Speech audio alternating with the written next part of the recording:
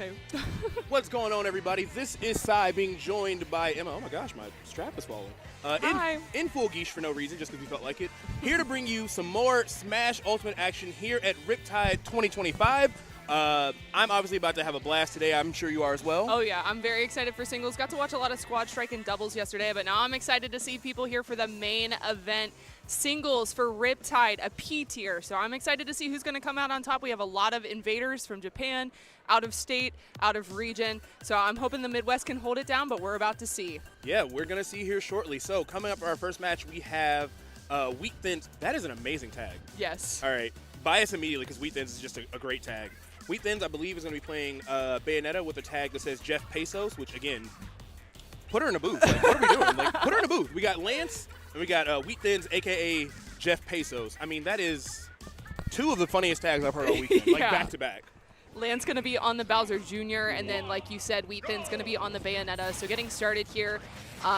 Big thing is to watch out for that side B from Bowser Jr. That's a big combo starter, and we're seeing that right here as well. You have to watch out for these lower percents. Just using that up air to string into another up air into back air as well. Going to be a really good toolkit here for Bowser Jr. to deal with a lot of the pressure that I think other characters would struggle with Bayonetta. That ABK going to be her biggest tool for her. Just using it there to catch jumps. It's really good at catching taller grounded characters too. I'm not sure if Bowser Jr. is going to be in the range, but even beating out the up smash there, this is going to be an interesting match. Yeah, it's definitely going to be an odd one because, like, Bayonetta is less of a matchup check character, Bowser Jr. a little more, but it's definitely one of those matchups where, like, I feel like neither character fights the other one very often. Yeah. So there's definitely going to be some weird stuff. I fully agree with you on ABK. It's so good on, like, characters that are normal height, but Bowser Jr. just low profile so often and also can crouch and, like, hurt box shift in so many ways. It can get awkward. And if you do overcommit, we don't talk about it that often, but that Bowser Jr. back air is really strong. He's got some strong tools, and right now Lance really getting the party started with 57% off that one stray aerial. So it's looking good for Bowser Jr. Bowser Jr. has a lot of really strong tools, definitely like taken after his dad with all of these strong moves, lots of damage, lots of knockback. Like you said, the back air is very strong, but also like the multi-jab, the F smash at the ledge are also going to be really big threats here. And we see a lot of the time the Bayonetta does like to camp there at the ledge and kind of just play off stage a lot. I think that Bowser Jr. is going to be a sitting duck when he is off stage, but when you're Bayo and you're trying to get back from the ledge, it could be a big problem. And he has so many great tools to cover different lanes as well. We saw that there in the neutral B with the cannonball, but you also have to worry about the little Koopa guy as well, throwing that, using, that was such a good combo. Exactly what you said, yeah. Yeah, Bayo loves to be in the air, but eventually you have to land, and I think that Bowser Jr. is just really good at covering all of those different lanes that you're trying to cover with Bayo. And especially if she has landing lag with using too many special moves, you do have to worry about that as well. Yeah. But Lance still holding on to this first stock, and Wheat Thin's on their last, so. Yeah, it's looking rough out here. Wheat Thin's really struggling to take this first stock, even right there having kind of an awkward trade, which time could have been the decider, but the Mecha Koopa once again bailing Bowser Jr. out, like straight up just assist character mode here. Wheat Thin's on her last stock trying to find something. I mean, obviously, I think they have probably the two strongest jabs in the game. They're going jab for sure. Jab for jab. Like, we need one of those. I think the main thing here that Wheat Thins isn't able to capitalize on is Lance is spending so much time in shield and like rarely getting grabbed for it. Yeah. And if you're just straight up shielding Bayo and she's not throwing you, heel slide, ABK, all of that doesn't really matter because it's not that amazing on shield. Like, maybe you can cross up with, like, nairs and stuff like that, but I think Lance's defense is really good, and the few openings that Wheat Thins would have, Mecha Koopa would come through and just kind of, like, eliminate it either way. So it's definitely an awkward one for her, but I think if she can start changing her offense up a little bit, it can definitely start swinging back to being a little more competitive. Yeah, I think that Lance is doing a really good job of just being defensive, like you said, but with movement, with throwing out those projectiles and making it very hard to actually find a meaningful hit.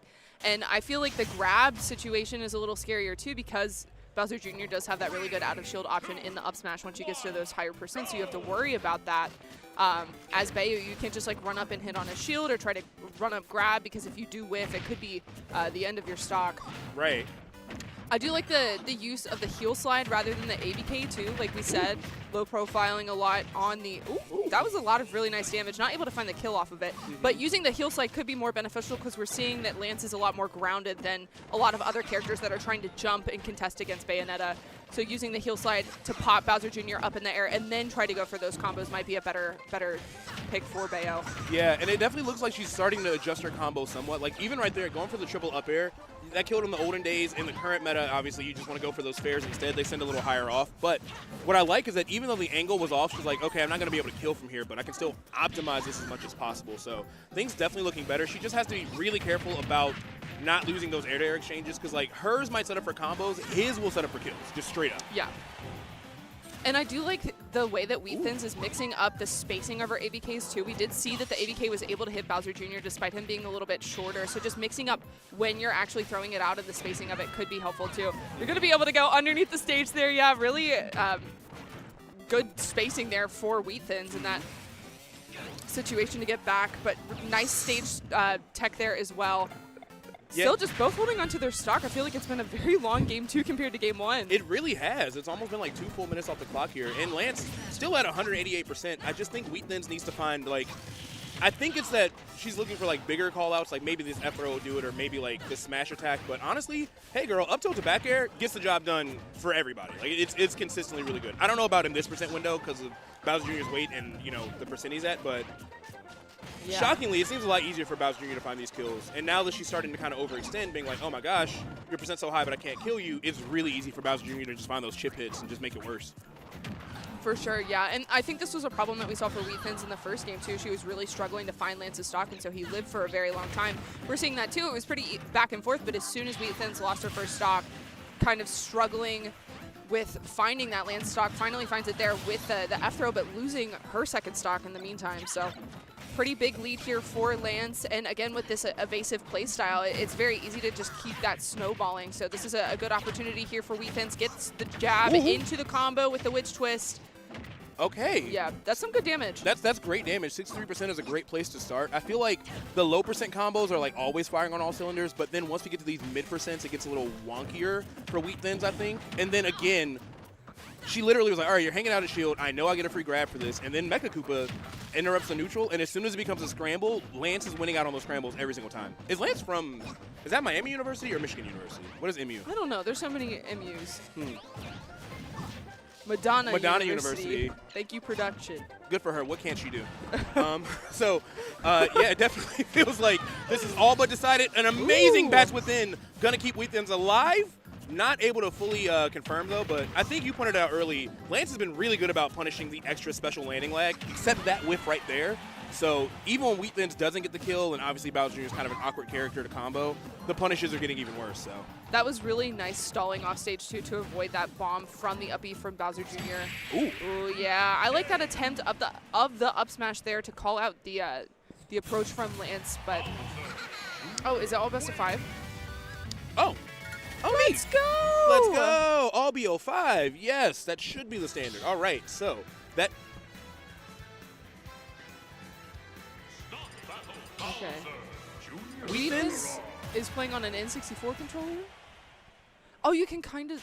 You can't see it because of the name tag.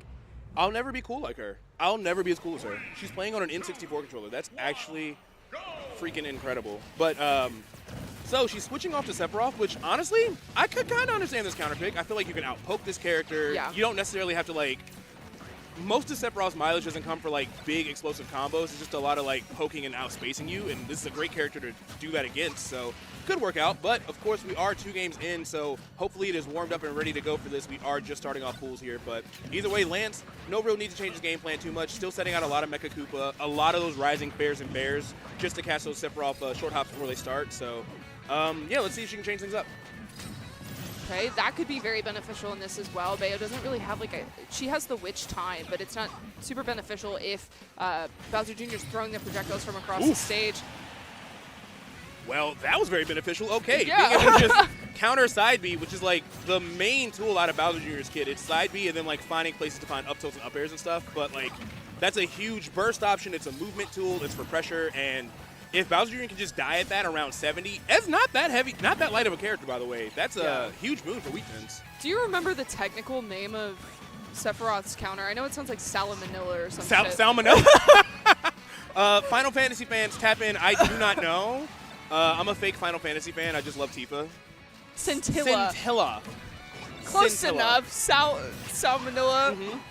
Yeah, salmon salad looks like a really strong option here in case Bowser Jr. isn't really careful on those aerials. But you see Lance already starting to adapt, being like, yo, already lost the stock over this. Going to slow it down, going to try to bait the Scintillas out, and that makes a lot of sense. So good adaptations we're seeing from Lance. But all that aside, Wheatland still has somewhat of a lead here, so we could see a big turnaround in this set. Ooh, yeah, and it actually not working against the Mecha Koopa there. I do like the way that we're kind of seeing Lance use it. Like you would see Diddy use Banana, just kind of throwing it away, giving himself the opportunity to grab it, but even having the mix-up of like, am I going to go grab it immediately or am I going to approach?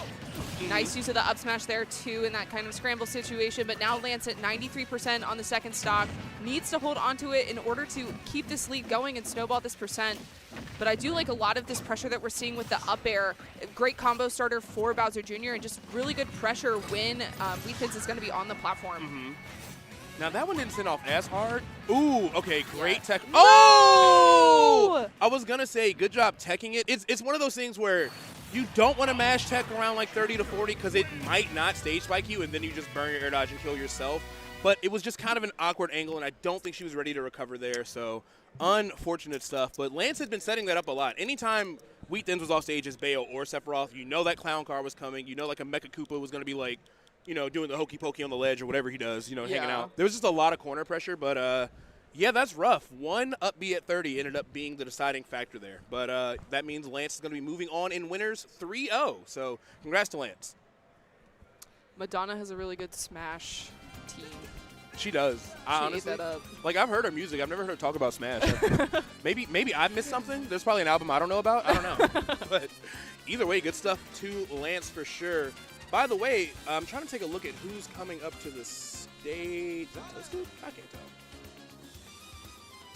It is Toasted in Wizrope? Okay. I did not know Wizrope played Ultimate. Am I bugging? Production friends, even though I can only hear you, did y'all know Wizrope played Ultimate? Yeah. Oh. He beat somebody. We're hearing a lot. Yeah, we're getting the T. Yes. And y'all can't hear it, but we'll feel y'all. We're playing telephone. Yeah, we're playing telephone. It's going to be like a messed up version of what production's telling us, but we got you. Basically what we're hearing is that Wizrobe, I mean, played it in year one, because I feel like everyone played it in year one. How could you not? Yeah. But has some really huge upset over somebody. And it's not that Wizrobe is not obviously a godlike Smash player. Yeah. Obviously, we all know Wizrobe is such an incredible Melee player. I just didn't know he was still playing alt. Maybe he entered for fun, or maybe he's just been grinding it out on the side. Maybe he's getting sick of fighting Zane in H-Box, and he's just like, you know what? I need a break. I need a break. This game won't be much of a break because Toasted is from our local area, going to be playing either, I'm pretty sure Ices, but has Ices and Steve. Ice Climbers, Steve, DDD. The DDD? Yeah, he was a DDD main before he picked up Steve or Ice Climbers, but I think it's been mostly Ice Climbers lately. Honestly, if I was a DDD main, I too would pick up Steve and Ice Climbers. Yeah, no, I think that's like that. self-care. That is self-care. You love yourself. It's okay to love yourself, y'all. But yeah, Toasted Art's really good. Definitely has some great wins locally. Is always like doing pretty well against like some of our PR players too. So you know, definitely no slouch on the sticks over here. And obviously I have my personal thoughts on Steve, of course, but still a very technical character, and so is Ice Climber. So it does take a lot of technical prowess to play both those characters. Even though I'm pretty sure Toasted is like 95% Ices at this point. Yeah, for sure. Meanwhile, Wiz. Okay, we're getting word that Wizrobe beat Tweak at the first Smash and Splash. And Tweak took that personally. Oh, we're getting word that when that happened, when Wizrobe beat Tweak, Tweak was the 1 seed and Wizrobe was the 97 seed. So, Rosebloom, get on it. But retroactively make this sweet, please. But wow, that's genuinely wild. Crazy. Yeah. So I actually don't know who Wizrobe is going to play in this game. I mean, Falcon is honestly a perfectly fine character. Apparently we're hearing it's going to be Wolf. Great character. Again, year 1 for sure. Yeah. Year 1 top tier, definitely. Year 7 good high tier. I would agree with that. Yeah. Yeah, no, I think like very strong character, kind of struggles with the DLC, but don't we all? Doesn't everybody, right? That's not even a unique to Wolf problem. He honestly handles it better than a lot of characters probably do. So. Yeah. But yeah, we're going to be getting, I'm guessing, Ices and Wolf then. And as always, chat, thanks for hanging out with us as we're starting off pools here at Riptide. There is so much cool stuff to see.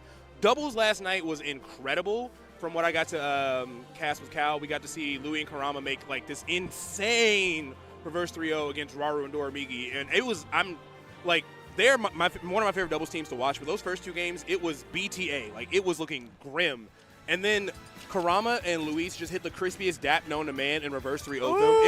It was like they had never been down in their lives, and they went on to win the whole bracket. So there's been tons of awesome matches already, even just barely a third of the way through the weekend. So I'm really excited for everything else we're gonna get to see today. What was some of the favorite things you got to do last night, casting wise? Trying to think. I 4 concussions in. I don't remember anything from yesterday. A lot of you casters couldn't do this with no concussions, okay? That Will Smith movie was about Emma. That had nothing to do with the match. So, Toasted Art is, of course, going to be playing some ices here, staying really, really defensive. A lot of blasts are coming out from Wizrobe, which makes sense. That projectile is really big and active and probably a little awkward with 2 different shields to interact with, but Wolf has great pressure, but he does have to dance on your shield, and Ices really, really wants you to scrap and make risky decisions on shield, so Wizrobe got to be extra careful here. And you can see that Wizrobe is using a lot of landing Nair too, which is a great tool for Wolf, but you do have to worry about it. Seems like Toasted is really ready with those parries, and that's going to be a really big opening for Ice Climbers. They're looking for you to come in, approach, and then get that punish. They love getting those grabs and those high percent combos. Toasted Art is very polished with a lot of the 0 to deaths too, so you have to be very careful with the way that you're approaching. Name of the game is going to be separating Nana and Popo. We kind of see that there, pushing them off stage and then getting the up smash on the get up. But Toasted's still approaching here with just the Sopo ball. Nana wakes up. Yeah, Nana doing a pretty... Yo, Nana's movement is crazy. See her dash dancing on the platform? Yeah. Nana was circle camping Wizrobe's Wolf. Like, wow, sentences I never thought I would say. But lived that up smash, but unfortunately Popo did not. Had just a hair more percent there. But yeah, we know that Toasted Art is really good with these combos. Obviously, Ferb is in our region too. Unfortunately had a DQ, also was sick. Another really talented Ohio Ices player. But yeah, Wizrobe has to be careful. Those nairs, they're getting parried consistently, but Toasted just isn't ready to find the grab or find like the full punish. Even that up smash out of shield, I think the reverse hit, maybe it's a little weaker, and that's why Wolf lived, but definitely, okay, that was definitely gonna kill. Okay, so we're back in the game, 2 stocks apiece. Yeah, we're seeing a lot of shielding from Toasted, and so the landing aerials aren't really beating that from Wizrobe. But you also can't run in and grab, because if you grab Nana, that's going to be a free punish for Sopo. All right. Sopo, just Popo. One thing we're seeing here, a lot of side B, obviously, that move is incredible. And Ice Climber's up air, super good for juggling, racks up like an insane amount of damage. Like, if you're not paying attention, you can really, it's very similar to like Bowser Jr. up air, where if you take 1, you're taking 9 of them. So got a lot of damage from Wizrobe from below there. Another great parry on these aerials. That is a huge thing to be able to consistently get, but if you're not turning that into a kill with Ice Climbers, you're leaving a lot on the table. For sure. We see a lot of aggression from Wizrobe out of the corner too, but they're choosing to be a little bit more patient, seeing that Toasted Art is setting up towards center stage. But now here, even using the Nair off of the platform, we saw an up air earlier as well, but lots of range there with the Ice Climber. So now Toasted Art at 95% with this lead, but just one back air here could tie it up. Yeah, I think another big thing here is that they really haven't been separated that much. And as I say it, Bear and an F-Tilt are going to go ahead, or an F-Smash are going to go ahead and do it, but they have been able to stay together a lot, just really hanging out in shield. I don't think Wizrobe is trying super hard to grab them, which is risky because you might grab the wrong one and the other one just like sets up for God knows what. And I'm sure the melee trauma is probably not helping. But they have been mostly together throughout this set. There's the first throw. That's good that the up throw has a hitbox on it. That's actually pretty helpful for this matchup, I think. But yeah, it's pretty even. And even when Wizrobe is getting a hit on the Ice Climber's shield, we're seeing that a lot of the time he immediately shields too, expecting a punish from Toasted Art immediately. So that's really good awareness there. Getting the back air to send them both off stage, and this could be rough. Has to do the high recovery, but is still able to grab the ledge. Ooh. Yeah, still able to make it back. We just need to see Toasted find one grab, but he is racking up so much damage with these side Bs. They really sneak up on you, those side Bs and those up airs both. All right, Wizrobe going full send on that F smash, trying to force something to happen. Toasted got the corner in control, got them desynced and throwing the blizzards out. There's so much pressure you get out of that scenario, but yeah, both of them just want to go ahead and end this first match. They're both kind of throwing out these Hail Mary smash attacks. I could not tell you who it's going to be. Popo lives, but Nana does not. Sopo versus the Wizrobe Wolf. Okay, I love that tomahawk. Getting the, mashes out of it. Not going to go for the back throw just yet. have to be careful because even though it is Sopo, he does have a lot of kill potential. That F smash is a really strong move, so just one call out from Toastadar or the back air. Hey! That's a stat. Beating Wizrobe with Sopo is a stat. Do not look up any other factors around it, which game it is. It doesn't matter. I'm taking that to my grave. Like, man, Wizrobe couldn't handle my Sopo. What was the set count? Don't ask me all that. It's not what it's, don't. You're being weird. But, like, yeah, great start right there for Toastadar. It was really close. Obviously, a high-pressure situation, as especially just Sopo, is really tough to deal with, but he was really patient. I think Wizrobe was looking for, like, aggressive things to punish, but Toasted just wasn't giving it up. Was just, like, empty hopping in neutral. Even when he got grabbed and mashed out, he didn't, like, panic, air dodge, or burn his double jump or anything. He was really cognizant of what Wizrobe wanted. And Wizrobe, I think, just wanted a big punish. So, good stuff to Toastadar right there. Yeah, really good stuff to stay composed, especially when you're off stage. You just watch your Nana die. But I think that he just has really good awareness of when Wizrobe's going to be landing with those aerials, getting really good punishes off of that. He had really good recoveries as well, being able to survive off stage against Wolf with Ice Climbers. Just really good stuff there from Toasted. Yeah, really, really good stuff. Really good patience. So let's see how Wizrobe takes to game two. I feel like he was starting to figure things out. The main thing I think is that there's so much mileage Toasted is getting out of these side Bs, so Wizrobe going to have to figure out when to shield, when to drop shield, or even go for a parry, because the Nana one ends so much after the Popo, you might try to punish it and get yourself clipped up with something, so got to be careful here. But as I said, look at that, 24% out of shield immediately at the start of the match. So. And I really like how Toastadar setting up one climber to cover the grounded approach out of the corner and then using up air from the other climber to cover that platform. So it makes it very hard for Wolf to get out of the corner. A dash attack going to be a really good way for Wizrobe to cover the ground and just pop ice climbers up in the air. I think that's like the type of scenario that we need for Wizrobe in order to rack up that percentage. Just like pop ice climbers up, and then they have to rely on like down air to get down, which is very easy to call out, and just stringing up airs from Wolf together. But we haven't really seen a lot of opportunities. I think the majority of game one, Toastadar was just shielding on the ground, and that's really hard for Wolf to approach. He has to like really commit and risk it all on a grab, which it's just kind of awkward. Like even right there, was able to dash tag Nana, but Popo could have punished if Toasted was able to find it. So I think he's just got to find some easier ways to separate them, because yeah, they're just gonna side be out of shield all day. That up smash, I mean, it's definitely stale, but it's at least there's the multi-hits and the awkward hurtbox shifting, so it has them separated. Now just down to the Sopo. Oh, wow. Toasted really wants Wizrobe to mess with the shield. That was so funny. Yeah. Nice. Great F-tilt, though. Great two-frame. Okay. Yeah, and just looking for a combo starter here. Able to find it in that nair, and now trying to string. Ooh. Yeah. Yeah, that was a good call out there from Toastadar on the empty land, because we're seeing that a lot. Like, Wizrobe is mixing in a lot of the aerials and then going for these empty lands into the grabs. Yeah, he's done a really good job of just kind of throwing Toastadar off of his rhythm. But Toastadar's starting to figure it out, though, still being like, all right, I don't know when you're going to do this aerial, but I know you're going to do an aerial, so just got to kind of wait it out. We did see a little bit more of those tomahawks in game one. They'll probably come back online here shortly. But, yeah, you can see Toastadar just being like, if Wolf is just going to stay above me, up tilt is an amazing move. I couldn't even get to it before it started coming out. Up air or – oh, wow. That was an odd situation. I think the back air got parried by one, but it killed the other. That is a rough go for the Ices there. Right. Nice attempt at a tech chase there, but not able to find it with the down smash. Wow, and being able to just have that little bit of hyper armor to go through the ice block, doesn't have to worry about edge guarding. Wow, late nair into dash attack is a kill confirm. Today I learned. I actually don't think I've seen that before. That was sick. Great. Now how do you get out of the corner, though? Using the fair, I like that they're going for the, again, the empty hop into the dash attack has been working really well. So much aggression here, just like going back and forth between which climber. Oh, no! Nana, ain't nobody tell you to do all that. People dying and they never died before. Nana!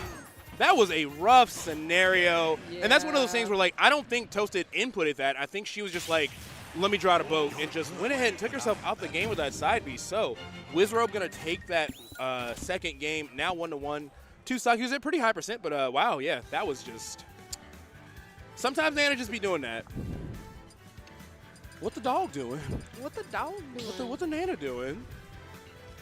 Well, all right, we have ourselves a game 3 scenario. And of course, if you're just tuning in, this is all best of 5, so lots of time to figure out what your opponent wants to do here. It definitely looks like Wizrobe is coming alive, trying to find some more aggressive options to separate them. He was trying to do it really passively before. That last stock, he really just got in there and started mixing it up, and it worked out well because if he's hitting one but getting punished by the other, if it's not a full combo and he's up a stock, that's perfectly fine for Wolf to take. So good stuff to Wizrobe for sure.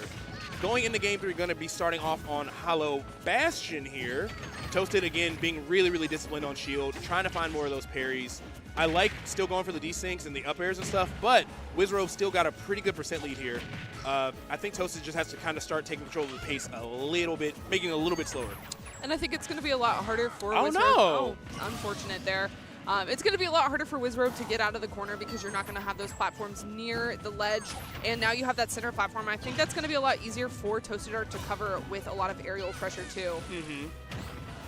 Oh, wow. Even right there, one of them parries in air, but the other one gets sent off. So mission still accomplished. Nair's actually starting to get better and better as this set goes, since they're not getting, like, side beat out.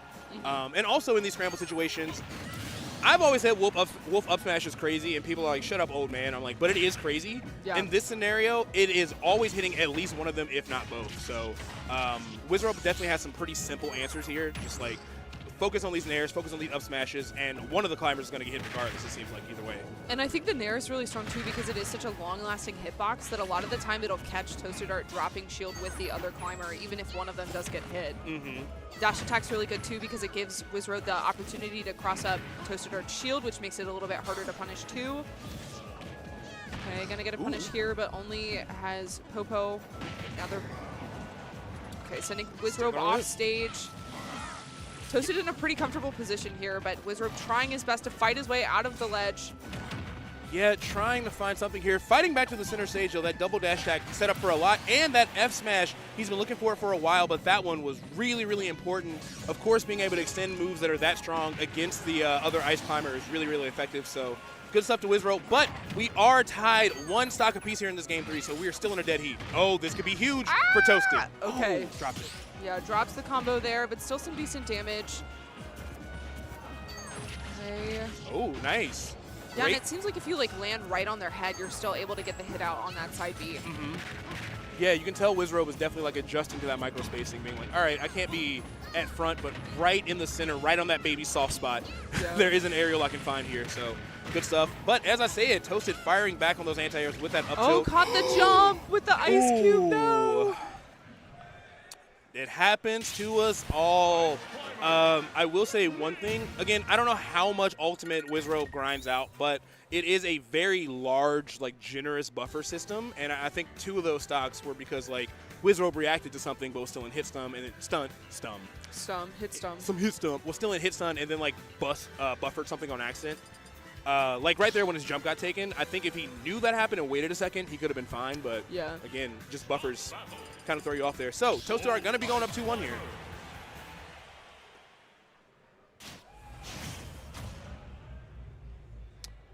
I wonder what state. Okay, we're going to be going to PS2 here. Should be solid, really, for both characters here. I feel like Wolf gets a lot of, like, the really high level.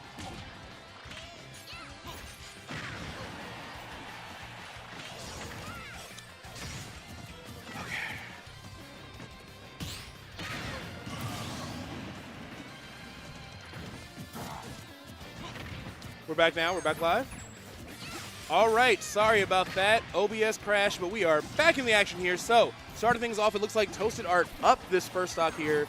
Got about 27% of extra credit and is rising. Up air to back air just did like 40.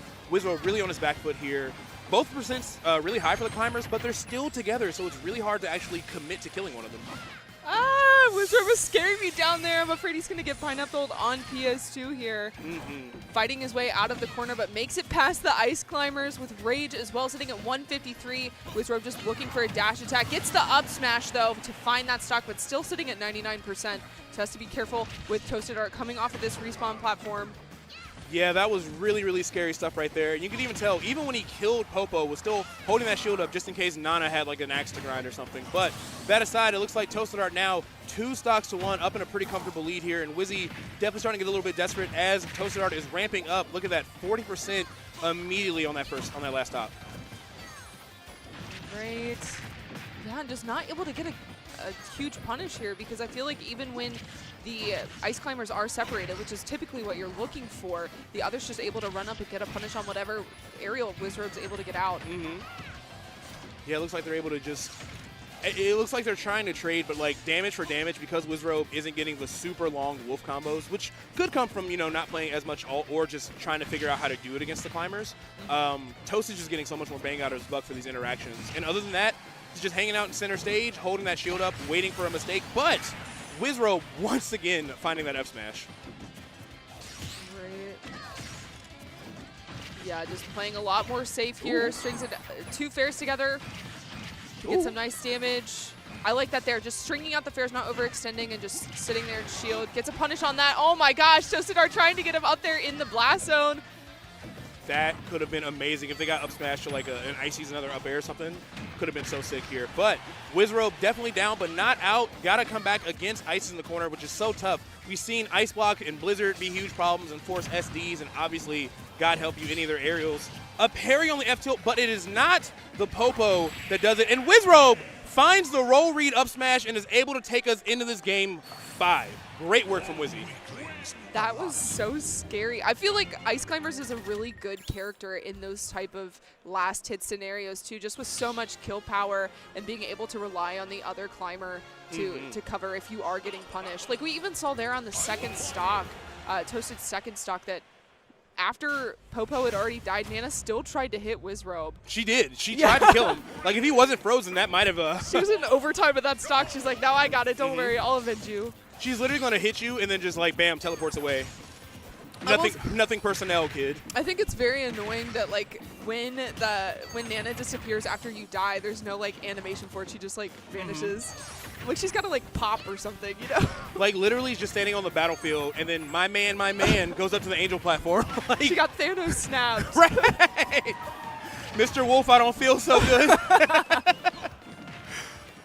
All right. I like the way Toastedar has been sneaking in these neutral airs, actually kind of winning out on some of these air-to-air exchanges, which is not easy to do with really any spacey in any game. But because it's setting up for these soft tech chase scenarios, allowing Toastedar to get a lot of free pressure, even just in these trades. But right now, Wizrobe really throwing out every smash attack on that controller, trying to force something. And again, we've seen so much success with them extending on one climber and like killing the other. So, you know, if it ain't broke, don't fix it. But I think Toastedar is starting to roll into another smash attack. Never mind. Yeah. Okay. Not using the jump that time, though, and getting caught with the ice block. And I like that they're just disengaging, using the platform to get back towards center stage. But I feel like it's really a battle over who's going to be sitting in that Pokeball, because we saw there, like, Wizrobe is throwing out all of those smash attacks when he's in center stage, but I don't think he's necessarily trying to hit Toastedar. Oh! Oh! Oh, no! He just forcibly divorced them. That was insane. Like, they literally just got separated. Like, yo, you're getting back aired. You're getting hit by the strongest move Wolf has. Like, that was nuts. So great work for Wizrobe. Tried to sneak in the shine. Now, that's the really saucy Wolf stuff when you see them go for that full hop shine into whatever. Like, so definitely some cool signs of life coming out here from Wizrobe. Some late into the set combos we've never seen. And I like that they're waiting to use the throw and use the armor on the throw until the other climber tries to come punish, too. Just avoiding a lot of these reversals that we've been seeing a lot throughout this set. Yeah, avoiding so many reversals. You're seeing Wizzy really clean up that spacing on shield, too. That is the absolute edge of that F-tilt. So even if it does get parried, which we've seen Toastedar do so much throughout this set, have a little bit extra time to get on out of there. But Icy's coming off with the aggressive Blizzard, setting up for an up smash. Great play from Toasted, but the bear going to catch him out of that smash attack, and Wizzy is one stock away from moving on into our winner side.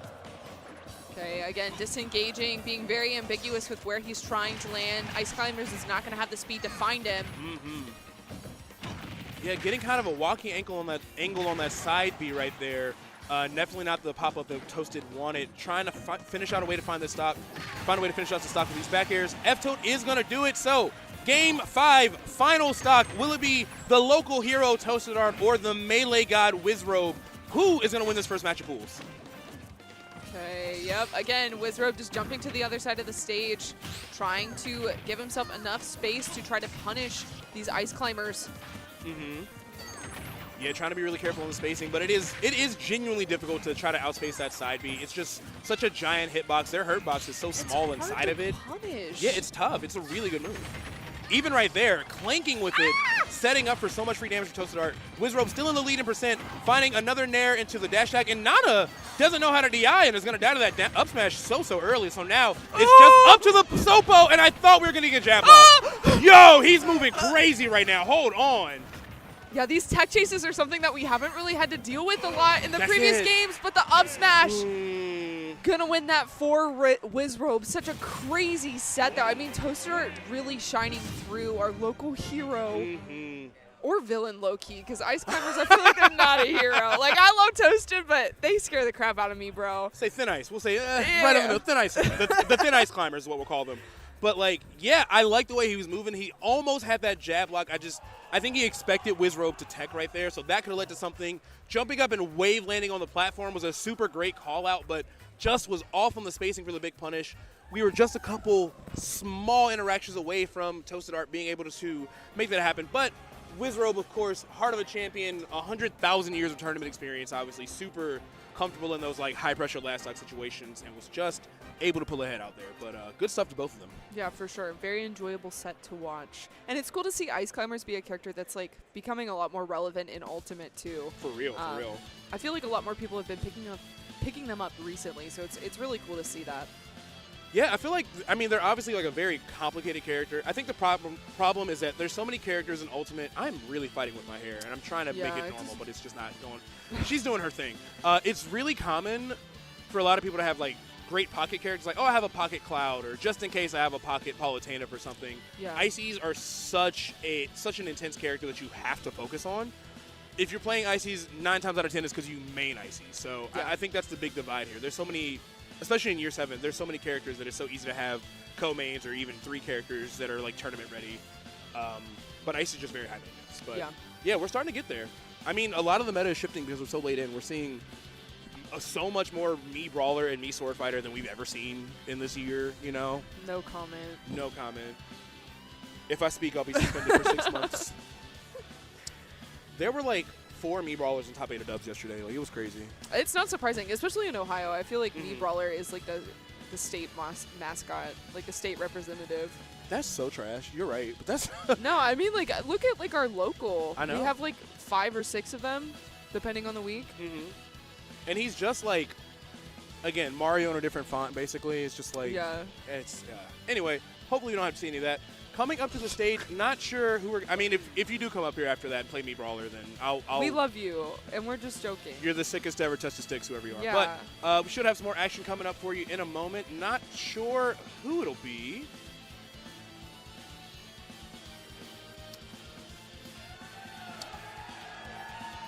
Okay, we're waiting on one of 2 sets to finish. We could potentially get an Anathema set, or there's another one we're not sure.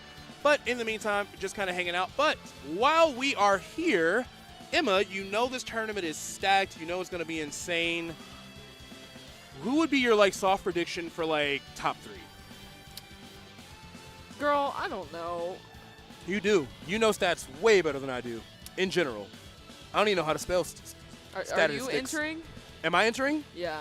No, I gave them some time off. They're good. Okay. Because I was gonna say you're a shoo-in for sure. Right. Because like, I got a cast top 8, but if I enter, I would have been in top 8. It would have been a whole thing. What's your prediction? Let me think. I want a hurt dub, but it's gonna be very hard fought. I wouldn't. Low key, I kind of think Miya might do it just because Miya Doromigi was so brutal at Supernova a couple weeks ago. Like, I hope it's not Akala or Zachary, because they beat me in doubles, and I'm holding a grudge. Which is a huge upset, by the way. I can't believe that. I can't believe that. Can't believe Akala pulled that off against you and Steve. I can't believe they embarrassed me on stream like that. I'm just a girl, and they're sitting there with Game & Watch and Steve, and I'm like, please. Let me free. No. That is so unfair. But it'd be like that. When I was just saying it's very funny. I'm glad my trauma is funny to you. All this is a joke to you? You guys can't hear production. But, yeah, I remember I was playing Street Fighter Frosty. I was like a good ways into my pool, and I had to fight this super talented player from Ohio named Squall, who's like a top, like an actual regular top player. And they're like, hey, you want to play him on stream? And I had on a fire outfit, and I was like, I hope I get to play on stream because I got this outfit on. They're like, you want to play Squall on stream? I was like, nah, ain't nobody going to see that. So y'all can – I made the sacrifice. I'm like, I'm dripped out of my mind right now, but no one's going to see me get destroyed by Squall. And it was bad. I think I took like one round. It was horrible. So, sorry. Y'all not going to get me on stream. Emma, I'm sorry that happened to you. It's okay. I'll recover. Well, you know, you can just get a lawyer. I could anyway. get a lawyer. Well, my cease and desist is coming. But either way, still waiting on this next match here in just a moment. Did you see the new Superman movie? Yes. Superman was so fun. I loved it. Bring back fun movies. Yes. Bring back colorful movies. Yeah. I feel like it was so bright and whimsy, and I loved it. Yeah, their use of color was great. Like, I feel like because The Dark Knight popped off the way it did and, like, put comic book movies in this, like, different light that we hadn't seen yet. Yeah. For, like, 10 years, every other director was like, oh, it has to be gray and dark because The Dark Knight was. It's like, no, that was fitting for The Dark Knight. Yeah. Superman is a lot more colorful. Also, have you ever watched My Adventures with Superman, the DC show? No, but I've seen clips from it. Yeah. You would really – it's really fun. It's funny. It's light. Sometimes the stakes go up. It gets pretty interesting. I know Lois got the bob. She looks slay. Yes, Lois has her bob. But yeah, she's great, and she's really like fiery and like fun and has a great personality. Yeah. It's a great show. It's a good like thrown in the background show. Do we need to cut to a break or okay? Anathema Sparrow coming up next. We are getting Anathema versus Sparrow. First of all, shout outs to Anathema. That is the homie. Super talented Rob player. Definitely, I think, took a little bit of a break from the game. I don't remember why, but honestly, any break, I get it. Yeah. But took a little bit of a break, but definitely back on the scene, still trying to shake things up, still super talented. Probably still has like a crazy wealth of knowledge, obviously. So yeah. Very excited for that. They're going to be playing against Sparrow. Not sure about Sparrow. Someone in chat's just like, I thought he retired. Everyone's shocked. This is the return of Anathema. Yeah. So new prediction, Anathema wins, doesn't drop a single game. That would be sick and raw and goated. That's the new prediction now. That's what I think it's going to be. Okay. Did you listen to the new Sabrina Carpenter album? I didn't. Is it good? Ooh, no. I think there are a few songs that are good, but I didn't really like it that much, guys. Do you like her in general? Yeah. I feel like I'll hear the singles from Sabrina Carpenter, like Feather and like Man-Child and obviously Espresso, and I'm like, these are fun songs. These are cool.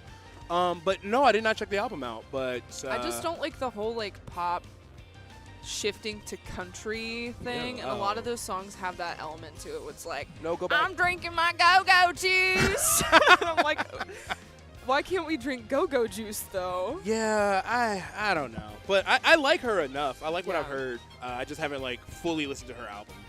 But I feel like if I did, I'd probably go listen to like Short and Sweet and just start there. I like Short and Sweet a lot better. But I don't know. That's my personal opinion. I was just curious while we're sitting here. I like her though. I do think people were like very. I won't get into it because we're on comms right now. I think people were being very. Get into it, girl. Air it out. No. I'm keeping it light, but like people were like being super dramatic about her album cover. I'm like, that is an adult woman. She's allowed to do stuff. Like, it's like if you were ever on Disney Channel once, like you still have to be, you know, Mr. Puff Pastry number 5, whatever, from Disney 30 years later in life. It's like, let her live. Sabrina Carpenter fans, tap in if you like the album, but other than that, we are just waiting on our next opponent. Okay, someone's actually dropping some Anathema lore. Anathema returned after getting back-to-back upset factor 14 dropped on his head. Let's go. Oh, that was not lore. That was probably a reason to leave. Someone else saying, Chapel is the only one who I respect the country with the pop. Valid. Yeah. That's valid. Oh, Sparrow is formerly SNES. Okay, cool. Still plays Ness. So that means we're going to have Rob and Ness. That is a challenging matchup for Ness. Obviously, Ness combos Rob, but everybody combos Rob, and it doesn't ever really seem to stop Rob from getting anything done. No. That is a very fragile recovery with, like, 6 great options to kill Ness just for having to use PK Thunder. You just say, like, Ness Rob, and I just imagine, like, Ness going up, Rob down air. Yeah. That down air is going to be a huge problem for Ness, of course. Obviously, Gyro's a huge factor as well. Laser, side B, fair bear, all of it. All of it is just a disaster, so going to need to see exactly how. Sorry, my glasses are Candid, not candid. Sorry, Tori's taking pictures, and I can't take candids because I always look like Bigfoot. So had to log in for a second. Had to do the Face ID, open my phone. Like, those real quick. But yeah, someone was saying that poor Ness gets stuffed out at every stage of the game. I kind of agree. There are, like, Ness is strong, but he does have, like, some very exploitable weaknesses. And Rob has really easy ways to take advantage. Like, even when I picked up Rob, because I've had a Ness problem for all of Ultimate, basically, and Jake was just like, just play Ness, just play Rob against Ness. It's a lot easier than every other character you're doing. Yeah. Snake is a chop. Diddy's okay. Yink is okay. I don't know. But Rob has a lot to do. So Snet's going to have to work really hard to maintain center stage. And honestly, I know Anathema entered a few brackets before Riptide. Like, this isn't the first bracket back, but I'm curious to see his return to form. So I'm just, like, trying to think, like, I don't think Rob really loses matchups. He just loses games, you know? Yeah, like, I feel like he can do it always, regardless of the character. I think Ness is one of those characters where it's like I can imagine how it could be hard just because you are a bigger body and Ness goes for a lot of those combos. If you get hit by the PK Fire, I feel like you're going to take 1,000,000% off of it. Probably easy to set up PK Fire Dare on him too. Yeah. But Rob doesn't have to go to ledge either, so I don't know. Yeah. So it's I can see how it wouldn't be just like a free matchup, but I feel like he has so many tools in his kit to shut down Ness, especially off stage, that he can definitely do it. Who are you cosplaying as while we wait on them? Oh, yeah. If someone didn't know, I'm cosplaying as Echo because 2XKO drops as soon as this tournament ends, and I am very excited for it. And I will be – that was crazy. I will be casting a 2XKO event called Commentator Clash, where a lot of us casters are entering a bracket, of course, against each other and casting it. And they asked me, do you want to enter and cast? And I was like, I'll just cast it because if I enter, I would win. Because I am very, very good at tag fighters, and I don't want to – I'd rather have more 2XKO for my reel. So as soon as that game comes out, I will be casting that. Looking forward to 2XKO for sure, but this is my Echo cosplay. Emma, who are you cosplaying I'm as? Cynthia in her summer outfit. I handmade it, so you can't really see my skirt, but it's supposed to look like Milotic. And then I also have my little hat, but unfortunately I had to put on the headset, so you can't really – but yeah, there you go. Now I just look like I'm a cowboy because it doesn't really fit on my head, but that's okay. You immediately go from Cynthia to, like, seating me at Cracker Barrel. It's crazy. How many? 4? You got 4? You want cornbread or biscuits? I forgot you did work at Cracker Barrel. I did work at Cracker Barrel. You locked in. No, we're out of the pot pie. I said that, Susan. You want tea, sweet or unsweet? you want the little caddy with the sweeteners? That's crazy.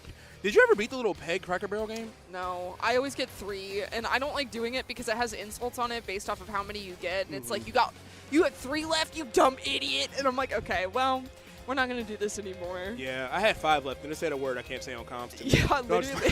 I'm just playing. But I did not know that was specifically a Milotic inspired thing, because I was lightly helping you with it last night before, obviously, you definitely finished most of it. I was trying to help when I could. Thank you all. Production is bringing, or not production, other casters and friends are bringing us food, which I appreciate. Also, I hate to be annoying. Could any of you grab me a cup of water as well? Thank you. But, yeah, just water. I forgot my water bottle upstairs. Thank you so much. So, getting into this game now. No, button check. Never mind, it's a button check. Back to ramping. But, yeah, I didn't know that was specifically Milotic. Somebody in chat did say, is that a Milotic skirt? So, people are recognizing it, and I think it's sick. Milotic is also, like, one of my favorite Pokemon ever. I just think it's too pretty to be called Milotic, so it's Milotic to me. Because I feel like that's like slay. Like, Feebas is so ugly. I hate Feebas. But Milotic is so beautiful and, you know, just like, you can't see me on camera, but, you know, like wavy arms, just like majestic. To be named after a tick? Come on now. Yeah, Milotic definitely does sound like anxiety medication. Like, yeah. I ran out of my Milotic if you or any of your family members have been on Milotic. Side effects of Milotic include working really hard to find a Feebas, RNG not being in your favor, high special defense, right? But no, Milotic's one of my faves. When Milotic first hit the scene, you had to do that crazy adventure to find the right Feebas on the right day, on the right spot of the all that. I wasn't doing all that. So Pokemon players, y'all are stronger than the troops. Shout outs to y'all. I can't do it. Thank you.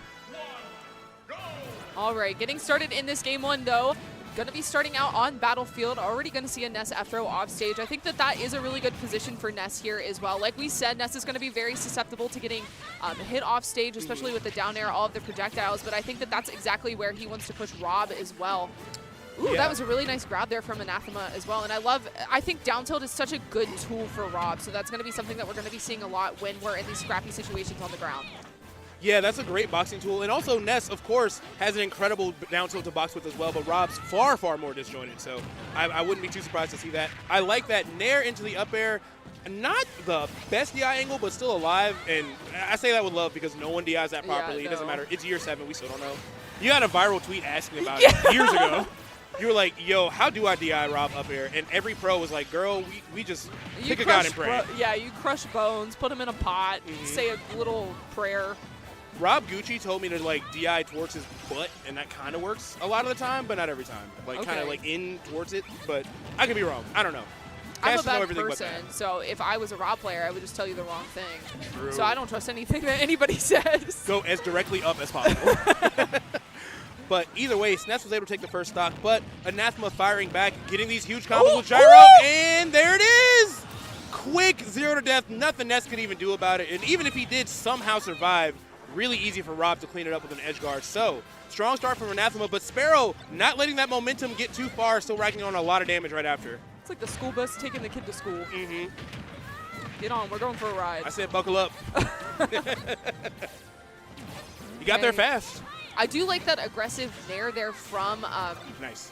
from Sparrow to cover the landing, because landing nair from Rob is a very strong tool for Rob to get a lot of those combos.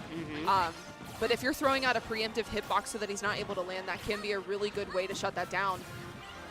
Yeah, it really, really can. And I feel like Sparrow's making pretty good decisions in the, oh my God. Sometimes you just get Cyclops. He's making pretty good decisions as far as like when he wants to go engage in air-to-air interactions and not. I think the problem in this matchup is going to be that if Rob is going for like those nairs or fairs, it's normally a falling aerial and he's really, really safe on the ground. Ness, on the other hand, when he's doing that pressure, it's a rising aerial. And Ness is very, very floaty. So if Sparrow tries to commit to going for like a fair that doesn't work out, Rob has a lot of time to find a punish and make these big openings. So yeah, good stuff to Anathema either way though in this game 1. Oh yeah.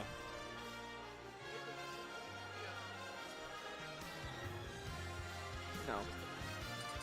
Thank you. I meant to ask about that earlier. Yeah, because We I'm had like, Matt's on I'm there too, kind of blind, guys. Okay. But yeah, so game 2, gonna be running it over to Hollow Bastion here.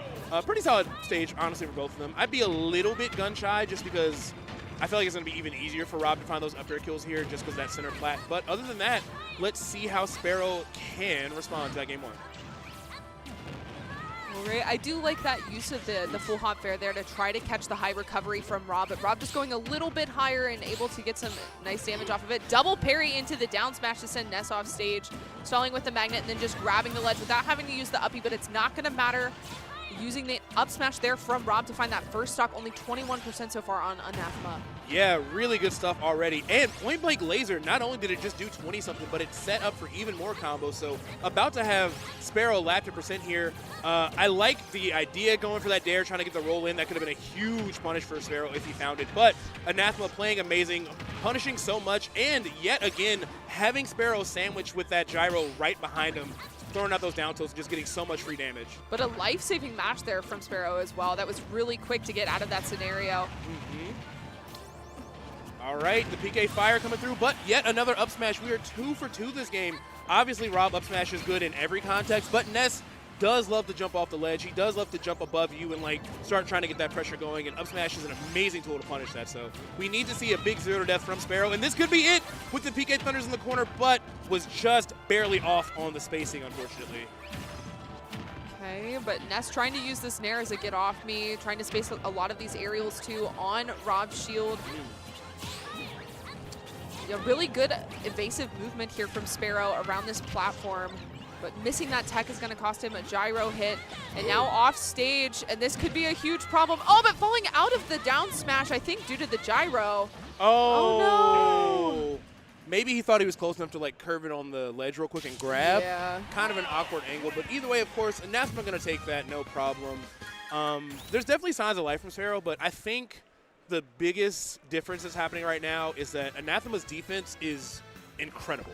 Yeah. He always knows when Sparrow wants to jump out of something. He always knows, like even once he started successfully mashing those nairs at a disadvantage, like you said, Anathema's like, okay, bet, just started backing off, micro spacing, putting out more of those forward airs to win those trades out. So his defense is really, really good, and obviously he's getting a lot more bang for his buck on those straight hits. He's turning them into so much. Even just like the down tilt to gyro, obviously the grab. So Sparrow's got to find, if anything, maybe just start trying to grab Anathema more. A lot of this is coming from like Anathema just being really good in shield. Yeah. Maybe sneaking in some more grabs, of course, is risky because Rob is just so good at boxing range. But wow, Okay. 53% as soon as the match starts right there for Anathema. Yeah, like you said, like Anathema's just very comfortable sitting there at the ledge, but you don't also want to overextend and run up and dash grab. If Anathema's able to like spot dodge it or just jump out of the way, then you're sitting duck at the ledge against Rob, which is terrible position. Awful place to be, yeah. 102 already. Healing a little bit with the side magnet. All right, those low percent fares in the corner again. If you can set up for like the side magnet dare or the PK fire dare, you can take those stocks really early, especially with all this rage. But if we're not going to see plays like that, Anathema is perfectly fine to just go back to the regular neutral because he is consistently coming out ahead here. And I do really like that placement that we saw earlier of the gyro on the platform too, because a lot of the time on a tri-flat, Ness is going to want to sit up on that platform and then send the PK Fire down at an angle. But if you put that gyro right where he wants to sit, he's not going to be able to set up that trap, and it's going to be a lot easier for Anathema to approach underneath and then pop him up in the air with like an up tilt. Yeah, and obviously it looks like he's so good at just sharking from below. This gyro pressure looking amazing. And that was one of the ones that Sparrow's like, I'm probably not going to make it back. At least maybe I'll try to get like an extra 5 or 10% because that was a rough angle, and Rob had so many ways to stop you there. So Anathema up a stock, but has taken a fair amount of percent. Sparrow's not terribly too far out of this. Just needs to be really careful on what he's going to try to punish here. Nice pressure. Okay, nice. Gets the back throw to send off stage. Now just trying to poke him with the PK Thunder. No longer has an air dodge, so yeah, but I understand that. Not wanting to overextend off stage because Rob is so scary. Yeah, I get it. And if he's wrong at all, that reversal is definitely a death sentence for Ness. Yeah. But, okay. Just kicking him. All right, you know what? F-tilt was very, very fresh. Going to go ahead and take that stock there. Great for Sparrow to still have a couple of tricks left in his book here. So, stock's even, but he's back in boxing range, but just 9 times out of 10, it feels like Anathema is going to win out in that scenario. Okay, not getting the punish there from Anathema, but not going to eat a huge punish on himself either. Going to get the berry here. But again, really good mash from Sparrow. Very consistently getting out of that berry and not eating a huge punish despite being at pretty high percent. Yeah, and that is going to be stock number 2. Might as well get that extra damage. She's not going to make it back without getting hassled by Anathema there. So now, comfortably up a stock. This could be the game.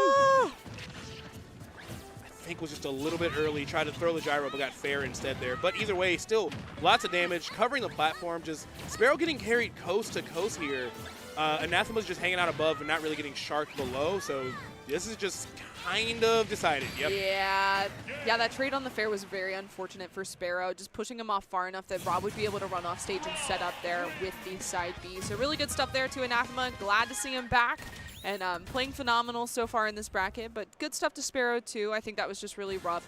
Wasn't able to really pressure Anathema's shield effectively just because of how defensive Anathema was playing. Just really good stuff. Yeah. Somebody in chat, a lot of people in chat are really happy to see Anathema back. So Anathema, when you do watch this VOD, just know that you do have a lot of love and support out here. But I think he got the first 0 death, and somebody's like, yo, Unk still got it. Which is, Matt, calling Anathema an Unk is crazy. He's like probably not even 25, maybe 25, I don't know. But yeah, Unk still got it. We can say that for sure. So quick 3-0 from Anathema there. Sparrow definitely had some cool ideas when he was crossing up shield, had some fun ways to find like back throw, or that F-tilt kill was really neat. But all in all, Anathema was just getting way more damage out of those combos. Sparrow did find a lot of low percent PK fires, but it wasn't pushed to the edge like we see with like Syrup or Sin, where it's just like the full 0 death scenario or you're pushed off stage. Yeah. Even that time he had him forced to burn his air dodge, was like maybe he'll try to like 2-frame with Dare, but yeah, he just wasn't able to steal those stocks with those low percents, and that's what he needed. Because Rob gets to do that all day against you. So yeah, for sure. But we are going to cut to a short break here. We have some more singles action for you in a moment. Don't go anywhere. We will be right back.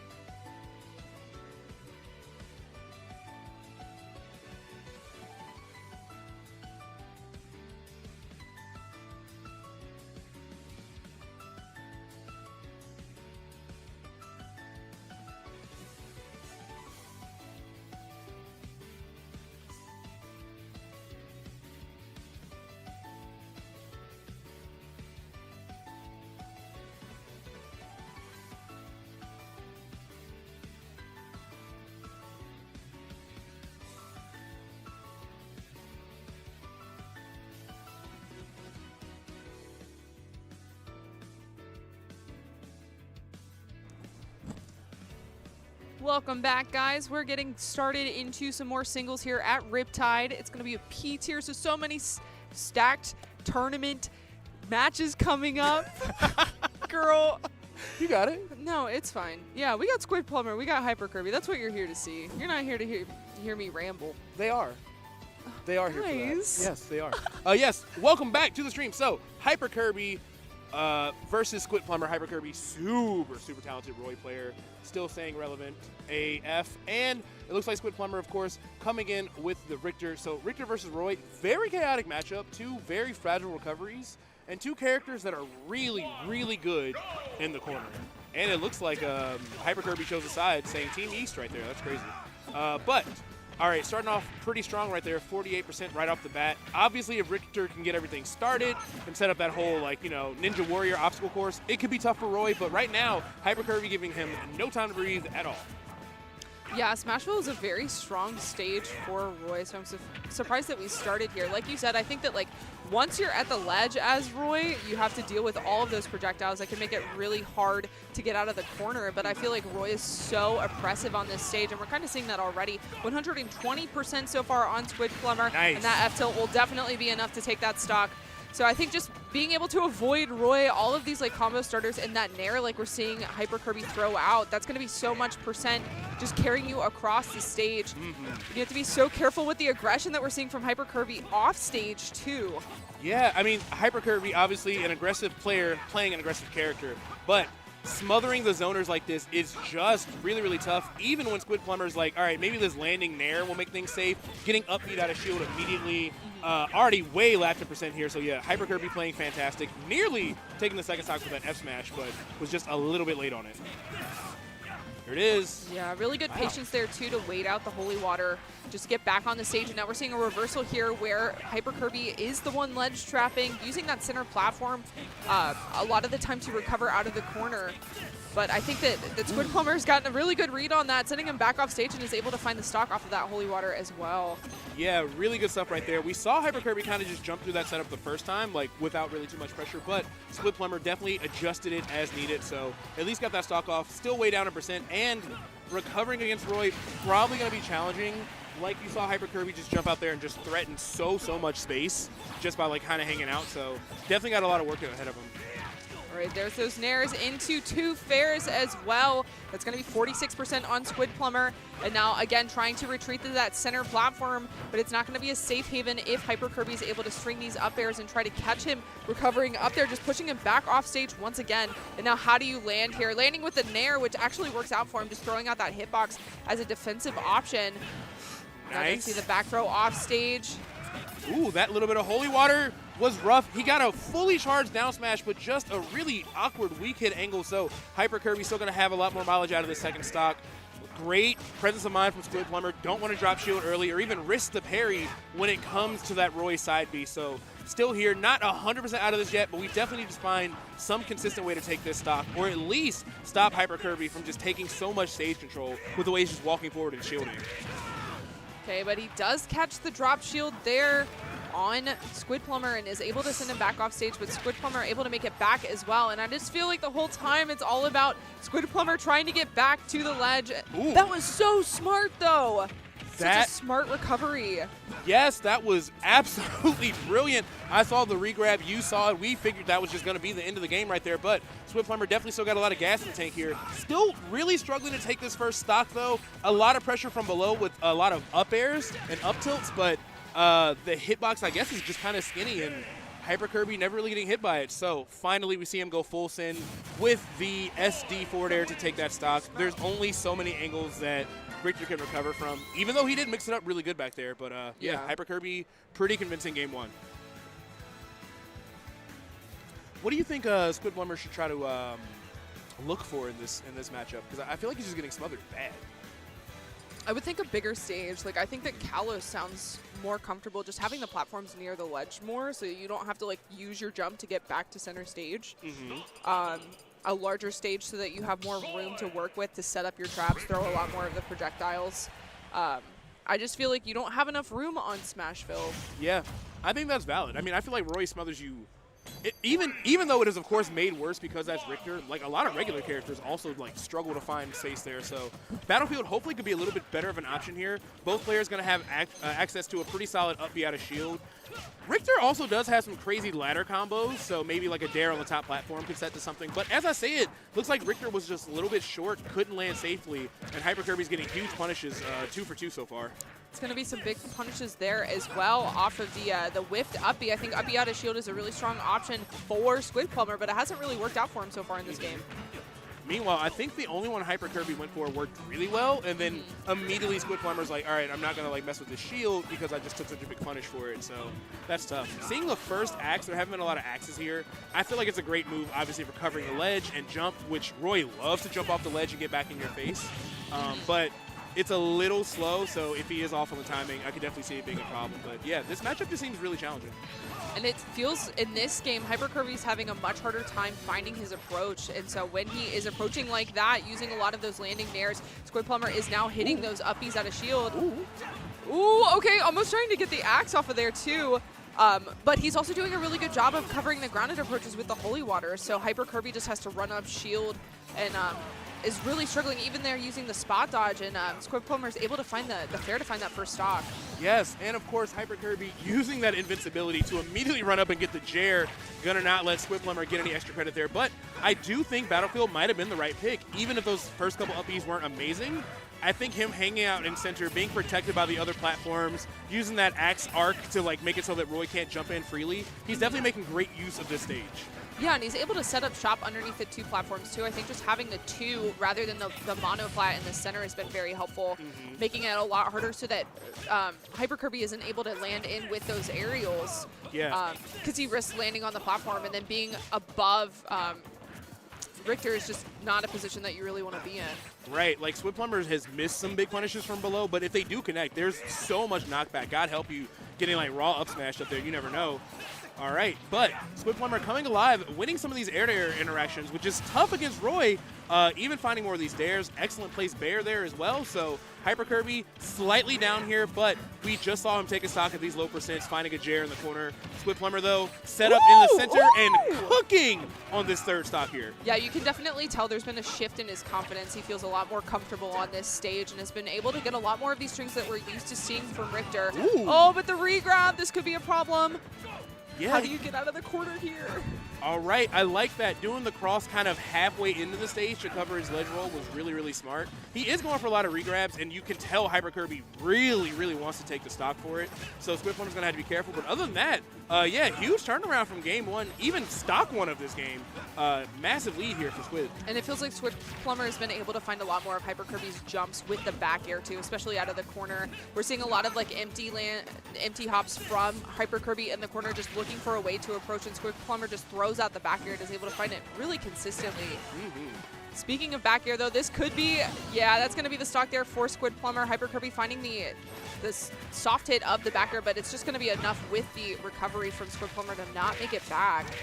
Yeah, and now Hyper Kirby already like fully just keeping the aggression going. Doesn't have a lot of percent to work with here, so trying to make up the deficit as much as he can. 59%, not too bad, honestly, with all this rage.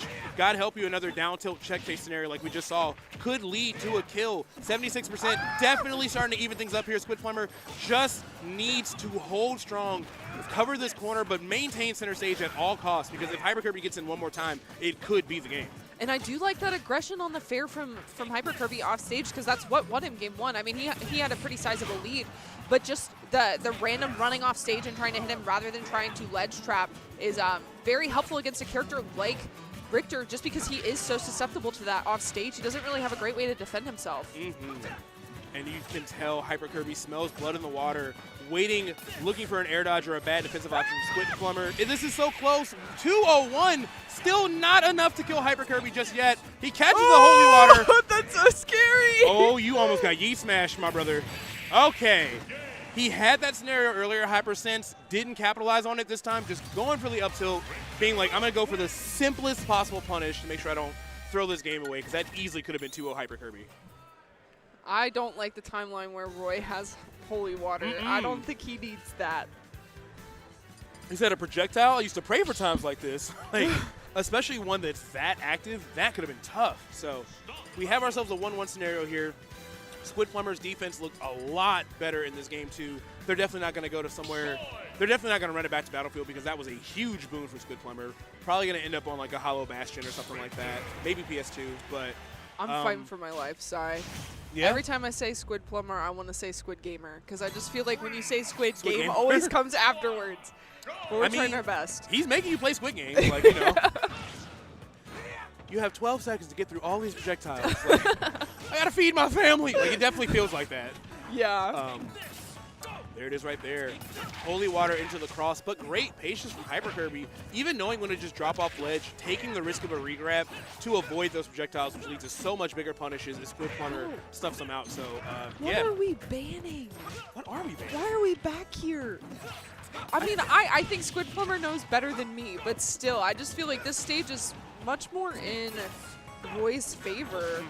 But it seems to be working out for Squid Plumber right here. I just feel like as soon as Hyper Kirby is able to get center stage, it's just very hard to fight your way back into an advantageous position. I fully agree with you. Like, he's set up under the monoplat for now, but yeah, he really made this look like an impossible stage to play on in that game one.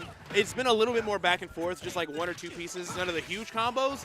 But as I say it, going for the holy water, going for some fairs, up B into the stage, Hyper Kirby will do anything it takes to get that stock, and he does find the first lead here. So Squid Plumber got to find some answers. All right, yeah, just a little misspacing there on the holy water, gonna throw it off stage, so not gonna be able to set up that ledge trap, but now just trying to poke with this fair. Nice parry there into the reverse up B. Now sending Roy off stage with the back air as well, but yeah, this patience from Hyper Kirby is just very hard to deal with in the corner. You really want them to run into you when you're playing Richter, but he's just willing to stay outside of the range of Squid Plumber's tools. Yeah, very, very comfortable to just wait it out, being like, I don't know when the cross and the holy water exactly stop, but I know I don't have to rush into them to find out. So, yeah, him kind of, ironically enough, Hyper Kirby playing it a little bit slower so we can find these big openings is a really good change for him is in this game 3. So, Squid Plumber's had Hyper Kirby a kill percent for so long, but just really struggling to actually close the stock out. Even right there, Sour Spot F-Tilt not even close to cutting the mustard here. And at this point, Hyper Kirby just needs one good jab or side B to make the lead worse. All right, yeah, the pressure with the jab on the shield is really hard too, especially if it's spaced well. I don't know that the hitbox of the up B will be able to punish it, just because it is kind of like a more vertical up B at a shield, so I don't know that it really has a lot of scoop on it. Yeah, not that much scoop on it for sure. Fair, gonna burn out that air dodge, but Squid Plumber very good about like delaying his wake ups, going off for the cross regrab just to like make himself safe there. But you know, at some point in the set, Hyper Kirby's gonna get a massive punish for it. He's been trying so many different options every time. Okay, yeah, and it seems like Hyper Kirby's very aware of the timing of the holy water too, consistently like standing up into it, doing a neutral get up right at the end of it, not getting hit with the hitbox. So he feels very comfortable with the ledge. I wonder if we could see a punish from Squid Plumber once Hyper Kirby gets to those higher percents with just like an F tilt. But for just like holding onto the ledge too long. I will say this, Hyper Kirby's doing a really good job of responding to these projectiles, like not panicking, not just blindly swinging at them, but like taking his time, taking small steps, micro spacing, and parrying them so the Squid Plumber can't get like the same pressure he normally gets when it's just like active and lingering around. So he's done a great job adapting there. Ooh, rough angle on that forward air. Squid Plumber almost eating the stocks, but just couldn't close it out there. It kind of seems like Hyper Kirby up B directly into the cross there just to like pop himself back up into the air. So that was a very smart recovery as well. But yeah, the air dodge, yeah. Just setting up perfectly for the up B to the ledge, but that was really good stuff there from Hyper Kirby to just call it out with the down air. That's not an option that we've seen so far. Usually it's running off with the fair, but you can't do that in that scenario because the up B's going to be going straight up. So I really like that adaptation there from Hyper Kirby. Going to put himself up 2-1 in this, but it is going to be best of 5. So Squid Plumber does have two more games that he has to win in order to advance into the winner's side. Yeah, and honestly, at this point now, Obviously, Hyper Kirby has won both of the games that were on a monoplat. Even if Squid Plumber does this, going to have to be really careful about what he bans here because it's going to be really easy for Hyper Kirby to get a Game 5 stage advantage if Squid Plumber wins this. So Game 4 going into PS2, which honestly I kind of support this again. The biplats were really good. Setting up under them led to a lot. You don't have that top platform to up B to, but it wasn't working out that well on Battlefield regardless. But hopefully the stage change can work out for him, and even maybe the way the ledges are can make it a little easier for the holy water into like the big punish in the corner as well. So, but all that aside, Hyper Kirby still being hyper aggressive, starting to get caught up by some of these area projectiles a little more than we've seen. But yeah, let's see what Squid Plumber has in this Game 4. Okay, I like that they're using the cross to cover the neutral get-up that we've been seeing pretty consistently from Hyper Kirby. Ooh, thrown it the wrong way, though. That's going to be a free fair there for Hyper Kirby and give him back center stage. Now you're trapped on the platform trying to land against Roy, which seems to be a really great way for Hyper Kirby to rack up that percent. We saw that on Smashville. Just staying underneath that platform, using the falling up air. Okay, but just trying to find a hit here on Squid Plumber. Both of their shields getting really low. Yeah. Oh, wow. My goodness, the Joe Burrow from 72 yards away, going to be able to find the kill with that axe. We've seen now 3 different scenarios where Squid Plumber has Hyper Kirby at point-blank range in the holy water, but can't figure out what smash attack or up tilt to use there. So definitely giving Hyper Kirby some extra chances. Meanwhile, of course, he's taking full advantage, getting some great damage here. Down tilt sending really, really far away. Not setting up for a kill, thankfully, for Hyper Kirby, but for Squid Plumber. But yeah, it's I'm seeing a lot of them adapting back and forth as the set gets longer. Yeah, I was going to say, I feel like a lot of the time that Hyper Kirby is poking on Squid Plumber's shield, he's using jab, but I feel like down tilt would set up really well for those tech chases. But as soon as I was going to say that, he did that. And I think that that's very important to use in those. Ooh! Oh my gosh. Okay. Wow. I like that there.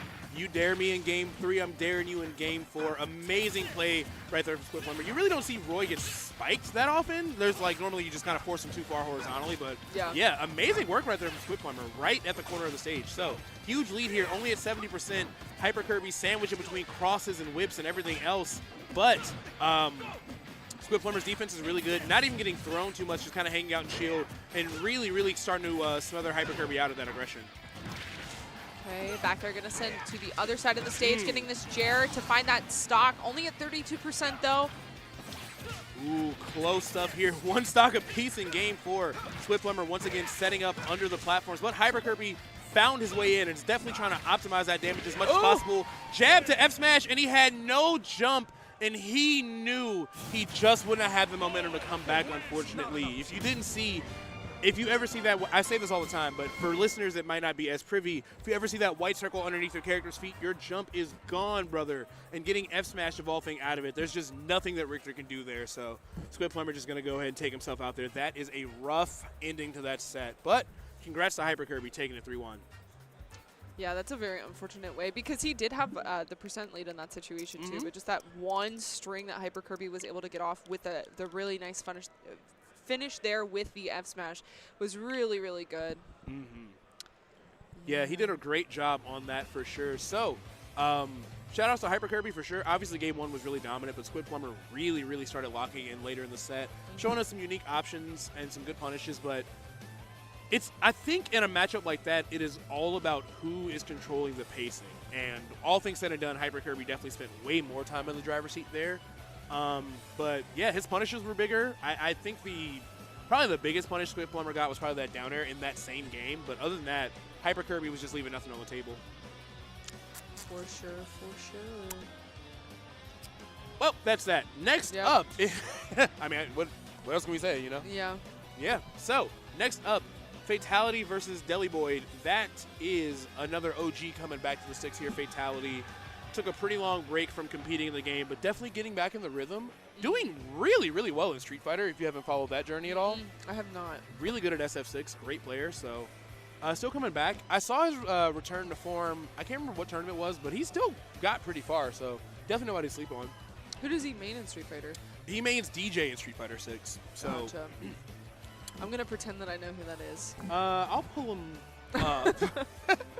You know what, Emma? You already have to know 176 Smash Ultimate characters. Exactly. It's not on you to not know the SF6 roster as well. That's fair. You're just a girl. I know some of them. Like Kazuya. And Whoa. Whoa. I'm kidding. I know. She was playing. I know. Put the pitchforks down. She's kidding. She knows that Kazuya is a Smash Brothers original character. Yes, right? obviously. I think he's from Persona. Yeah. Oh my God. Oh, there's an email being drafted right now. She doesn't know anything about anything. No. How are you going to hire commentators that don't even know the games that they're commentating about or the characters? Right. She should know everything about the SO6 roster casting Smash Ultimate. But yeah. There's Ken. There's Ryu. Mm-hmm. There's the one dude that, like, kind of looks like Ken, but he's hotter. Luke? Or you mean Ed? No. The boxer one? You don't mean Luke. You mean Beast Mode, baby! I think that one. You do mean Luke? I haven't heard his voice lines, though, so that might affect. It'll turn it down a lot. Okay. You picked the wrong guy in Memphis! And it's like, he's got these big old, like, weird Popeye arms. Yeah. If you saw him in real life, you'd be like, this is medically concerning. Like, I don't know. I don't know what's going on. I like Cammy. I think Cammy's cool. Cammy's in Overwatch, so that's my goat. Yeah, actually, wait. Emma Cammy cosplay win? I really want to. I'd probably have to do the Fortnite one, though, where she's got, like, the camo leggings underneath, because you don't have to do that one. Respectfully, she needs to put some clothes on. Come on, Cammy. Look up her SF6 cosplay. It's actually really cute. Yeah, because it's got, like, the London, London. That's the only city in London. England, by the way, guys. Shout-outs to Fabs. I don't even know if he's specifically from London. We're just going to say that. He gonna beat my ass later. But all right, Deli Boyd is here. Really, really solid Toon Link player. There's not a ton of them pushing the meta forward, but he's definitely a really good one. Gonna be trying to take things off against Fatality here. Such a strong Falcon player for honestly 2 games back-to-back. Again, this is another character where it's like super crazy rushdown versus a zoner. Whoever controls the pace will be winning the match, and Fatality is very, very good at staying in the aggressive side of things. Something that I was talking about with the commentators yesterday is which Link do you think is the best? Like, as far as results, as far as matchup spread, not like your personal opinion, like, oh, I think Big Link is cool because he's from my favorite game. I want to say Young Link, but because Gluto's regular adult Link has been popping off as of a couple months ago, it's starting to sway a little bit, but Young not Link is, Toon Link? No. Okay. Toon Link is my favorite aesthetic, but my least favorite kit, unfortunately. Like, his projectiles, I like zoners where their projectiles confirm into combos. Toon Links, they kind of do, but he's mostly just kind of racking up damage with them. So. Yeah, like the way that he uses the bomb is very different from the other two. Like, he's much more hold it in your hand and then use it to get a confirm off of it rather than, like, using it to shut down a lane of approach like you would typically see with Young Link. Yeah, and also, like, the threat factor on getting hit by Young Link's, by Toon Link's projectiles isn't as crazy because it's not like Yink is going to run over and get, like, a 70% combo for it. Yeah. Also, as we just saw right there, Toon Link bomb is, like, I'm not even kidding, like, maybe 9-ish seconds. It is really, really long, so rarely will you see it save him in a recovery. He has to pull it, like, almost before he gets sent off stage for it to be useful there. So Fatality, of course, taking full advantage. Still down a percent here. Getting really tripped up by that bomb right there. You know, Deli Boy making me eat my words with bomb to double bear.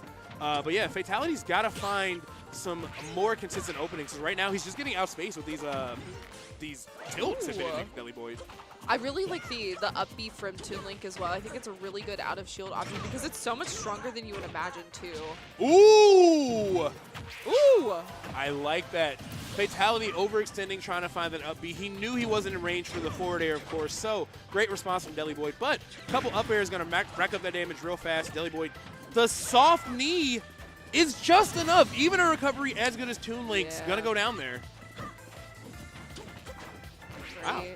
Yeah, even there, just using the boomerang to stop the dash attack from Falcon, and then you're able to just go in and get a punish. This feels really hard to deal with because I feel like so many characters in Ultimate either have like a reflector or have the maneuverability to get around a lot of these projectiles, but Falcon isn't really one of those. I mean, he kind of just has to sit there and shield it or jump over it, and a lot of the time when you're seeing that boomerang being thrown, the Toon Link is jumping there with the bomb to get the fair off of it as well. He's just really good at using a lot of his projectiles to set up this, like, aggressive defense, kind of like what we were seeing with Anathema, too. Like, okay, try to hit me. Okay, you whiff your move, I'm going to throw down the bomb, I'm going to get my own.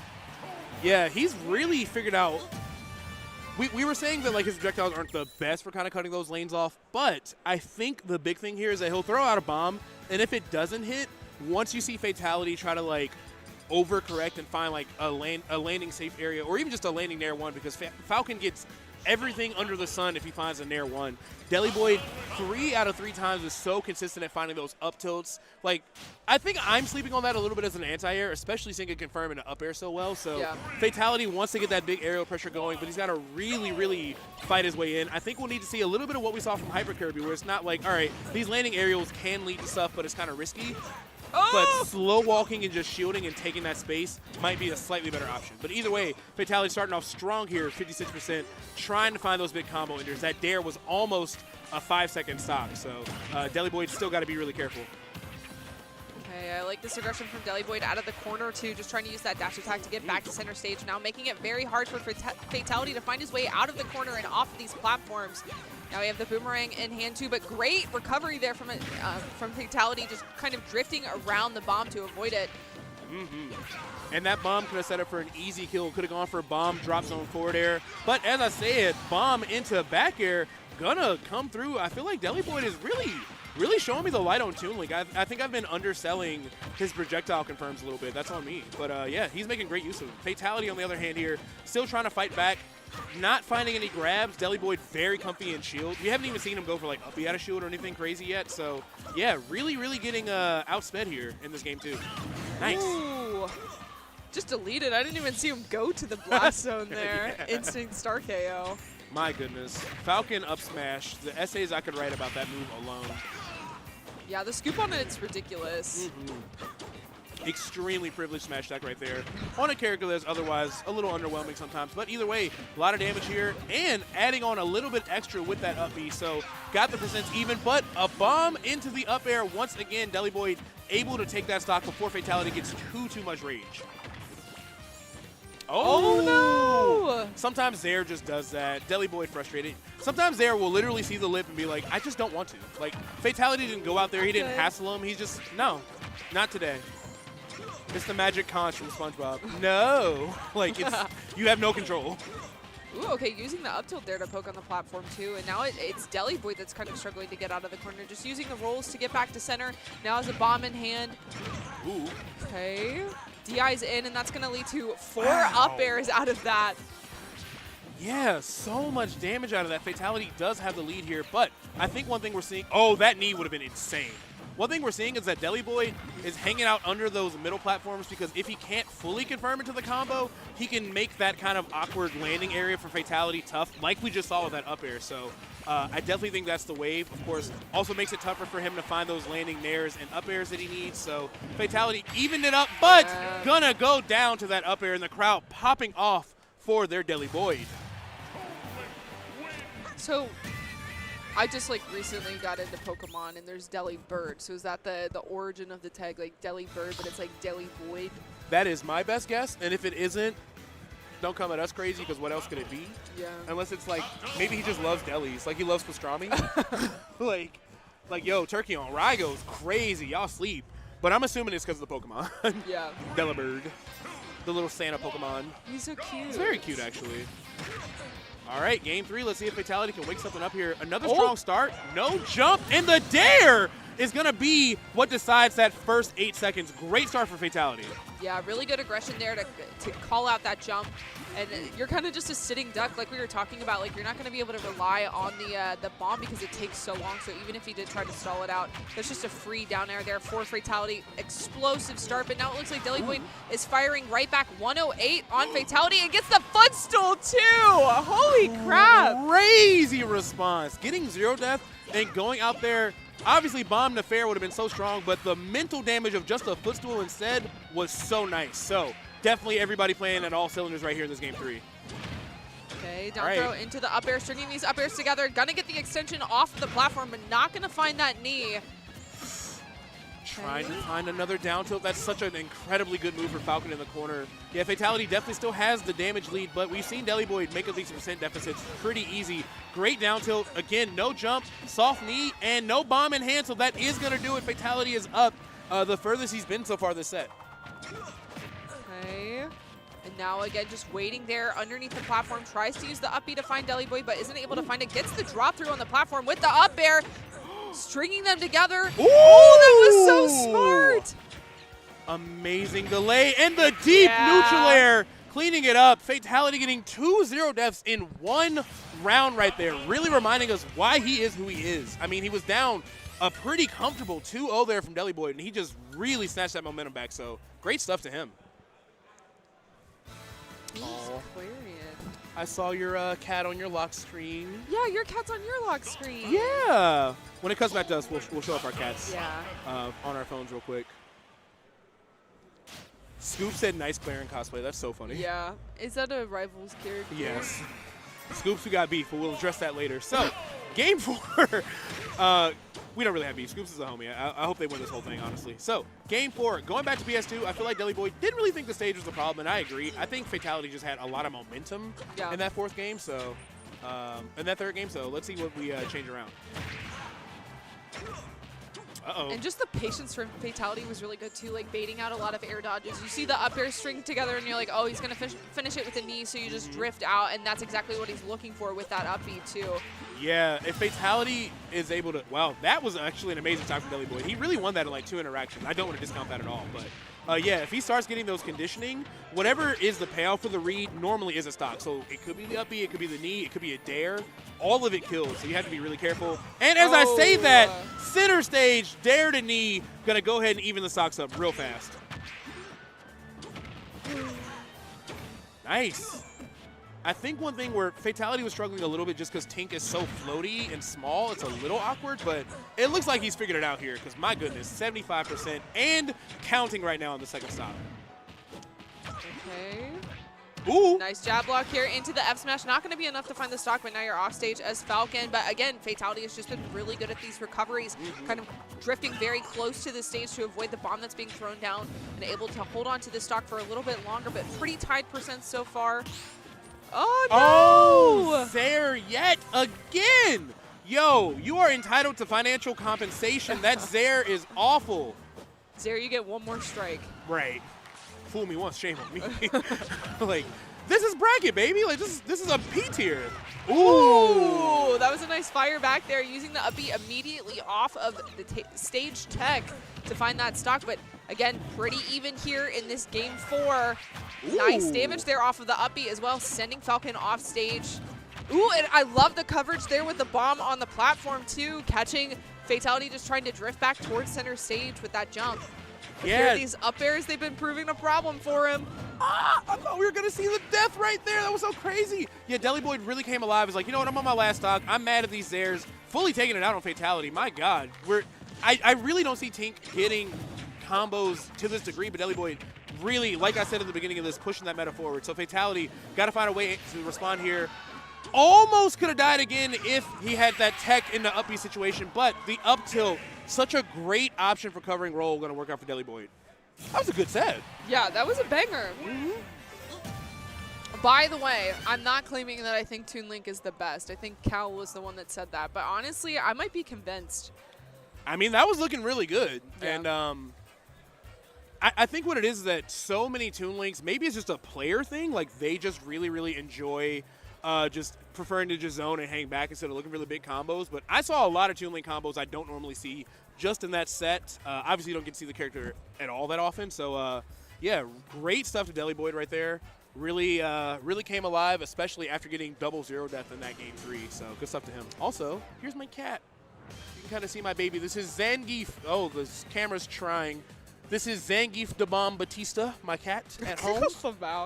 This is Kelly Welly, a.k.a. Kelsier, named after the Mistborn character. And then I have a cat named Spooky, who's his little brother. Oh, okay, we're good. Oh. I unplugged my hearing, I think. Oh. But we're good. You We're good? back. We're so Okay. back. Also, not to make chat or you mad at me anymore, but I disagree with what you said. My opinion is I hate the design of Wind Waker Link, but I think he's my favorite Link to watch. Really? Okay. Yeah, I can't play Wind Waker because I just don't like the art style as much. I'm more of like a Twilight Princess Skyward Sword. I like that aesthetic. So I really do like Breath of the Wild and Tears of the Kingdom, but the Toon Link design is just not my favorite. Do you not like cell shading design in general, or just the way they did it with him? Just the way they did it with him, the way Okay. that he like looks specifically, he just looks kind of like goofy, which is fine, but I prefer more of like the serious looks. Yeah, You know? that's where we differ. I'm here for the whimsy. I think he's adorable and really expressive, but No fun allowed. no fun allowed. No. Yeah, you gotta lock Only in. suffering for Link.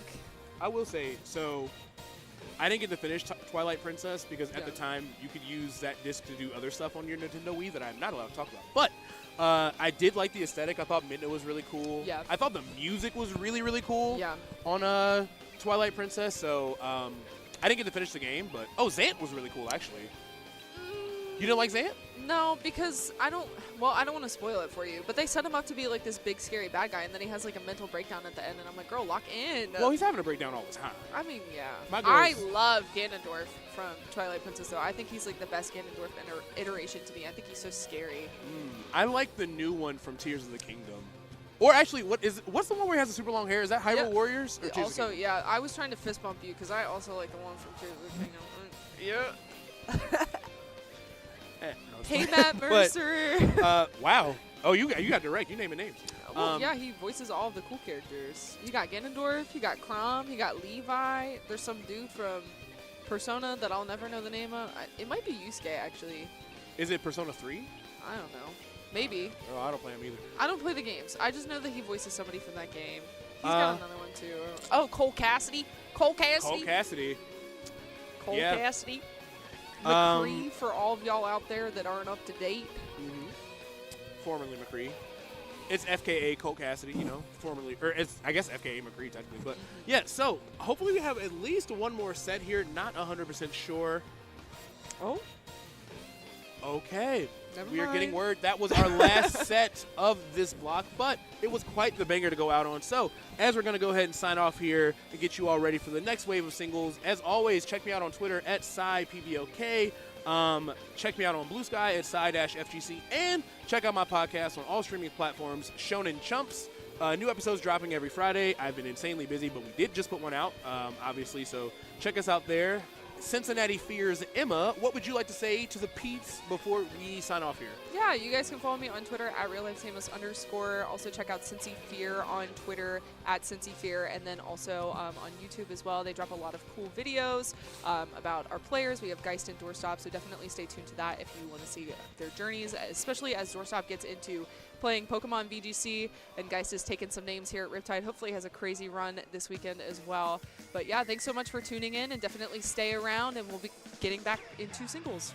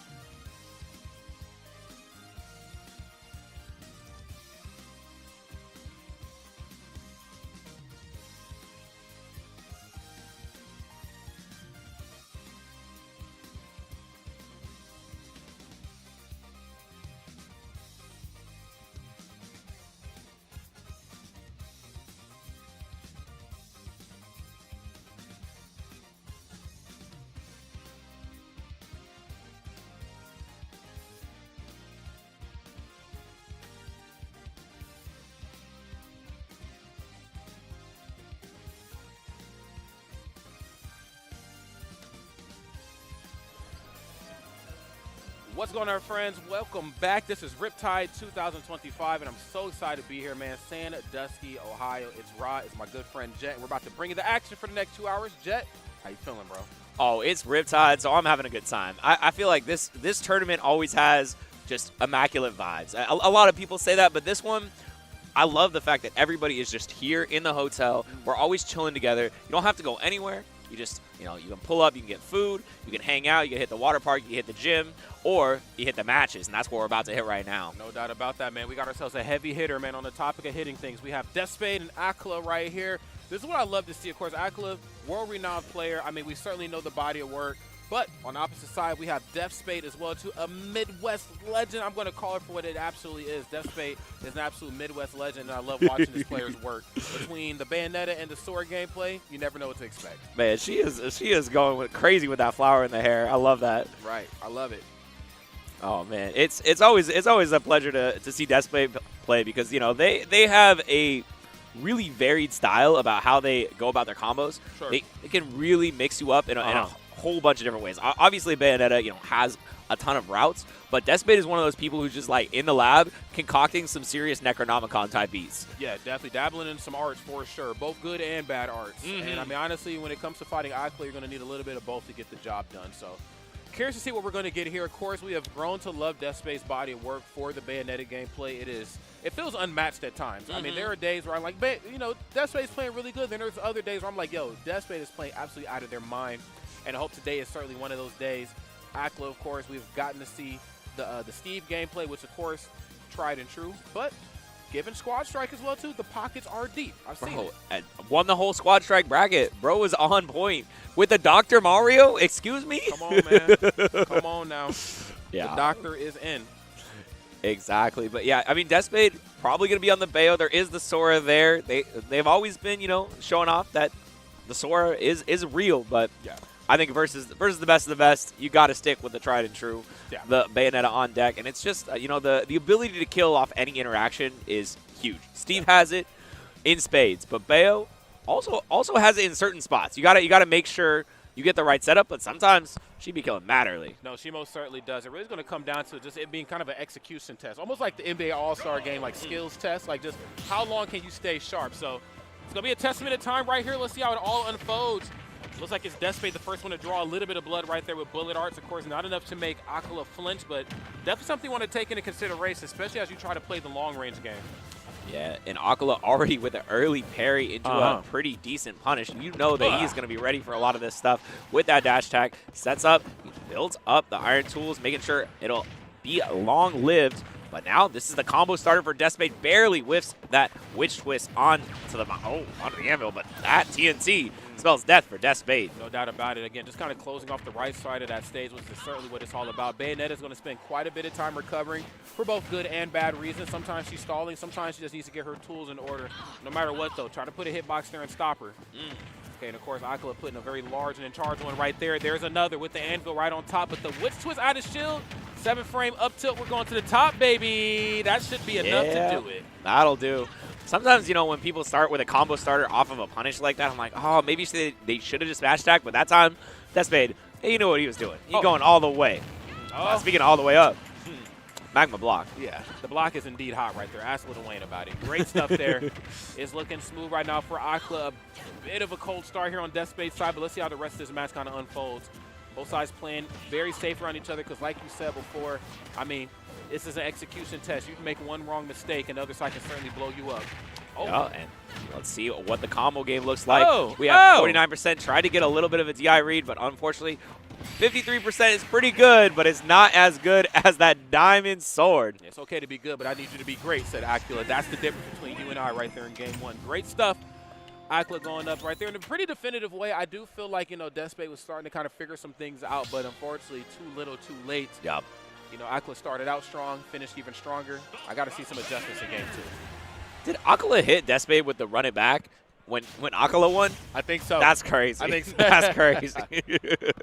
And they do run it back indeed. All right, all right. On to small battlefield. No questions asked here. Once again, starting off with that 0.5% damage. Yep. I mean, it adds up to a degree, but at the same time, we saw what happened the moment Akla got a singular opening. It's 60+% on hit. I I mean, that's just kind of the Bayonetta special. Just that chip damage that you don't even realize you're taking is enough to really whittle away at you. Excuse me. Girl got a 75% combo of her own, though. She's like, I can do what you can do, Steve. Come on. Hanging off the ledge there, a little flexing. But this is a great start as long as Deathspade can avoid those big combo starters. That up tilt as well as the grab are what we're looking for at these early percents. Of course, we have the lead. Bayonetta is one of the few characters. I mean, you don't want any character in the game to get the lead on you, but Bayonetta is one that really makes your life a living hell once she gets that lead. She really starts to lead into witch twist out of shield. She becomes, very bats within happy, or, if not, just witch time, especially if it's charged up properly. Ooh. Jesus Christ, Akla with the F smash on top of the block and said the damage ain't done just yet. I'm taking so much damage here with this up tilt. If you want to fight up close, let's do it. Yeah, that was a thirst for blood that I have not seen from Akala in quite some time. Yeah. He's really like, all right, I'm behind. I'm going to go for some crazy stuff. Steve always has it, but yeah, just a little bit too far away for that witch time to activate on the minecart. So just avoids it, doesn't get a punish. And now 151%. Rod, how are we going to see this kill for Bayo? I mean, it's a $1 million question. Bayonetta has a lot of ways to put on percent, but when it comes to actually taking stocks, the ways that she opens up. What the heck? I've never seen that before. Excuse me? What? Hey, now.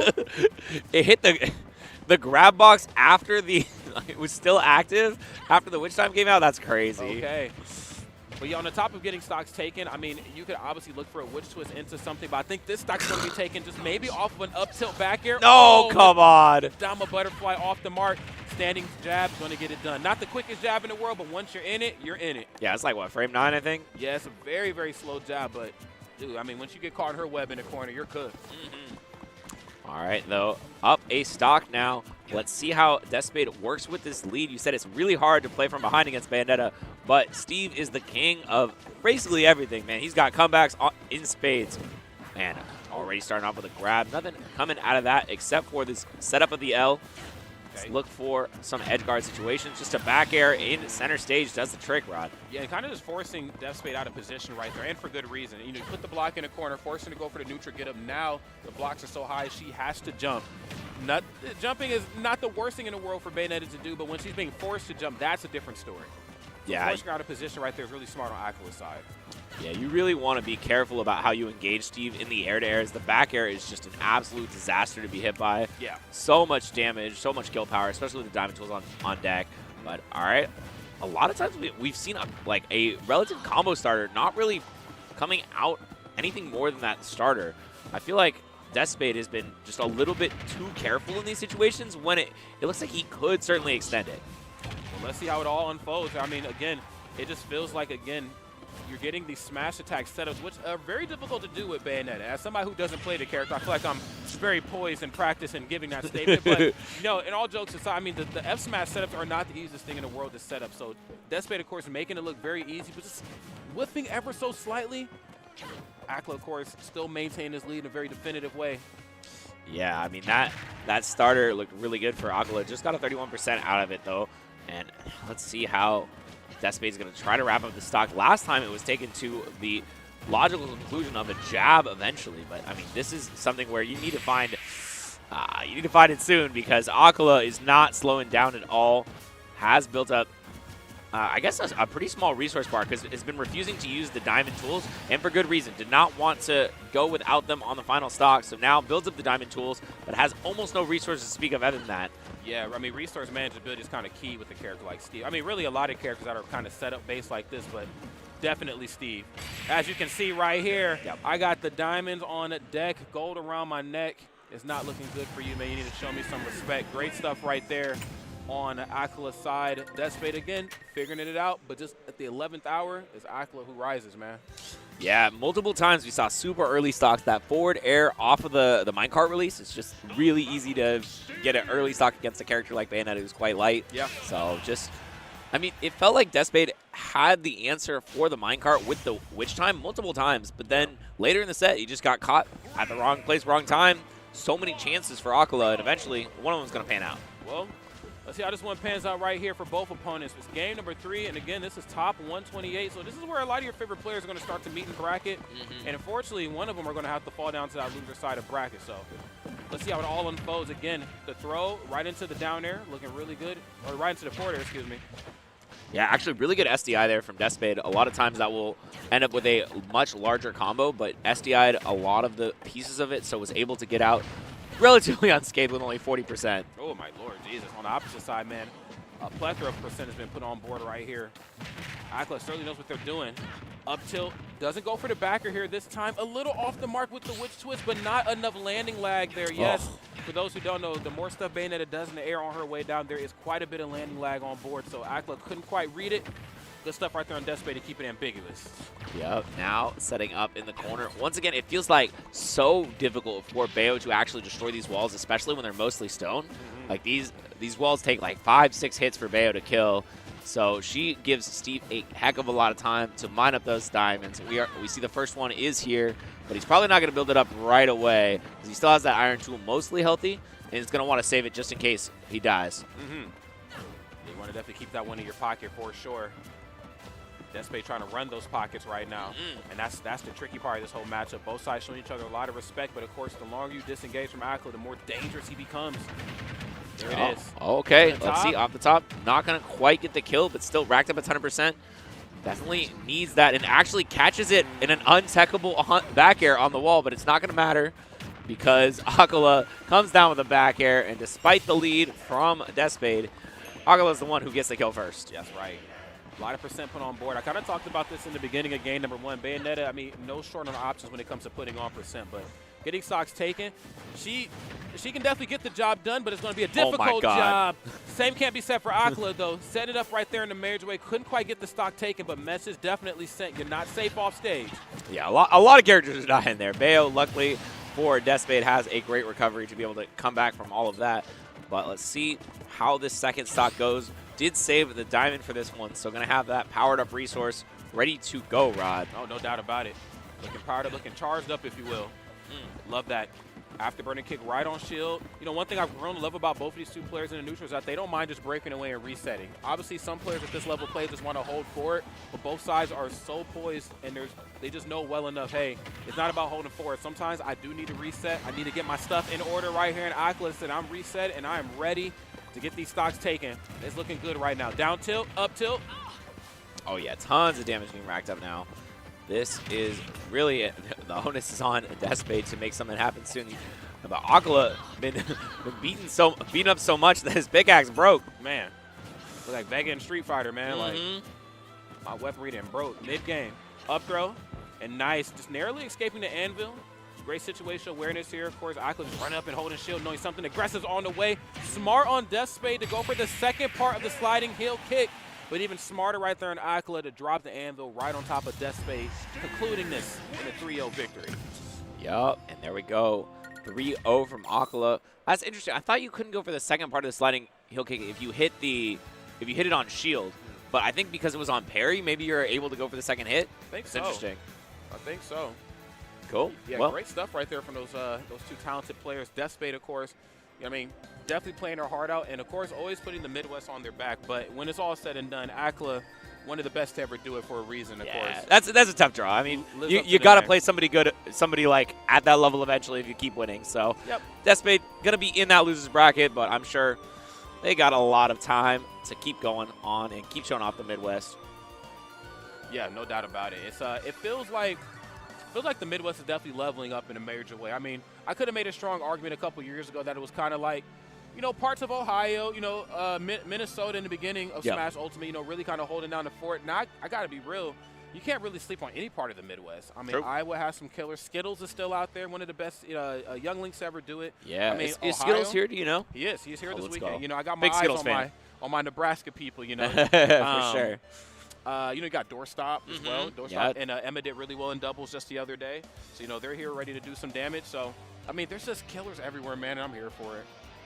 Very true. Yeah, we love to see the Midwest doing well, especially here at Riptide. We saw Sir Dank with a crazy top 6 finish in Squad Strike. Yeah. Beating, what was it, Shuton and Snow, one right after the other. Yes. Taking Raru to Game 5. Like, what the hell was that? Dude, listen, Sir Bros Dank is Incineroar was crazy. Listen, Sir Dank is knighted, okay? When you are Sir, that means Queen Elizabeth. Before you pass that, I need to knight Sir Dank. And now I'm out. That's exactly what happened right there, and for good reason. Sir Dank definitely living up to the tag. If you're watching and listening to this, yo, I'm always in your corner. Absolutely. Love that propeller hat. It's killer.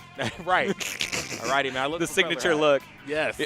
I want to see like the get yourself the look, you know, where it's got like all the prices of the different items, and it's like Sir Dake's outfit, propeller hat. Steal his look. Steal his look, exactly.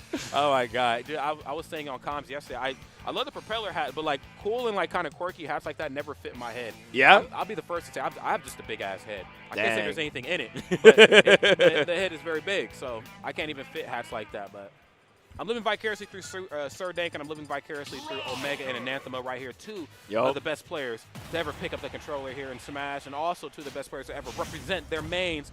You know, one could make a very strong argument for Omega being the best Joker right now in the business. You know, again, I leave that up to the critics. I don't want to join that conversation, but I've seen the talks. And, of course, Anathema, top 5 Rob in the world. Yeah, very clearly great representatives of their characters, and Anathema already going for a bit of a early kill attempt. Yep. But not going to work out further than that. And we always got to talk about it. This Arsene meter is almost on deck. 1 or 2 more hits should get it started. And that's a perfect opportunity to turn it around. But Omega's already turned it around. Even though the early lead for Anathema, now the Arsene is here, and very small damage differential. Clearly made up by 1 combo, Rod. And that's what it's all about, too. I mean, both of these two characters put on combo percent like no other. I mean, we always bring up, like, the best boxers in the business, like, you know, the fighting game characters, Little Mac, you know, Fox and Sonic. But I think Rob is a sleeper boxer. Those who know the gameplay, those who know the magic should know it in a major way. Yeah, the knowers know. Man, great pickup here. Almost gets that, but air dodge at the perfect time and a rotor arm to finish the stock off. Anathema turns that whole edge guard sequence right around on Omega, who, all right. He's like, all right, come on. Yeah. Well, we're right back in it. Yeah, we get these. We got these. Great stuff. Okay, B reverse right there on the gyro just to put on some safe percent. Nair on the way back down. Big hitbox. Kind of slow, but very safe on shield. Can I get a double dunk? Oh, you're nasty. You're double dipping. Oh, for sure. Yeah, and Omega has had some pretty crazy showings already this year. I think he beat Miya, Light, and Lima already just in one year. Been really turning it up. Was he the one who won MomoCon? Was that the one he won? Omega? Yeah. Did Omega win a Momo? Kind of like Beast Mode Paul just Oh, won it his was last one. BMP. It was BMP. But he's definitely been in like top 8, top 4. Yeah, he's been running it over there. I mean, sure. he knows what it takes to, you know, compete with some of the best in the world. I mean, he had that great set with Karu, if I'm not mistaken. At CEO. Yeah. That was the insane set at CEO. We got the pleasure of cast. I think Karu is also in our block once again. Oh no, sorry. He's in the other block. He's in the next one. Yeah, no doubt about that. Yeah. Right now, these are very back and forth matches right now. It feels like a lot of the defensive options have been called out on both sides, but then now they're sort of switching up their game plan. Yeah. They're really making something different happen, but falling fair into back air.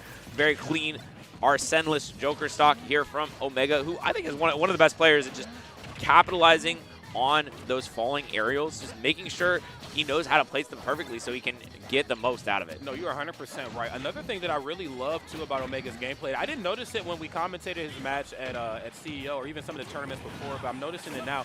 Does so well playing without Arsene, which you're like, yep, duh, you should know how to play without Arsene because you only have him so many times in the match. But it almost feels like at times the level of confidence from Omega just exudes the whole, like, I don't even need Arsene to get this done. I mean, if I got him, cool, but, like, I don't need him, you know? Yeah, it's just gravy for him. He's like, yeah, I mean, I'll win with or without Arsene. You can try to stall it out. It ain't going to matter. No.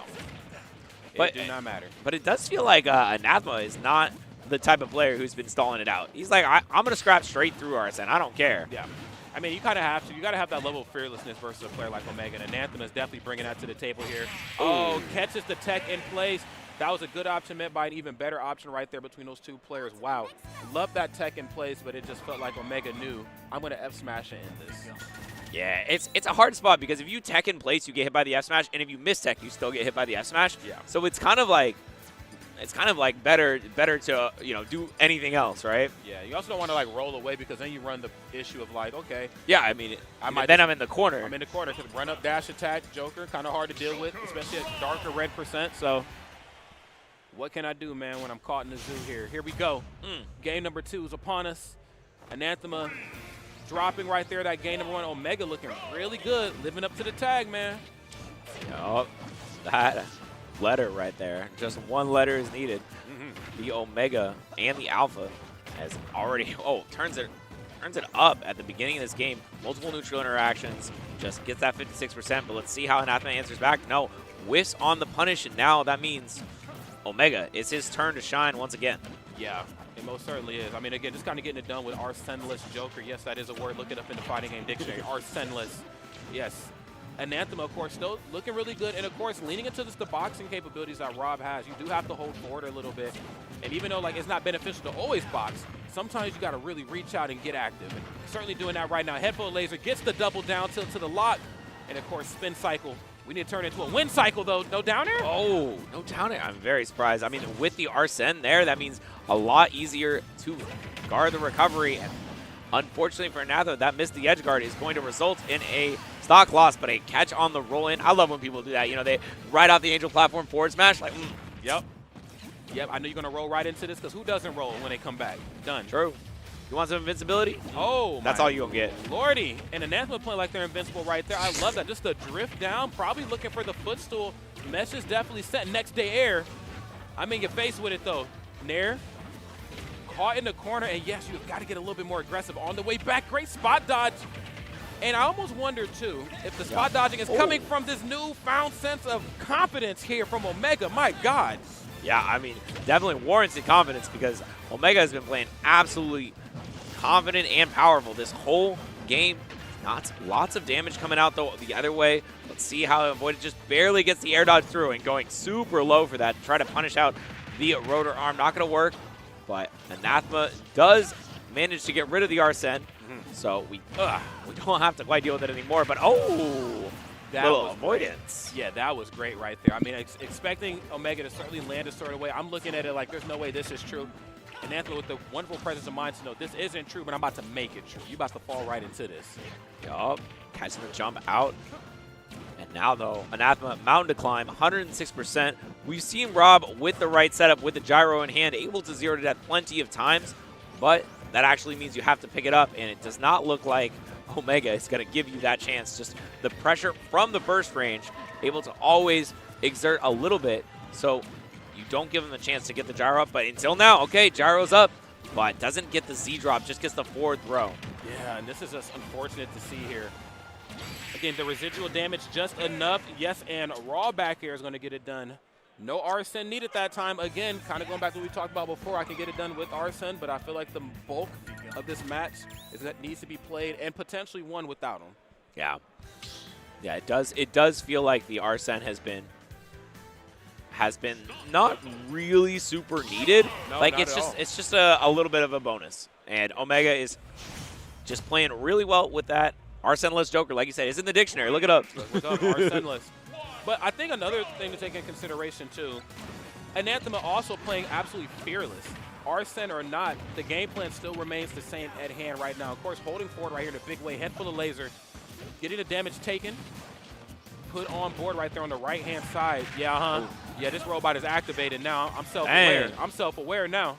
Beat the Arsene right into you. Man. And still completely untouched. I mean, now the question is he going to be able to go untouched against Arsene? All right, 37% gets the nair. And he's like, all right, I'm out. Yep, see ya. We can fight when you're normal. Yeah, call me when you calm down, okay? Then we got this conversation. Tilted up F smash in the corner, and yeah, ain't going to be no hanging around here, bro. No loitering. Love that forward air. Drifts down to get it. And, of course, just showing that Anathema as well can be a shark in the water, the biggest shark, if you will. Yeah, Anathema very clearly ready to take on this matchup. But I mean, it felt like it took a while for him to really warm up to it. Although now the edge guarding's looking very solid from Omega.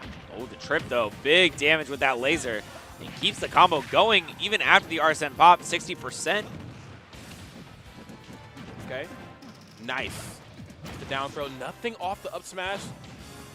Scoop was almost present, but yes, getting scooped up by the up air on Omega's side. We've equalized these stocks. Percents, though, still speaking to the favor of Anathema right now. Gyro play? Hold up. Who are you feeling? Anathema. My God. Looking really hot here. Still, though, even though we see an Anathema ahead, I don't know. I'm always suspicious when Omega's behind because he is absolute fiend for finding these kill confirms. Every single time you think he's out of it, suddenly he's got that forward air drag down into the F smash or something like that.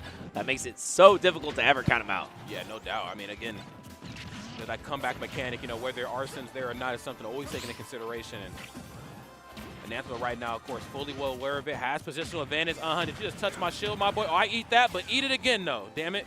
Get in to go plate. True. All right, back air off the side. Very close to evened up, but going so high. And Anathema is really just trying to time out this Arsene. Isn't going to get the spike hitbox of the down air, but like I said, man, you can't count him out. Nope. Down 100% on the first stock does not matter. And untackable on the up air, but we are dead even on this final stock, Rod. We most certainly are right there. Just in a twisted turn of events, it's back to even stocks, but I'm curious to see. I mean, so much of the match has been played on stage, but those moments where both sides get each other off stage, I mean, you really see the capitalization tenfold. And I'm curious to see if maybe both sides are kind of just saving that to the final moments. Okay, a little off the mark right there. Arsene has been activated. Yeah, and not going too high, just fighting directly in the center, not getting a chance to really run away. Now Anathema has to contend with scrapping with this, and oh no, a little bit of a misstep there. Went for the gyro instead of the up B somehow, and that is a 3-0 victory from Omega, 2 30-30s in a row. Wow. Alrighty, not the way I would have expected that one to end with two players of that stature, but sometimes that's how it all unfolds. I mean, we got to see, you know, the match kind of played the way that we thought it'd be played on paper. You know, Rob, of course, a very big body, but of course, just because you're a big body doesn't necessarily mean that you can't box up close, especially if you're Rob, and Anathema definitely held forward to the best of his capabilities. But yeah, it was just a lot of spaghetti on stage, and also kind of dealt with that Anathema pretty well off stage too, bro.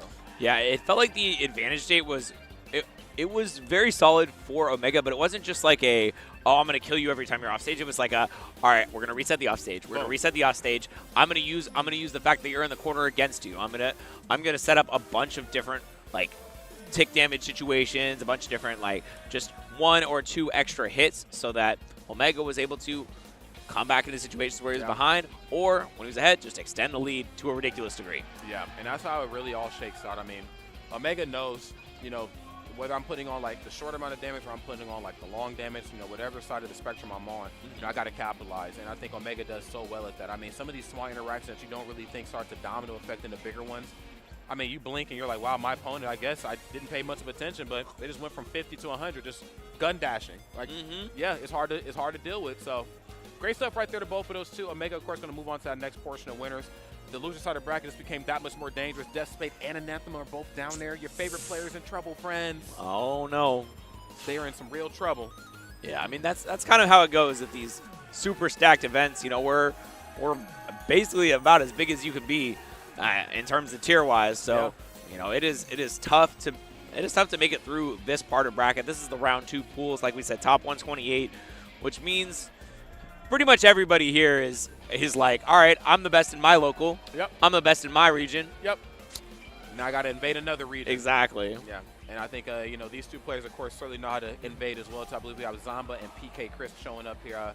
Zomba, of course, a Genesis champion, so knows what it takes certainly to be the best in the world. Yo, that interview you had with him was so funny, man. They're always crazy, I'm sure you had to bring up all the time, but like, oh man, I love that. Yeah, I'm looking forward to our next one here at the next at GX3. Be sure to register for that as well. Big shout out to Boback and Sheridan. Hey, if you ain't registered, you make a mistake. Early bird, it ends soon. Yes, please lock in, okay, friends. It is the best tournament. You know what I'm saying? An entire community. And of course, the Guild House is there as well too. So get you some street meat and pull up to Guild House, right? Yeah, hell yeah, that's my local. There it is. Oh yeah, absolutely. So yeah, you already know, bro. Yup. So yeah, PK Chris, infamously missing from Collision, if I'm not mistaken. That was kind of the talk of the town, if I'm not mistaken. So, or no, maybe that was Syrup, not PK Chris. I think that was Syrup. Yeah, yeah. Yes. But PK Chris, though, not entirely sure if he was at Collision as well too, but would love to see more of him. Obviously, just a tried and true, very talented player. And, you know, when you get players of this caliber at a tournament of this stature, you're just like, yeah, we definitely are you know, owning up. Yeah, he got 17th at Collision. I got it pulled up right here. Yeah, definitely owning up to the tier that we have here. So, yes, he was at Collision. Shout out. There you go. Yep, on the Ness. I mean, he's one of the few who I think has actually stuck with the character. You know, a lot of people for some reason, a lot of Nest players are playing Steve nowadays, and you know, don't remind me. I can't blame him. Yeah. He's a good character, but I love the Nests that stuck to it because I played a lot of Nest myself. I was a Nest main for about 2 years. Nice. So every time I see them, I'm always excited. PK Chris, one of the people who taught me a lot of the stuff I knew. So I was watching him stream a lot, hanging out with him. So good guy. Want to see him succeed, but I mean, he's got a tough opponent there. Yes, he most certainly does. Zomba, of course, just an absolute animal. Of course, it's going to be the Rob show. Yep. So double Rob this block, friends. Lock in. You know, this is, we've seen, and Anthem is probably the top 3 Rob in the world. I said top 5 before, but probably more top 3, right? Yeah, it's like, Yeah, gotta be, right? Yeah, it's somewhere like Zomba, of course, at the top, and Anthem is in there. Benny and the Jets is in there somewhere. Yeah, I mean, I don't think there's much above Anathema in between Anathema and Zomba. Yeah, I think it might just be those 2, 1 and 2. Yeah, right? yeah. So we're getting the best yeah. of the best in the world here Sure. during this block, so I'm excited for it. Yeah, PK Chris, certainly one of the top Nestes. I mean, there's a lot of Nestes at that like sort of high mid level. Yeah. You know, the place where you have like you got Echo Fire, you got Rusky Nerd, you got PK Chris and stuff like that. Yep. All in that sort of they're very top in their region, but they're not necessarily going to be beating the best of the best. Although to be fair, PK Chris has an MKLeo win this year, so That is also true. he's been able to scrap with the best, and we'll see if he can do it with Zomba. I mean, this is a 7th seed Zomba at this huge tournament that we've got here at Riptide. Yeah. So I think it's gonna be tough, but Nest kind of has the tools to deal with Rob. I'm about to say, it ain't kinda. He definitely got the tools to make, Rob bleed some oil, that's for sure. But It's tough when you're off stage, though. Every time you get off stage, it's like, oh, yes. I have to get back again. Yeah. It's a mini game. I think it's a mini game also for both sides too. Rob being off stage, of course, no hitbox on recovery, so at the bare minimum you're gonna get chased by PK Thunder. Sure. But depending on how you're positioned, too, you always got to run the risk of no hitbox on my recovery, which means PK Fire can harass me. You get dropped down there, use the magnet. Sometimes he'll use the magnet to guard the ledge, and then once it hits you, he'll double jump out and fair you or something like that. Man. Yeah, there's certainly a lot of play out there, but it is scary to go off stage as Ness in this situation. There's a lot of danger. There is. There most certainly is. Yes, he's finally here on the big stage. Not entirely sure where he was, and honestly, I don't even care. I'm just happy he's here now. PK Chris and Zomba, they get ready to throw down here. Now, this is going to be a great one. Again, for those of us who are just tuning in, this is Riptide 2025, and we got the best of the best in the world here in Sandusky, Ohio. That's right. Men in Black, sir. So, yes, you got Agent J and Agent R on the mic right now. So I love that scene, man. That's one of my favorite scenes of all time. Yeah, and Will Smith just making fun. He's like, yeah, and he's just like, the best, sir. You know how Will Smith talk, and he got really no idea what's happening here. No, not at all. Right. Best of the best, sir. Right. Yeah. No, yes, but this is for sure the best of the best right here in the business. PK Chris, of course, coming off of a really strong showing at Collision. That was just the last major before this one, if I'm not mistaken. Yep. In the States, that is. Yeah, they be having a major every week in Japan, so. Dude, it's crazy, bro. They are living good out there. Good for them. I'm happy for them. But they are out here this weekend, though, in full effect. Yes. Obviously, we're going to see a little bit more of them as this block starts to trail on. But it's going to be the patented Ness versus Rob matchup. So, of course, we know how it goes on paper mathematically between those two characters, but those two players are definitely going to bring us something different, I hope. Yeah, I'm looking forward to this. I think it's especially when this is how it's seeded. I feel like the lower seed player always has more of an onus to prepare. Like Zomba, probably not prepared for PK Chris. I'm gonna be honest. No. But PK Chris sees Zomba's in his path. He's gonna be setting some stuff up. He's gonna be finding his friends. He's gonna be pinging the Robs like, hey, what do I do against Zomba? Yes. Let me know fast, man, because he's on me. But right now, man, PK Chris is on him. There's the PK Thunder, like I was saying before. So not quite off stage in terms of left and right, but there's the there PK it is. Exactly Fire. what you're talking. You're a prophet over there. Hey, we were both prophesizing, and it's starting to materialize right here on the stage. Who'd have thought, right? So here we go. Okay, a lot of rage right here on Rob. Rob's one of those characters where once that rage gets going, man, it's hard to stop this robot. Yeah, but PK Chris tries to go for a little bit of movement mix-up, does not pan out. But, the laser and good air dodge, catching the gyro at the same time. So dangerous to deal with that. Just getting out of there, though, and a little bit of both backing off in situations where they probably had a little bit of advantage. But let's see how you land against Rob. Just using the platform, not getting hit by that up tilt, and a fair goes directly under the gyro. harassing off stage, just like you talked about, Rod. I mean, again, you know, we've seen it once. We're going to see it here a multitude of other times here throughout the course of this match. You know, you get somebody like PK Chris off stage chasing you down, there's a good chance you're going to be dead. Oh, phenomenal air dodge. There's the up tilt. We're going to reset it. And again, a little off the mark. No laser because I can absorb that. Gyro can't quite get it set. No, no way. All right, that's how you get out. That's one way of getting out of there. Off the backboard. Nah, not going to be able to make that one. That was tough angle for sure. But a creative recovery, I really like the footstool. Not something you see every day. I mean, you really got to bring out all the stops versus Ness off stage. Let's be real. I mean, not even just for the sake of the jump, but the directional air dodge up is like another jump that Ness has. he got 3, bro. Yeah, he has options, man. That's for sure. And not the illusion of options like other characters. You know. Very true. Gyro in hand right now, just trying to pin PK Chris down in the corner. I'll be real, but PK Chris is not moving. He's either the most dangerous man in the room, or he could be a man without options. So Zomba, of course, trying to tread between both of those two ideologies. I'd like to think that, you know, Zomba's bringing something so dangerous to the table that's forcing PK Chris just to think twice before he does something. As you can see right here, the damage being put on. Yeah, and a good setup in the corner. Means that PK Chris is going to have to find something creative to get out of there, but doesn't get the full drag down. Great parry. PK Chris has been so on point with these parries. He's been parrying a bunch of nairs, down tilts, as well as bears. So the Zombair not as in effect as we saw in previous sets. And another parry. The gyro is parried every time, bro. Yeah. I mean, it's always right on the money with it and on the money with the up smash this time. Zomba reclaiming the lead here after PK Chris had that phenomenal opener. Now, this is where you really have to figure out a way to extend this lead. You got to fight, but you don't want to overextend on this because stuff like this starts to happen after a while. Yeah, these great movement mix-ups with Magnet allow you to do a little bit of bobbing and weaving. Oh, goddamn. Oh, yeah, 50% combo means that Zomba is going to find himself in an incredible situation. Huge damage off that rotor arm as well. Now Zomba catches out the forward air with the laser and not able to grab the gyro with the neutral air, just a hair off on the timing, and PK Chris gets 0 to death in that final stock. Yeah, that was kind of filthy. I'm not even gonna lie. Put that one in the Christmas card, bro. Season beatings. Yeah, absolutely. Wow. I think one of the biggest differences that we saw is, like I said, you know, PK Chris seemed really prepared right at the start. Yeah. But then Zomba just started adapting. He's like, all right, you have some stuff, cool. Does not matter. I know what you're doing now. We're gonna come in. Yeah, I got Coming stuff. You got stuff. I got better stuff though. That's the difference between me and you.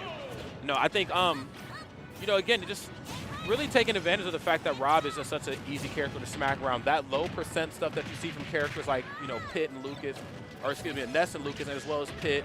Even Mewtwo, I know we don't see that character as much anymore, but at low percent, those characters are very dangerous.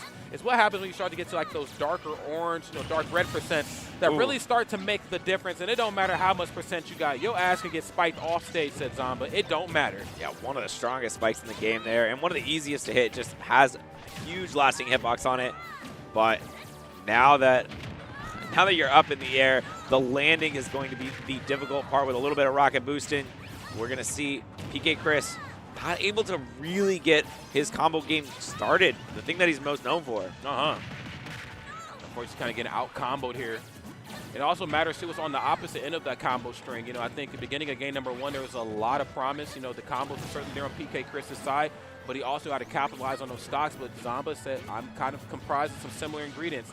I got my combos. I know how to take stocks, but taking them in a big way right here is PK Chris. I love that down air to up air. Let's see what we can do with Rage Ness here. Yeah, found the perfect punish, but now, once again, Ness dies at the top, has a very difficult time landing against Zomba. Gets a nice little forward air string. Nothing too crazy, though. Nope. PK flash. Okay. Yeah, nice. Up air. And again, just playing the floor is lava. This is what you do here in a platform fighter. I see my opponent's out of a jump, landing uncomfortably. My up air lasts a while. Let me see if I can catch that air dodge. He's been playing so well into that.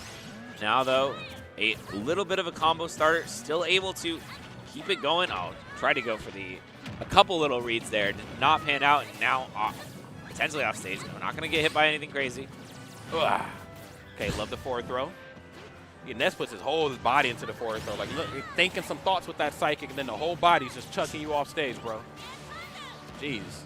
Yep, and covering really well with his PK Thunder, as well as the up smash. 71%, certainly a surmountable lead, but now off stage against Zomba, and that Zombair is just in time. Yep. Yeah, it's so hard to come back on stage or to land versus Zomba. He's just very good at reacting to all of your options, positioning himself in such a way that he can cover a multitude of them. Really like what I'm seeing. Yeah, he just knows where to be. I mean, I'm so glad you brought that up. I mean, the most of this match, of course, being played on stage. Both characters know how to beat each other down. But that off-stage pressure, I think, is really the difference between these two. And this isn't to say that PK Chris can't apply that same sort of pressure to Zomba. We're just seeing it more on Zomba's side. See, again, another instance where we open up this match, and, I mean, it's just a 64 combo contest at SmashCon. I'm beating you up, bro. Yep, but I mean, very much. Oh, yeah, he wanted it. The tail like? combo, not quite there. And the question is definitely going to be, can PK Chris finish the stock off before Zomba can answer back twice as hard? Oh, my. Uh-oh. Oh, You're my stuck God. between a spinning top and a hard place. Yeah, it don't get much worse than that. Let's be real. Okay, PK Thunder. You get another chance.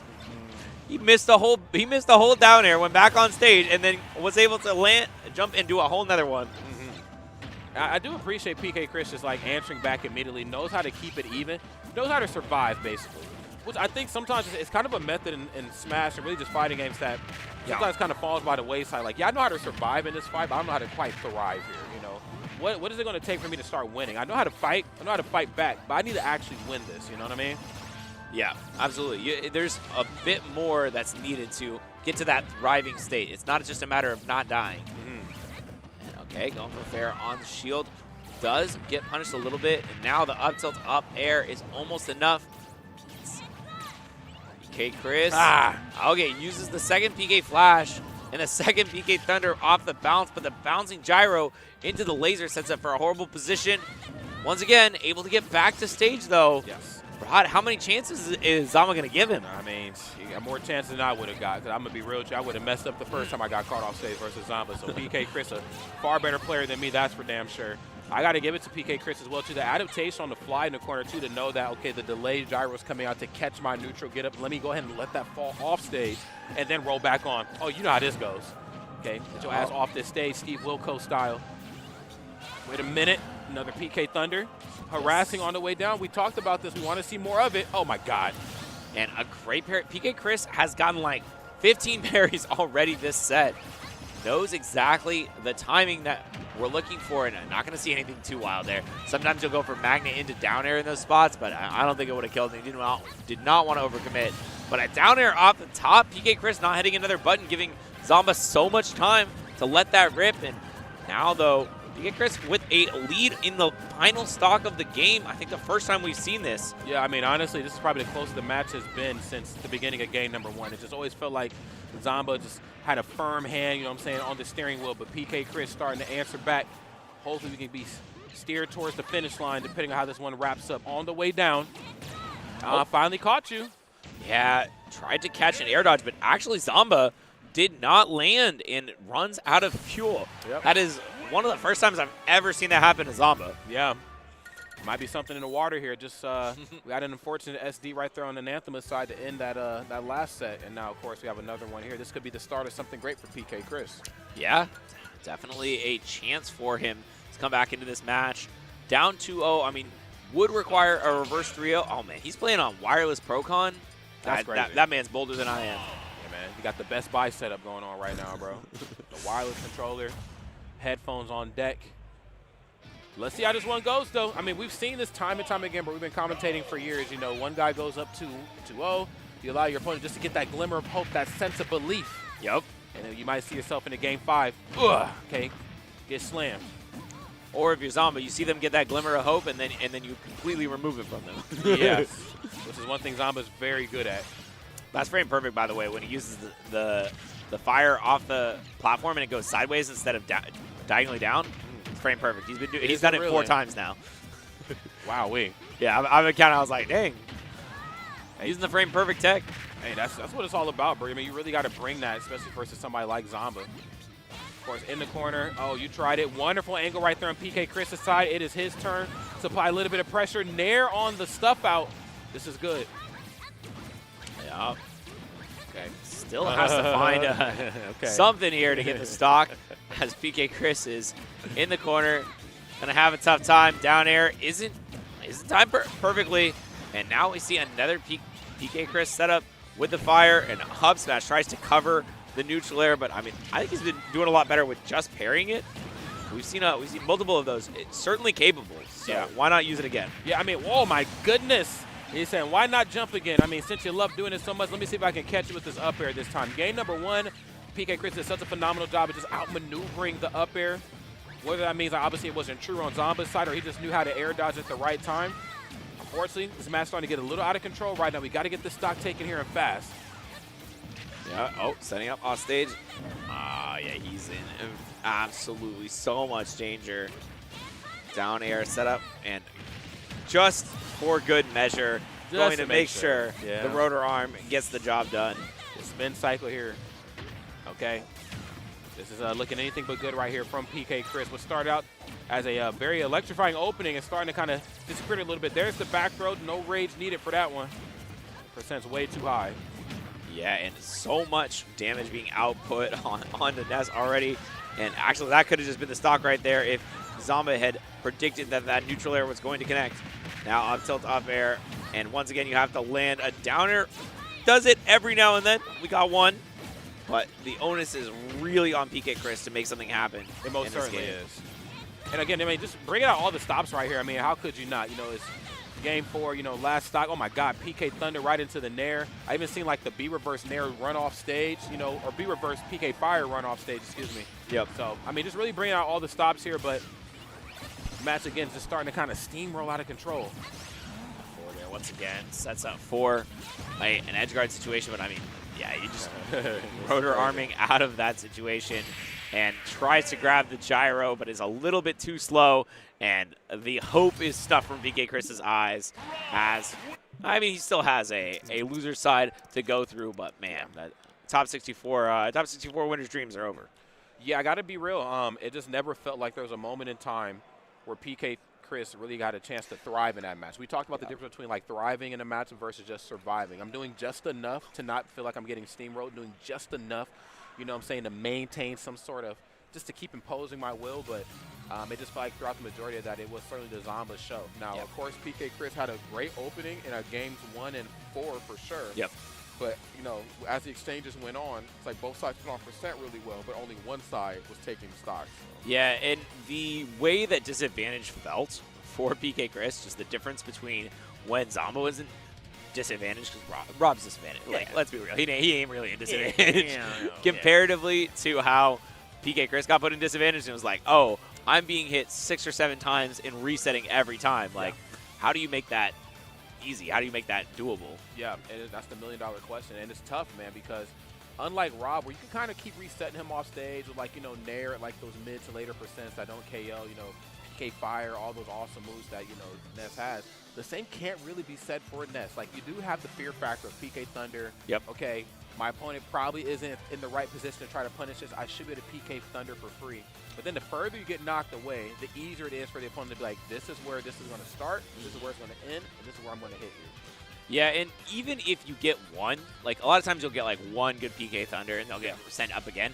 It doesn't in itself knock them back far enough for you to get another one. So by the time they've recovered from the PK Thunder, the first one, you really have to choose something else. Like you've got to choose a new move. We saw a lot of PK flashes trying to catch the landing, and I think that was an innovation that was, I mean, it's been around for a while, but it was an innovation that came up to help deal with a lot of characters that have like very strong landing aerials. You can contest them above you without using your up air and just use it.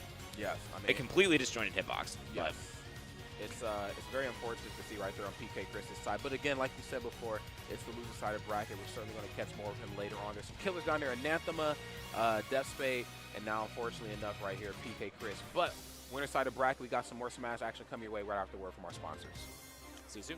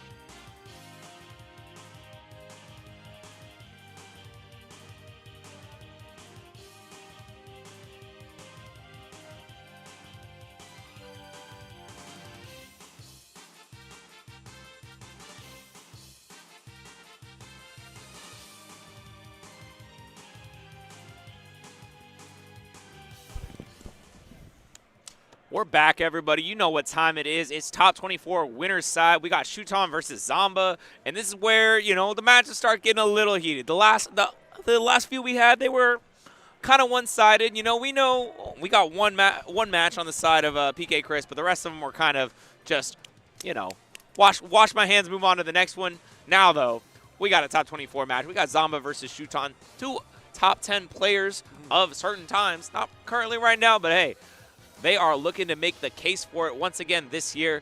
And Zomba, certainly a man who has a lot of words to say when he beats people. No doubt about that. And, of course, you and I know about that tenfold. You know? But, yeah, 100%, man. You know, and it's so funny you talk about how both of these two used to be top 10 in the world. I feel like, you know, a large part of them being top 10 has so much to do with Riptide and just how big this event has been since its inception. So, True. Yeah, this is going to be a great one right here, friends. Let's go ahead and lock in.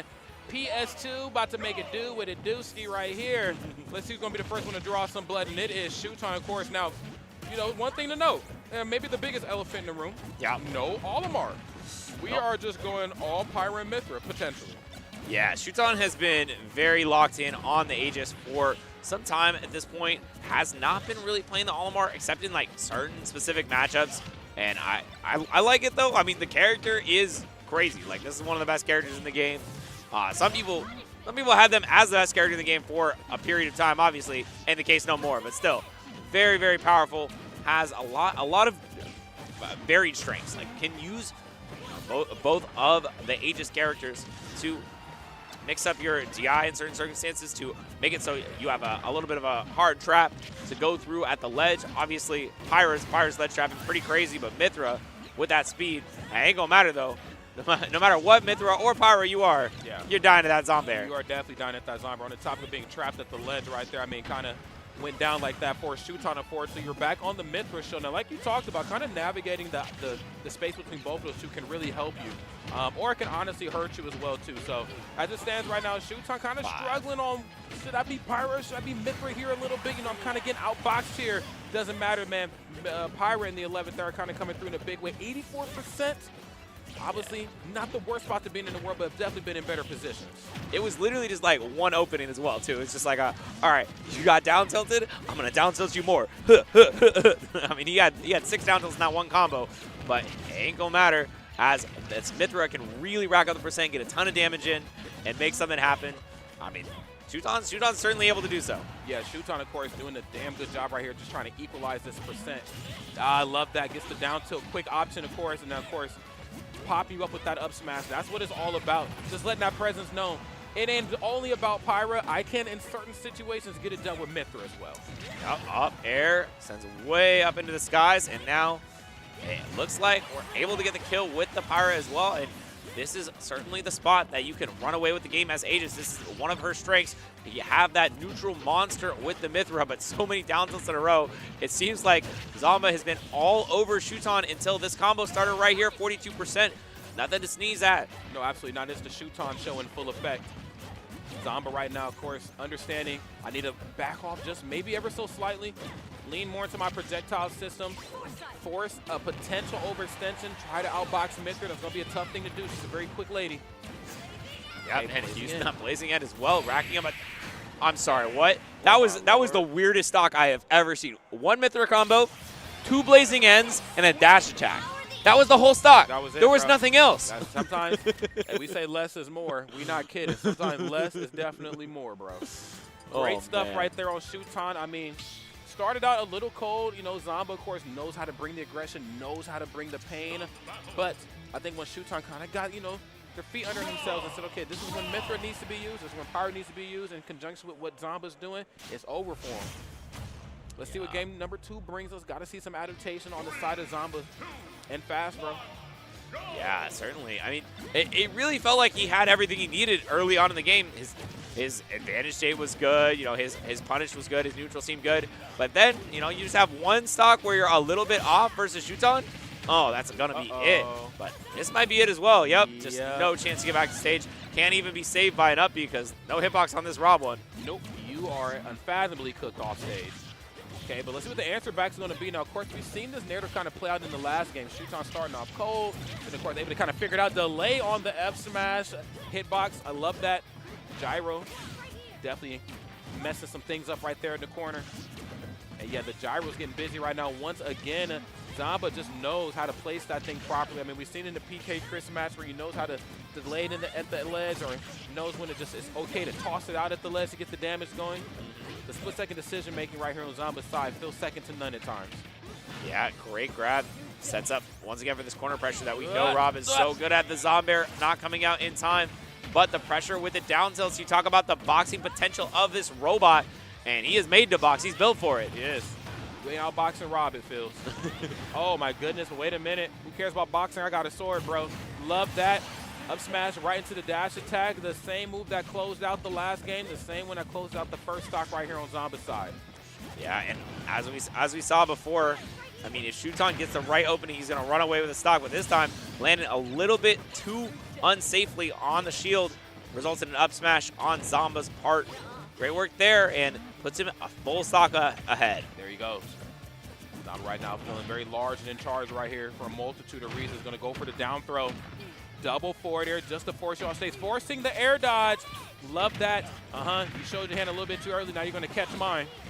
Oh, my God. He gets the bounce off, but Zomba actionable so quickly just due to the fact that he was only like 40% after the hit. And that means that now the pressure is going to be on. Gets the tech chase away with the gyro, covering almost everything. Now, this is such a dangerous spot. One more combo in the corner. One more fair off stage might be it. Okay. All a matter of time right now. Oh, catches the spin. Whoa. I'm still up in it, though, but not quite ready to win it in this game. Great stuff on Zomba's side. That is how you answer back after that 2-stock loss in game number 1. That's kind of crazy. He fell out of the side B, but then instantly got caught back up in the up air. All right. You know, whatever works, right? Whatever floats your robotic boat, brother. You know what I'm saying? Whatever floats it, yes. Great stuff right there on Zomba. Shuton, of course, looking a little bit without answers there at the end of that game. I mean, just to be honest, just kind of got done up, bro. True. You ever play with those RC boats? Those ones that you can, like, you got, like, the little controller for? Back in the day. Yeah, back in the day. Those were so fun. Yeah. Oh, man. Dude, we were getting old. You counting your grades yet, bro? True. Oh, man. It's ice. Hey, I ain't got them yet, but I know they're coming soon. They're on the way, brother. Hey, they're going to make us look a little bit more distinctive. True. We'll yeah, exactly. Take them. It's just the mark of a gentleman. Okay, but ain't nothing gentle about what I'm seeing here on screen right now. We got Zomba and Shuton kicking off this game number 3. And, you know, as it stands right now, I feel like Shuton just starts off the match either really slow or sometimes can start it out really quick. But it's that middle portion of the match where Shuton really starts to come alive at times. Yep. Yeah, definitely getting a feel for Zomba's defensive habits. But, I mean, Zomba has just been really good at dealing with these undershoots. Shuton's been doing a lot of undershoots, hoping that Zomba will be running forward. And then Zomba's just like, nah, I'm going to stand here, bro. I'm going to stand here right out of your range. I'm going to catch you with a grab or a down tilt, and I'm going to make your life hell. Yeah. Hey. That's what it's all about, man. I can't make it easy for you on the way back. Oh, I love that. Sometimes your movement options are enough to force an option out of your opponent. Up tilt doesn't get the up air, but still is able to make it back down in time for the down smash. I tell you, the smash guys definitely have their favorites for sure. Yeah, I mean, his frames were trapped, bro. Locked in a corner. Oh, but not able to get the kill after that. Oh, so close to landing on the platform. If he gets to land on the platform, he gets the up smash follow-up afterwards. But now all that Zomba gets, all that Shuton gets is Zomba beating him in the corner, rinse and repeating him. Yes, right. Of course, getting cleaned up right here on the top of getting rinsed. This is a tough one right here for Shuton. Getting outboxed, can't quite find the magic here with Pyra. Yes, a little too aggressive on shield as well. I mean, you definitely want to be sure that, okay, I'm dealing with Zomba in the beginning of the match. He's doing pretty good, but I also want to make sure that when I'm losing, too, I'm not being overtly aggressive. Zomba, of course, very much waiting for the out-of-shield options, dash attack, even just standing jab, down tilt. Those sort of things in Rob's toolkit start to tack up after a while. Yeah, lots of down tilt check chases, as well as just, you know, checking the shield, checking whatever option that Shuton is going for. However, a back air finally evens the stock count up. The percent is anything but, as well as, I mean, I feel like Zomba might be able to get the kill just right here. Nope, good avoidance with the prominence revolt, but a reset here, gets the down throw into up tilts. No follow-up here, not enough stage to run over and get the up air. I like that on Shuton's side, just using the up special just to make their presence known on the way back down. I don't mind playing in the corner if I get to be here on my own terms. There's the laser over the gyro. Love the trick shot on the way in, but you should have kept your sword in your hand for the real damage. And you're getting pile driven right there. Great stuff. Yeah, definitely enough damage to get that. And now, I mean, Zomba is in a absolute monster lead. Despite this game one from Shuton, it just really feels like the control is on Zomba. However, I mean, look at this stock so far, Rod. Yeah. The neutral monster has been panning out, but okay. Zomba answers back in a big way, 73%. Yeah, and this is starting to trail up here. Getting a little out of control once again for Shuton. Again, this is what I was talking about before. Knows how to start out a match either hot or, you know, sometimes slowing it down. That's okay. But it's this middle portion of the match right here that I think Shuton's kind of starting to struggle. Zomba, of course, playing really well, playing very defensive. Couldn't quite get the gyro into the scoop. I see you lurking, said Shuton. I ain't going to give it to you. Yeah, not getting that, but still getting a lot. I mean, this damage not quite enough for the pile driver to take the stock, but we've got a neutral air sending way off stage in the Prominence Revolt. I mean, only 120, definitely not the place that'll get the kill, but a just good awareness catches out that forward air, and this giant lead is still there, but I mean, oh, what the heck? All right. Oh, down air up the top. All right. Come on, bro. Hey, look, bro. That move don't work like that. It don't work like that. Look, bro, it was some really good stuff happening right there on Shuton's side. It was just some even greater stuff on Zomba's behalf. I'm like, oh, wait a minute. 160, Rage Mithra, gyro in hand. What's Shuton cooking, bro? What are we doing? And Zomba's like, not a damn thing, bro. Oh, yeah, you ain't cooking nothing. Get out the kitchen, bro. Damn.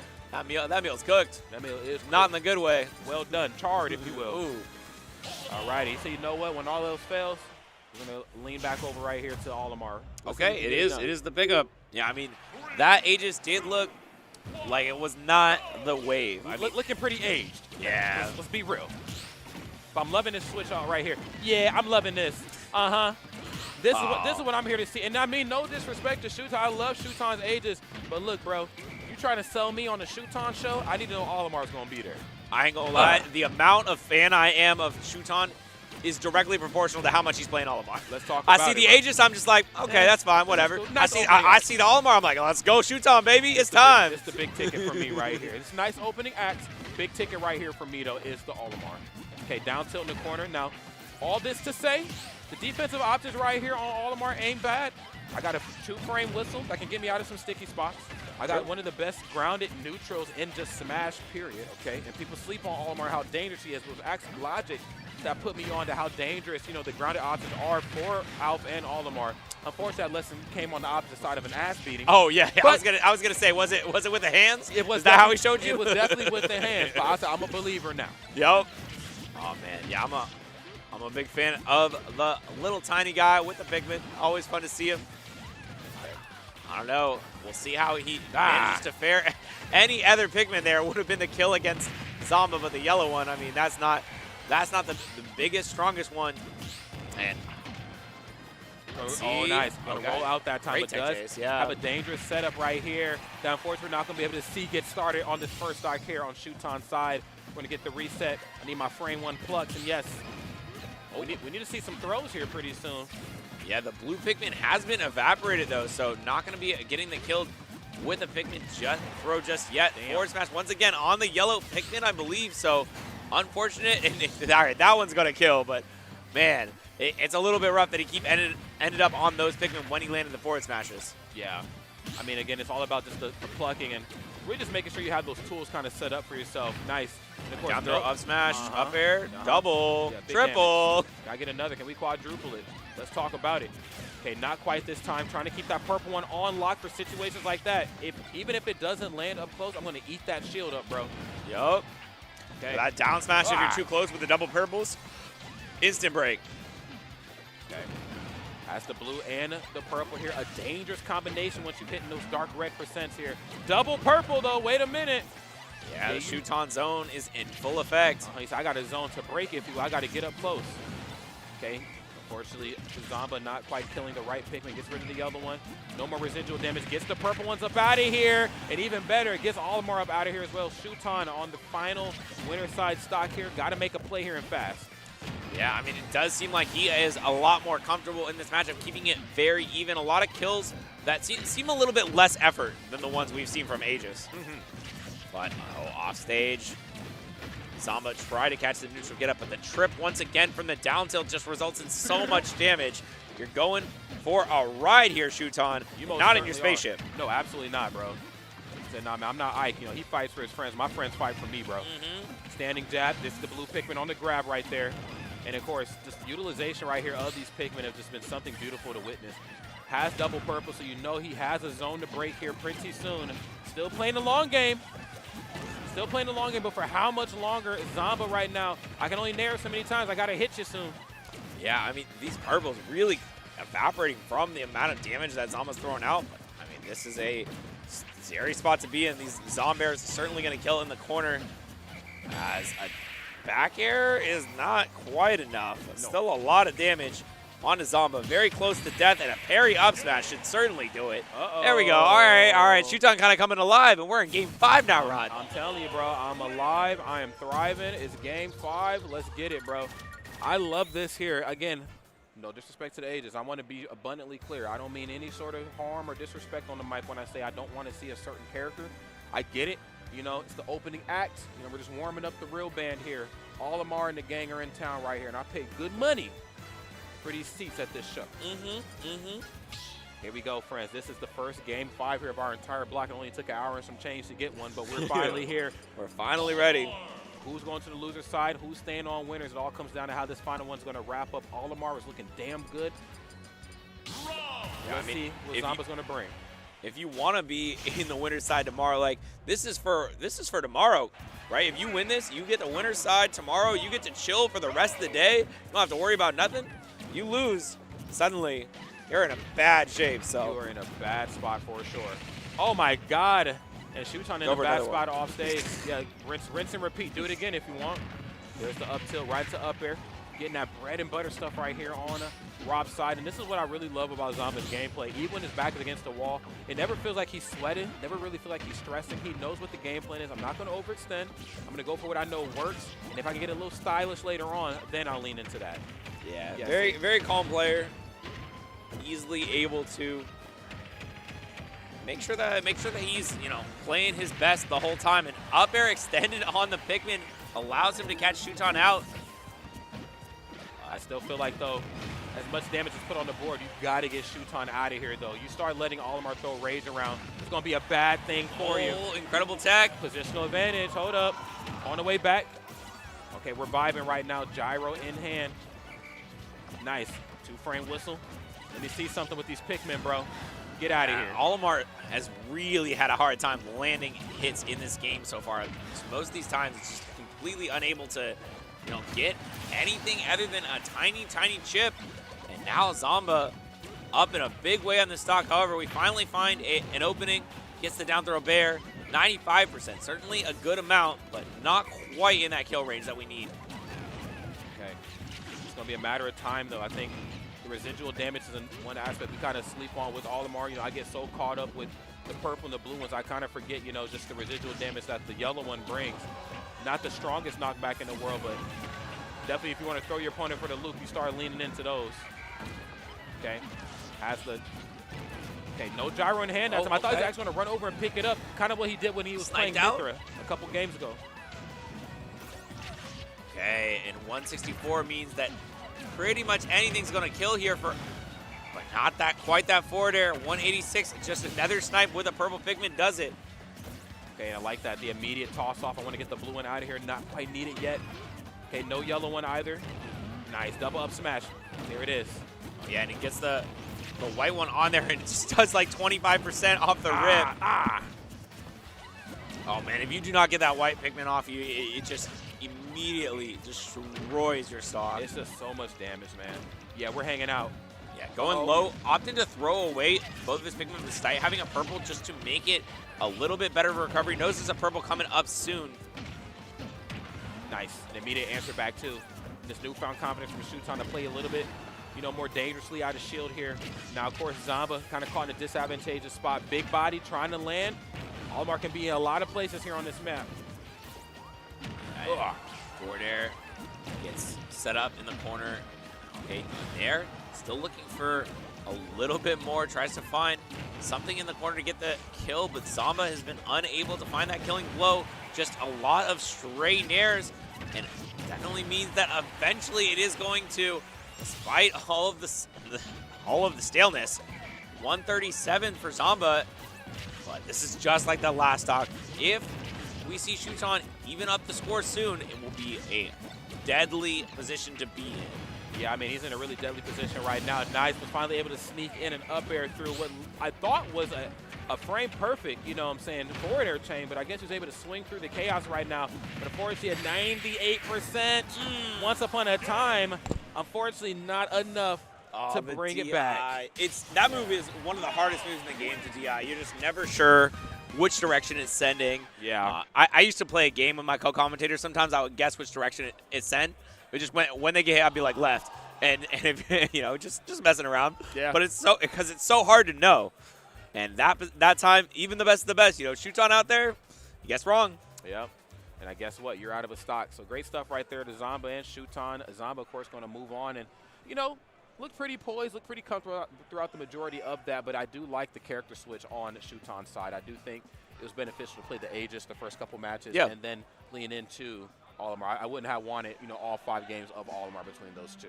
High key, if once he won the game with Aegis, if he had just swapped to Olimar, that might have been the strategy. Because sometimes your opponent's not ready for a new strategy, and you've already won. They're like, all right, thinking about all the things they can do better. And sometimes if you just swap over, if you're comfortable with both, like, that's a strategy that that Proto used to use. Yeah, absolutely. Yeah, Proto did that really well.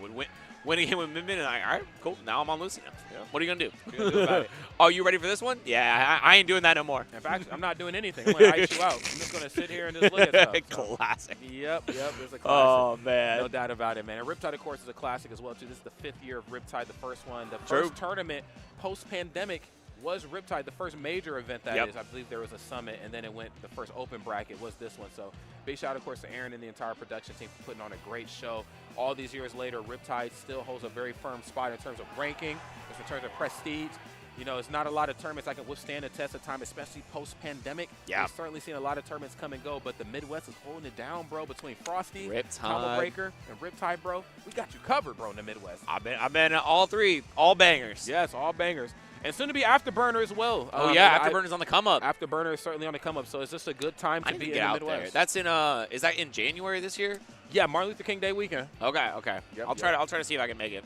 Yeah, it's going to be a good one for sure, man. So Midwest is certainly on the come up, friends, and I hope you are all feeling the vibes as well out there in the chat. If you're just tuning in, this is Riptide 2025, and if you're feeling what you're seeing, you just want to let your presence be known, then go on over to the artist formerly known as Twitter.com and go ahead and hashtag Riptide 2025. Join the conversation. Talk to us. We talk back. What's up, bro? Yeah.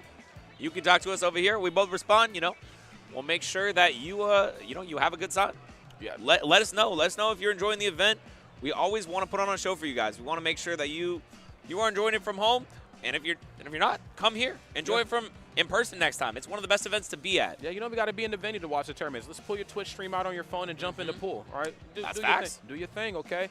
Come have fun with us. Whole water park out there, man. Whole water park and a whole lot of Smash to keep talking about as well, too. If you're just tuning in, you missed Death Spade. He played a little bit earlier today. Of course, I'm a big fan of Death Spade. We had Zomba on stream twice, Anathema and Omega as well. So that was a great one.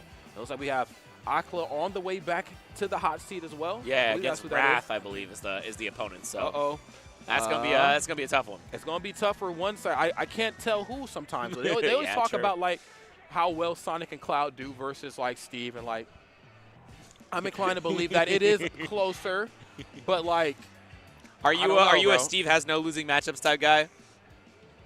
Yeah, but like I say that, but also he's not impossible to beat. Right. Statistically, if I look at it just in terms of numbers, which I hate doing, by the way. Yeah. Steve does not have any losing matches, but I do think that there are ever 2 front runners to prove that theory false. It is Cloud and Sonic. I can see it. I can certainly see it. Yeah. Sonic has maybe the Hero tools. too. Maybe Hero too. Hero definitely has the tools. I mean, I've played a fair amount of Steve myself, mostly just I was like, all right, I don't understand this character. I need to play him so I can compensate him better. And I started playing him, and I was like, okay. Man, the Hero playing against Hero is tough. It is. It's very difficult.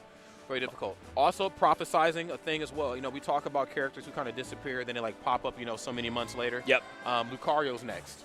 Lucario's coming back. I don't have any data to back this up. I don't have any sort of nothing. I just feel it in my Super Smash Brothers soul. He's coming back. I would love to see it, man. You got to be so precise with that character. It's one of those things where it's like, all right, you have to constantly be playing at 100+%. You're like, yep, this is my comfort state. My comfort state is in death percent. I'm like, I don't know who has the heart for that, but it sure as hell ain't me. It ain't me. It ain't me neither. But I have seen the fear that character just brings out in people. I mean, I don't know if Lucario actually has Intimidate in the actual Pokemon BGC, but no, Lucario in Ultimate definitely has it. Okay, and pilot by the right dude or right player, you know what I'm saying? It's just not going to be good for the opponent. Yeah. And Incineroar, though, I feel like we're talking about characters on the come-up. Incineroar impressed me so much in the Squad Strikes this weekend. Oh, yeah. Like, I don't think he's necessarily like a great singles character, but in Squad Strike, there's just so much volatility, so much chance for you to just eliminate someone's best character with one read in the corner, one jump read, one shield read. You're just like, all right, bro, you shield in the corner at 60. I mean, that was what Sir Dank was doing. He was just like, you make one mistake, I got you. Yep. And then if you slip up, you got to worry about like Nair as well in the corner. Down tilt, very potent option. Obviously, on the topic of shielding, a Alolan Whip, can't shield that. But one thing that I thought that Sir Dank did a really good job of was like the F tilt in the corner. Oh, yeah, like the Cheeto fingers. Yeah, just like, like, yes, and Sin. I'm like, you know what, Sir Dank? You got it. I don't care how this tournament wraps up. You're the real winner today. He's the hero, Midwest hero, makes it happen. That's right. We got two heroes right here sitting on the stage here. Both sides have certainly put on for their region in more ways than one. Aquila, of course, being one of the best to ever do it. Coming through from the Japan region. A lot of Japanese players are here ready to just get in bracket and do the damn thing this week, and they're doing a great job of it. And, of course, Raph, a champion of many events, looking to do it all over again here at Riptide. Yeah, I mean, I feel like Raph has a little bit of something to prove, especially after that Lumi rank season. You know, I think he was ranked like number 40 or something like that, and that was after top 8ing, what was it, Kagaribi? You know, he did some absolutely nasty stuff in the last season, and then they gave him a rank that he didn't think was fair. So now he has a little bit of a chance. I mean, up against one of I think the number 2 seed and the number 2 in the world. So if he can win this one, that's certainly something you cannot ignore. No, it's certainly something to brag about. I mean, here's the thing with the Sonics. Like, people say what they want about the character themselves, but one thing about the players is that I have never denied them their flowers. Oh, Sonic's one of the best to do it. Wrath, of course, one of the best to do it. Like, when I see these players, I'm like, say what you want about the character. The player is not to be taken lightly. And also the character, too. Sonic will mess you up. Yeah, I never want to be on the receiving end of a Sonic. It is a character that is absolutely dastardly to play against. Yes. I like now. Did you see that he comboed off the Steve block? He used the Steve block to, like, cancel his end lag and just move on. It's nice. Yeah, I mean, again, you got to really bring out all the stops of somebody like Aquila. Raph doing just that, of course, gets the up air. Anvil on the way down. You already know it, Rod. What sort of question was that? And yeah, going just completely out of there, not wanting to deal with this Aquila ledge trapping, and I don't blame him. This is an absolute terror. Okay. Has him kind of backed against the wall right now. Yes, going to go for the delayed jab just to check the temperature, and he said, yes, indeed, the stove is hot. Eat this F smash here. Classic. You know, setting up that block in advance, knowing that if you get the grab, it's going to be all over Red Rover for the Sonic. But now it is our second stock. Does have the Iron Belt up, but does not have the Diamond, which is a testament to how much pressure Wrath put on in the last stock. Just meant that Aquila did not have the time. However, this stock, we're certainly going to find it. He's already on the gold, and he is just a couple mines away from getting that Diamond. And there it is. That's right. Diamond's on deck right now. Of course, this is where Steve becomes their most dangerous. I mean, this is the premier Steve in the business. So I got to say, you know, Raph should certainly stay on their P's and Q's here. Playing very well around these blocks. We're going to see a lot of patience just exuded between these two characters, these two player-character combinations, and for good reason.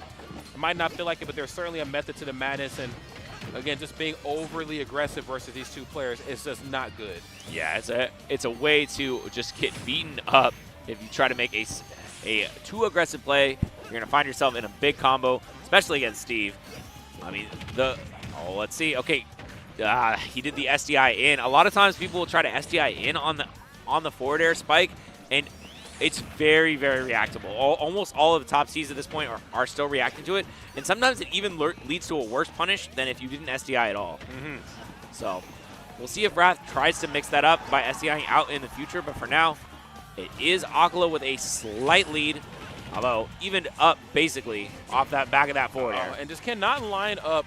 On the topic of back airs, just cannot quite line it up on Wrath's side. I do appreciate the attempt, but we might need to switch the flow up just ever so slightly off stage. I get it.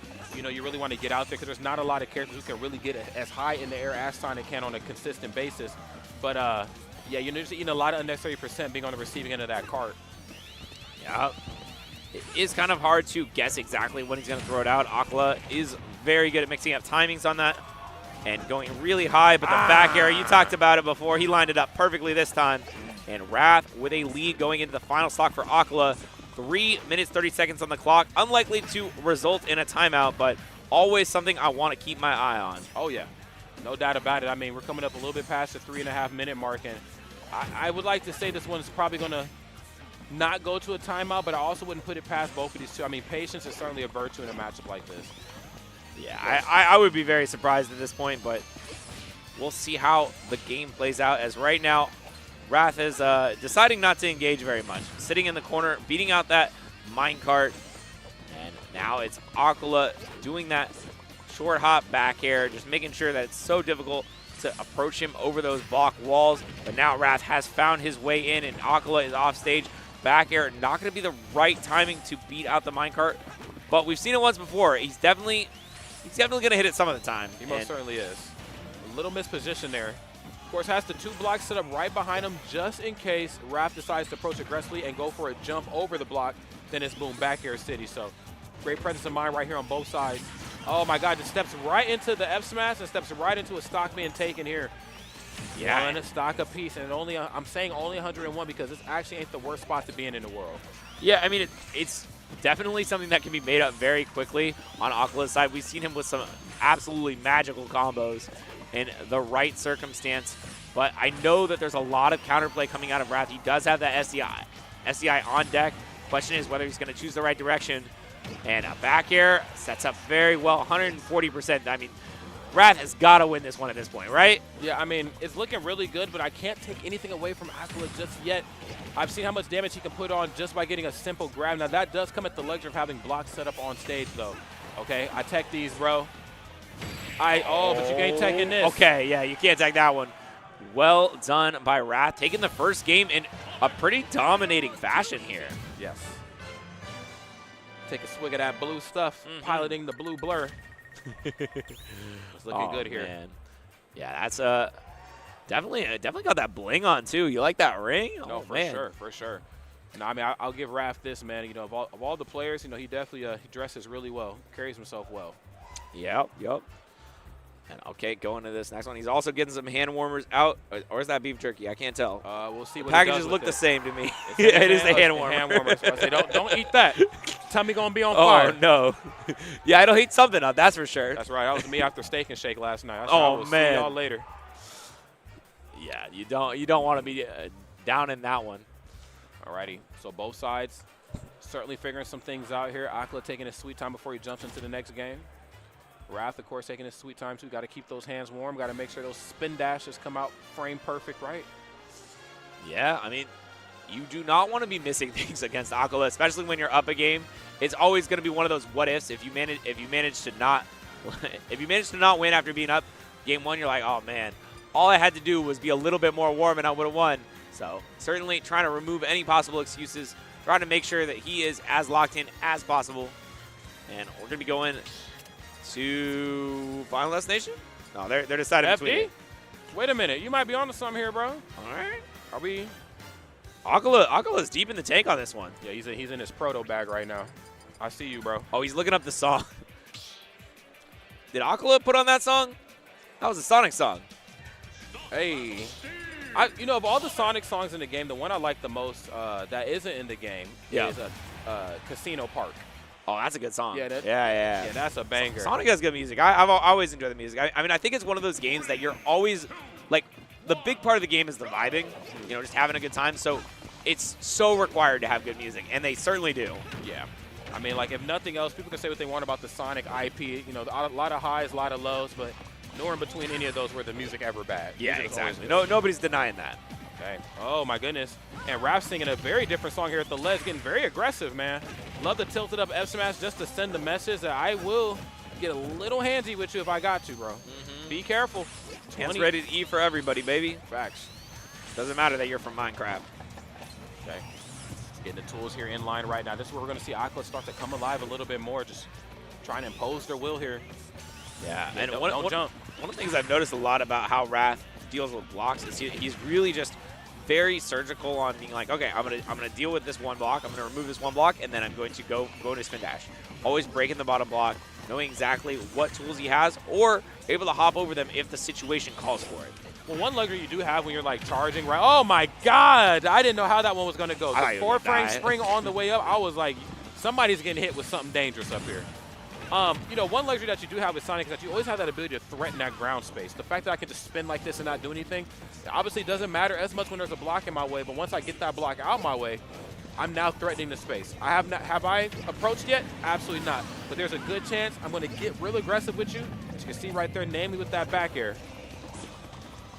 Yeah, and still up pretty heavily. I mean, the 8% isn't going to do much, but still, though, we see over and over again Math making the correct choices, dealing with these Steve blocks, dealing with these mine carts. It's just a very poised and precise game plan for him. And it doesn't seem like there's an answer right now for Akala. No, it does not. I mean, again, you are nothing without your tools. So, of course, Akala has to, certainly, focus on that to some varying degree. But, you also have to make sure the task at hand, which is getting rid of Wrath, is certainly in full effect. And, oh, my God. Okay, another card on the way in. There's that sound he's looking for. Let me see something. It feels like for this specific game, this specific set I'm seeing from Akala, he really feels like one of those PvE bosses. He's got like a certain set of moves that he's going to use, and he's going to rinse and repeat them. And you're just, if you're ready for them, it's just not a problem. Yeah, like, but if you not, might take a bit of damage, but you're not going to lose. Oh my God. And Wrath is looking like a winner right here in this match. I mean, this is just anything but good right now from Akala. I got to see some adjustments in fast. Again, just the threat that I think Steve possesses when his tools are in line is very scary for the other side, unless you're Sonic. When you're Sonic, you're like, well, I don't even have to get close if I don't want to. Yeah, I mean, it's very difficult to deal with this amount of pressure that's coming out from Wrath. And it doesn't seem like even when Akala is in advantage state, it's that impactful. Like, we see a couple times we've gotten a back air in the corner like that, but now that Steve has built the House of Horror, I mean, it's just like Wrath doesn't care. He's like, all right, I'll pick my way through it. I can fight you at full strength. It doesn't matter how much iron you have. It doesn't matter if you've got diamond. I'm still able to fight you. I can still find my way in, and I can still set up. But okay, he didn't get a follow-up. I did not. I thought for sure we were going to see something scary there. I was expecting an up tilt, but maybe thinking that Wrath was going to fall off the ledge with SDI out, so got baited out a little bit, and now this up air into spring, double back air, catches the air dodge, and suddenly Akala's on his final stock of the game, only 36% to Wrath's name. Yeah, this is just how you play this matchup one-on-one. I mean, you just dance circles around Steve. You know what I'm saying? Obviously, he's going to get gold. He's going to get diamond. You trying to stop him from getting that that's a dead mission. Right. He's going to get it. The fact of the matter is being still in control of the narrative while he has it. That's going to make all the difference here. Of course, not being able just to apply those tools thoroughly. Nice standing jab, checking the temperature. Nothing off the F smash. Akala said, I might be down, but I'm far from out, and I'm not afraid. Yeah, he ain't afraid to take a stand at all. But, I mean, he's lapped in stocks all the way around the course. And this means that Akala has to find, like, some crazy opening soon, because the way that Wrath is playing, it doesn't seem like he's ever even going to get a chance. I wouldn't even be surprised at this point if Wrath decided that the timeout was the play, because we only have 2 minutes and 25 seconds on the clock.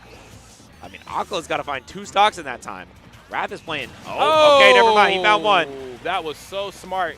Knew that would force the immediate spring, and then he knew that also Wrath would try to fake him out and make it something he's going to go behind.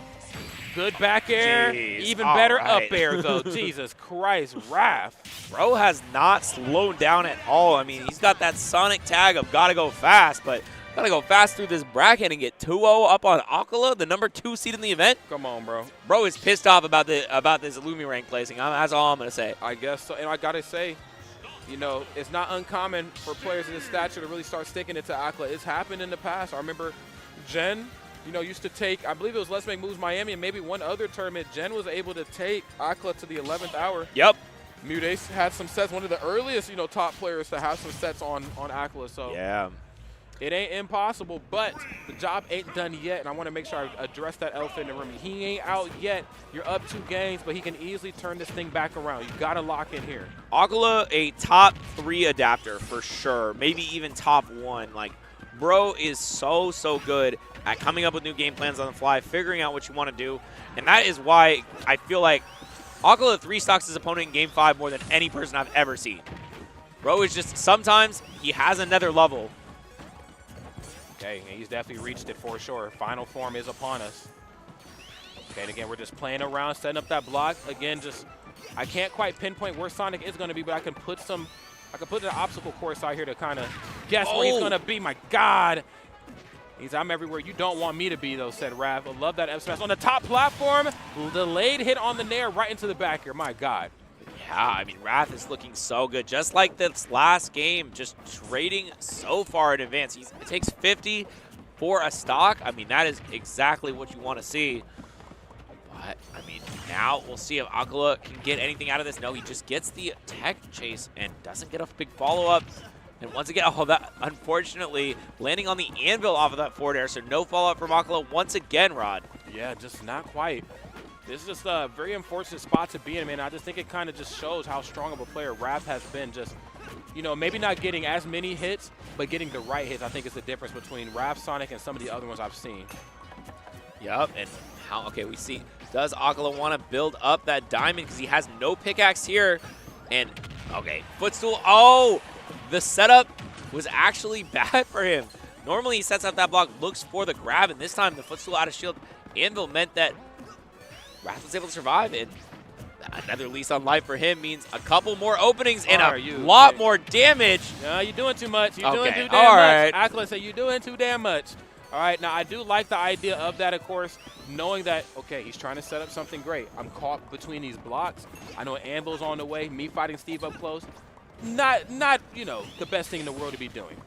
But was able still to sneak in an anvil way up there in the top blast zone. That right there on Akala's side is just great presence of mind, bro. Yeah, we've seen how many times Wrath was chasing up there, using like the double bear, trying to catch the air dodge. And sometimes you got something a little better than an air dodge you can do. Drop him out with a hitbox that kills. Yes. Now this is probably the closest the match has been in quite some time here. 66% differential, but the stocks are even. And honestly, all it takes is one opening here from Akala, you know, to really get the magic going right now. Yep, definitely looking for a grab, a jab, something like that, maybe an up tilt. But the opportunities for these things have been so small. Usually just finding tickles, usually finding singular blows from Akala. And once again, that back air extension on the minecart that we talked about earlier has been the bane of Akala's existence so many times. He's like, oh, I'll jump out of the minecart, but it still extends and it still hits him even after that. It just, Wrath is counting his punches and his swings just so well. 5 frame on the fair. He's just counting his swings so well, knowing when the perfect time is to swing, when it's also, you know, time to back off. I mean, that right there is just proven time and time again to be a little troublesome right here on Akala's side. I'm out, bro. I need to slide up out of here. Yeah, and 165%, once again extending that back air. And no punish on the landing Elytra. Always a little bit afraid of them acting instantly. Wasn't aware that time was not quite the case. Bro, am I looking at this properly? Is Wrath about the 3-0 Akala? Bro, I think he is.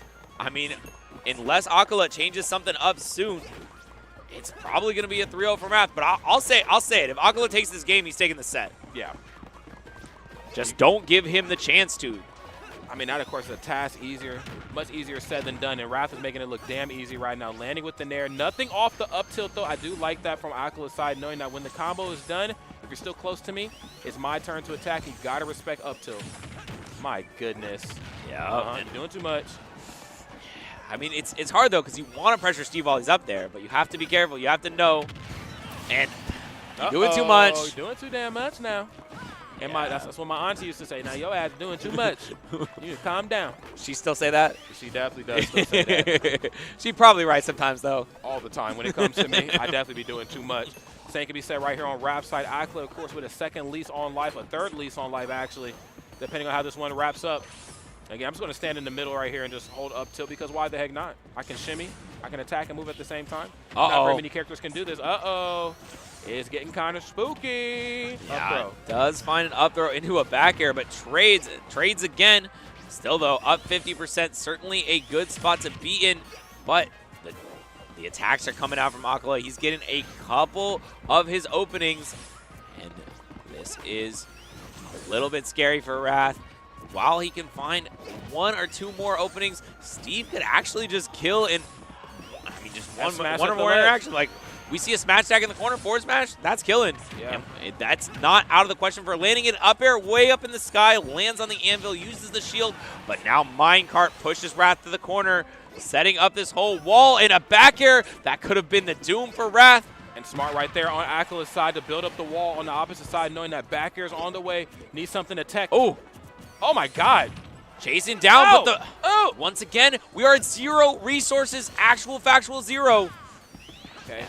Now, still though, Okay, very low on right resources. No pickaxe. No way. He's fine, He's bouncing chilling, off chilling. of the wall, but no iron, no pickaxe, Ah! just death, and that is your life. Wrath takes it 3-0 over Akala.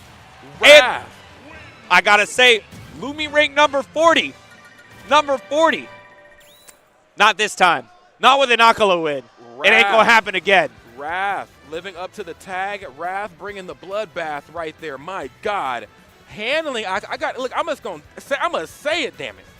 I mean, he handled my man. He handled him. Now, before we jumped onto that match, I was like, look, there's 2 characters I can give Steve some real hell in this game. Maybe you were 3. right. You were saying it. It's either Sonic or it's Cloud. Okay, I can make a strong argument for Beast Mode Paul only, but Sonic and Cloud and Sonic Wrath, what the hell? I mean, sometimes you just have a better strategy and you win.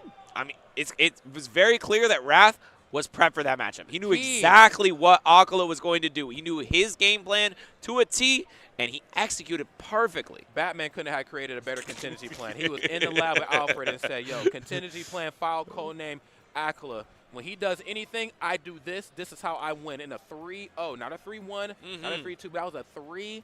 And I was for sure, like I'm sure everybody else out there in the world, we was in for a long set. This is going all 5 games. Yeah. Wow. That was a full pathing moment. If you watch Wolfie VGC, bro, he had everything. He had every path, every reaction. He knew exactly what to do.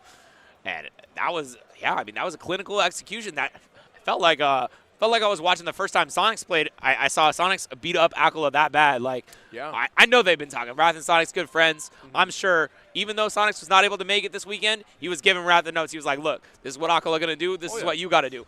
And support from the sidelines is one of the best ways to build up your friends, your teammates. You know, when you work together, you're stronger as a pair, as a group. Yeah, I mean, you certainly are, and it doesn't get much stronger than the Sonic Discord, it doesn't, for sure. So doesn't get much stronger than beating Akala, bro. I know that's right, man. That's our number 2 seed in the event. That's the number 2 seed, and Wrath made that look RIP to everybody in losers. It ain't going to be good. It ain't going to be good. I got to give it to Wrath, man. I mean, like you said, kind of had a game plan kind of coming into this and was able to just execute tenfold. Not very many players in the world can say that they've done that, let alone beaten Akala. Better, but let alone even taking a game. Yeah. I mean, the fact he was able to do it in such a 3-0 way, that was, wow, great stuff right there. Obviously, loser side of bracket just became that much more terrifying. Now we got the biggest shark, in my personal opinion, of the tournament on loser side of bracket with iClub getting ready to clean up shop. All right, cool. Well, that is going to be it for us. Thank you so much for watching. We'll be coming back momentarily with more Top 128 action, but that is going to be it for the 2 of us for now. I'm Jet. I'm Rod, man. Keep it locked right here. We'll be back with some more Smash action coming your way right after word from our sponsors.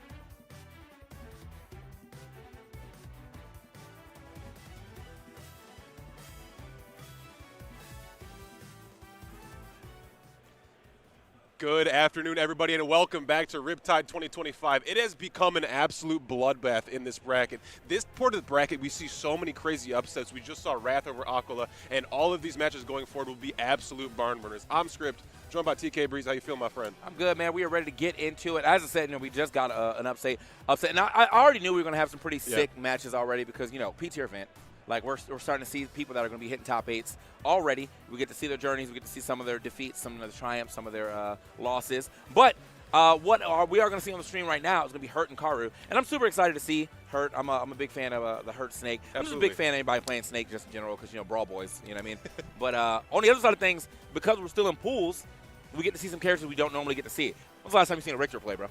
It's crazy. It'll be very fun to see, too. I'm excited to see what Hurt kind of brings to the table as well here, too. Obviously, the Snake is the mainstay, as you were saying. But this evolution of Hurt we've been seeing recently has been super sick. Obviously, the Sonic coming out at crazy. Supernova, and then a bunch of really good stuff coming out in Squad Strike with the top 8 finish in that bracket, with a litany of characters. So here we go, man. Let's see. Oh, wow. Very close to the ground back here. He said, I'm getting another hit out here. Yeah, I'm interested to see how this one plays out because, you have two, obviously, projectile-based characters. But one can scrap a little better up close, obviously. But also, it's the technology versus the non-technology. How does this work? Right, tradition versus advancement. Oh, That's going to go forward. Okay. Yeah, probably expect to see a lot of this cross coming out. But normally, sometimes in this matchup, because I play a lot of Has too, I see the cross thrown backwards as they try to establish a little pressure in front of them. So that way, the cross can come with them and they can move forward. Don't know if we're going to be seeing that anytime soon. He's been throwing a lot of forward cross so far. Yeah, that backwards line, that cross can take and go really far backwards. Oh, yeah. Too, so it's a really good catch on overextension. It's going to be a big game in the ledge trap, and you see both of these players not giving up any stage here, too, playing so safely with each other. Air dodge punish. Uh-oh. Trying to get way up there. I like the movement from Hurt to get back down to this ground, but yeah, I really feel like he's starting to get pretty walled out, but he's still got his parries on deck so far. I think that's one thing Karu is going to have to look out for, is Hurt has been very good at punishing cross throw with a dash attack. And he's got hit by like at least 6 times with that. Absolutely. The parry's been really nice. Down throw. No, not going to be a down throw. Just a forward throw setup. We have everything we need to finish this punish. Try to down air onto it, as you saw. Bro said, I've seen this before. Frostbite 19. Yeah. Not going to happen this time. No, not on the Nikita. Said, I got a little more firepower than Pikmin this time. Ooh. Up air cover just lingering under that platform here, too. Karu cannot find space to land on. And just as soon as that stock was taken, 116% already added on. This is kind of the snowball effect that Hurt can kind of run through and his stock gone in an instant. Yeah, he's kind of just, I'm looking at the player cam, and you can tell, Karu's just running straight into him. He's like, yeah, maybe not that way. You're at 118, you try to approach Snake from directly above. Come on, bro. You know what's coming. This is one of those matchups, too, where I think the first stock is so important as well, too. Once you can kind of get your game plan and dictate pace based on the percentages, based on the stocks, like, you can just run home. Dash attack not going to find its mark for maybe the first time this entire set thus far. Oh, my gosh, the grenade covered that? Oh. Wait, I thought he actually still got hit, but no, that was a long-lasting up air. Can we get a stock, though? Sets up the cross. Getting hit by it, but it might actually put him in a better spot to get back up on that stage.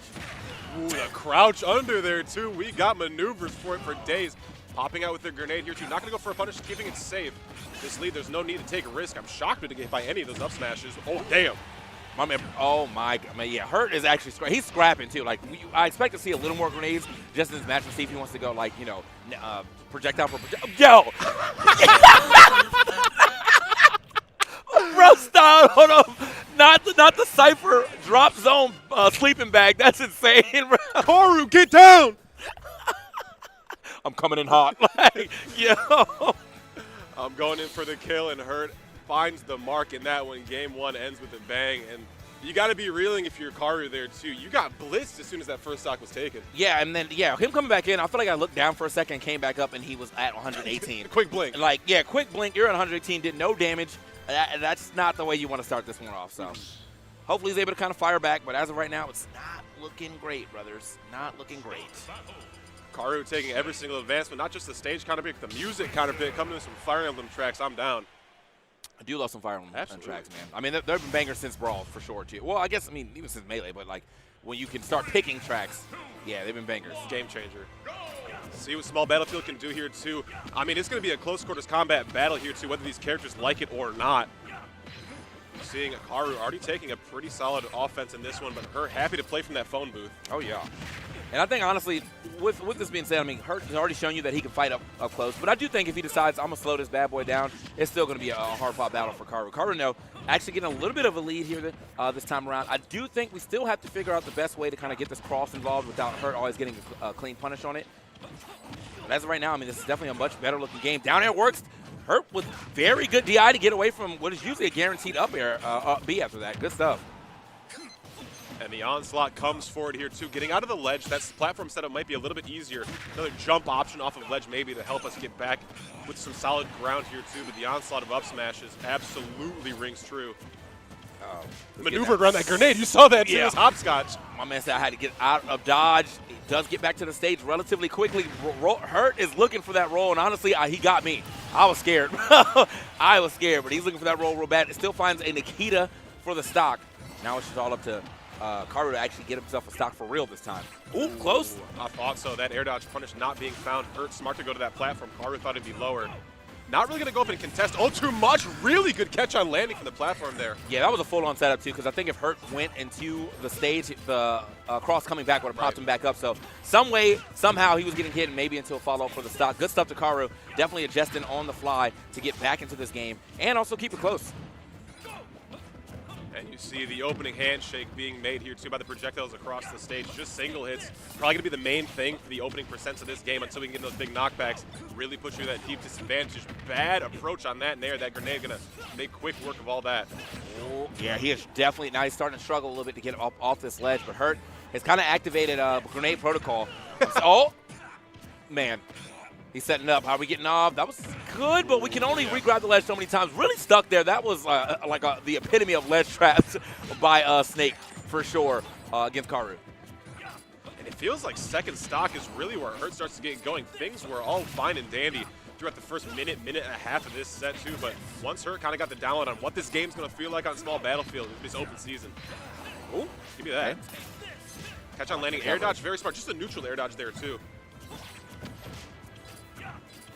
He's still looking. I think right now, though, I will say we're getting a lot more of the other options involved on this on your special moves when it comes to playing a little Richter. The crosses have not really been getting punished because I think he's been mixing in enough holy fires or holy waters and the axe. So loving that. Up and over here, too. You see Hurt covering that top platform there, too, and Karu covering that grounded place. Both of them kind of just forcing each other to stay grounded here, too. Not really many approach options to be had. Oh, man, he set that up perfectly, too. That holy water at the ledge to force you to pick an option, but he did not cover the option fast enough. But look at this. I mean, bro has really not got hit for a good minute. Ooh. And he's keeping it up. Okay, I thought I cursed him for a second. He rolled in. I was like, he about to get blown up here. Ooh, drag down, not going to land onto that platform. Down there, really good. Looking for the axe to catch a jump out. Not going to be the case. Down toss grenade. I thought up he was coming. Yeah, that would have been hot. That would have been super hot. But, like, right now, he's one away. I mean, a smash should be able to do it. Maybe if he finds a clean back air off the stage as well, too, or closer to the edge. And now we're back to it. Look at that. Initiate grenade protocol. Ooh, explosion. Going to have to get back down to ground. Not many landing options, but we will find safety. Haven't gone up to compete all too much when Hurt goes into the stratosphere with that Cypher. Man, still not. That's unfortunate. Okay, there it is. Finally find the F-tilt to do it up. 73, this is definitely doable, but you only really can, like, survive maybe, like, another 20% before the up-tilt starts to become a real factor. The thing, though, Karu's kind of proved to be able to put on the percent just as, unevenly as Hurt has been able to do onto him, too. Would not be shocked to see another 80, 90% unanswered come on, but if you had not account for that C4 there too, Hurt will punish you most definitely. Yeah, man, honestly, I forgot he put that down too. So I got hit for sure. So understandable, Karu, trying to establish a little more pressure, throwing the axe out there. Very laggy move, lands directly on top of the C4. Gets blown to smithereens, if you will. Well, good stuff. I mean, good stuff to Hurt. I mean, I think he played both styles. You know, he was getting a little CQC, but like when he had to slow it down, yeah, I'm time to throw some grenades, bro. Yeah, I love how smooth Hurt kind of is able to transfer between those two options, like playing that defensive grenade-based style and just getting there and running face on the opponent.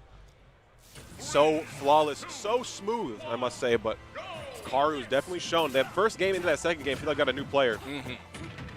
Okay, try for it twice. Neutral layer doesn't get punched the first time. He's like, I can try it again. Nah, not going to happen. 18 for 18, though, off rip. And it's weird, too. I feel like both these characters get so much off of, like, a defensive air dodge from either one of them. Who's going to make the first weight? Who's going to make that first punish? usually the one to determine. Yeah, I can see that. Okay, good up Bs. I feel like we have not seen a lot of up B out of shield, and it would be kind of nice to see a little more of that, but I guess he just really hasn't had a chance to do such. Hurt has not been dancing on his shield as much as one would think, you know? Okay. Not at all, my friend. Ledge trap, you see Hurt just standing at roll distance there, too. Not very often, as we had seen, coming in from that right side of the stage. For the most part, throughout these 2 games of this set. Oh, my gosh, what a jump call out. Oh, scooped up. Nope, not going to get scooped this time. This has been a real – the reverse, that might have helped.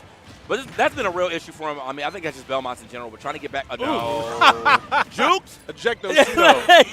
I'm out of here.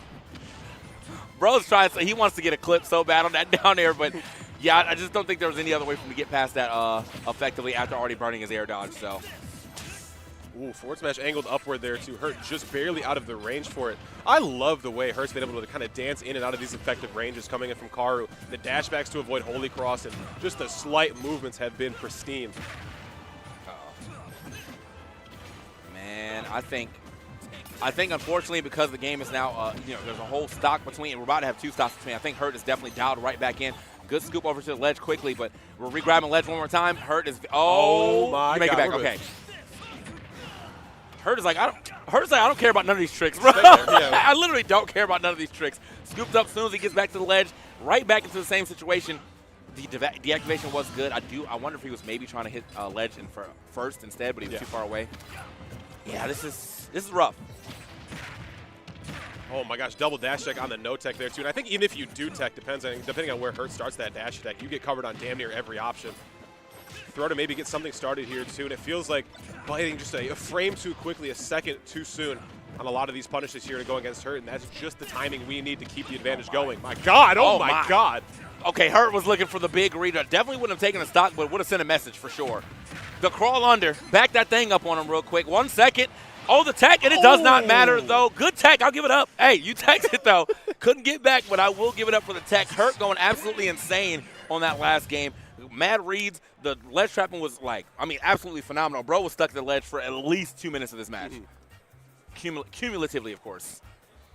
Ridiculous showing from Hurt, and it's kind of just like, for being a 3-game set and for how fast it was, I feel like you got to see a really full display of what Hurt was able to do there. You saw so much stuff in that first game, very dominant. Karu made a really good response in that game too, but then, the adaptation coming into that game 3 from Hurt, where we're just going to hold you at the ledge and kind of lock into one game plan was huge. Oh, yeah. So, I mean, hey, man, shout outs to Hurt. Obviously, best Snake doing it right now. Right. I always love seeing him get stuff done. And I really do like the fact that Hurt is just so willingly able to play like both styles. I think when he locks in on you and he knows how you interact with the grenades or he knows your patterns, that's when he starts scrapping. Yeah. He's getting in there, he's dash hacking a bunch, he's making sure he's staying close. The CQC goes crazy. But then if you start to figure that out, he's like, let me slow it down a little bit. Got a lot of grenades out there. I think it was making it hard for Karu still. Yeah. So all things considered, though, even if it was a 3-0, it was still a fun match to watch. Up next, we're keeping moving. I see Kurama sitting down. Ooh, Kurama doubles champion here at Riptide 2025. That was a ridiculous run. I don't know if you guys were tuning into that late night shift for the doubles bracket. It ended after 12 in the morning. Man. But a 9-set losers run from Luis and Kurama to take home that bracket. It was unbelievable after losing to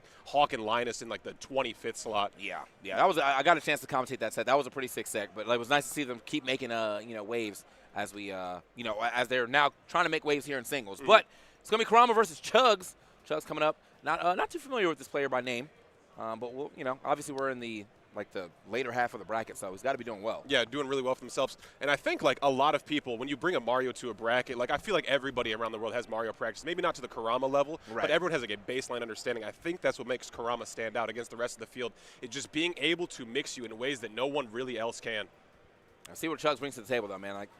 What is it? Do you feel lucky? Joker? Hero?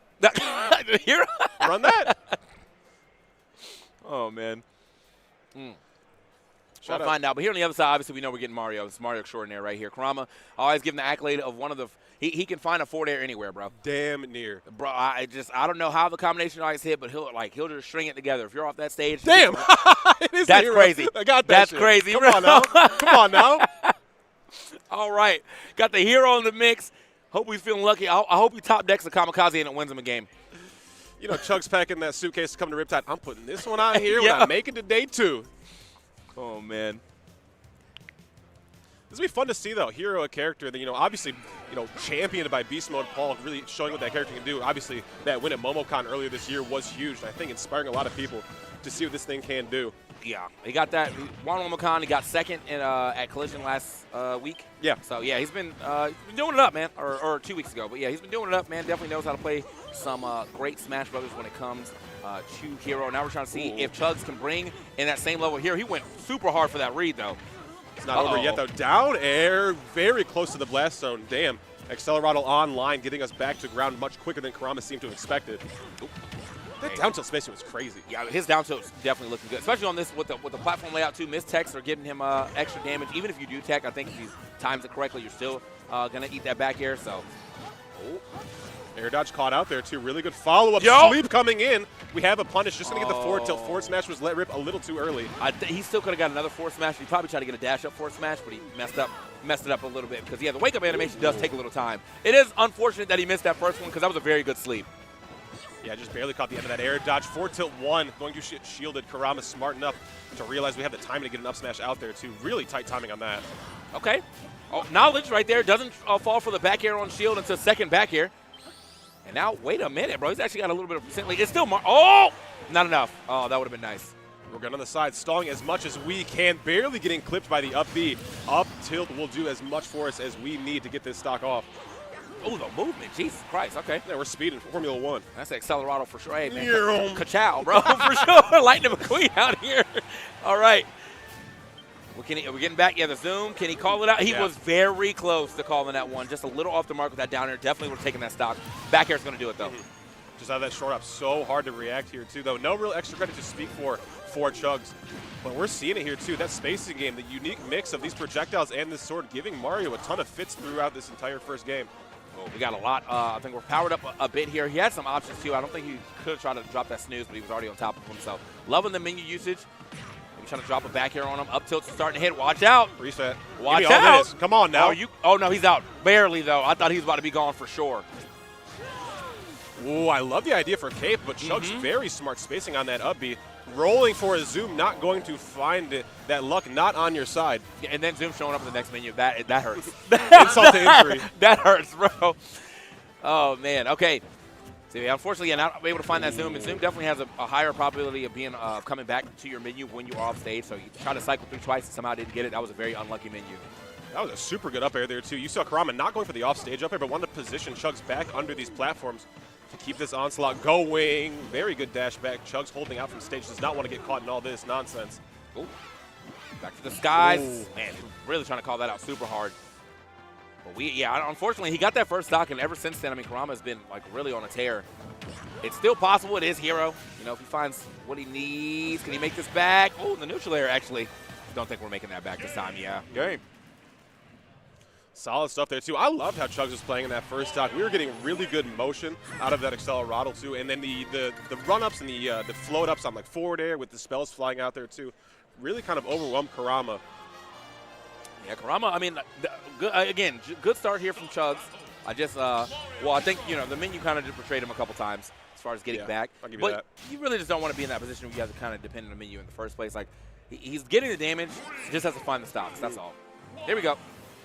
One thing I noticed from Chugs in that first game as well, too, is that, you know, Mario is huge on, like, the short-out, fast-fall, like, cross-up game, landing on the other side of your shield, finding a grab. If you can get a hero uppy out of shield, you completely negate that option, too. So one of the main Mario tools to find openings has kind of been cut off, but as I say that, we get something hard here, up tilt not going to find its mark. I'm also a little surprised he decided to bring this back to Battlefield. I mean, he didn't get laddered off the top just yet, but we're getting very close, you know? There was devilish intent there in Kurama's eyes, I must say. Oh, grab just barely missing. That was also very good, like, to know that he was going to go not for the cape, but for the up B to try to get that stage spike. So great awareness from Chugs, who still, yeah, I mean, 11%, that's really nothing to scoff at on this first stock. He's getting kind of manhandled right now. Oh, man. Called that jump back, roll back, anything back, it's done. Uppy out here, too. Gives us a slight moment to breathe, but Kurama immediately straight back on his neck. Uh-oh. Knockdown off that one. Looking for a second one. That full hop maybe gave enough time to Kurama to keep it going. Spike. Going to go for another one. Right side destruction going forward. Yeah, he blew me back in my own chair, bro. I took knockback. Yeah, I took knockback off that one, bro. I got spiked for sure. So Thwack, a whack comes. Oh no, Thwack comes out, and unfortunately, I mean, not going to be able to get that stock. But dude, it's not looking good. It's not looking good right now. One stock. Karama's finding he's finding all the Mario greatest hits. Oh no. Could this be you? Look at the air dodge. Doesn't even need it. 3 stock. Oh my God. He's like, bro, if you're not going to give me the air dodge, I'm still going to send it. I'm still going to send it, bro. Bro was asleep at the wheel, and understandably so why you won't give the air dodge up. Clearly, that's what Mario's looking for. But to not do anything even after, you got to have, where's your reaction time? You didn't see the wind up? He was like, it's fine. It's damn near like you air dodge. Yeah. Might as well click it.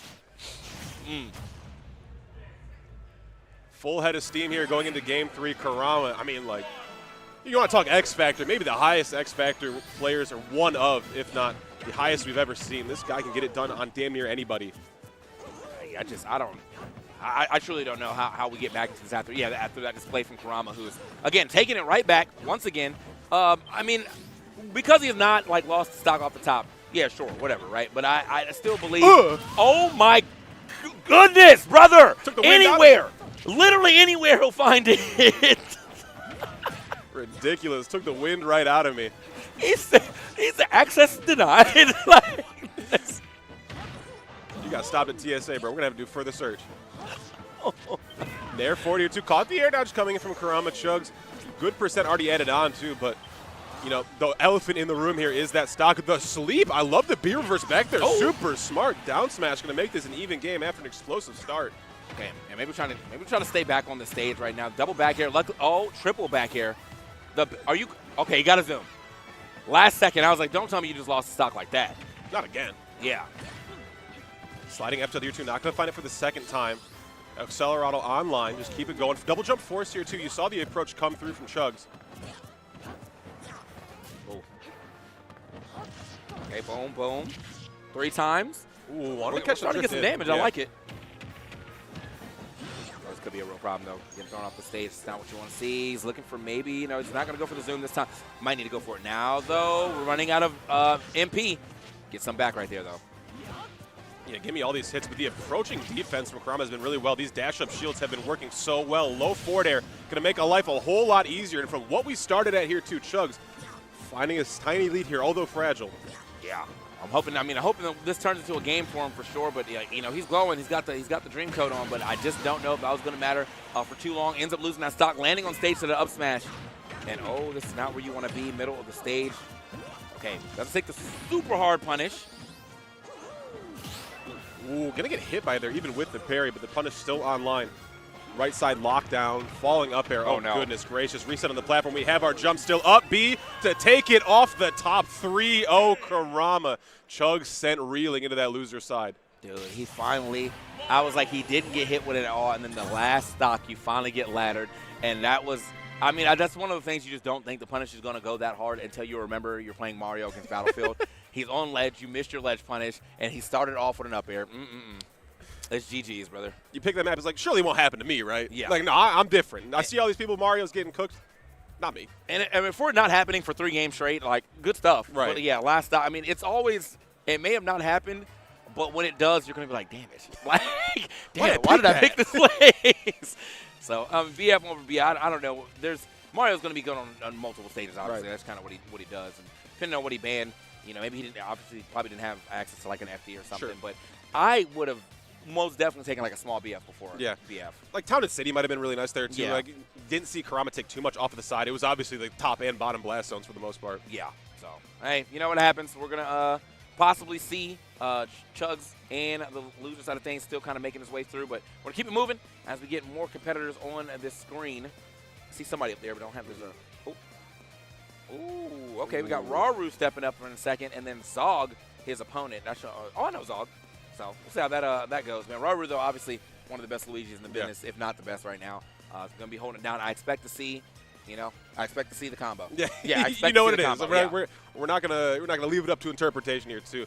What Raru's able to do with that character and kind of the combo tree we're able to run through is like unlike any other. You see a lot of other people running Luigi. You've obviously seen like people like Kiriash have really good results there too. But Karama even being a step ahead of all that just kind of speaks volumes. Yeah, bro is very good at this game. So and now he, all the Japanese players did pretty well in in Squad Strike 2. Yeah. So like you can't just be like, oh, he's a one trick. Like they actually have some other characters behind the scenes as well too. Just honestly, they're going to play whatever their best is. I know we were joking yesterday, like almost all of them now have a Game & Watch. Like that doubles team is ridiculous. What's That going on Brawler here? Game & Watch team is unbelievable. Yeah. Yeah, I mean, I don't Forget the character's about it. insane, bro. Yeah. So, but yeah, we'll see. Can't create multiple. He's already on the system. Okay. You've been on stream. You don't know that? Come on. Now, don't try the second name. It's also in there. That's What is ridiculous. going on? All right. Just keep running. I don't feel like checking the other tag. We'll be all right. He put Ru, Re, Ra, like just Every vowel. one. Yeah, one of these is gonna work. So. Doing Wordle on the character select. All right. Well, I guess you got to find the rest of his names, see if they're actually in there. I see Miya. Well, yeah, you definitely played on stream. Big time.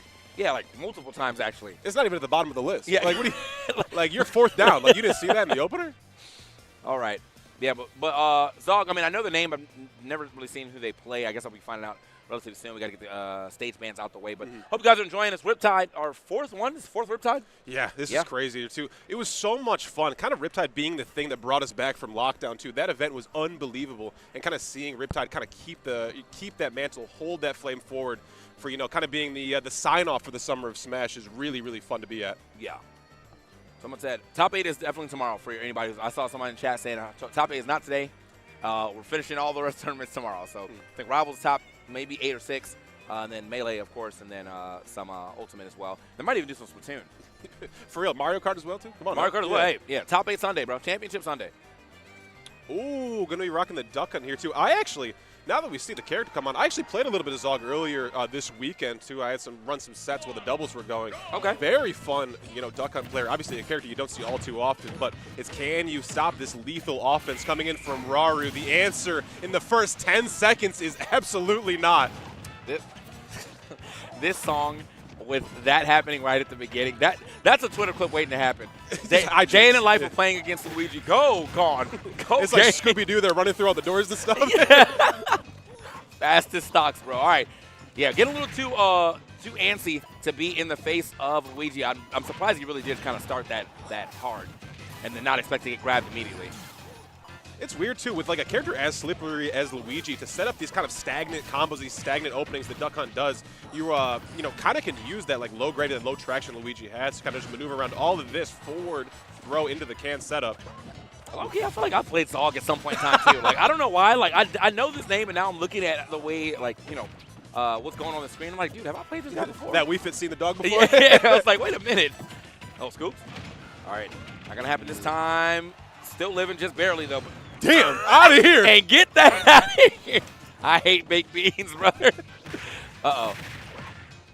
Back air just for the offstage situation. Clay Pigeon not going to give us any more. Playing pretty passive at the ledge here. Not going to get off for anything. Just going to set up the gunman, set up the can, everything. Blowing ourselves up here, too. Raru with every punish possible dash attack to take it. Okay, Zog's got the damage, but he does not have the stock yet. And obviously, he's in another position where, yeah, you want to put stuff out on the screen. You want to avoid getting grabbed here. F tilt, going to do it. All right, let's go, Zog. Yeah, that will work. And if you do take off the opening stock that had happened, Zog putting together a really good game. Damn, 62 off rip? No, I just like that. You can get real mixed by this character. Not going to be able to find anything further off of the can explosion. Just going to reset the situation. Not the right knockback we wanted. I very much like Zog going offensive off after I think the can came out because, yeah, Robert ran up, tried to get that grab, immediately ran straight to the Frisbee. Oh, no. Okay, get off me. Huge Yo, trade. everyone, he got saved. Get off my dog. Get off I love it every time. Uh-oh. Rocking a hard place here for Raru. Going to have to maneuver around this can. Really good use of the plunger. Not going to find a reset on the platform, but a re-grab, and the can coming through, able to maneuver through it even while being grabbed. Oh, no. That's it. That's straight up it. game. Yeah, you're gone. You know what, Zog? You played a hell of a second stock. I'll give it that, man. Insane second stock for sure. Unfortunately, you know what time it is. You have one win condition to avoid, and, well, you didn't get it. You played a sick 1/3 of a game. Yeah. No, 33% of the time you were crazy. absolutely cooked to get back into to even stock, but, yeah. See how this opener goes here, too, though. Raru, came out blazing. Can Zog set up the offense that we saw in that stock 2 and stock 1. Okay. All right, Zog. Yeah, not realizing, I mean, I'm not really seeing what was popping there on that first stock, but hopefully she's able to go ahead and do it up this time. As yeah, I definitely did not see, well, I definitely don't want to see another stock start off with you getting hit with a grab at 0. Ooh, throw here too. Good conversion. Not going to find it. Could have gone for a back and push back off stage, but double gone. grab situation. She's alive. As I was going to say, obviously. Yeah. Putting pedal to the metal here to Zog. Not able to find these punishes. She's definitely reaching a lot deeper than we saw in the openers of that first one. Oh, Clay Pigeon making life a lot easier. So many times we're getting completely bailed out by some of these setups we're putting out before we even get the pressure. All right, bro. I think at this current moment in time, we still potentially can get this stock gone immediately. And there it is. Yeah, the grab again. I mean, currently, obviously, you know, Raru is going to be dangerous off the grab. So I think Zog so far has been doing a good job avoiding all these grabs, but unfortunately, when she does get grabbed, it's kind of like big GGs, right? Playing from the corner. Can we make this worth?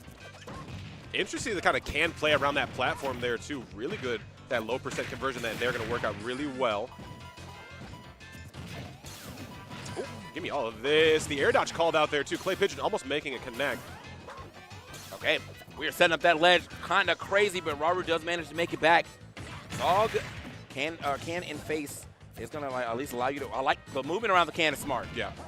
Always have that ready to go just in case you do get grabbed. Let that thing rip. And then, oh my God, can we save ourselves? Don't have to save ourselves too hard. Out smash, not going to be enough. Knockback on that was low-key crazy, though. Sub 100%, damn near killing. Ooh, the last of the Clay Pigeon. 2 count to the blast zone. Raru barely alive. The can still hesitating. Able to maneuver around all of that ledge situation to find a stock.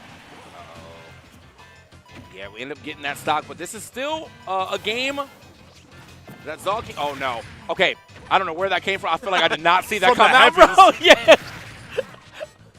A discus break. What the heck? We got the full audio of that dash tag. Nothing came out for it. Oh no. You can't. Yeah, I don't think you can get it right now. But the next grab might actually. Oh, bro, almost robbed the game. Cover this landing here too, though. Wow, what a timed shield coming in from Raru. It's all good setup. Using plunger to beat out all of that can. So many good things coming in to kind of avoid the offensive options from the ledge from Zog. Okay, that was 35. Zog now still able to potentially. I feel like this can be a come from behind win. We got a little bit of rage. Raru is getting kind of blown up by the discus or the oh no, the Clay Pigeon, if you will. That is going to be enough every time. And Raru's getting so like obvious with the grabs, but still I think Zog gets a little shook sometimes when Raru's running at her. So therefore, ends up just getting scooped up, out the shield, down throw back air. GG's.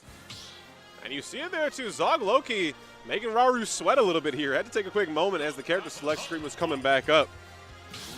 There was a couple situations, especially in that last stock. Zog had a really good lineup for, it was a Clay Pigeon punish. We dashed back, try to throw a can out there. I thought we'd go for something like an up smash or an up air. Opportunities aplenty here too. See if we can bring it home here for Zog in game 3. Yeah, I mean, as of right now, I definitely believe we can see a Zog game. The starts have to just make sure they continue. Oh, get off. Clay Pigeon from the Clay heavens. Pigeon is envy. That's like the grenade of this right now. Sarah McLaughlin commercial. That Clay Pigeon's getting. I mean, I've been getting scooped up a lot. I will say that. Zog's definitely been getting scooped up a lot. That was clean. Yeah. What a conversion. Getting scooped up a lot, but yeah, because of the Clay Pigeon always breaking and also having a can now, I mean, Raru has not been able to capitalize on every throw, which is good. At least if you're getting scooped, you're not dying per grab. Beerver's back with the gunman. We are really working, and we'll almost voluntarily give Raru stage here too, but Zog is so confident in her ability to get out of that corner. Ooh. Nice. Ooh, with grab here to Clay Pigeon. Clay Pigeon, yeah, get off me. Down tilt for the tech chase. Is it enough? Almost. Yo, Tricks, watch out. Whiffed hit on Clay Pigeon here too. Forces out the air dodge and everything. Returning forward there gives Raru a split second back on stage, but regularly scheduled programming for Zog in this game 3. Great hezzy tech though. That was just covering so much space. Oh man, the beans are flying, bro. The can is out. And I think, yeah, Raru got hit by like 7 of those. Yeah. On that stock alone. But yeah, that was a very cool, like can tech just kind of hovering in that space by Zog. Zog getting mad damage off that 32 off rip. Down smash as well, bro. Everything's hitting. Raru is getting kind of blown up right now. No, this is ridiculous here, too. We're seeing, like, Zog call out so many defensive options from Raru here, too. If it's just a neutral stance, grab, back throw, going to be a stock. This is, all right, assuming you do not get grabbed 2 times with nothing on this screen, this is all W. Ooh, great grab here, too. Throw into the can coming forward here, too. It is so close. Getting hit by just a knockback of the can, but nevertheless, downtown shot from Zog on the board here finally. That was actually cinematic duck hunt gameplay, bro. Ridiculous. That was cinematic duck hunt gameplay, man. What the heck was that? Oh, man, Zog making me a fan for sure. And I almost never get to say that about duck hunt. What's going on here? That was a really weird setup there, too. I mean, like, Zog with the presence of mind to realize Raru getting hit by, like, the gunshots on the can, not only the can, not just the can explosion, able to convert on where Raru would be on that left side of the stage there, too. Presence of mind is on 10. I want to know how that, like, the can didn't explode, though. That's what I'm saying. Yeah, because that was, I mean, like, was that something that she knew was going to happen, or was it just, I don't know, ultimate mishaps? Either way, still a very solid third game there for Zog. Now, if Zog can get into this fourth game, I mean, we might have to see a swap, honestly, from Raru, because currently he's getting danced on. A lot of these laggier options getting called out from Raru. Dash attack, punish, and these, dash-ins that were working so well on the defensive, getting blown up completely. Okay, coming out, watch out, gets with a grab. Throws the can just a little too high, though. Almost lets a drop shot on to Raru. We just get that air dodge out in time. Raru eating a lot of damage already at the very beginning. Even with the clay pigeon on the ground, still takes the shot. That's nice. And we're seeing Zog really not reach too deeply on things that we are not guaranteed to be punishing on. She is being very conservative in a lot of these approach options here, too, where Raru might throw it in a spot dodge or might throw out like a dash attack, but we are not perfectly placed. Mantito Gunman, and yet again, always breaking up, not letting these grabs really rock. That almost sniped on the way back. The reverse can. Oh, double scoops. I couldn't get too much more off that, but still, the damage starting to rack up here for Raru as well, too. God. Nice. What a snipe. Sent that can super quick. Yeah, immediate reaction there, too, calling out Raru to land under that platform. Can coverage here, too, off stage, going to make it a lot easier. Dancing completely, forced to stay in the shield. Coming out again. Yeah, watch yourself. Raru just right at the edge of potentially getting this stop. Drop. What kind of Luigi tech double down smash worked? I'll give it up. Yeah, I was like, he's kind of late on this punish, but maybe it was like, oh, I got a lot of pushback off this as well. They'll never expect the second one. Ooh, going straight through the can here, too. What can we find with the drag down? Oh, my God. Drag down, drag side with the can right there into the explosion. Hold on. Dash back, give me all the space I can. I'll give up the stage control. Knockdown on the platform there, too. That was a jab reset there after that downer had hit. Oh, yeah. Ooh. Okay, so I'll get pushed off of the stage. This might be a real problem. Scoops. Can's in the way, but it does not protect. Zog can get picked up by the down special. Doesn't lose that stock just yet. Good air dodge back. Ooh, really good double jump over there, too. Gunman covering that first line that we could have taken here, too. So Raru smart. Oh, no. Oh, no. I think you saw Zog just put their head up immediately like, you got me, bro. You got me. My fault, gang. And even with a very solid third game, Zog not able to make those same runs in the fourth. Raru taking that 1-3-1. And you saw Raru in the player cam come up, kind of like get out of the seat real quick after that one there, too. Even if it was a 3-1, Zog definitely had the Luigi sweating. Yeah. So, I mean, hey, that was a very, very good game. I mean, Absolutely. very impressive player on that Duck Hunt. Don't get to see too much of that Duck Hunt character anymore, but it was, I mean, I saw some new tricks. They're still obviously in the lab, labbing it up, so that was cool. Very cool to see. Yeah, with no one really out there like pushing the meta at the forefront there too, kind of bringing these ideas that you don't see all too often is super exciting. And Raru definitely got mixed a couple of times. Yeah. I feel like I learned some stuff on that set with the can hitting, but like not exploding and having. There was like side drags, there was drags back to the platform. There was all kind of cool stuff in that character. I think obviously Raru probably had to kind of learn a little bit about the matchup on his own too. I imagine that because Japan is like so diverse within Smash that he's probably played at least one Duck Hunt, but like to that level with those type of tricks, I don't know. It's crazy. Tough bracket nevertheless, though. This Riptide tournament has been unbelievable here, too. I'm excited as we get deeper into this block. Only, 40 minutes into it, there's going to be so many greater matches to see who can qualify for that day 3 slot going into top 24 tomorrow. And speaking of these great matches, we got Hurt coming up against Vendetta. Vendetta, I did talk. Well, I talked to some of his friends, and Vendetta actually did practice specifically for this matchup. This is the person that they were looking to try to get their W on. But I mean, Hurt's hurt. You can practice as much as you want. You still got to come through with the day one A1 type of gameplay. That's the best snake out here, bro. You know, it's crazy. Yeah, I definitely saw Vendetta warming up with Apollo Kage yesterday too, and obviously Apollo Kage, maybe one of the best like thinkers about the game here too. So if there's anybody in kind of a character specialty kind of way you want to work with going into Hurt, definitely going to be that. But again, as you said, completely different beast here too. And again, Vendetta probably won't see the Sonic be pulled out here too. Vendetta got way too much experience against that character. Oh yeah, no, not at all. I mean, that's if you live in GA, you definitely have Sonic. You got it wrapped Sonic, up then. Falcon, and Shotos. Like you got to know those Roy. matchups for sure. Roy, yep, for sure. But yeah, you got Vendetta stepping up to the stage. I haven't seen too much Vendetta lately, only because I really haven't like in the south east area, right. like as far as like being able to commentate or like watch matches and stuff. But I'm sure he's out here still practicing, still playing the game. Always good to see him out here. And then Hurt, I think I saw Naru on the stage, so we're kind of waiting for her to deliver man back. So welcome back, though. You guys are still watching Riptide here at the at Sandusky, Ohio. Big fun time that we've all been having here at the water park Athens block. I'm probably gonna go hop back in the pool. Who knows? And then yeah, chat. How you guys doing? We got a little time to hang out with y'all. Any calls you want to make for this tournament? Anybody think you can outperform their seed? Anyone you think might be making a run tomorrow? Any names you're kind of feeling right now? No, I mean, because like I feel like in my head, Japanese is going to be like 5 of 8. Sure. When it comes to the top 8, we don't have Spargo here, and he's usually like the main Japanese defender. I would like to see Light do well, but you know that's kind of I don't know where he's at right now. In this day and age, in this day economy, and age, I don't know. So Vendetta can do it. Who does Vendetta play again? He plays Ken. So yeah, we've seen some Ken masters here, maybe a little Ryu. I'm not sure. Usually they play a little both.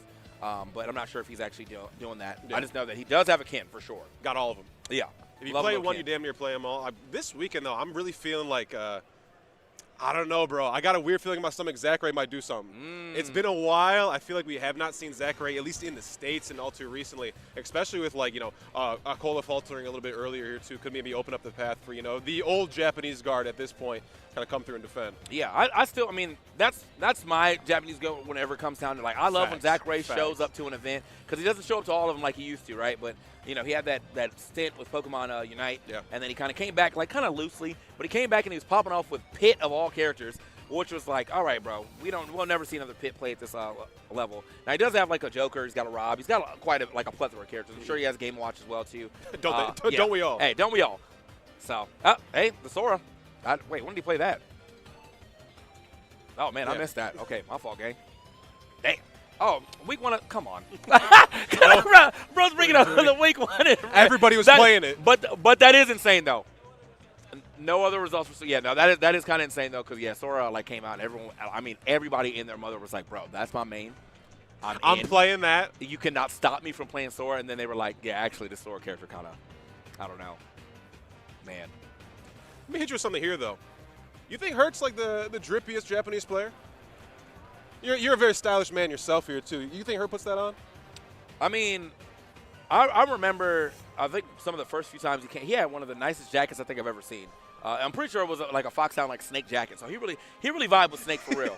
I put it up there. He's up there. I know Gact is pretty up there as well. Right. I haven't seen him as much lately, but yeah, he usually has some nice drip as well too. But in this venue for who's here, it's probably Hurt. Yeah. It's probably Hurt. And shoot, I mean, Vendetta makes a run of this tournament here too. Might bust out the fit. Vendetta been known to put that thing on. Hey, man. I know exactly what fit you're talking about, which is crazy. But, yeah, we'll see what he does. As we've been telling y'all, yeah, he has been not the Incineroar. That's not what he's been practicing. But that would be cool. Fighter. That would be cool, though. He's been practicing. I'm sure he's probably, I don't know how close the Ken or the Shadow players are when it comes to, like, all the Steve players practice, like, together, right? I wonder if, like, the Ken players also like, trade tech, like, does he talk to Jazzo all the time and stuff? We'll see, though, as we get into it. I can see Hazmat facilitating that, getting the group chat together. Oh, yeah.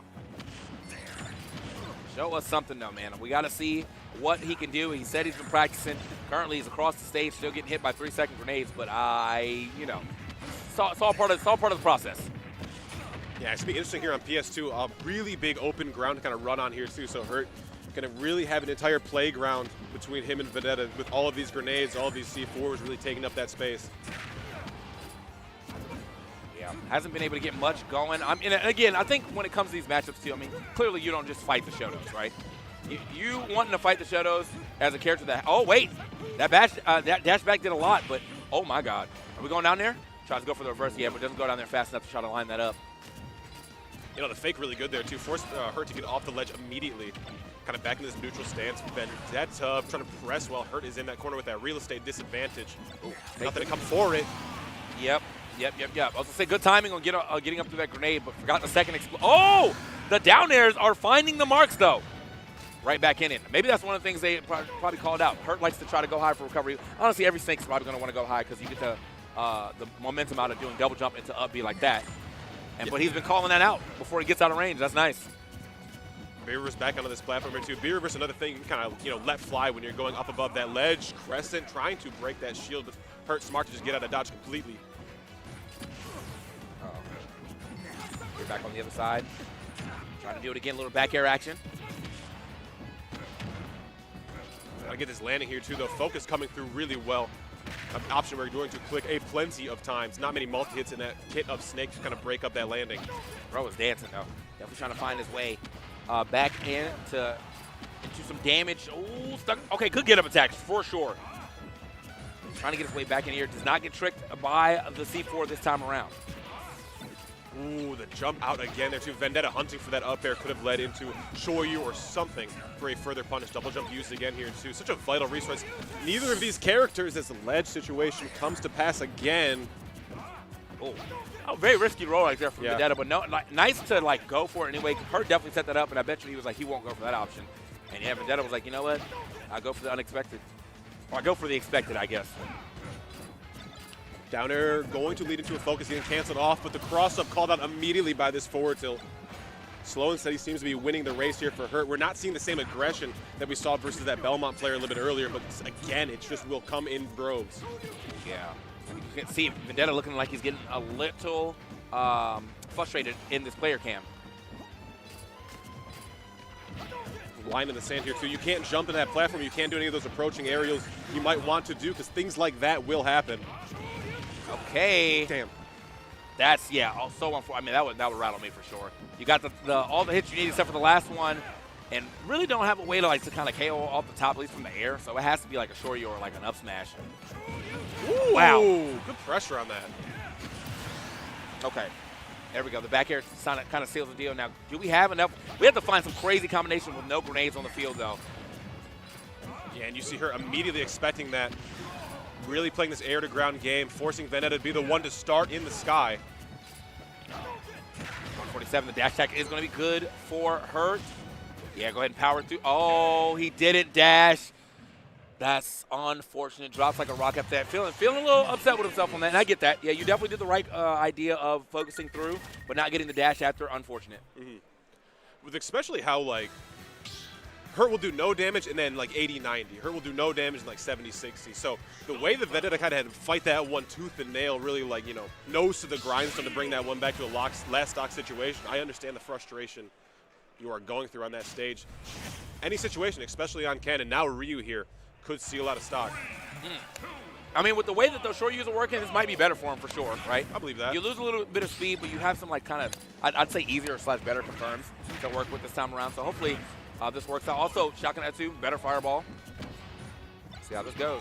Yeah, I'll give you that. Shotgun Etsu was really, really good, and we saw a lot of stuff coming up from Ken using that projectile to block the grenades on the approach. Double jump not caught. Yeah, a little late on it. I think he could actually just guarantee that to a back air, but he was trying to read the next option. 79 now on to Vendetta on the Ryu. See chat also saying he's starting to tilt a little bit. Hopefully that doesn't help, doesn't affect him too much. It's one of the matchups you definitely don't want to tilt in. You start tilting, you start running into more grenades, now you're tilting even harder. That's not how you want to get out of this bracket. Yeah, I know. Again, Snake can get out of hand so quickly here too. Vendetta.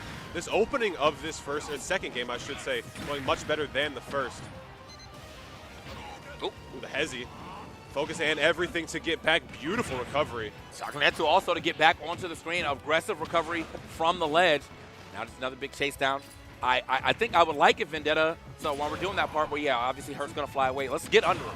You know what I mean? Don't just give him the stage for free. Vendetta's kind of just chilling out. Now you can see in the player cam, every death is definitely rattling the mental. Across the stage here too. Hurt with this lead obviously does not want to approach unless the opportunity is just perfect. You see all of this extra chip damage, does not matter what it is. Vendetta seems to be taking it. The fake dash ups here too coming in from Hurt, like kind of running up to the grenade, baiting Vendetta, wanting Vendetta to push a button going forward there too, and then Hurt dashing away just before it explodes here too. Vendetta still staying very presently minded and not letting that tilt get to him. Yeah, man, I don't know, man. I couldn't imagine him not being able to at least get back into this. Like we already have the percentage, right? But it's just like after you get the stock, you got to really be able to like sit, breathe. There it is, up air. Okay, we got to lock in right here. This is where you definitely can get back in the game. Vendetta getting that stock. I mean, yeah, any port in a storm, it is like, a bad day's work when you have an up air killing, but we will have to take it here too. Just get us onto that next stock, see what we can do here. Ooh, the good coverage there too. Caught the air dodge coming in from Hurt on that landing on the left side. Stomped on. Here to the other side. Ooh, good air dodge there too. Not that off the top, crazy. I don't know if like Vendetta's doing that on purpose. Like if he was like maybe I'll catch him running in, but yeah, I mean these messed up focus attacks definitely kind of starting to do a little issue or be a little bit of an issue for him. Luckily did survive that up tilt as you said, but can't do it again for sure. All things considered there too, though, the damage coming on consistently for Hurt. Vendetta still very much in this game. All of this rage could be the difference. Shoryu off of down air. And even with the explosion being taken in the aftermath, Vendetta finding a small lead for a moment. The last stock here in the game, too, on either player. I think it's one of those situations, too. So think about, like, I'm talking about how, like, tilt sucks. But sometimes you do play with just, like, the correct amount of maul. Just enough to be like, I'm sick of my opponent. I got to beat him down. But, like, not enough to start recklessly running into things. And maybe Vendetta has locked into that part of the tilt. But we'll see. Got a little, well, the smallest of leads here. That's immediately sapped away. Double dash attack off the stage. Not where you want to be. Good air dodge through, though. Yeah, these air dodges in the corner have been really good from Vendetta. Not putting yourself out there with a Shoryu that can possibly be interrupted with, the litany of projectiles. Up and over here, too, though. Smart to go back into the grenade, realizing it wouldn't explode in time. But, again, off this ledge is the first priority. And how are we getting back? We do get back on the stage, but lands on the stage. And every time getting hit out right on the dome. So I think it's just run that back real quick. But, man, Hurt, definitely gonna close these games out pretty handily. But I will say Vendetta has at least been able to keep it even on these stocks. That was a good swap to the Ryu. Yeah, I agree. The projectile timings and the projectile speeds really came through in the opening parts of that game, and then able to find some really solid conversions to bring that, again, to at least a conversation. And I think Vendetta agrees, staying on the Ryu here.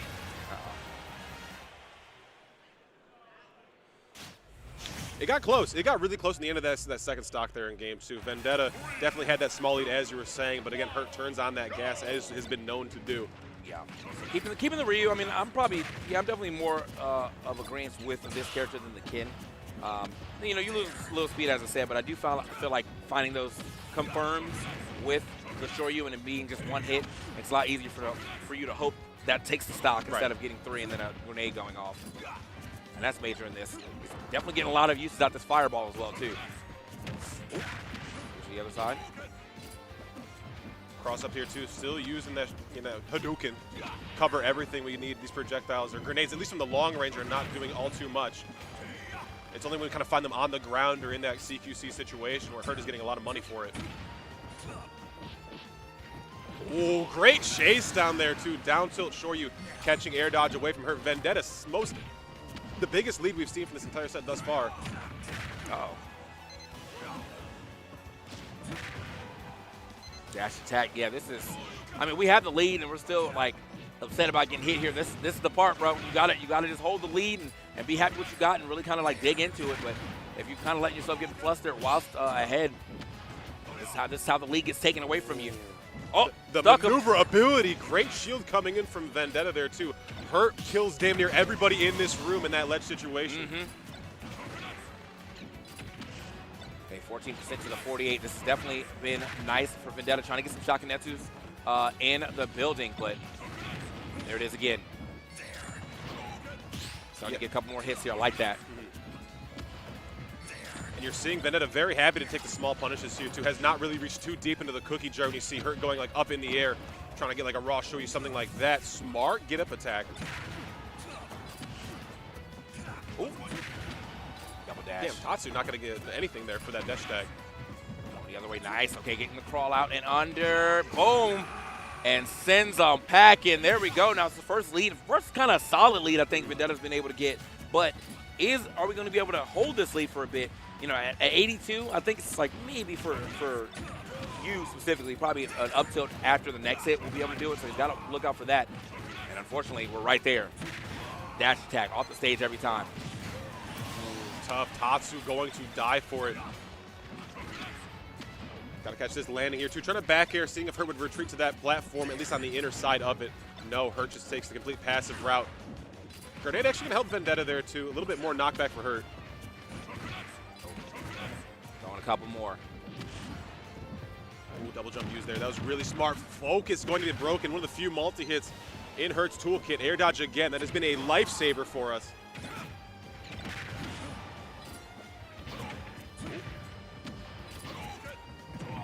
Okay. Good cancel there on that down smash. Trying to get something going there with that Hadouken. Yeah, I feel like the game has definitely full-on escaped them. Yeah, we almost had a game for Vendetta, but not going to happen this time around. Put into one of the worst positions, being off the stage, forced to use your Tatsu to get closer, and the Nikita's already coming at you. Yeah, it's crazy. I feel like every single game we saw Vendetta just get a little bit closer, being able to take that one home. Obviously, that third game, the best display that we saw from the Ryu, but again, Hurt just kind of, you know, a different level. Yeah, I will say, man, one of the things I saw about Vendetta, like when it came to this whole match, if there's one move he hates getting hit by, it was dash attack. Every dash attack was, Come on now. oh, another one? That's great. And he was getting hit by some dash attacks. So there was a lot of dash attack.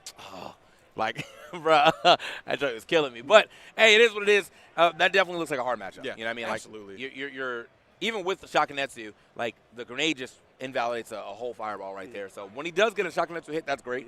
But, you know, as long as grenade is in travel path, unfortunate. Yeah, I was thinking like maybe Tatsu in neutral would be a really good way to kind of break up that zone that Hurt sets up there too. But dash tech was just beating through all of that as well too. So, you know, you were talking about like that kind of sacrifice in speed versus Ken and Ryu. Like I think like staying, the difference isn't as big where it would make that much of a difference. You're not going from like, you know, Sonic to Ganondorf at that point. Right. So I think the idea of just being able to put out those bigger hits and that point about like just being the single hit Shoryu versus the multi hit was actually really, really smart. Oh, yeah. So we'll have to see what we get after this break. We are going to cut to a small break. Just a quick one, though. We just got to run a couple ads, and we'll be back with a little more of the Riptide action. So do not go anywhere. We got more stuff right after this.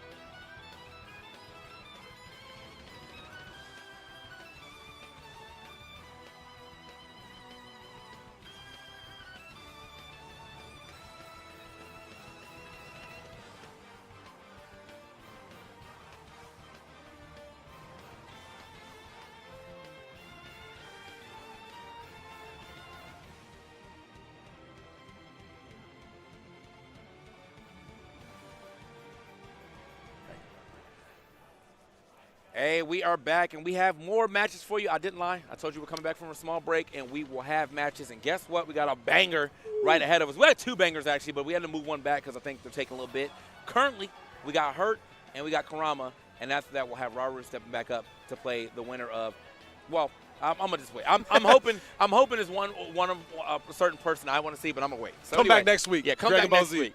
But yeah, Hurt and Kurama gonna be playing up. This should be a good one. I'm TK Breezy, joined again with my man Script. What's up, baby? Yes, sir. How you feeling? How you feeling? I'm great, my friend. This bracket has been an absolute bloodbath, and I'm here for it. Nothing I like more to see than these great matches. When you get to a tournament like Riptide, these P-tier events, matches like this in top 32 winner side could be winners finals, winner semis of damn near any other event, but it's just different here at the Kalahari.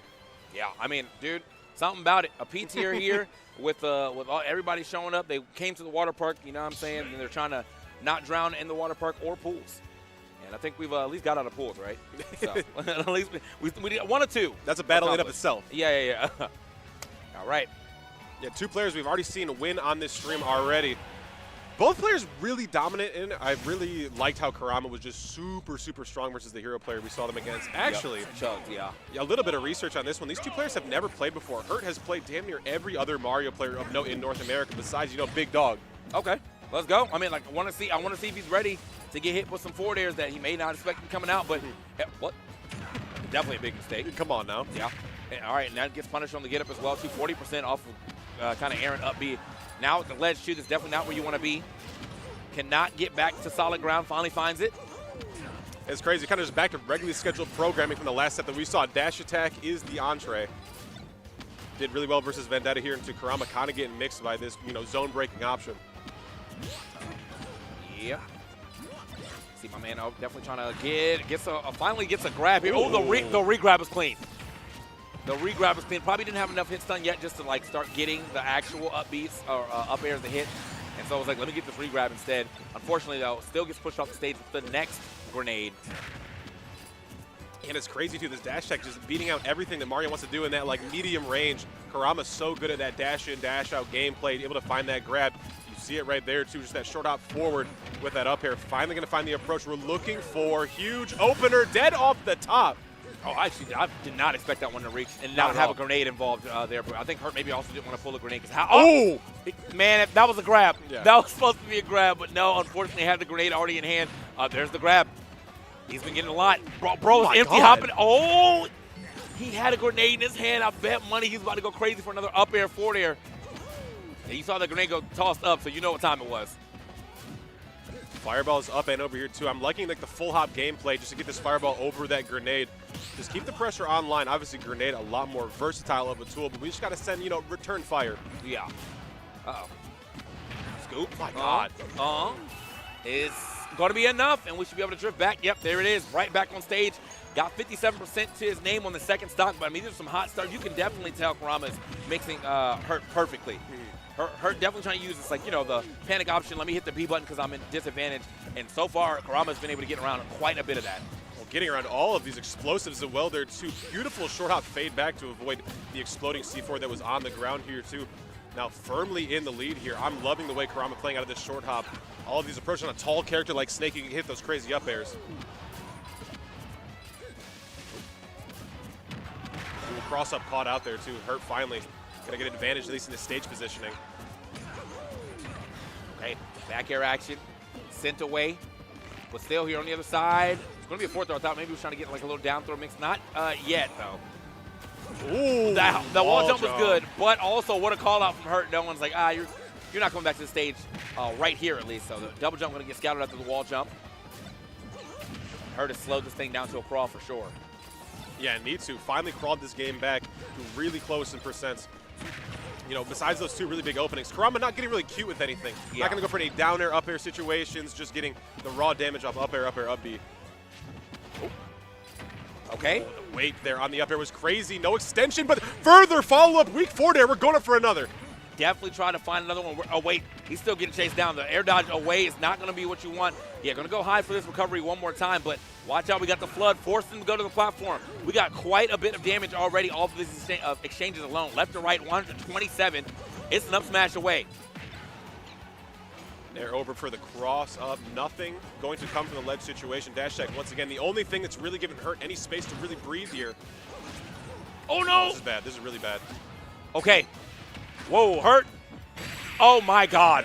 Bro could have done that a while ago. And he's like, let me send. I know you won't hit a get-up attack. I know you won't hit a get-up attack. Huge knockdown situation. Yeah, I mean, the confidence just kind of run at Hurt with that, and realizing the roll away will probably be the panic option, too. That's just 10,000 hours on the character coming to display. Yep. Good stuff to Kurama. Able to take that one. The game was starting to kind of escape him for a quick second, but he was able to bring it back in the last second to make sure he was able to find what I was expecting to see, you know, in up smash. We already lost all the windows of going for up air, up Bs and stuff, but the up smash is always deadly when it comes down to like a 130% on anybody in this game. Small battlefield venue. I mean, these platforms were doing so much for Kurama. This biplat setup going to be really good here, too. And you see Hurt really turtling up in the early goings of this one, not taking anything too crazy. Dash attack being punished. Huge opener. Bro almost got the second grenade involved there as well, too, with the toss up. Would have got even more damage off that. But, yeah, Kurama definitely perfectly playing around, not just kind of falling into random grenade damage here. Oh, trying to get another F-tilt. A little tech chase situation. Ooh, really big grenade explosion, just kissing that top blast, so Kurama barely alive for it. I feel like the APM for Hurt has really gone up here, too. We are putting much more things on the field than we were in that game one. Okay, shrinking this time, not going high twice. Oh, yeah, that was scary. When we get back to the stage, weak dash attack going to push him over. That's going to be at least better than a strong dash attack, so give him a chance to play a little more game. Wait a minute. Man, almost found another forward air from anywhere, I tell you. Oh, fainting high there, too. Going to go up with the up B. Forward tilt will clear it out. Kurama reaching a little too far. Hunting still, though. Even with the invincibility, we want to get up there. That's why Hurt is reaching to that top blast zone. Avoid all that. Movement. All right. Bro is just trying to get back. Oh, watch yourself. Bro's trying to get back into this match right now, but currently, yeah, Hurt's kind of going left and right with it. Definitely not trying to stay too close to Kurama. He's going to be searching for either a grab, maybe at this point, you know, a jump in neutral air, maybe that up smash in a quick second, but he's taking so much damage. Just trying to find a way in. So much respect being given to Kurama in that ledge by Hurt. You saw just the grenade placements and everything. Down air will cover. No down air coming in from Hurt to try to prevent that from happening. Good call. Oh, okay. See that double jump. Good call. And I like the way that Hurt's covering a lot of options as well, too. Kind of maneuvers that around to not let it get caked this time. Sprays away. Okay. Yeah, get back. Ooh, cross up there, too. I love just the slow fall and the full hop. Kurama managing this space beautifully. Got to get off this platform with the grenade help. Yeah, I like Kurama not overextending there. He saw that grenade. He saw how Hurt definitely wanted to mess. Oh, unfortunately, yeah, kind of everybody gets caught by one. Yeah. You got to get caught by one. Ooh, big landing there, too. Grenade explosion going to make Hurt's life a little bit easier. Still going to take damage, but no opener for Kurama, and that's a win in my book. Yeah, for sure. Yeah, the grenades are getting way involved now from Hurt. Yeah, every opportunity we can to pull one. Extra percent we put on ourselves be damned. The defense budget is going crazy right now for Hurt for sure. Like, that's what I'm seeing. But unfortunately, or fortunately for him, it has definitely kept Kurama at bay. Kurama's kind of had to play at this range for a good majority of the set. And Hurt has been playing up above and under those platforms quite well. Caught him again. Another C4. Grenade. Yeah, he's shaking his head now. He's getting a little flustered by how many grenades he's been getting hit by. In that first game, Kurama is doing so well to use Flood to push back grenades here, too, which is how many that Hurt is putting out. It's so hard to push forward. What? I mean, very, very good to go to the ledge, though, instead of, like, landing on that platform. I think Hurt could have got down there and got an up tilt in time. So, the ideal, anybody else, though, that was a very good idea from Kurama to try to go for that up B and, like, intercept as you're coming back down. But luckily, you know, the Cypher shield allows you to eat those hits and not lose that stock just yet. And immediately to the skies here, too. Hurt happy to just go to the ledge, or go to the platform instead of the ledge, I should say. Yeah, the Kurama down tilt, especially these percents with their invincibility wearing off so fast, Kurama down tilt back air is all but guaranteed. Oh, okay, speaking of, there it is. That dash attack's going to do it. Oh, just a little too close. He must have curved that back at the last second. It's going to be untackable, too. Bounced off of that stage into the blast zone. Hurt looking good in that second one. Definitely slowed this one down to crawl. I think the stage helped him a lot too. I think anytime you get one of those stages like that, it's just you get to play house wherever. You kind of confine them to the middle, or you confine them to the other side of the platform, and they're kind of just forced to fight you like that. Yeah, going to make Kurama's decision-making a lot quicker in those closer area situations. We're a place where Kurama usually exceeds. But when you get overwhelmed by all the options, no matter how strong yours are as Kurama, when you're just getting hit with the quantity that Hurt is, it's really hard to keep track. Yeah. Game 3 here for a swing game. Win this one. You have counter pick advantage in Game 5 if we go that far. Hey. Ooh, yeah, landing right onto that C4 there too. Hurt had that placed a while ago. I love the stop there by Hurt, just to wait to see what the tech option See where was. it goes. Yeah. Man, what a start! What a start right here for Hurt for sure. And that's not even like a crazy start like he was camping out. Like he actually got pretty aggressive. That was a 30-second stock really. Setting up house, as you were saying here too. Playing with it. Happy to just keep Kurama in the corner. Happy to just keep everything held down. Up B will come true once again. Game 1 form for Kurama returning. Yeah. About to show my old head here. So like normally back in the day, like when I would see MVD play it like a lot, he would kind of just go back and forth between the two platforms, right? And like just dropping stuff, but he always like jumped to the other side with another grenade. Hurt stayed on one platform that time. You know, might have to go back and forth with it, keep making Kurama chase you. Kurama just waited out for everything to be off that platform and found his opportunity to get in there. Yeah, it's scary too. Finally going to catch Kurama on a landing. Oh, the small jump here too. A ton of wall jumps coming out from Kurama in this ledge situation. Hurt's covered it damn near every time. Oh, wow, really big miss here for Hurt. Going to give up all of this stage. Down air coverage, no. That grenade pull forced everything out of Kurama's hand. Oh, I thought the runoff up air was coming. It felt like it, yeah. I mean, he kept him in the air for quite some time. Wow, okay. Fake grenade, really? Definitely caught him right as he was maybe looking to try to keep the grenade back and then run up till it's going to deal it up for him. We could have potentially found an up air, but the grenade's going to break that up, break up the madness. Find his way around. Well, great spacing around that grenade. Oh, wait a minute. Gets a little too far away. Great DI there from Hurt. Oh, run up there too. No line in the sand drawn by a grenade on the ground. That's Kurama getting the signal to do whatever we may need. Oh my gosh, Cypher going to do so much for us. That little hit on Cypher when your opponent's recovering gives you just the slightest bit of time to maneuver around. It does so much. Sent it. Bro just said, do not roll this way. I feel like you don't get to see a lot of like front head smash or front head smash or up smash from Mario, but this time it worked out. He's like, yeah, you're already over here. I need to turn this thing around. Had to do a little dash for it as well too. So Hurt now does have a little lead, something that can be. We're at that area where the game can get stolen from him though. Ooh, that was a scary situation. Kurama opting for the defensive option. Could have gone for a grab on Hurt's shield. Ooh. Dash attack here though. Yeah, send this one out here. The hesitation going to be enough with the run up grab. Oh, down throw here too. What an air dodge away. Oh my God. Okay. I was for sure he was about to steal that one away, but because they started so close to the edge, Hurt was able to get way far away with that DI. But what an air dodge to get through to even set up that situation.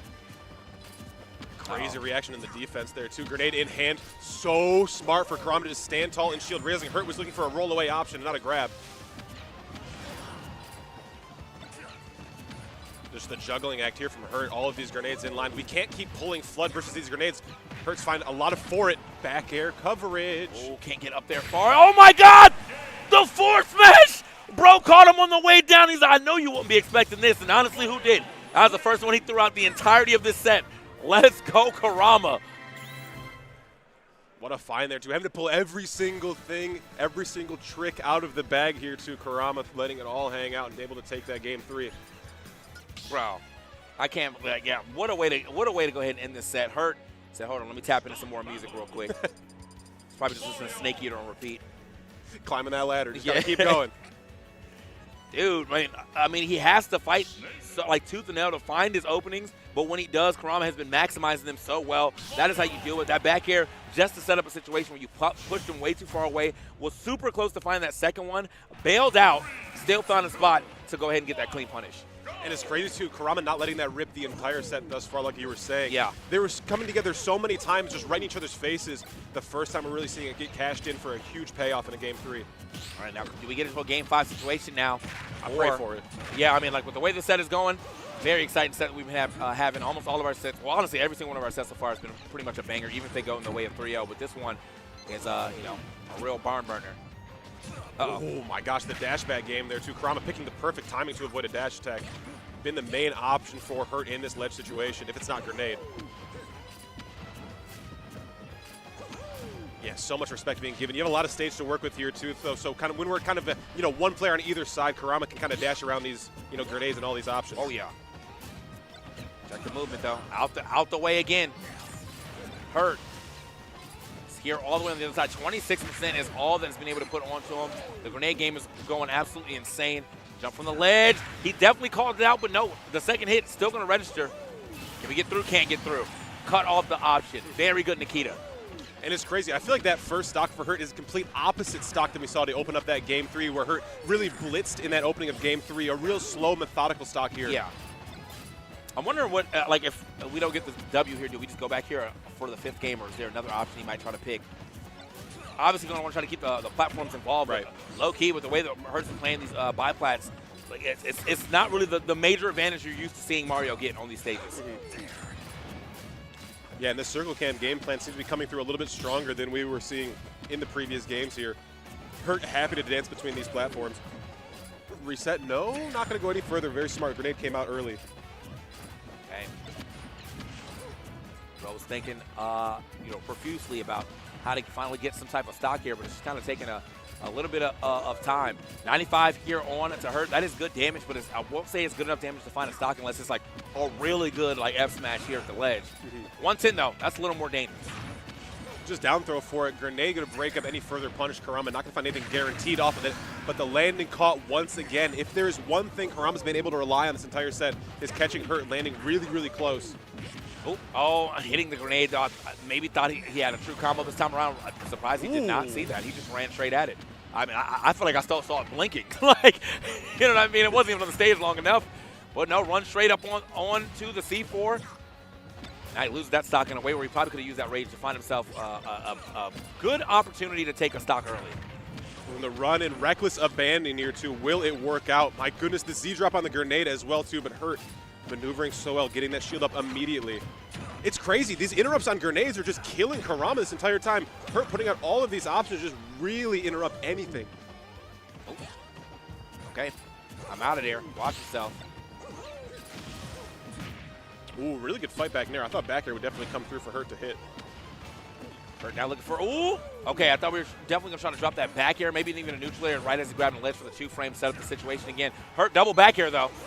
Take that back. It doesn't work. Come on now. Fake. Off ledge, the very late jump from the corner off that wall is not going to come in. Kurama's gotten punished for that a ton. Yeah, I think so far he's got one to work of doing the wall jump. But that time he dropped pretty low, so he had a double jump into the wall jump. And right. Yeah, that was like, I guess, a little more easily scouted by Hurt to get that punish that he was looking for. PS2 will be our stage. I know we were wondering here too. Kind of seems like, Hurt seems to have the advantage for the most part, but when the stars align for Kurama, anything can happen. But just, will it be the case here in Game 5? First Game 5 of this block together, and man, I wouldn't wish it on any other set. This is awesome. Yeah, no, this one has been, all over the place as far as the momentum. It's still been primarily the same thing where Hurt is going to pretty much set the pace of the match. But when Kurama can find his opening, he definitely kind of brings a lot to the table, a lot of damage over to and pressure over to Hurt. Hurt, meanwhile, though, is now out of nowhere will just kind of pop off and go see. I thought he wasn't going to make that for a second. Go CQC, 82% already, and he's still racking it up.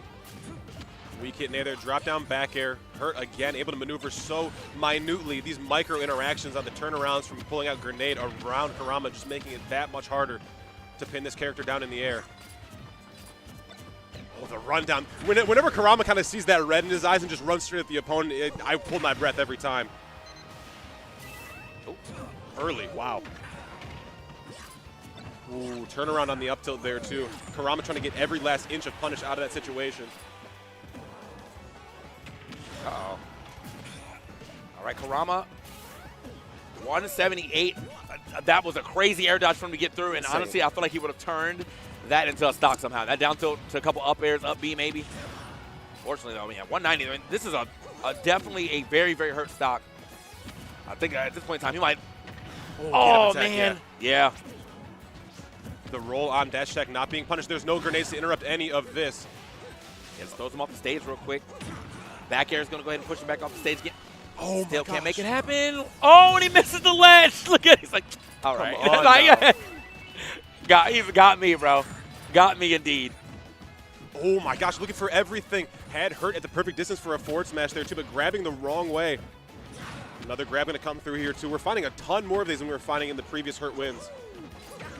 Oh my gosh, just the opening hit. Again, Hurt getting hit by everything besides the finishing blow. There we go. Up air going to take it off the top. One of those moves in Mario's kit where it will kill, but it feels really bad when it does because there's so many other options that could have done it earlier. Absolutely, yeah. I mean, it's nice that it will, but you should have been able to get that a good, like, 60% before that. Honestly, I'm probably being generous. Maybe like a good 80% before that. But Hurt, does lose that stock. We're keeping it pretty even. Last game here between our competitors. Oh, I think he was going to go for the grab, but unfortunately, I think a grenade in the hand. Hurt getting that up tilt. 98% now. Hurt controlling the ground, worked out, run straight up under him. Guess he was not expecting burst option up tilt off of that. Out of the Cypher here too, the chase down. Not going to come. Kurama's smart to not dash forward with that platform being littered with C4. Oh, the interruption. Not going to find any further punish. A lot of times you can find, like, if you have Snake at the higher percent than the opponent, and you can get a further juggle off of like a aerial grenade explosion, but Kurama not really reaching for that because, it could probably just lead to another grenade. Yeah. Oh, the drop on the grenade there too. The hit knocked it out of his hand, making it a little bit easier to get a punish. Bro is kind of big, moving right now. Oh, that would have been a big call out. Back air is going to find out or find a spot as well too. He kind of needed that to get back into this game. Seeing that almost every time Hurt gets a hit, I feel like he gets at least 30 off the exchange. Right. And forced to just stay at bay here too. Kurama, if you want to get a punish, you are going to have to eat so much damage and really throw yourself at this opponent.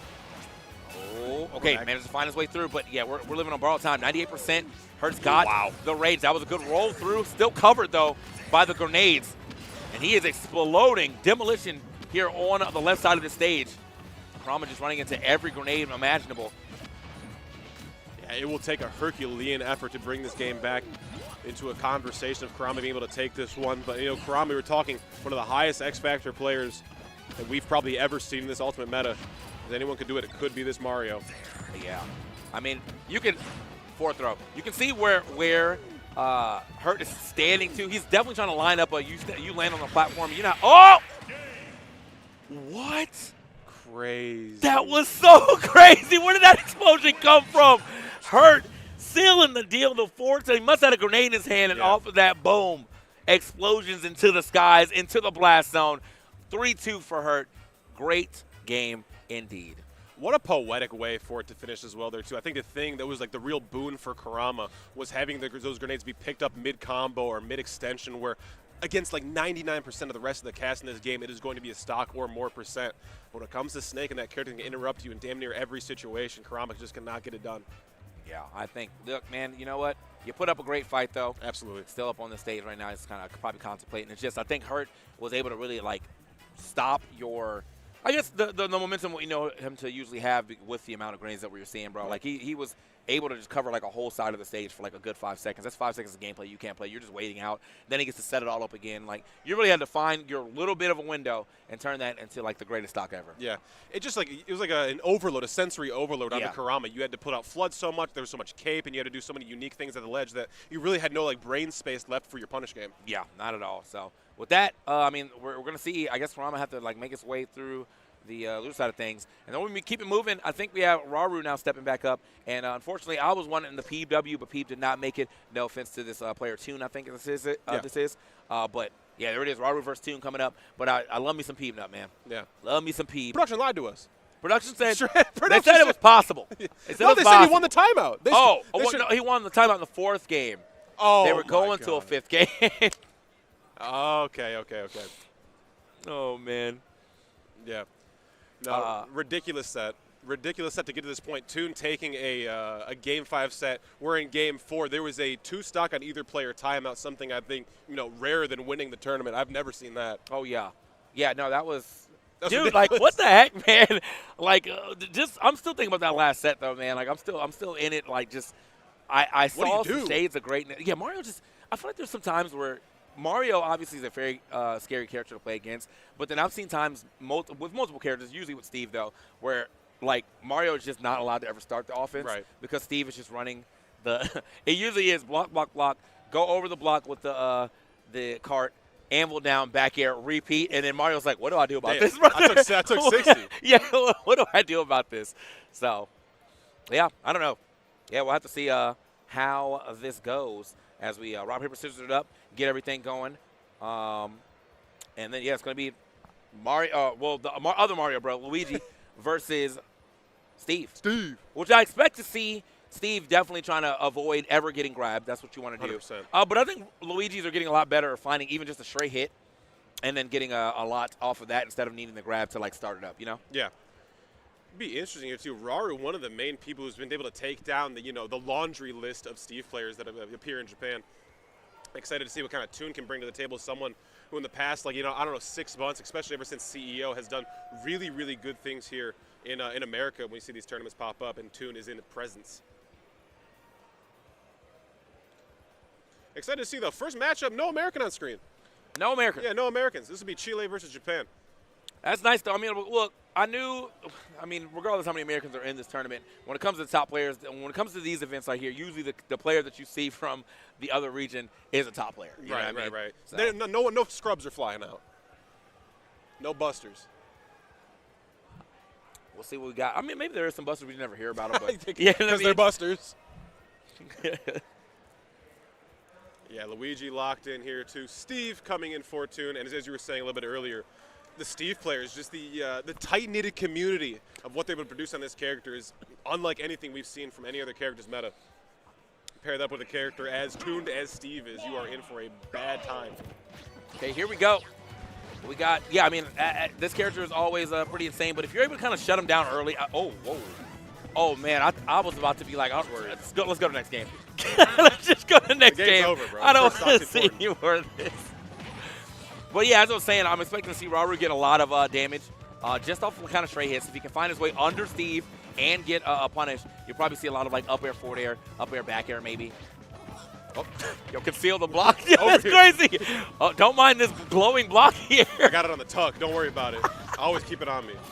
Ooh, up B not going to be found here too. Down smash. Interesting. If I was kind of like look at this matchup on paper, you were talking about trying to avoid these grabs from Raru. Toon putting up like no walls through the first minute of this game here too. It's been kind of just a one block high route for the most part. Yeah. I feel like it's still kind of serving its purpose. I mean, Luigi is not the fastest character in the air, one of the slowest air speeds in this game. But I mean, just force them into the skies and maybe even force them to land on the block can be a problem. Unfortunately for you though, you do have Zaire, or you have fair Zaire, which is always a big thing. So we can cover the first option and then break it down real quick. Yeah, break it down real quick, and then also still put like some pressure over the block while landing on the block. Okay. Backboard setup here too. That will do really well to cover against any of those Luigi grabs.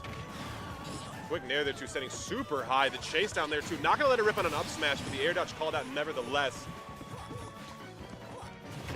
Oh, damn. Out the way. Yeah, get out the way indeed. Like I'm coming through. Doesn't do enough to get the stock off just yet. Has to fight his way back to stage though. Raru, 150.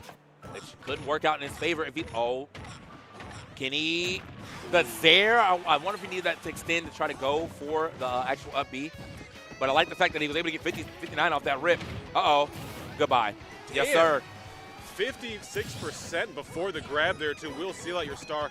Raru, I mean, the percent and the stocks tell a completely different story just until that minecart comes through.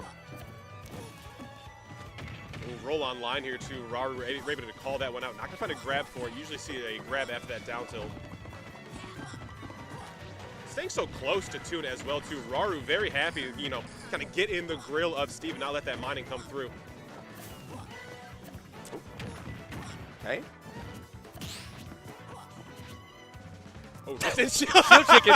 That's my favorite, bro. Like, yeah, who's gonna move first? Not me. I'll let my whole shield break. Hold up. Walk down here too, though. Really huge find. I love the nil too there to get a further hit on that, aerial jab that Steve has. Ooh, great air dodge. Okay, yeah, definitely needed that. That stock was gonna be straight up gone. Wasn't no way he was surviving that. Gets into the other side. We're going to go ahead and build up real quick. Stops him from getting back immediately, but just rinse and repeat. Throw him back off the stage again. Let's build up some more. Ooh, double roll coming in. Crazy find there, too. Toon got called out completely. That was, that was like almost anticlimactic how that game ended. Yeah. Toon was doing so good at being like, stay off the stage. And immediately he rolls once, up tilt, up B, get out of here. GG's. Yeah, it's ridiculous, and I think it comes down to like Toon not really putting up too much of a defensive wall to avoid Raru just kind of getting in his face for free. So a lot of these like roll callouts, a lot of these spot dodge callouts with like grabs or any other option Luigi has to start combos are coming in a lot more frequently than I think you'd see versus other Steve players. Steve! Locked in here, the winner of this one moves on to winner side day 2 in that top 24 block. Waru looking primed for it, though. Toon able to draw first blood. Oh, duffed out here, too. Got to get through that wall. Yeah, luckily it was the dirt blocks. Anything over that, I think he might have actually just straight up lost that stock. This happened a couple of times, but luckily he's been able to make it back and not allow a big lead to kind of show up this early into the match.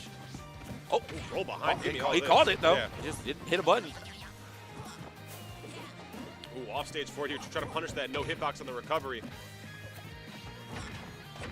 Ooh. It's been a lot of 1-2 hits. Like, you haven't really seen too many of the combos. Obviously, like none of the grab strings have come in for Raru at this point. Yeah. And Toon not like really walking the dog across the stage here too. Just real like tit for tat. Yeah, he hasn't really been able to I guess neither one of them have really been able to get like what their character's kind of known for. Right.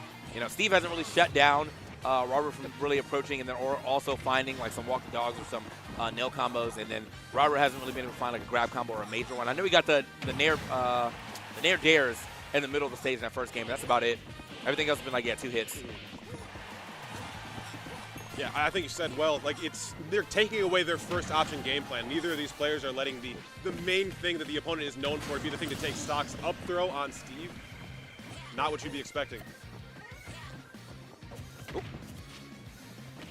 get walked down here too. That all started because Raru let an up smash fly that got interrupted, but still finds positional advantage for it. Okay, watch your shield. He is trying to back air. He's trying to get in on that for Oh sure. my God. That works? Damn, I did not expect him to lose that stock at 136 from under the platform at that. All right. Man, that move's strong. Yeah, it's ridiculous. A huge charge on that one here too. All right, fights his way out of there real quick. I like the DI to get up and away from that. However, backward snare, back air. Ooh, the air dodge in again here too, swinging just a frame too early. Oh, big pickup here too. Oh my God, what are we doing Send it here? anyway. So he's not ready for this, bro. Not ready. I know the minecart's coming 4 seconds from now. Oh, yeah. Ooh, going a little too, predicting Toon to do something a little bit more, in depth for that recovery, but it will result in the stock nevertheless. Raru looking good so far. I do think, I don't think we have the diamond yet, so unfortunately, not the big, oh, no. Oh, okay, we're just looking for him to go a little left here, but yeah, mixes DI going into the right.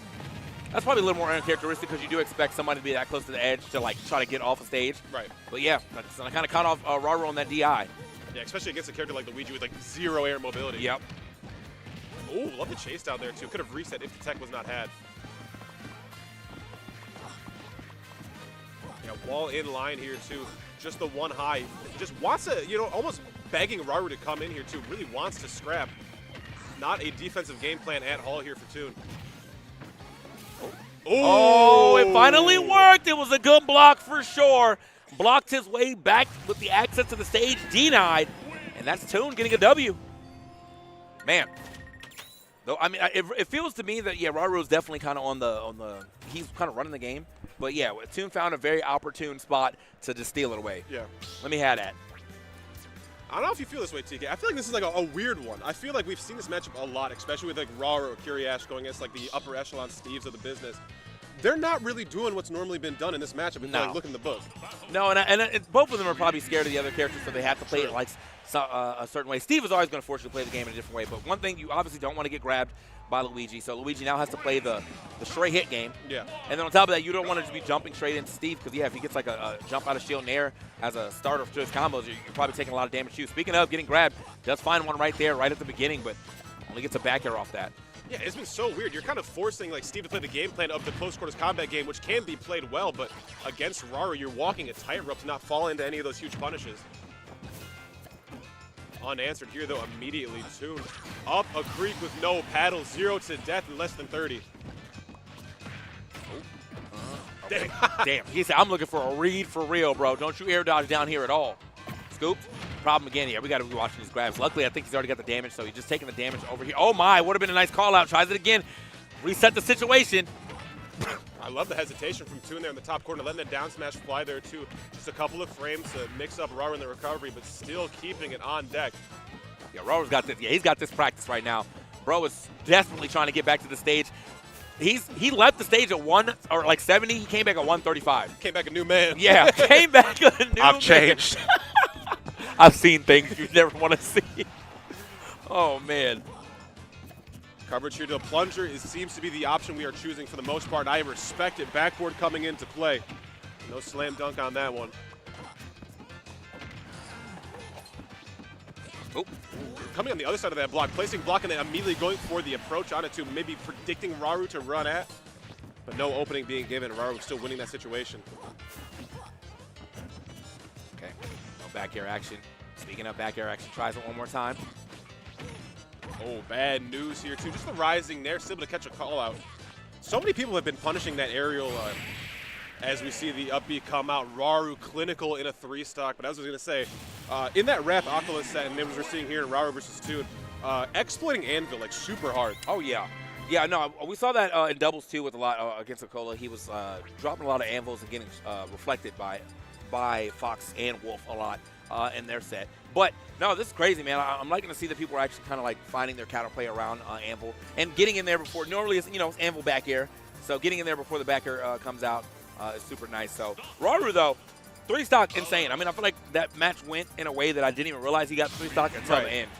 You take the percentage, you take the stocks away there, too. You would not have called it like that. Yeah. Okay. Music counter pick online here for Toon.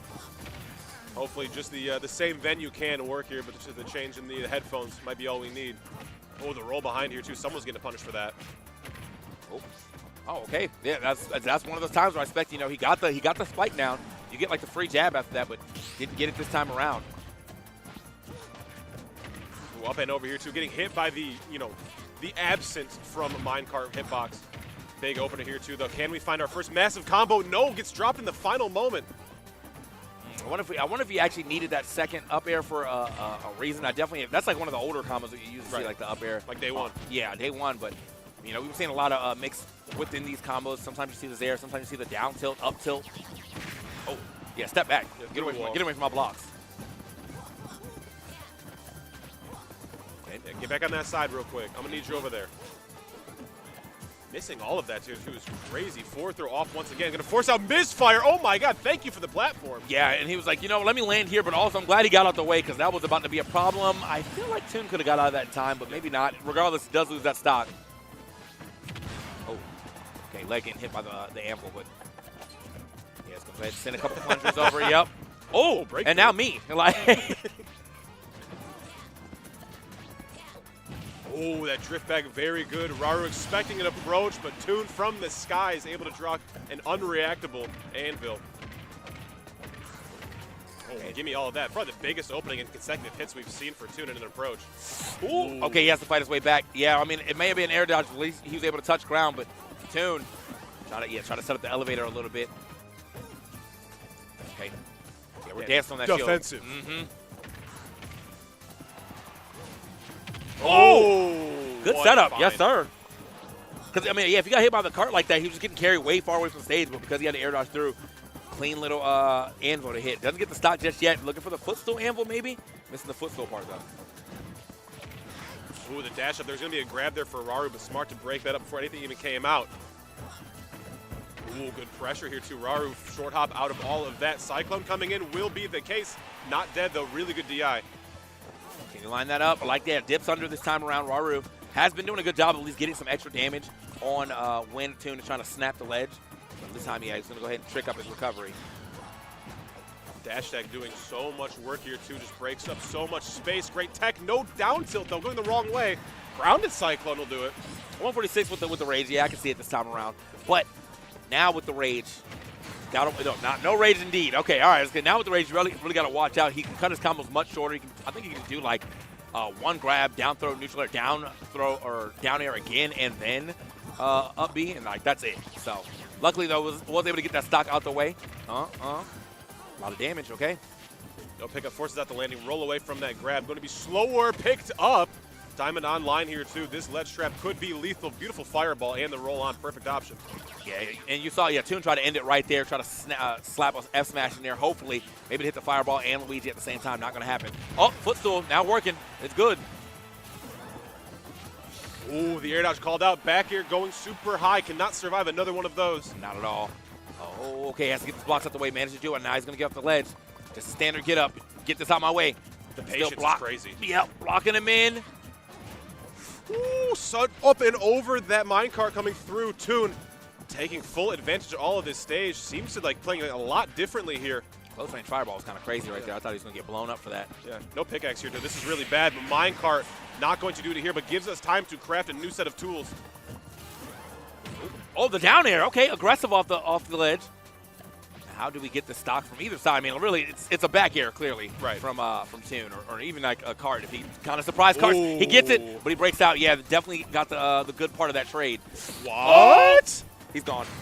Yeah, he's gone. Up, throw, going to go ahead and do it. Going to game 5. Yeah, Raru just didn't look as dominant near the end. I mean, he shook. I mean, obviously, you're going to be shook 140-ish against Steve. There's so many options going to take you out, but you know, it's about the fact that we even got to that 140 that's making him look even more shook than usual. I think the thing that had Raru shook there, too, I think Toon got a lot more mobile into the end of that game. We weren't staying as stationary as we had been behind that one-block wall in the previous situations we had been seeing. So, you know, you keep it mixed up. You know, Luigi can get lapped super, super hard. I think Toon realizing that here. What else do we got here as we keep it moving? We got Raru Toon. It's been a very, very solid set so far. Yeah, as I said, before that last game, I think Raru's kind of been running it, but I mean, obviously he was running. He got a 3-stock, but even after the 3-stock, Toon's still able to get right back into the mix. He's like, that means nothing to me. Ooh, up air second, not going to find the mark here, but Raru able to just end up on the on the right side of Toon for any of these punishes. Grab off the top shelf. Ooh, going into the Thunderdome there between those two blocks. Raru going to come out victorious. Oh, jump away here too. That's huge back air.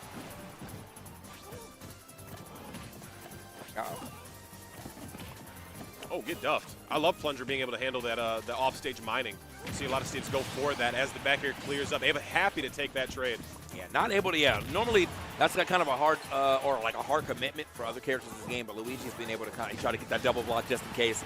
You can break these first ones, but I will put some more out. Doesn't get them out in time, though. Oh, yeah, that's he doesn't need the grab. That's a big punish. 77, yeah, might have been able to take a stock, but I still like how much he got off of that regardless. 90%, might have still been able to get a stock. Got the air dodge out. What if they get up option here too? Scouted out beautifully. Cyclone to seal it. We are on the verge of potentially another 3-stock with the way Raru's been playing. One grab here could seal it most definitely. Not dead. 2 count. All right. Do we have the time to get back? Yes. Yes, we do. Scooped. Uh-oh. Is this going to be it? It's feeling like it. Oh, no. Okay, goes for the forward air instead. Barely snapping that ledge there with Elytra. Oh my god, what a weight on the nair. We have so much to hesitate with, but Raru able to hunt and find the punish in a Game 5 dominating victory. I like, it was that little float too. Yes. Like the way Luigi just kind of floats in that space to be like, yeah, it's done for you, buddy. And it definitely was, kind of sealed the deal, even if he was able to, well, he was able to recover if there was no one there to get back to the ledge, but easy snipe for the back air, or even another down air if he tried to send it like that. Low-key like Karama-esque on that way. Yeah. You remember that last time we were watching Karama just waiting for the air dodge? Didn't come, I took it anyway. But gave that little moment to wait for Toon to pick a defensive option. Never came, and Raru's still ready and able to punish. Yeah, I think I saw on in the background. I'm not sure if they're coming over to this stream or if they're going to I don't even know if they Not even in the bracket. Oh, yeah, no, okay. just chill. Here for the support. You know what? That's real. I forgot they hit the retirement. Ejecto. Yeah, you know, I'm good on this. I'm good on this button. Was hit for sure. All right. We're back. Yeah, that was a great set. We've had nothing but great sets so far. Yeah. Game 5, kind of a little bit of a barn burner right there. It took a little bit as well to get to that point because I feel like the games that Raru won slapped. But when Toon was able to kind of like make something happen on that stage, it was also good for him as well too. Yeah. 2 completely different game 5s there too. You had Hurt Karama where it was just things back and forth, explosions all over the place, and then like more of a slow burn, like a thinker set, if you will, in that Toon versus Raru game. Yeah, I'm saying quite. All right, we might have one more match. It's 5:49. So Wrapping it up. Wrapping it up. Never mind. Wrapping We it up. are out of here, brothers. But we do have more matches that are coming up. Just won't be us commentating. We got some more lovely commentators coming up. Yo, great block, Super bro. We fun, always my get like friend. one a year. Absolutely, it's So crazy. fun times. But yeah, Riptide. We will be back. Do not worry. We got more Smash action on the way. So stick around. We'll be right back.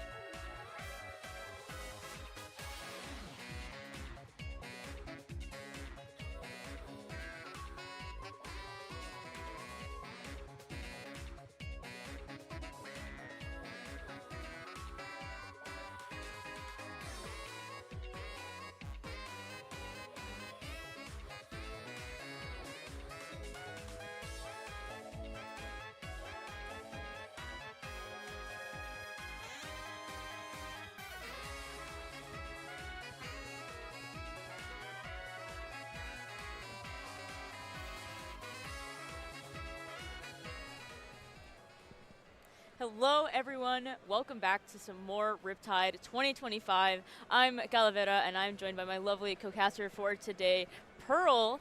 And we're going to be starting off in Phase 2 of more singles. We've already seen some like crazy upsets and some heightened sets throughout the day so far. So I'm so glad to bring this to you guys as Phase 2. And we're going to be hitting off actually with, I believe, the most anticipated set of alt singles, pretty much. A lot of people have been talking about Skinny the Pooh and, you know, #1 in the world, Dormiki, nonetheless. So this is going to be a very, very interesting set to know, you know, how we're going to see it in real time happen, because so many people have been talking about it. So now it's like, okay, now that it's time to do it, how is this going to go? Yeah, as Calavera was saying, especially like at a peer tier tournament, there have been so many upsets already. This is just Phase 2, by the way. Yeah. We have more blocks tomorrow that are coming up, but as she had said, it is Skinny the Pooh versus Doramigi, so we are going to have a hype set for sure, getting us started with a bang, if I could say that. Yeah, most definitely. And this is going to be top 128. Tomorrow will be the cut for top 24. So as you said, Pearl, there's going to be a lot of more blocks to get through, a lot of more sets as well, as we have Rivals 2 going on, Melee. I peeped into the Splatoon room earlier, actually. The merch is also really cool, and I was just surprised to see like how much space there was of like the Splatoon and like Mario Kart as well. So definitely keep watching the streams, you know, support everyone behind it in production as well. Just been doing a fantastic job. So it's really nice to have that. And yeah, so whenever we get our players set up here, looks like they're just kind of chilling. Okay. Doramigi's just timing us out IRL. Unfortunate, but you know what? That means we have more time to kill with you guys. Really just want to say I've been enjoying the event so far. I kind of slept in today, kind of just relaxed because this is my only block for today at 6 p.m. So I was like, I have time to, you know, wander around, watch some sets. But how have you been doing today, Pearl? What's been on your agenda? It's been pretty good. I mean, I had a block at 12 earlier for the Phase 1 of singles, and then really I just got some time to walk around, you know. I went outside, I visited some of the other games, as you were saying. Yeah. I got mistaken for a Splatoon player.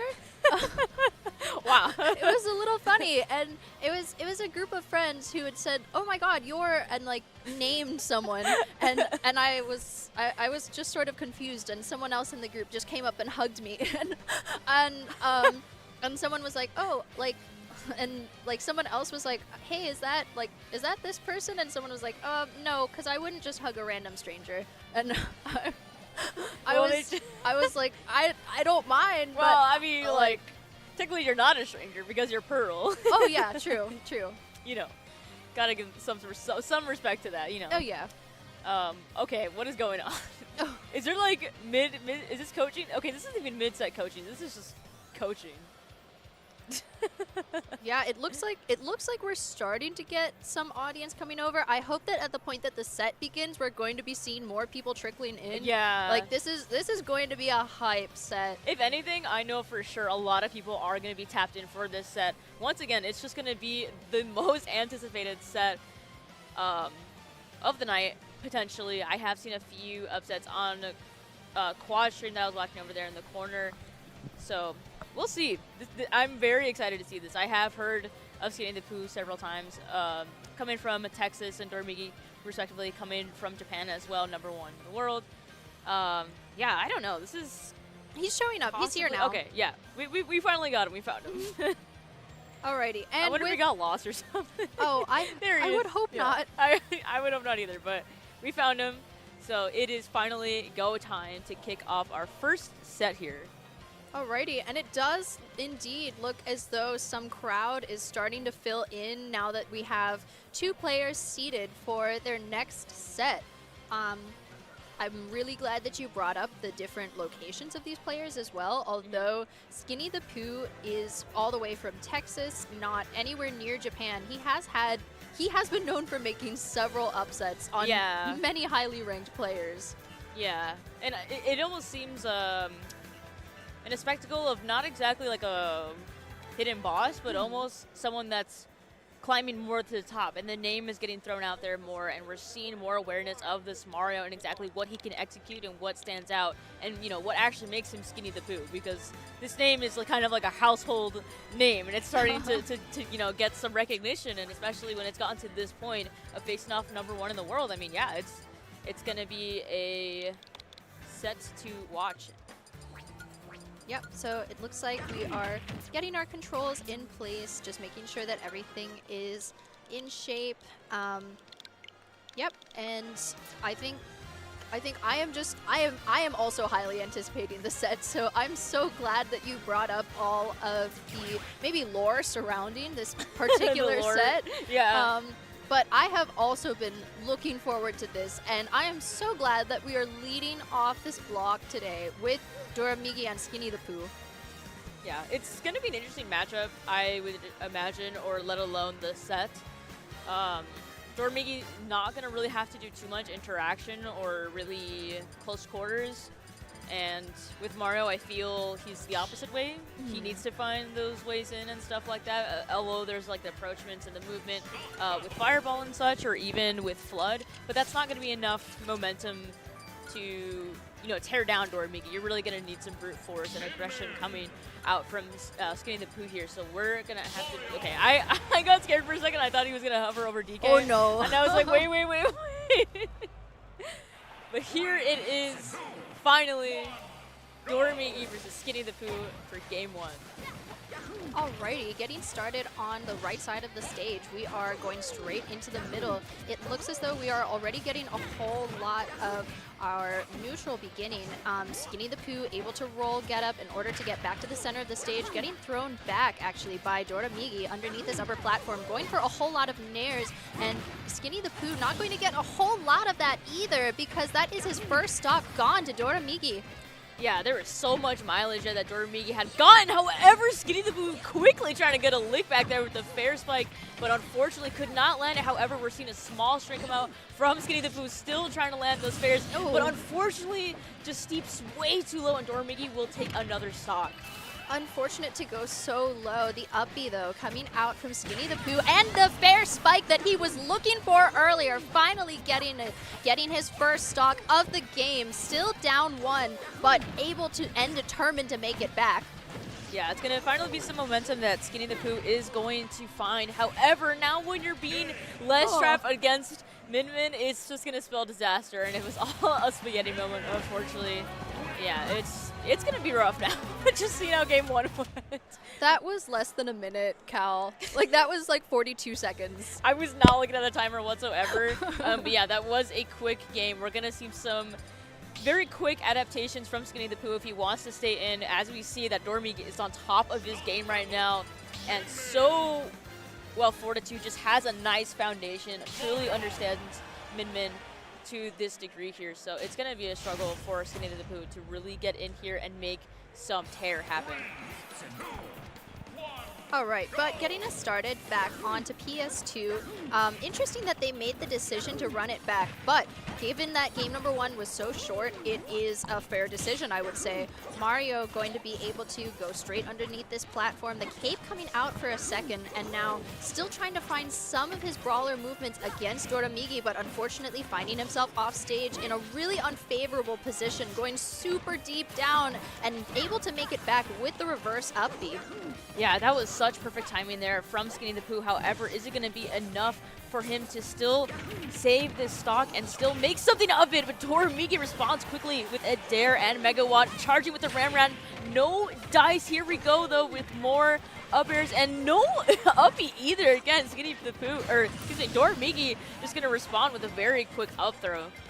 Alrighty, and that is the end of Skinny the Pooh's very first stock, trying to go off stage for the fair, but really just faking Doramigi out, getting the up B, coming right back down, and now Doramigi has Skinny the Pooh off stage again, trying to charge to get him off even farther, going to spot dodge, and now sending him off stage too.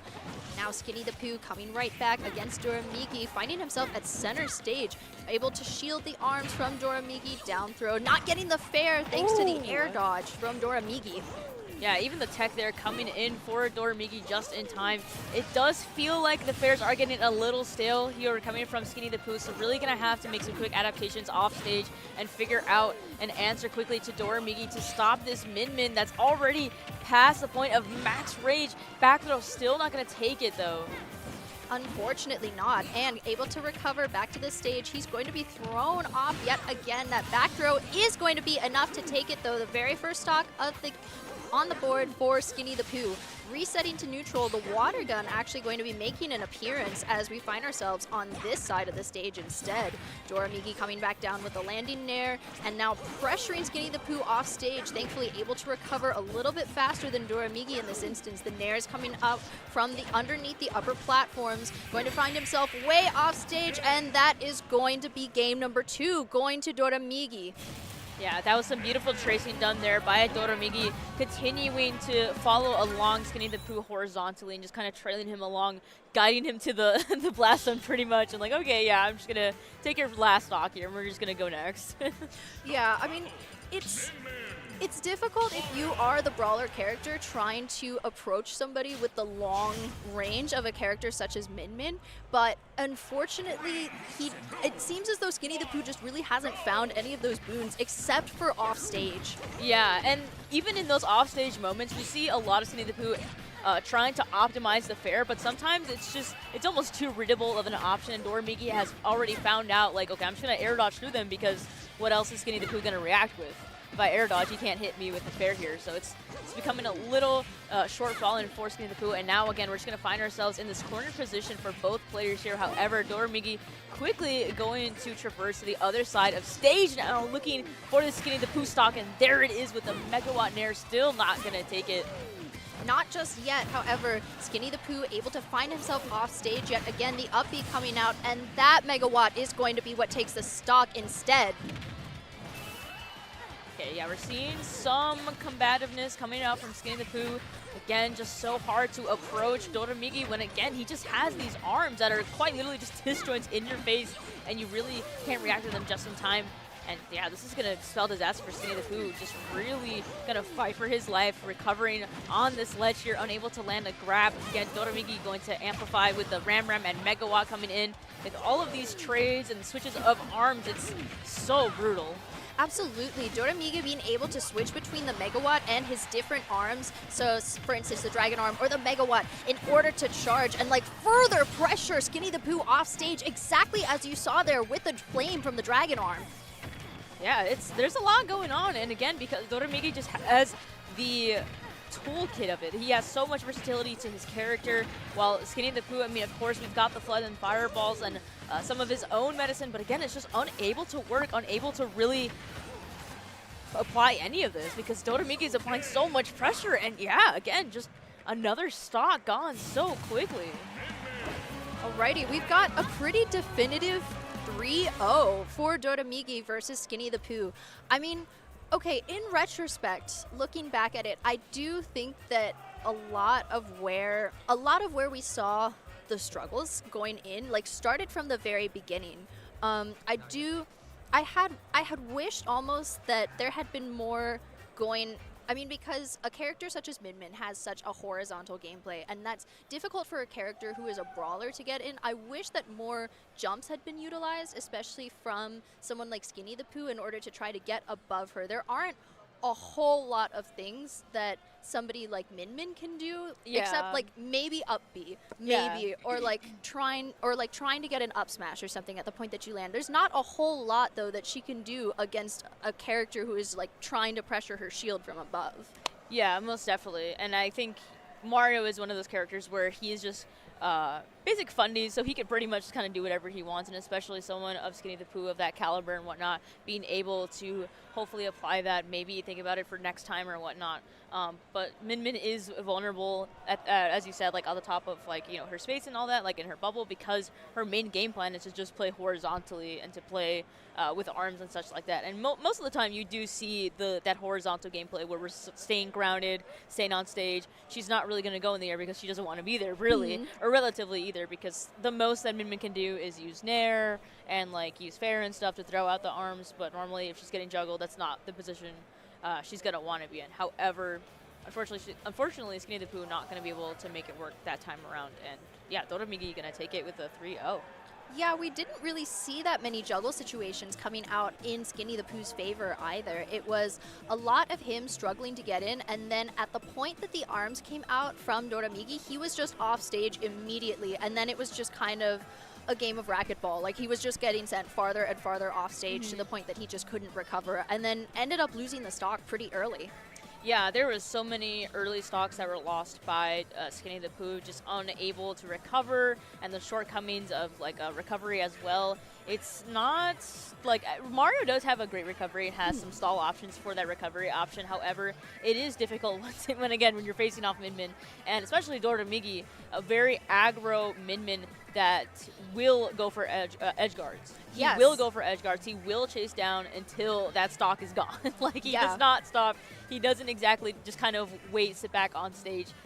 He does chase down those stocks. So especially someone that's pressuring you as well, like, you know, how a rush down character and Min Min isn't exactly rush down. Having that coming towards you is a little more scary, and you're just being dealt with that. It's difficult, yeah. It is, and I'm glad that you harped on perhaps the difficulty of this specific matchup and like the different intricacies that play into why maybe it was much more of an uphill battle for Skinny the Pooh in this particular set, because the second that he lost ground, or the second that he lost stage advantage, he was like immediately about to lose the stock, is really how it went. Yeah, it all snowballed, and it was just difficult for Skinny the Pooh to really make up for so much that was already lost. And especially with the stocks, you know, those are important, most definitely. And in that situation, once again, when you're facing off Min Min, it's almost crucial to hang on as many stocks as you can, because she can tank in a way where she can take so much percentage and she can hold on to that. But again, you know, with Mario, you definitely gotta, you know, build those combos, ladders and whatnot, those strings. We saw some of them, some small moments from Skinny the Pooh, which just, again, was not enough to really do some real damage. I do want to say that at the point, in the moments where it was Doramigi who was getting comboed by Skinny the Pooh, we did see he got out of those pretty quickly, in that he wasn't really able to lose the stock due to the combos. It was more edge guarding, which is where he lost his stock. And it was things like Dare, which was something that he used a lot. It was like a quick get off me, and it didn't seem to be something, it contested a lot of like the up airs that were coming out from Skinny the Pooh. So it was Doramigi who was letting himself get hit a couple of times, and then it seemed that he was like, okay, in the end lag, go for Dare now and then land. So it let him land quickly, and it let him put Skinny the Pooh off stage where he wanted him. Yeah, and the other thing too is I find interesting is that normally you don't ever want to use like those Dare options because they're so particular, and there's also that risk where, like, you know, you might like accidentally SD and lose your stock like that. However, it wasn't exactly an anti-air, but it worked out in Doramigi's favor anyways, being able to get percentage and, as you said, stay more grounded immediately and quicker here. He didn't really have to worry so much about like being edge guarded either. Like, he wasn't going off stage after the Dare, because the angle of the Dare was sending Skinny the Pooh off stage instead. So it was more like he was getting out of disadvantage and then giving himself a free edge guard is really what he was doing. Yeah. But it looks like we have some other sets going on in this top 128 here. So, yeah, as we wait on our next match here, though, on the other streams, we've got Anarchy and J-Jaw, which I believe Anarchy is the Greninja. Yep.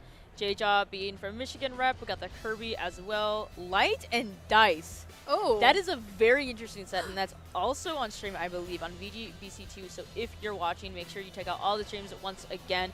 I personally wish we got to see that set because that's Fox, Falco, and especially Dice coming from Michigan as well. Michigan has so many strong reps, and Light, again, someone of a top player and all of that. So, you know, it's also the battle of, like, Star Fox characters as well. I just feel like it would be a good set to watch here. But we've also got Guy versus Beast Mode Paul. Okay. Hero Luigi. Interesting set. And Snow actually going to be taking 3-1 over Rydra, who is also from Michigan. I believe Rydra plays Ridley. At least that's what I've seen in Collegiate. And then we also have got Shiny Mark versus Sinister. I don't think I've heard of Sinister. Is a Ken player from New Jersey. Okay. Yeah, I mean, he has a Ryu as well. He definitely favors Ken. I believe though that he favors Ken specific to the New Jersey meta, because I mean, the New Jersey, if you look at like the New Jersey PR, it's like you have Steve, retired Diddy Kong, Wolf, and like you sort of go down the list. It's a lot of Steves in New Okay, Jersey okay. as well. I was gonna say, I'd imagine you guys just have like Steve. Just keep scrolling, Steve. It's several Yeah. Steves on their PR. But yeah, I think it's possible that he might be going Ryu in that set. But yeah, he is a Ryu and Ken co-main. Co-main. Oh, okay. Okay. Yeah. So then, go ahead. yeah, it was just we just heard that we are waiting on Syrup and who else? Rob. Syrup and Rob. Okay. Yeah. Wow. So waiting okay. on the winner of that, and whoever wins that will face off of Snow. Again, as we just mentioned, took that 3-1 over Rydra. And yeah, it'll be interesting to see if we will see either Snake or Ness or possibly Steve versus Snow. Again, another very strong competitor coming from Japan here. Always nice to see. And we've also got Paulo Kage versus Yumi, who I believe is Chase. Yeah. Palu, if I'm correct as well. Mhm. So we're going through a lot of winners pretty much. None of losers is ready yet, I don't think. So that doesn't yeah. it doesn't look like it. yeah. Back to on VGBC2, it has Anarchy and J-Jaw. That sounds like an extremely difficult matchup for Kirby because you're essentially a ball in that matchup. Your hurt box is Yeah. just round, and then if you're a character such as Greninja, you can have you have to have extremely specific placements, but being a small light character, it feels as though you just kind of explode in that matchup. It does not Yeah. feel Kirby favored at all. Yeah, honestly, you would be surprised though. I've seen countless sets of J-Jaw. Okay. And J-Jaw manages to pull it off every time. I'm always astounded with his performance and whatnot and the matches that he plays, but nonetheless making, some upsets here and there. So we'll eventually find out how that set's going. And yeah, either way, I'm having a great time. There's a lot more to do here at Riptide. Once again, I've mentioned the Artist Alley, the vendors. If you guys want to check that out, you can support artists and stuff like that. Always a good thing to do here. We've also got the water park because, again, we're at the Kalahari Resort. So make sure you check that out. And, again, we've got so many several games, especially overnight venues. So if anyone's looking to grind overnight or, if you're just looking to play, mess around with your friends and stuff like that, that's also an option too. And, yeah, we're just kind of chilling. Yeah, I mean, so this is my very first Riptide. I've never been here, even as an attendee, so I have been enjoying it so much. Yesterday, I made my first foray into the water park. It was beautiful. I did get to try the swim-up bar for the first time, so it was a lot of fun, and I know that that's where a lot of people are going to be going after bracket, because tonight we have the late night swim for Riptide attendees. Anybody who is here as a gamer or here for Riptide, the convention, gets to go to the water park after hours. I believe it's from 10:30 to 12:30. I think so. Yeah, Yeah. it's about right. So it's just for people who are there for Riptide. It's not open to just any guest of the resort. But yeah, it was something that I had heard about. That I had heard it as the stuff of legends. It was not something that I had The ever stuff of experienced. legends, yeah, like a But- myth almost. Yeah. It was almost mythical in that sense because it was something that people talked about as oh my god, this Master Soup, you have to try this Oh, the Master gamer- Soup, The gamer soup. the gamer soup. Yeah. Did you ever hear about the someone baptizing the Hungry Box? Oh. That's happened here. Oh really? So if you want to get baptized We're at Riptide, just find Morley and he will baptize you. That's- He's baptized over 200 people, I think. Oh wow, really? I think so. I don't Okay. know. You can ask him about it. A fellow STL player who plays Snake. Mhm. Very chill guy though, but yeah, he did baptize Hungry Box. There was photos on Twitter, and it was great. I believe it was last year's Riptide. Mm. But yeah, every year it's so great to come out. Love supporting the Midwest, being a part of it. Yeah. It feels so great to see a lot of Midwestern community band together, especially I don't know, especially the voices that you get to hear and connect with. It's all about community and foundation, stuff like that, so it's nice to just kind of build on it. Yeah, I mean, this is my very first Midwest event as an MDVA caster. I don't really go that far, even out of the north, even out of the Northeast. I don't really go that far out of region. But this is my first time actually coming out to a Midwest tournament, and I'm so glad that it got to be Riptide because It's wonderful. Alrighty. It does look as though we have our match ready. So Cal and I are so excited to present to you that we will be commentating Syrup versus Snow. So we are having the New Jersey Steve Ness co-main himself, number 2 in New Jersey, by the way, per this last PR, versus Snow, the Japanese Mario. All right, how are you feeling, Cal? I'm really feeling excited. I mean, we've seen so many Marios. Again, we just had Skinny the Pooh, so now we're going to be seeing Snow, who I'm sure will have a different agenda and different kind of plan here against Syrup, which is just going to be the Steve and Ness. Do we know if Syrup has been playing Ness? Or So Steve I believe he went Ness in doubles because he teamed with Atada. Okay, so yeah. like he wanted to have like a Ness doubles team. But this weekend so far, I'm not certain. I mean, he's a pretty competent co-main though. Like he goes Ness like a whole lot. It's not just a pocket character. It is a character that he goes in bracket pretty consistently. Okay, cool. Yeah, I mean, I'm just ready to see it because I feel like I'm so used to that kind of matchup back at home. We used to have Super Dan, who was very prominent in the Chicago scene, who was very good at Mario and stuff like that. So seeing that kind of is kind of just reminiscent of it because again we've had Mario and also we have Ness, Atada, and we have like a very few Steve's amount of it. So it'll feel like a little bit like home once we have our players ready to go, but we're just kind of still waiting on them.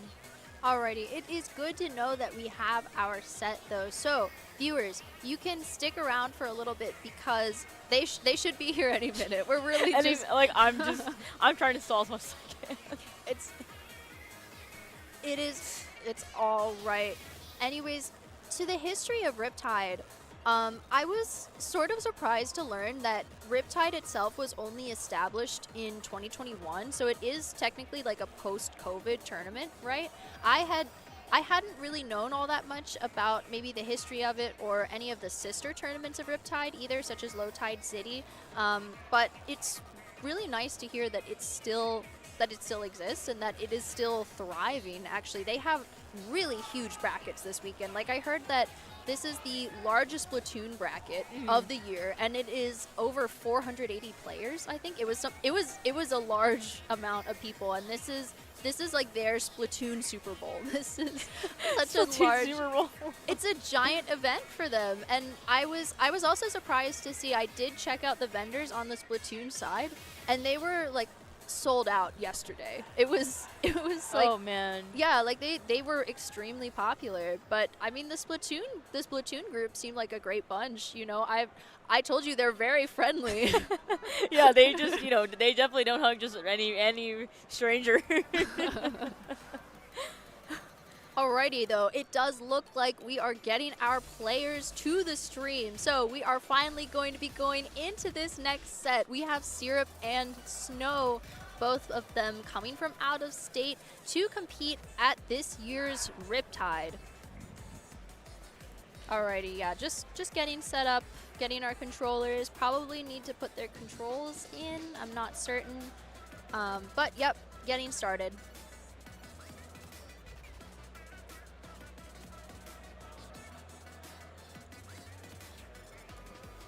How do you feel about this matchup?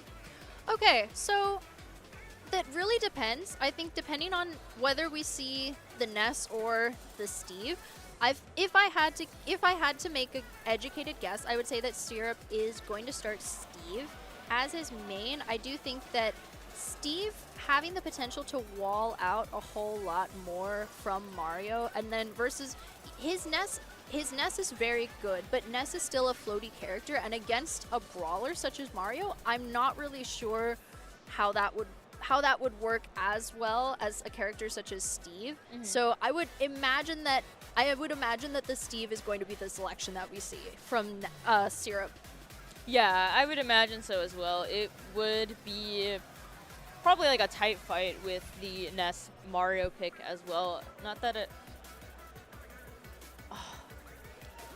Why would you do that, production? We just heard an update about another set. Man. So close. Midwest would have been so close to an amazing upset. Oh. Well, that's just unfortunate.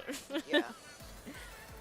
We did get reports in that Light and Dice did go Game 5, so that was a very much hot set. However, Light did win that Game 5 and will continue on, as will Anarchy with a 3-1 over J-Jaw. Also That's in winner side as well, right? Yes. Yeah, alrighty. So winners still being in winner side at a P tier is absolutely nothing to sneeze about. And the two players that we have coming up to the stream are also both in winner side.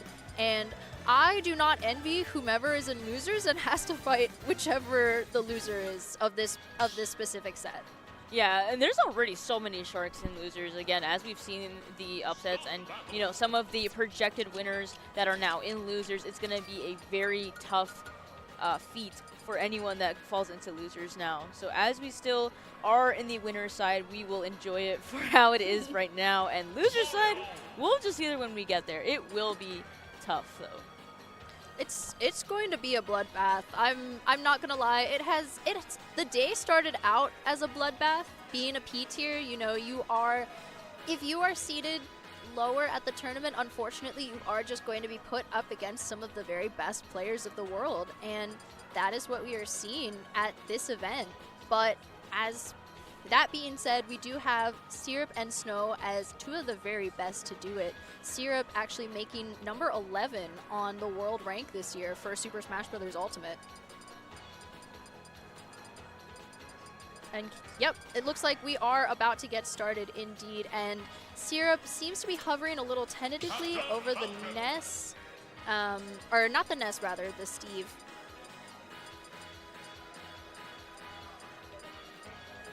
Alrighty, so we're going to try to figure out some of the audio issues. It seems as though Syrup is still trying to decide what it is that he wants to do in the meantime with regards to which character maybe it is that we're going to be seeing. So everybody just stay tuned for a little bit, maybe take a quick sip of water, and just get ready to watch one of the hypest sets of the day.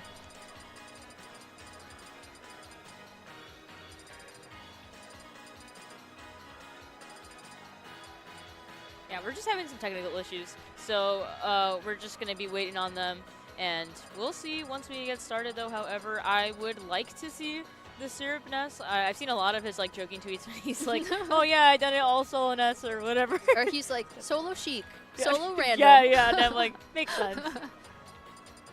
Alrighty. It does look as though Cal and I are going to be getting the chance to talk a little bit more. We are here to yap your ears off, and I think maybe it is, like, how do you feel about the specific matchup? Because you asked me, but, like, I do want to hear your thoughts on it as well. Yeah, we've seen a lot of Steve today. Me, personally, I'm a little tired of seeing all the Steves. There's just way too many, and I just can't keep track anymore. It would be still either a nice mix to see, though. I don't really get to cast a lot of Tri-State, so it's a very rare, like, an opportunity to be able to cast Tri-State and be able to get a little bit of a perspective on how Syrup plays here. So seeing how the match will go in the matchup, it's going to be interesting to just see how the two interact. Snow, I believe, is probably one of the most strongest Marios worldwide. And with Syrup, it's tough to say because, again, while he is co-maining, there are, like, arguably Steves that are better than Syrup and arguably some Nesses that are better than Syrup. So it just kind of depends where this, like, level is set to. And I'm wondering how we're going to see Snow perform in this set. If he's going to go for aggro, if he's going to kind of let things simmer, kind of let things cook a bit and just kind of take his time and chip away.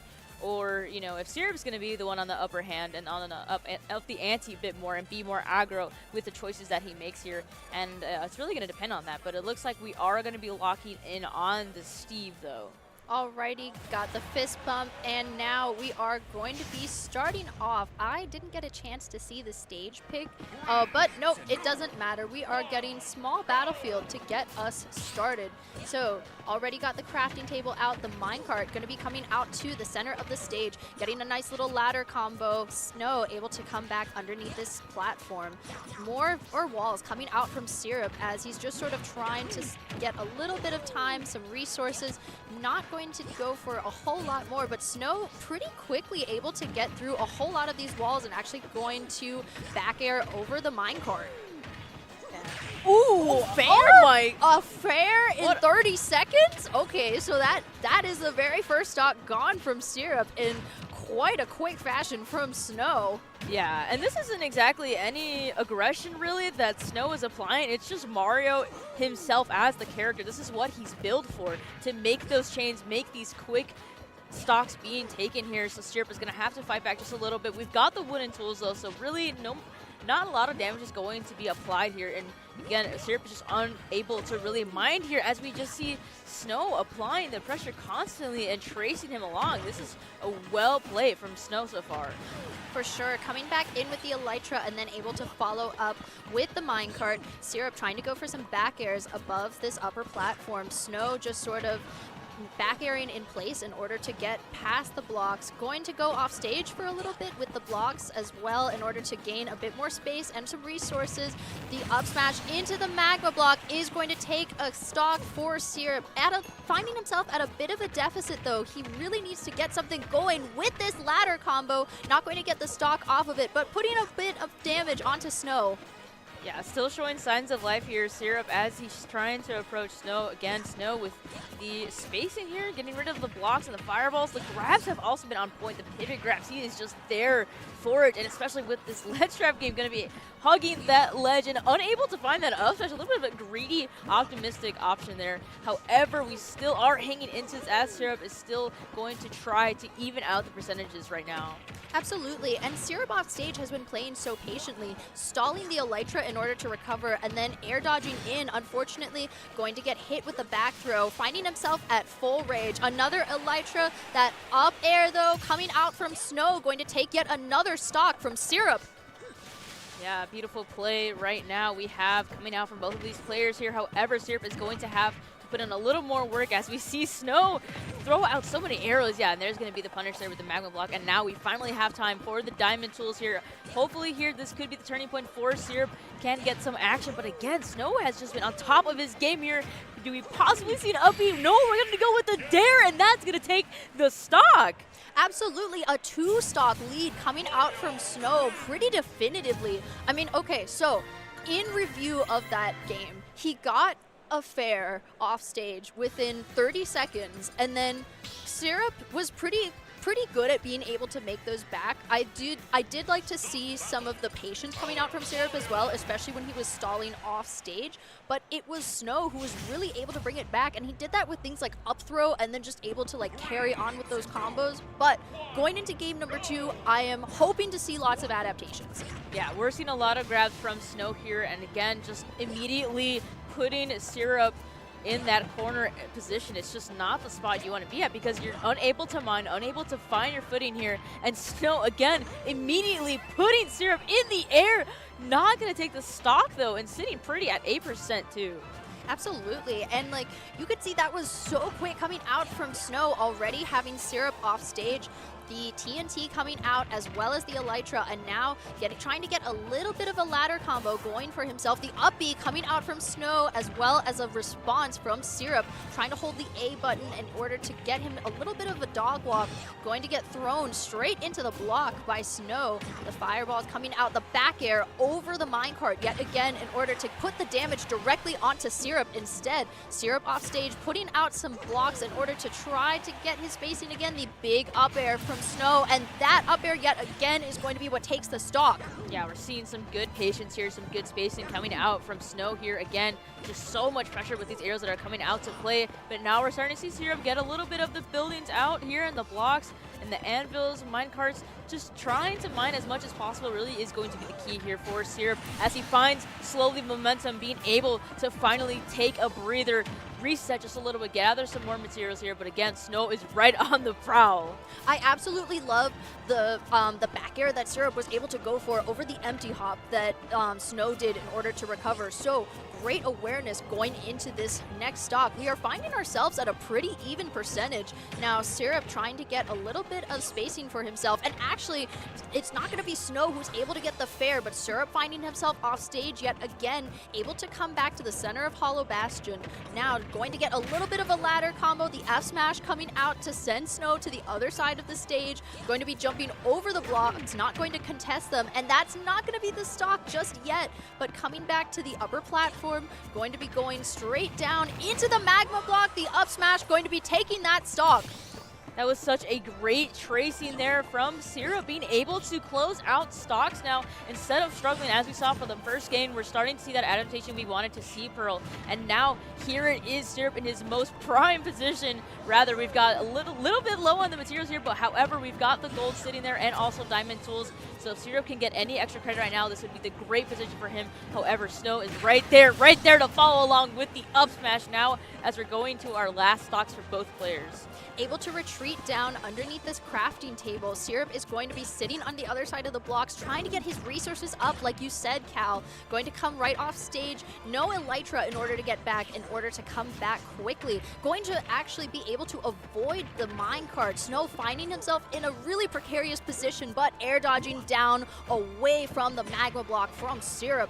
Now Syrup finding himself in a slight juggle situation from Snow, but able to come straight back. The gold tools out in formation. Yeah, all of these juggles we're seeing come out from Snow have been built to perfection. However, that anvil was also built to perfection, slamming down Snow. And what a beautiful turnaround from Syrup there. It was absolutely wonderful because the second that Snow got a little bit greedy and started going for that extra percentage, that was the second that you saw the anvil. So absolutely amazing to see that Syrup really had the foresight in order to say, like, wait a minute, like, I'm going to wait for him to come to me in this second. Yeah. And then especially like Mario being the brawler character and him being at a stock deficit, he had to get in. And then the second that he did, Syrup was like, okay, I got time to mine. I can just put an anvil right here. There's your stock gone.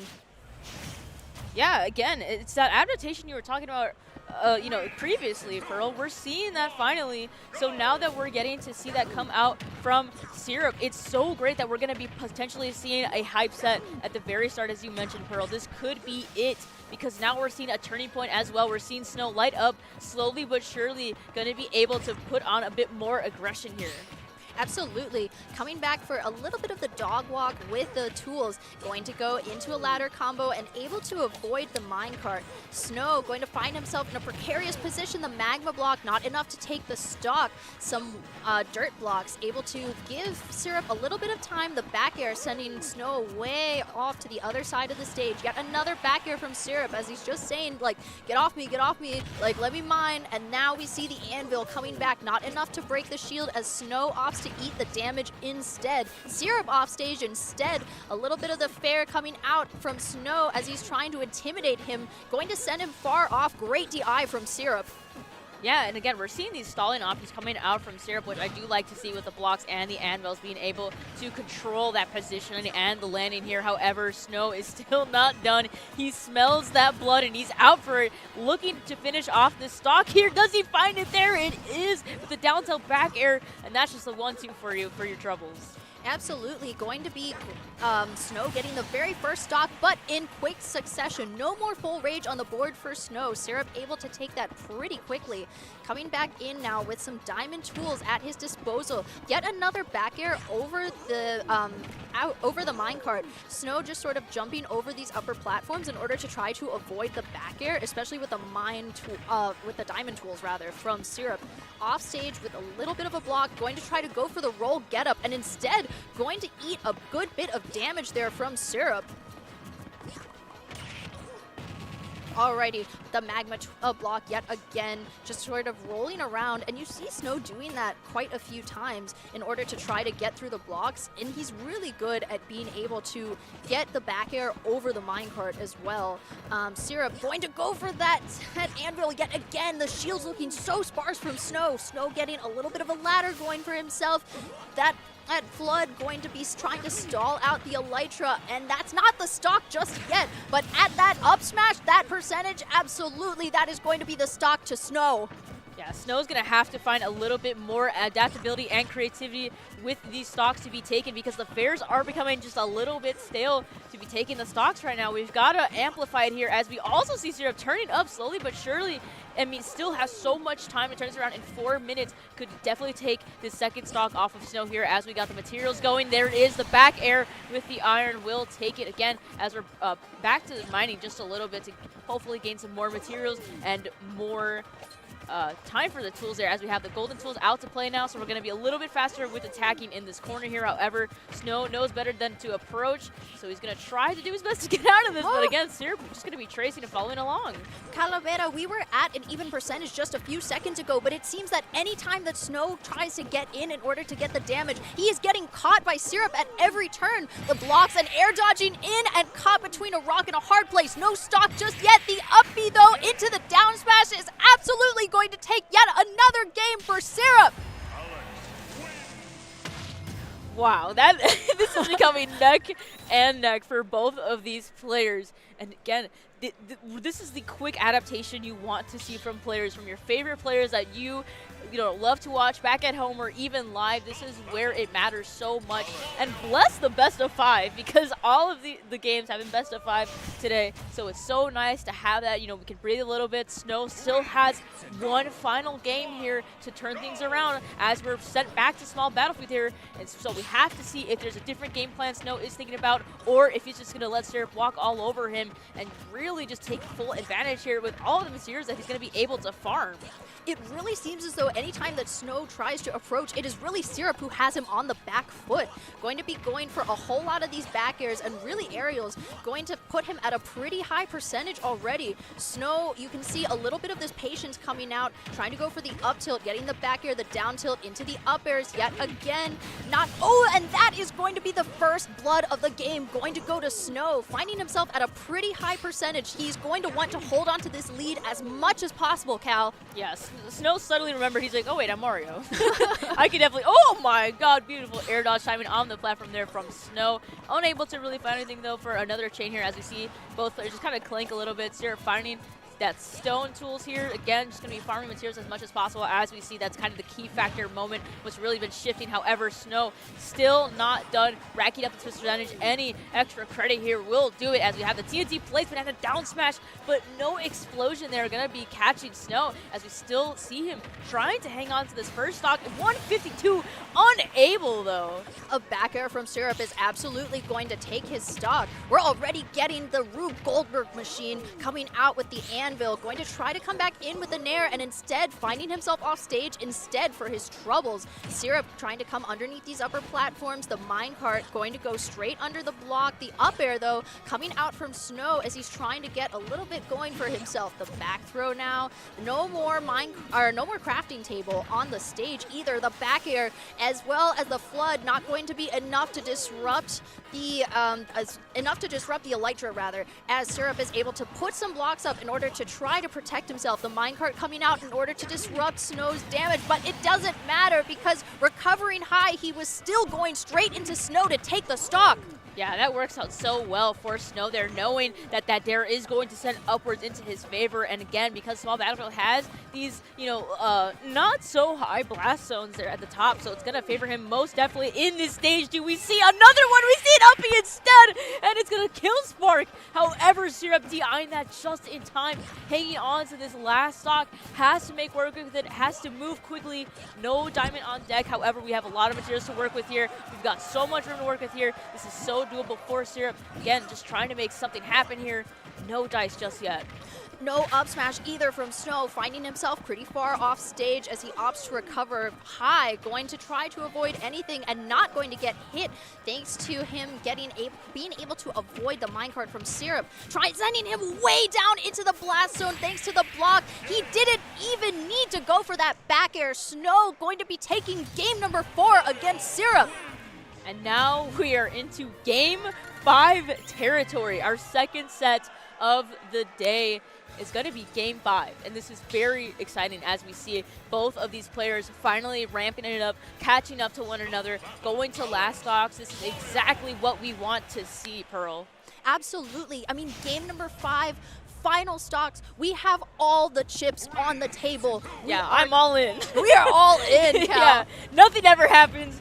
I'm all in this Game 5 on Hollow Bastion. So we will be having that middle platform. Again, this is exactly what Snow wants. He wants those platforms. He's going to want to be able to trail off and send Syrup upwards. However, Syrup has other plans in mind. He's going to try to go for that horizontal gameplay. Snow, again, negating that completely. Going to be going with these up airs and aerials. However, Syrup's like, I can do that too. I got blocks. I'll build my way up to you.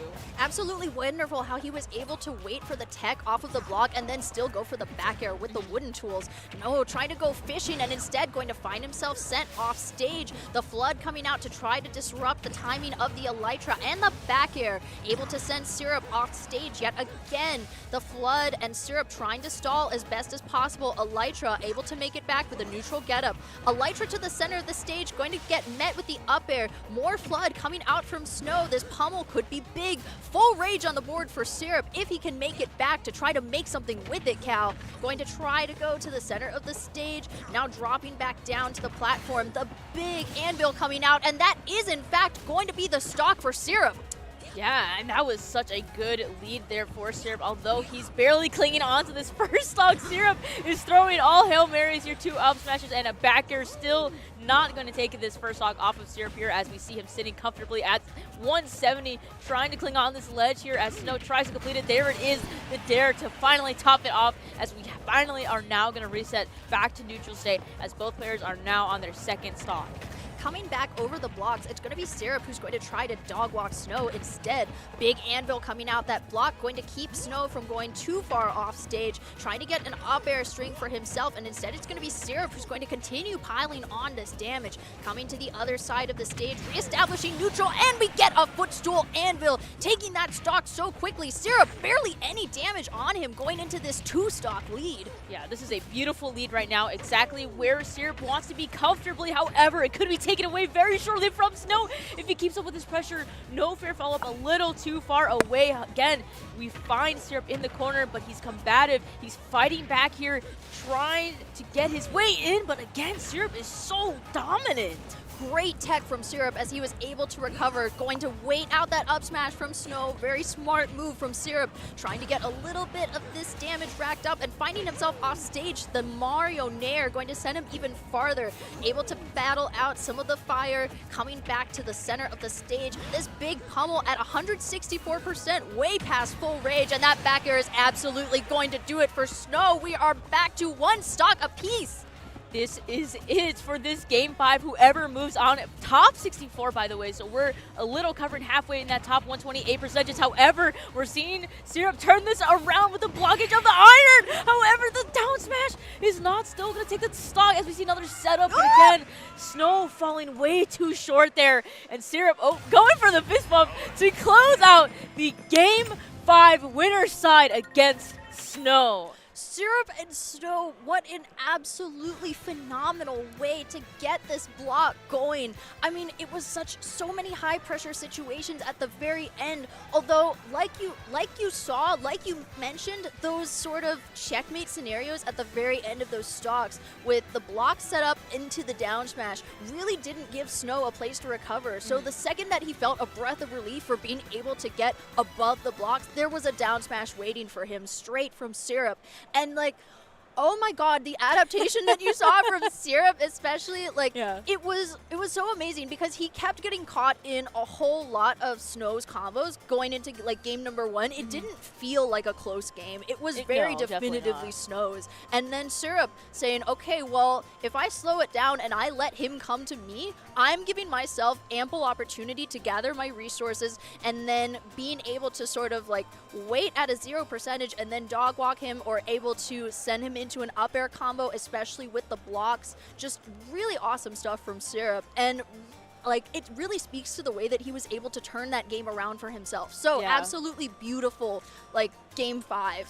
That was such a set to watch because, again, as you've already mentioned, the adaptations we saw from Syrup there, Snow, that is not that is not an easy, like, that is something that actually has to be fought for and very well deserved and earned there for Syrup. And again, we just saw so much consistency from Snow during that entire set. So being able to finally, you know, knock down one of the international players into loser side for top 64, again, that's such a great feat to do. Again, congratulations to Syrup. And yeah, that was so much to go through to really finally break through Snow as himself as a very formidable Mario, and we just saw so much pressure still. He was not done whatsoever, and again, that's just really the last like kind of like upper level of these top players that are able to still hold strong and hold their front and being able to still make waves in this game 5. But again, we're gonna be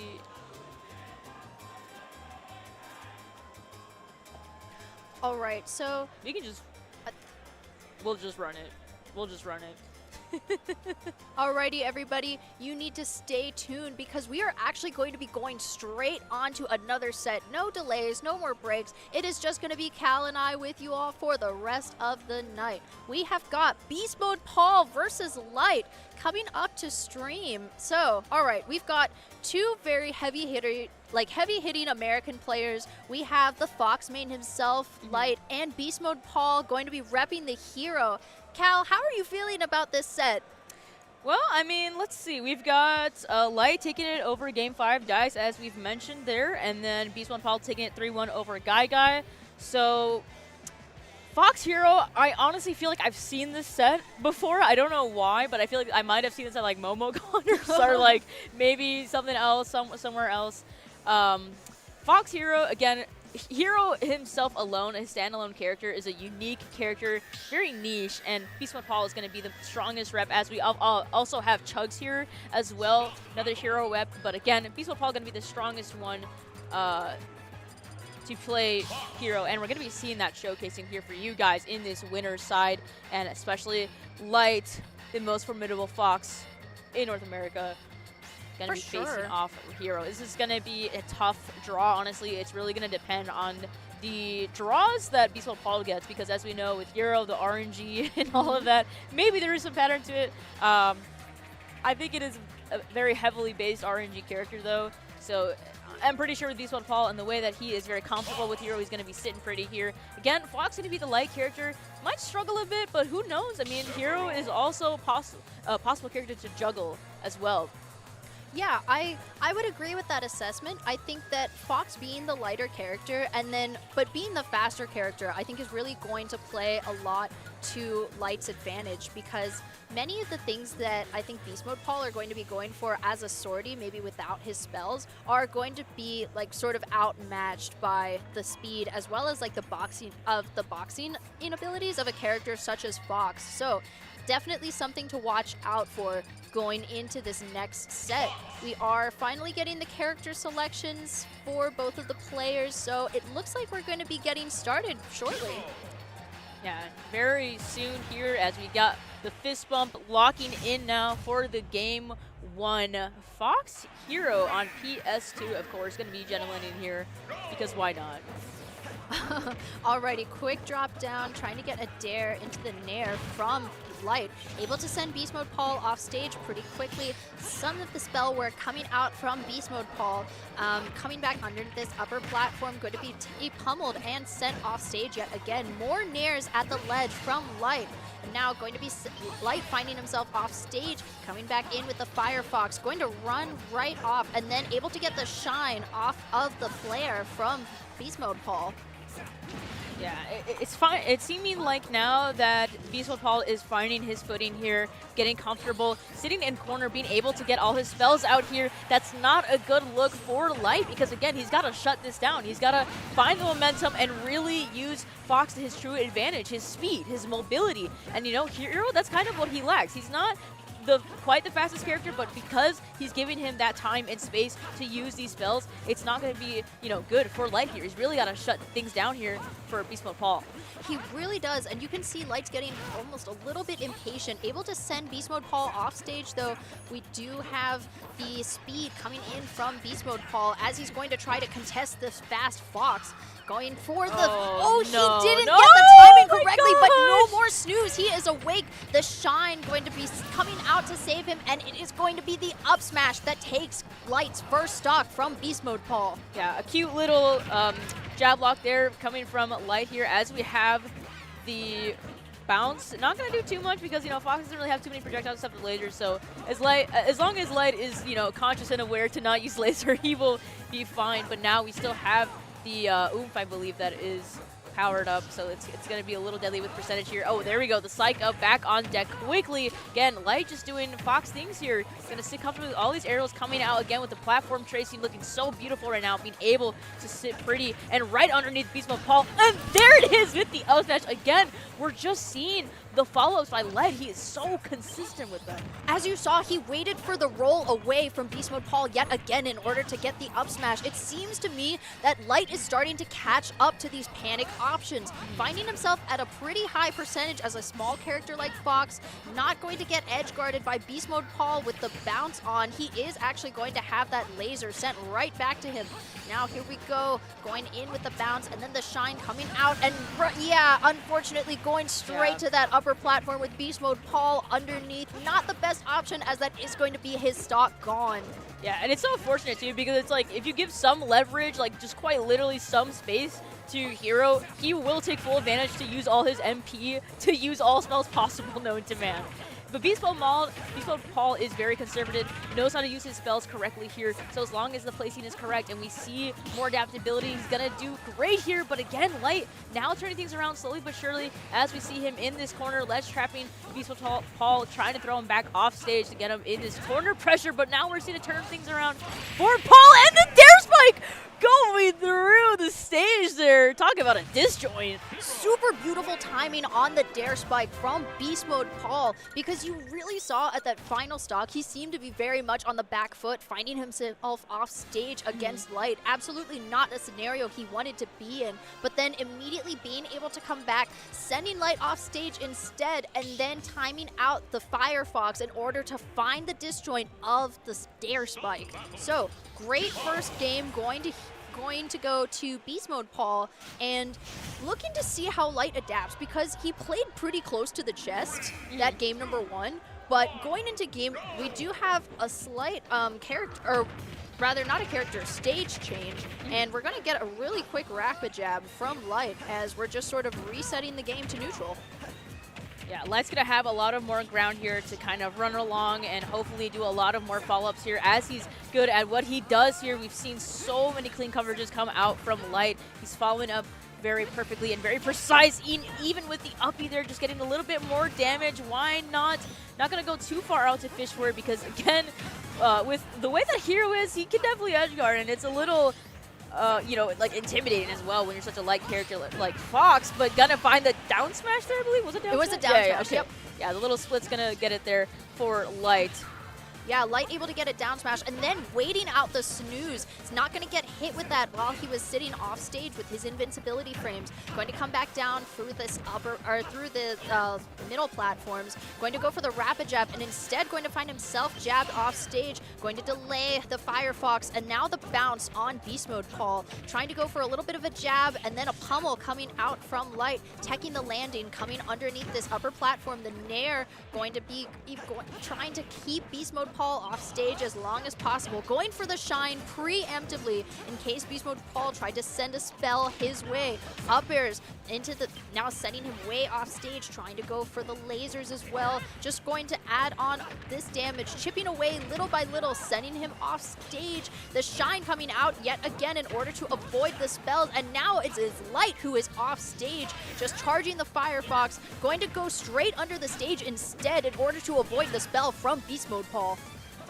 Yeah, this is still a tight position to be in for Light here. Still going to try to hang on and savor this first stock. However, getting a little greedy there, and Beast Mode Paul will snag it just like that. However, Light is going to be quick here to try to get the second stock off of Beast Mode Paul again. So much coverage on it, and going to be able to finally clean it up here, sending Beast Mode Paul to his final stock as we try to find some footing, getting some more strings along. However, Beast Mode Paul is looking already to add more percent. However, Light is doing the same thing here. He's just looking to get this stock out of the way and quickly delete it. Yeah, that was a whole lot of up airs, already bringing Beast Mode Paul to a pretty meaningful percentage. The Nairs trying to come out in order to catch Beast Mode Paul sleeping, going to get sent into the down throw with the laser, finding himself at the center of stage. Light able to come right back pretty quickly in order to find a potential edge guard, really putting Beast Mode Paul on the back foot.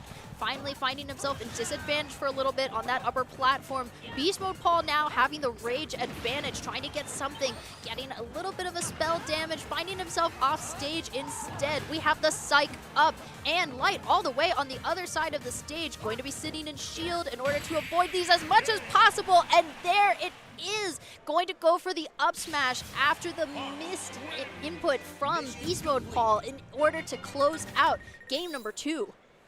Yeah, a much better looking game there for Light, as we saw the 2-stock advantage point there for Light. Honestly, I don't know if the triplats really did much for Light there. I didn't see too much usage of the top platform there, but it did feel like he had more ground to cover, more stage to kind of roam around and run, which I would imagine that's kind of what Light wants to do, just a little bit to take a breather. But also for Paul, I mean, it's crazy because you would imagine, given with all that space with the stage and whatnot, that he would have a lot of time to use his spells and whatnot. But, you know, for Light, it just kind of helped in a way to run a bit more and find Paul in those weak spots, in those weak areas where he's going to be vulnerable. So again, just going to be trying to expose that as much as possible here for this Game 3. Yeah, we are going to be seeing the return of the Pokemon Stadium 2 coming back down to this Pokeball in the middle. The bounce already on Beast Mode Paul as he's just sort of being pushed to the other side of the stage by Light. Sitting in shield, not able to get the rapid jab, but being sent into this up air. Going to try to jump around as much as possible in order to avoid Light, who is fishing for these up airs and trying to combo Beast Mode Paul into oblivion, then stalling out the Firefox, able to return to the stage with a little bit of an air dodge, coming down with the Nair, and now finding himself off stage yet again. Beast Mode Paul has to be so careful at how he approaches this, sending Light all the way up and now dropping down off stage yet again, and there he just air dodged straight in, and Beast Mode Paul was able to get the quick aerial in order to seal out that stock, and yet again back down to dead even. Yeah, a little bit of a neutral moment here as both players have to exchange stocks here, and we're going to be quick to add on percentages from both players here. Beast Mode Paul stuck in this corner, though. Again, it's just the same story, just over and over again as we see a snooze. But however, Beast Mode Paul is successful this time with the snooze and up smash coming through here. So great lead and advantage point here for Beast Mode Paul. Got to hang on to the stock, though. However, Light is just a shark in the water.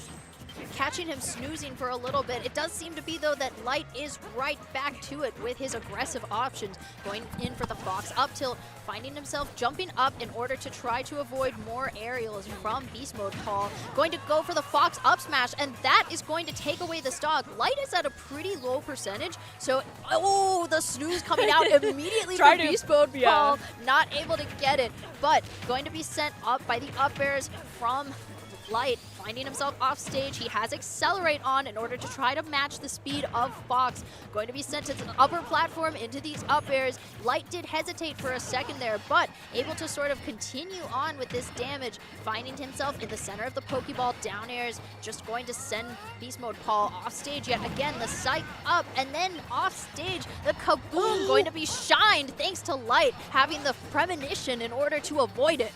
I didn't even know you could shine that. Yeah. What? Alrighty, but coming right back off stage, Beast Mode Paul finding himself in a super precarious position, and it is going to be the down smash yet again from Light to close out game number 3. Yeah, Light shaking his head a little bit though. He's probably not probably not too satisfied with that down smash kill. I don't know. I mean, normally we see a lot of up smashes come out from Light here that are securing the stocks for him, but really any smash attack will work and do the job there. However, he's finding that unbelievable. Yeah! Yeah! He finds that unbelievable. He's yeah! He's still thinking about it. He's just like, I can't believe that. That really hit me. And again, when you're playing a Light character, like quite literally a Light character, it's just unfortunate. That's a sacrifice you have to pay for the great mobility you have, is that you're a lightweight and you cannot hold on to that much percentage and tank things so quickly. So, you know, Light is going to have to make this Light work and very quick if he wants to succeed and move on from this game forward. He definitely needs to take some fast stocks going in underneath the upper platform, able to get the down throw into the laser. Now going to try to continue on underneath this upper platform, the down air coming out into the rapid jab, able to send Beast Mode Paul off stage, able to recover with the roll get up option, going to eat a little bit of damage from Light. The accelerate for Beast Mode Paul going to be able to match the speed of this Fox. Coming straight back to the center of the stage, the up tilt coming out from Light as he's going into these up airs. We'll see though. Light is doing an excellent job once again of just tracing, knowing exactly where Beast Mode Paul is going to land, where he wants to go, and that's exactly the key thing to your opponent. The key factor is that you're going to want to know where your opponent is going, not where they are. And again, that's exactly what Paul wants to do, trying to land another snooze. However, we'll find the back there with a quick little taunt, I believe. Was that a taunt or was it just no, okay, never mind. He was a taunt. It'd be funny if he was, though. Just a taunt and be like, oh, yeah, I got you. It's okay. Just trying to be a little bit silly. Yeah. Anyways, going for the up smash yet again, going to miss it. Unfortunately, eating a good bit of damage off of that. The shine coming out from Light, trying to avoid some of the spells from Beast Mode Paul's arsenal. Sitting in shield for a little bit, and that up smash, though, is going to do it for Light as it strikes home. Yeah, however, this is still not exactly where Light wants to sit at. 75% onto the second stock. This is already kind of nearing that death percentage where Light really has to be careful here. However, as long as he can rack up the percentage as he's doing here, keep Paul in that corner, it's going to be crucial for him to get this lead and this stock as well if he wants to stay in here, as we're seeing a little bit of a juggle moment. All of these aerials coming out to play once again, just trying to follow along where Paul is going to land here. No Let's Trump for Light here, and again we're going to see more spells come out from Paul here as he tries to make an approach, and we'll see who is going to take the second stock. No forward smash, and it's just a whole spaghetti area that's going on. A whole lot of SpaghettiOs, as you were saying, Calabetta. Unfortunately going to go off stage. He was sort of stalling a bit in order to wait for a potential spell, going to get sent into the up throw and the laser. Coming right back, Beast Mode Paul going to sit in shield for a little bit, as it seems to be that Light was putting some damage onto it. The side B coming out, and that is going to be Beast Mode Paul taking the stock from Light at a pretty high percentage himself, though he needs to be so careful, and it is going to be the back air to bring things straight back to even. Yeah, immediately gonna need that for Lights here as we reset now to our final stocks. Beast Mode Paul looking to make this quick, and Light again struggling in this corner. It's not going to be good, using everything, burning out all available tools to recover and safely stay grounded. But again, Beast Mode Paul is pulling out all of the strings here with the magic burst, not barely killing Light. The shine, and then seeing him drop down way below in order to recover, knowing that the knockback would be able to send him up and still recover. So great foresight from Light, still finding himself at a pretty high amount of damage, especially when Beast Mode Paul has barely a scratch on him, finding himself off stage. The Firefox able to come back to the ledge and the center of the stage. Beast Mode Paul sitting in shield for a little bit, more shield on the board. Now coming back in, Beast Mode Paul finding Light in disadvantage. Beast Mode Paul off stage, the shine coming out, the Firefox, and the shine again. Both of them able to recover, but Light really keen on making up this damage as much as possible. Going to send Beast Mode Paul back to the center of the stage, the down airs. Now it goes straight into the Fox F smash. That is going to be game number 4, going to Light in 3-1 over Beast Mode Paul.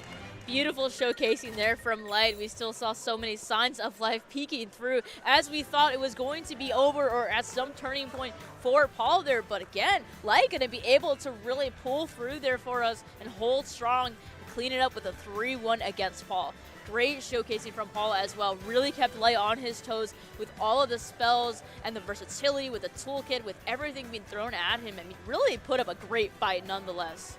I think that you saw from the adaptations, especially that helped Light really seal out those final 3 games, was that he was ready and waiting for when it was that Beast Mode Paul wanted to make a specific spell, and then he was waiting with the Shine, or even when he was off stage with the Magic Burst, like he came straight back in with the Shine, and then it was able to send him up, and he was still able to recover to the center of the stage and then put some more damage onto Beast Mode Paul. I really think that waiting helped Light so much in that he was able to wait and then force Beast Mode Paul to make a decision and then able to counter that decision, because it was forcing his hand, number one, and then also forcing Light to be the one to react to something rather than Beast Mode Paul having the chance to really think about it before that.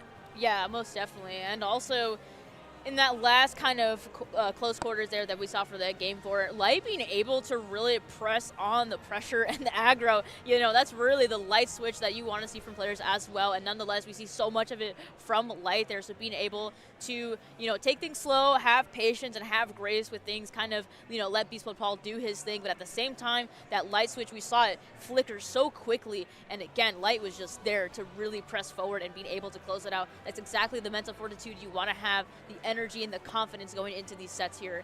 And yeah, while we get ready for our next one, it looks like we're going to be having Shiny Mark step up to the plate here.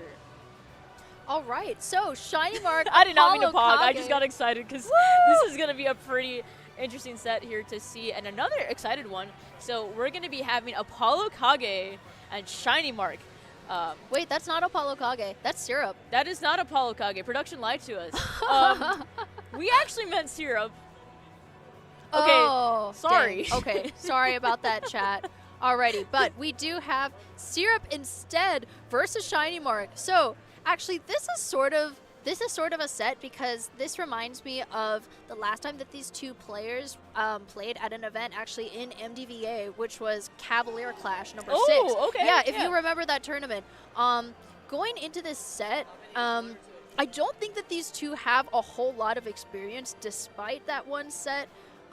So I am imagining that we are going to be seeing an appearance of the Steve yet again from Syrup. However, I remember at Cavalier Clash, he did make quite a run with the Ness. And we're definitely going to be seeing a Pikachu from Shiny Mark, the representative of Guatemala at the tournament Riptide this year.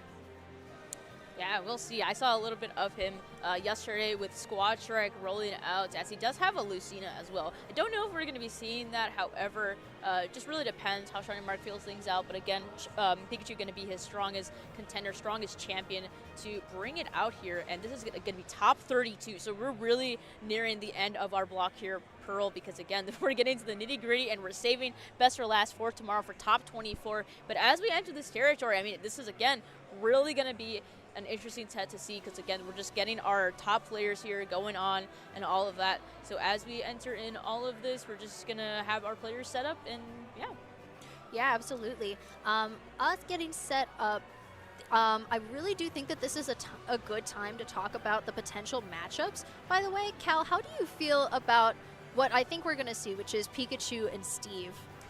I feel I've definitely seen Shiny Mark play against a handful of Steves also. I believe Shiny Mark has also played with Haunter GRV, Yes. I believe, as well. Another Steve from Guatemala, if I'm correct, as well. Yeah, that's correct. Okay, yeah. So I'm sure Shiny Mark has played a handful of Steves. By now, if you have not played a Steve, I would be like mind blown. Yeah. But yeah, I believe Shiny Mark would be able to control the tempo here. We've seen a lot of Shiny Mark's gameplay in general. If you haven't, his Pikachu is incredible, maintains a lot of control, really decides how the game will go, able to slow things down, which is a huge factor of a character. If you're able to really control the pacing of the game, how things will go, you know, it could really snowball for Syrup if he's not able to hunt down Shiny Mark, because we've seen the way that he's also elusive, makes Pikachu elusive, very evasive, and finding that space away from Steve might be the play from Shiny Mark unless he gets that aggro. But the way that, Shiny Mark kind of plays Pikachu, it's a little more lax, it's a little more, I'm just going to take my time and be patient with it because I don't need to really rush down. Yep, and it looks like we are going to be getting this Steve, in fact. I like to see Shiny Mark coming out with the hand warmers as well, just sort of prepping himself, going in with the proper headspace as well as the right feeling in his hands going into this set against Syrup. And pretty quickly, we do see the blocks coming out from Syrup. Shiny Mark utilizing the T-Jolts from Pikachu in order to try to get something started, try to put a little bit of damage onto these blocks and separate the distance between himself. The Fair is coming out and now going off stage in order to try to get a little bit more off of Syrup, coming back with the Elytra. Syrup going to be putting up some more blocks and instead finding himself off stage. The T-Jolt coming out, a little bit of a dog walk. Instead, it is Shiny Mark who is able to reverse the situation, finding himself off stage and with a little bit of damage on the board already for Syrup. Yeah, slowly but surely, again, it looks like both players are comfortable kind of keeping their own space, honestly. Shiny Mark not really going to force a way of entry here as Syrup takes his time farming all these materials, finally getting Diamond, trying to wall out Shiny Mark. However, though, still sticking through it. Very nice up special there on stage. Loving the approach here. Again, Shiny Mark just trying to make waves here, trying to get some sort of momentum. T-Jolt just being sent through.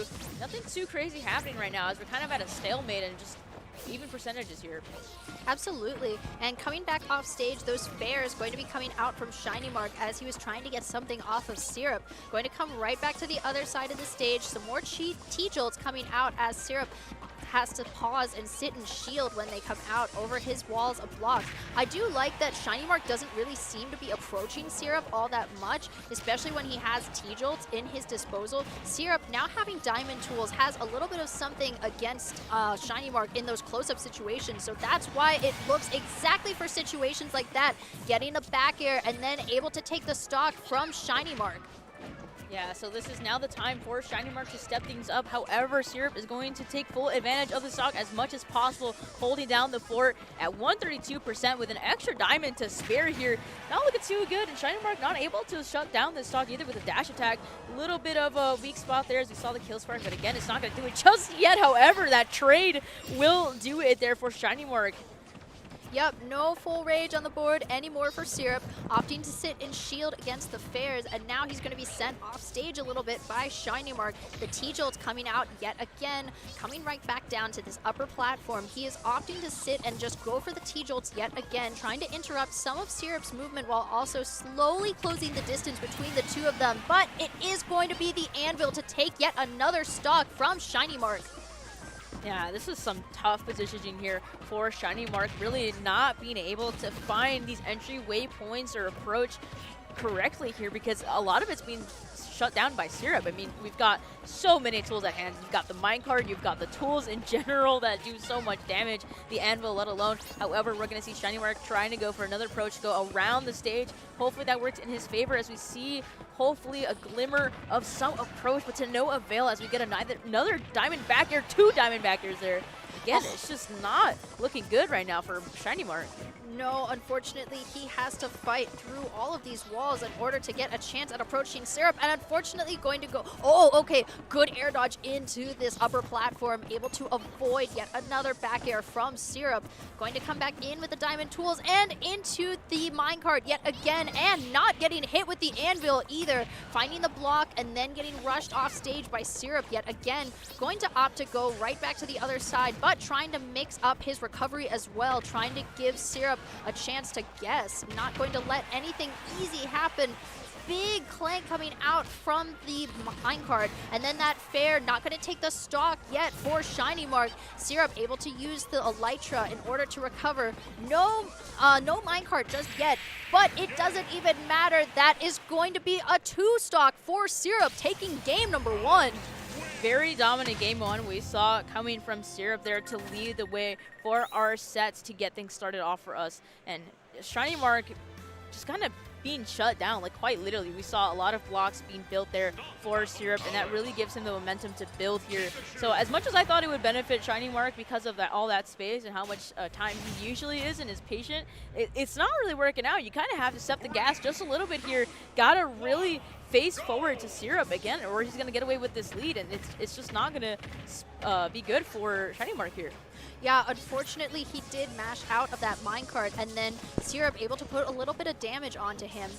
It seems to be that Syrup seems to keep trafficking him into the minecarts, and then at the point that Shiny Mark successfully mashes out, Syrup is just able to punish him pretty effectively. He keeps getting his timing correctly. Alrighty, Shiny Mark going to be sending Syrup off to the other side of the stage. The Elytra coming in for Syrup as he is able to recover under this biplat. The minecart coming out yet again. Syrup going to be waiting for it, but it doesn't matter. Shiny Mark still losing the stock thanks to Syrup. Alrighty, coming back to center of the stage, going to this upper left biplat. Syrup coming out still with the wooden tools and on 3 stocks, so to say.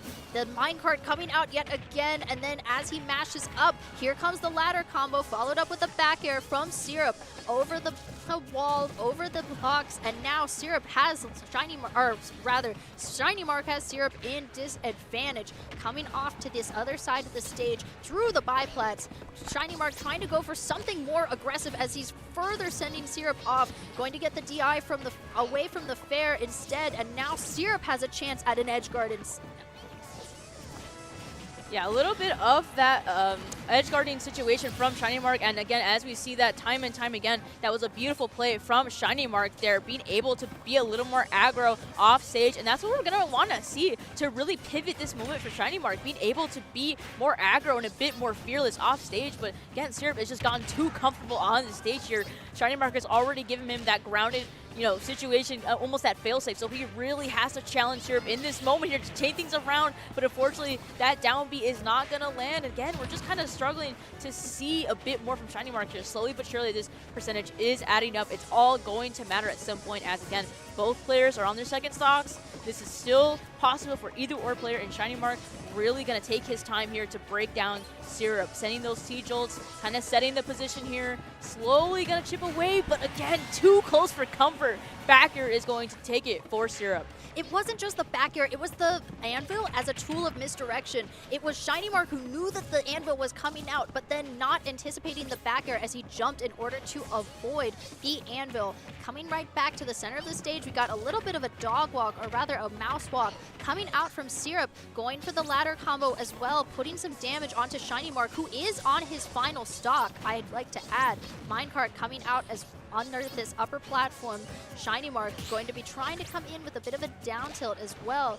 Now coming in with the fair out of the shield. Syrup finding himself pretty high, away in disadvantage. The anvil going to put some damage on the board, but not enough to take the stock just yet. Yeah, if you're Syrup right now, this is perfect positioning for you. Still got those 2 stocks to hang on and an F smash. So close to take it, but not just yet. The DI will keep Shiny Mark alive. However, the missed up smash, the second up smash, not still taking it, bro. This is quite a stock Shiny Mark is going to cling to and hopefully make a play of. But again, it's just so tough when Syrup has this momentum, so many materials, and again, the extra gold and diamond, he's really set up. He's too comfortable right now. Shiny Mark getting desperate for it, and unfortunately dying there too as well. That poor mouse just got squished.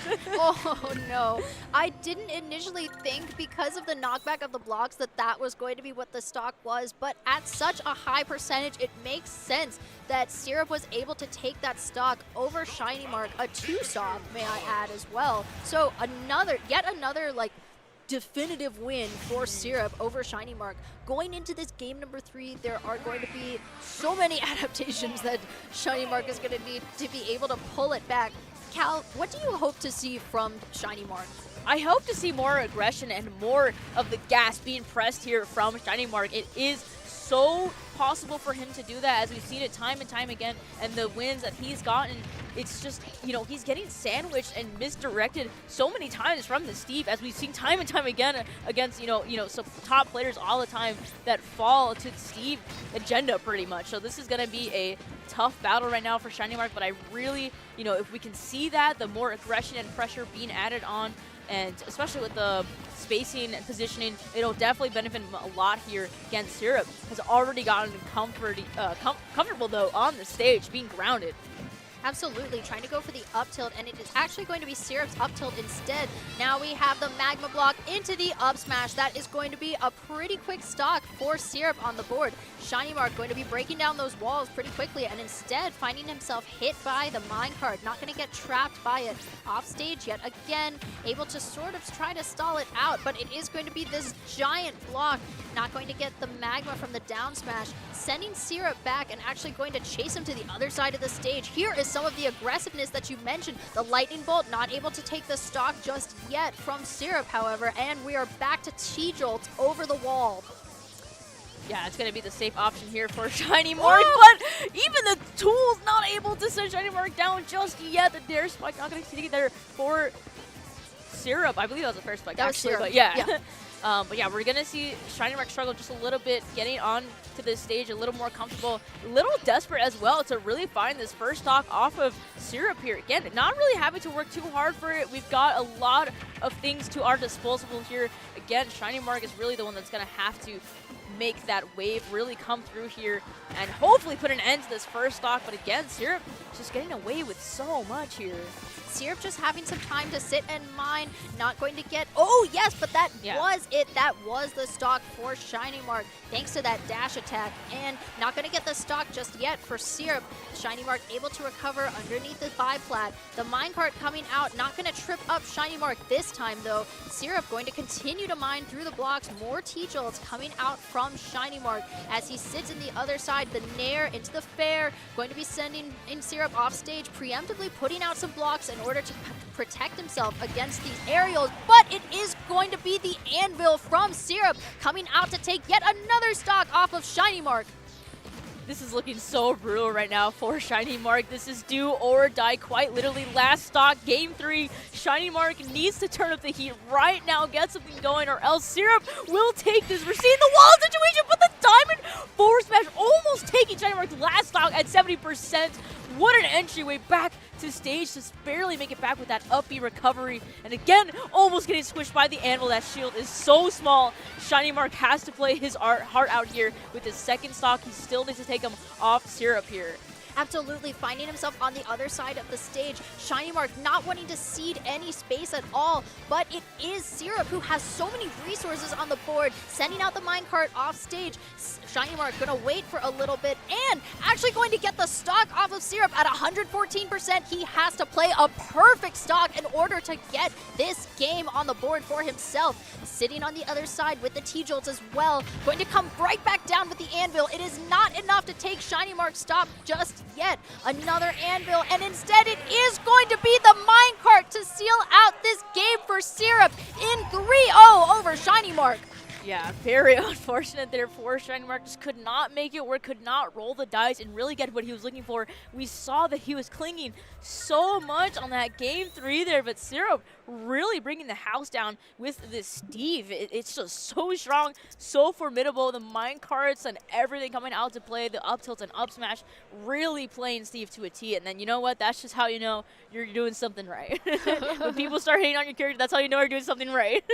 No, absolutely. And I really do think that the way that Syrup was really able to prolong those advantages was because at any point that Shiny Mark tried to interact with him, it was really Syrup who had the upper hand because he had all of the time in the world in order to mine, in order to build up his resources. He had diamond tools, he had gold at just about any point in the game. And then Syrup trying to, or rather Shiny Mark really, anytime that he had Syrup off stage, even in those like edge guard scenarios against Syrup, he really wasn't able to get anything going for himself because Syrup had so much time to protect himself. You saw him putting off blocks off stage in order to like help against the knockback of anything that Syrup could throw at him, or recovering with minecart and like really changing things up a whole lot. Unfortunately, you did see some panic options from Shiny Mark as well. Like he was getting very desperate, especially during that final game. So Syrup really able to just catch on to that and then really like capitalize off of it as well. So a good 3-0 from Syrup going into top 24 tomorrow. So Yeah. I don't think he has anything else to play, if I'm guessing correctly. I would imagine so, as that was our top 32. So if that is correctly, that would be our top 24 locking in there for Syrup. Moving on, again, such a strong win against Shiny Mark. And yeah, so we'll just see how this plays out in the rest of bracket today. And as we have so many great sets going on, we'll see what we have next in store.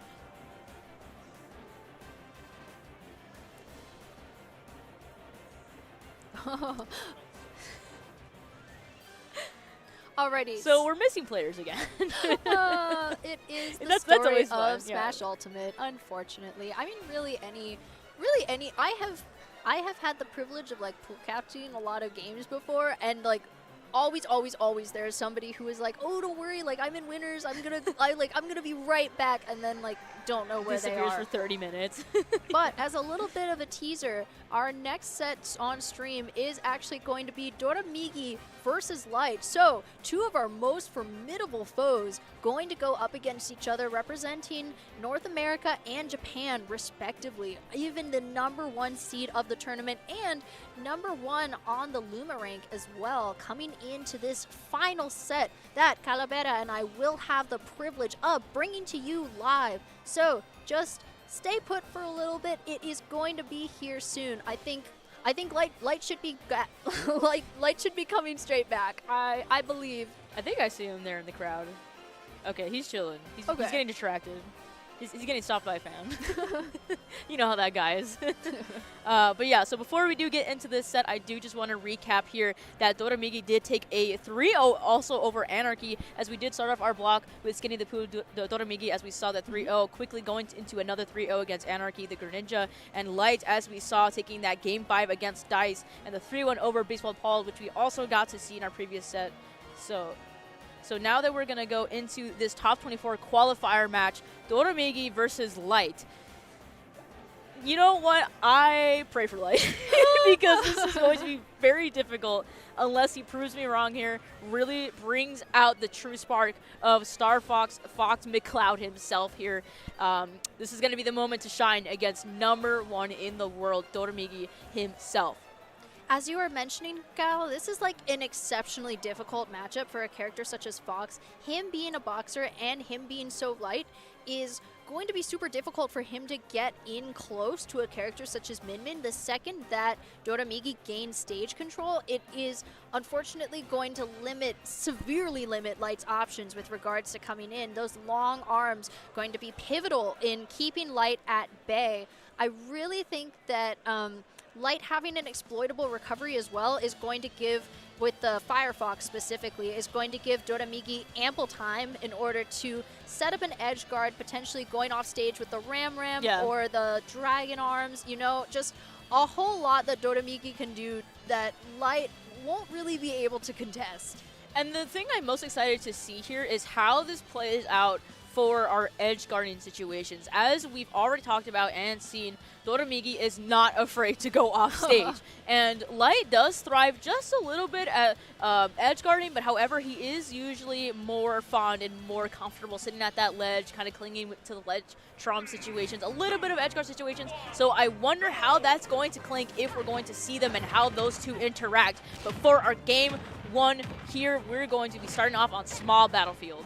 Absolutely, and you could see some pretty quick damage coming out from Light as he was able to get a little bit of a combo going. You know, a character such as Min Min has extremely committal landing options, and such a fast character such as Fox able to exploit those. But as I was saying earlier, that exploitable recovery going to really limit a whole lot of options, as Doramigi was just able to stretch his arms out and keep Light from going back to the stage where he wanted to be. Yeah, so this is really where Light is going to struggle here in these edge guard moments, actually not going to be able to really fight back or even trade with Doramigi, because again, we have the arms, we have disjoints that we can take full advantage of here that Doramigi does not exactly have to interact with. I mean, he's just getting like assist trophied pretty much. Yeah, unfortunate for Light, losing 2 stocks in such quick succession. Going to find himself all the way on the other side of the stage and at the mercy of the arms. The Nair coming out in order to send Doramigi to the other side of the stage. Going to jump high in order to avoid the flame breath from the dragon. And that up smash, though, going directly under Doramigi for that, going to get the shark and the first stock going to Light so far. He is still at quite a bit of a deficit if he wants to be able to make it back against Doramigi.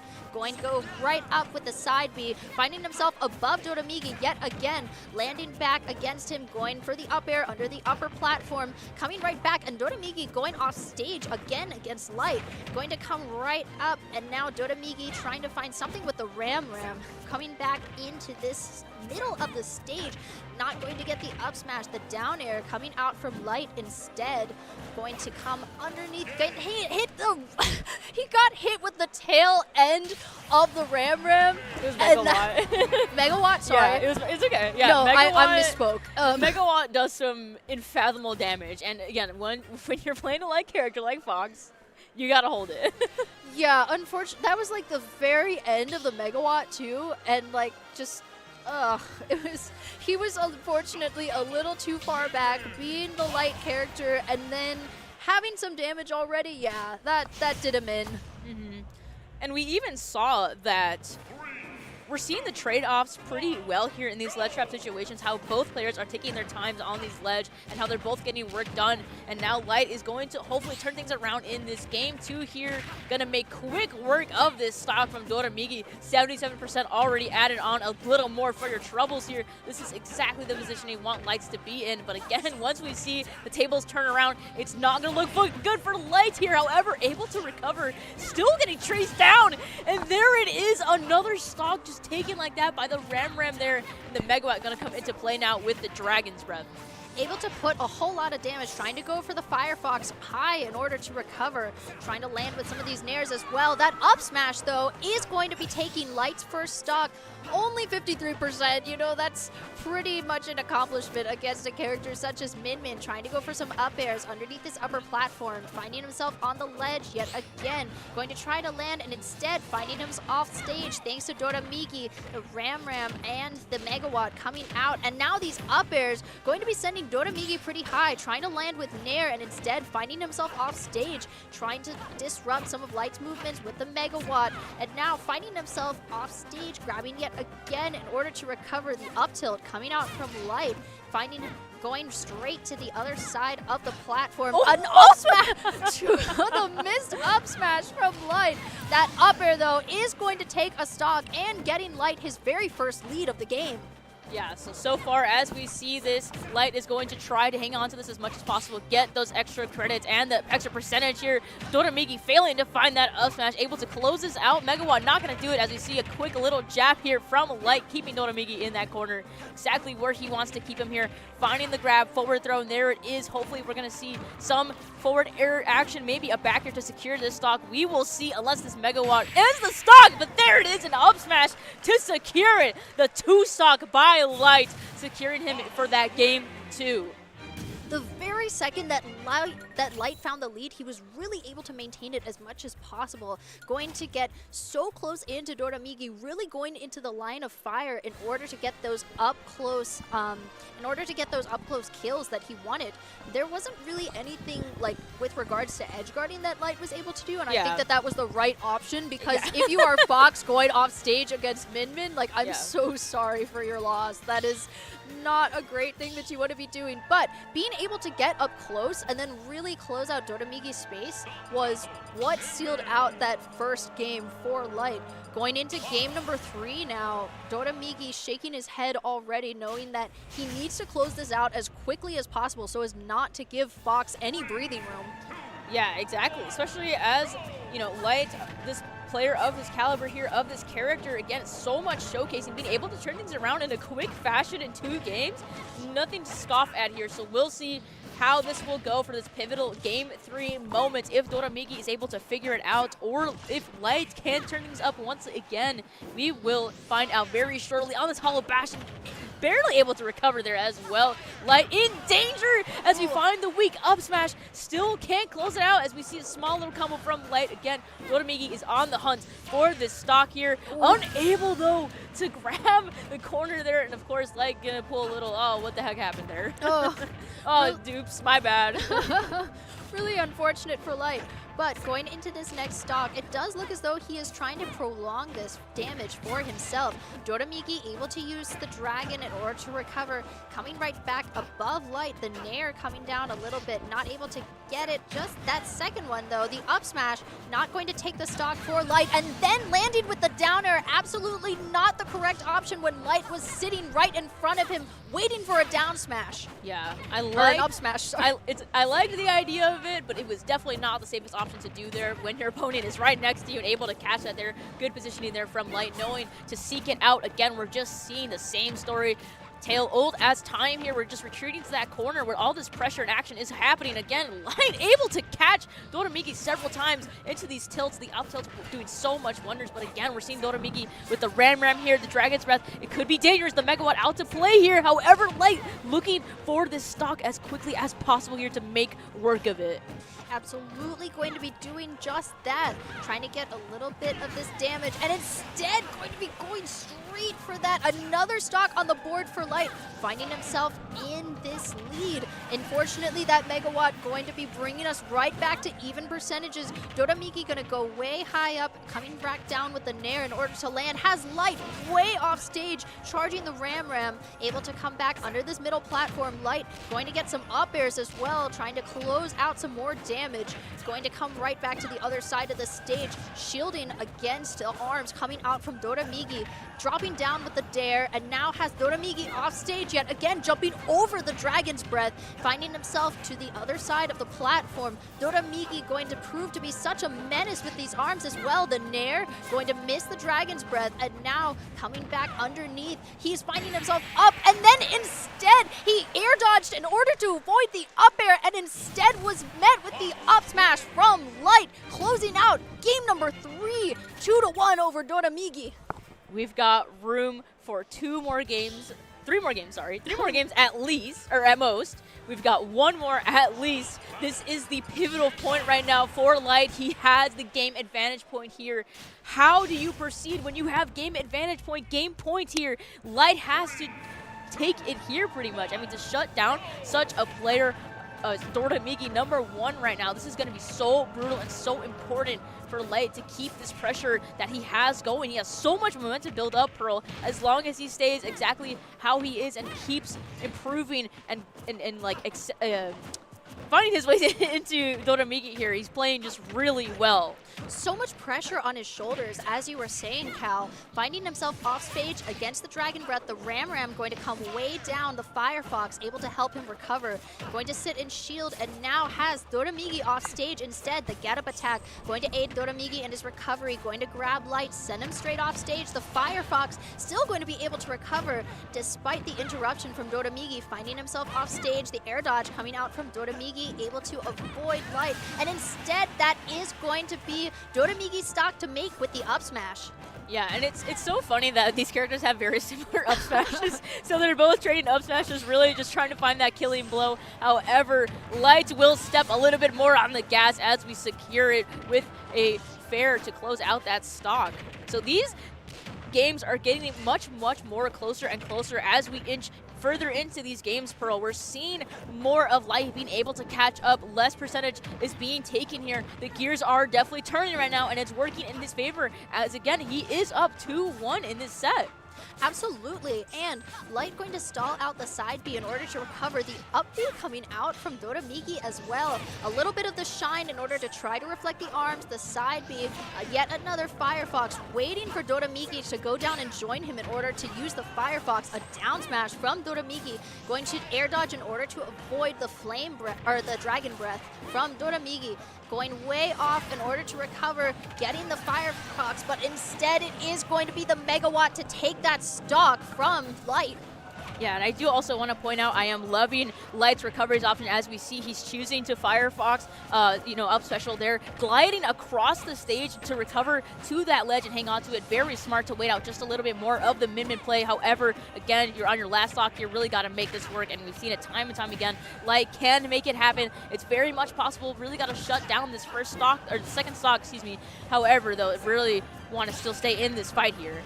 for sure. The down air going to be coming out from Light. Up tilt, trying to send Doramigi up and onwards, and it is going to be the up air from Light to bring us down to 1 stock apiece. More up airs. The down air, though, going to bring this back for Doramigi. Having Light off stage, the Nair coming back with the Ram instead, and the the Flame Breath, rather. Light being so low right now, and it is going to be the Ram that comes out to meet him yet again. Now we have ourselves a game number 5. Doramigi taking game 4 over Light. Yeah, that was a quick turn of events, honestly. We saw Light starting up there, being able to get some things going. Things are building up, but again, Doramigi right there to shut things down again. He is not just number 1 for no goddamn reason. He's here to win it all.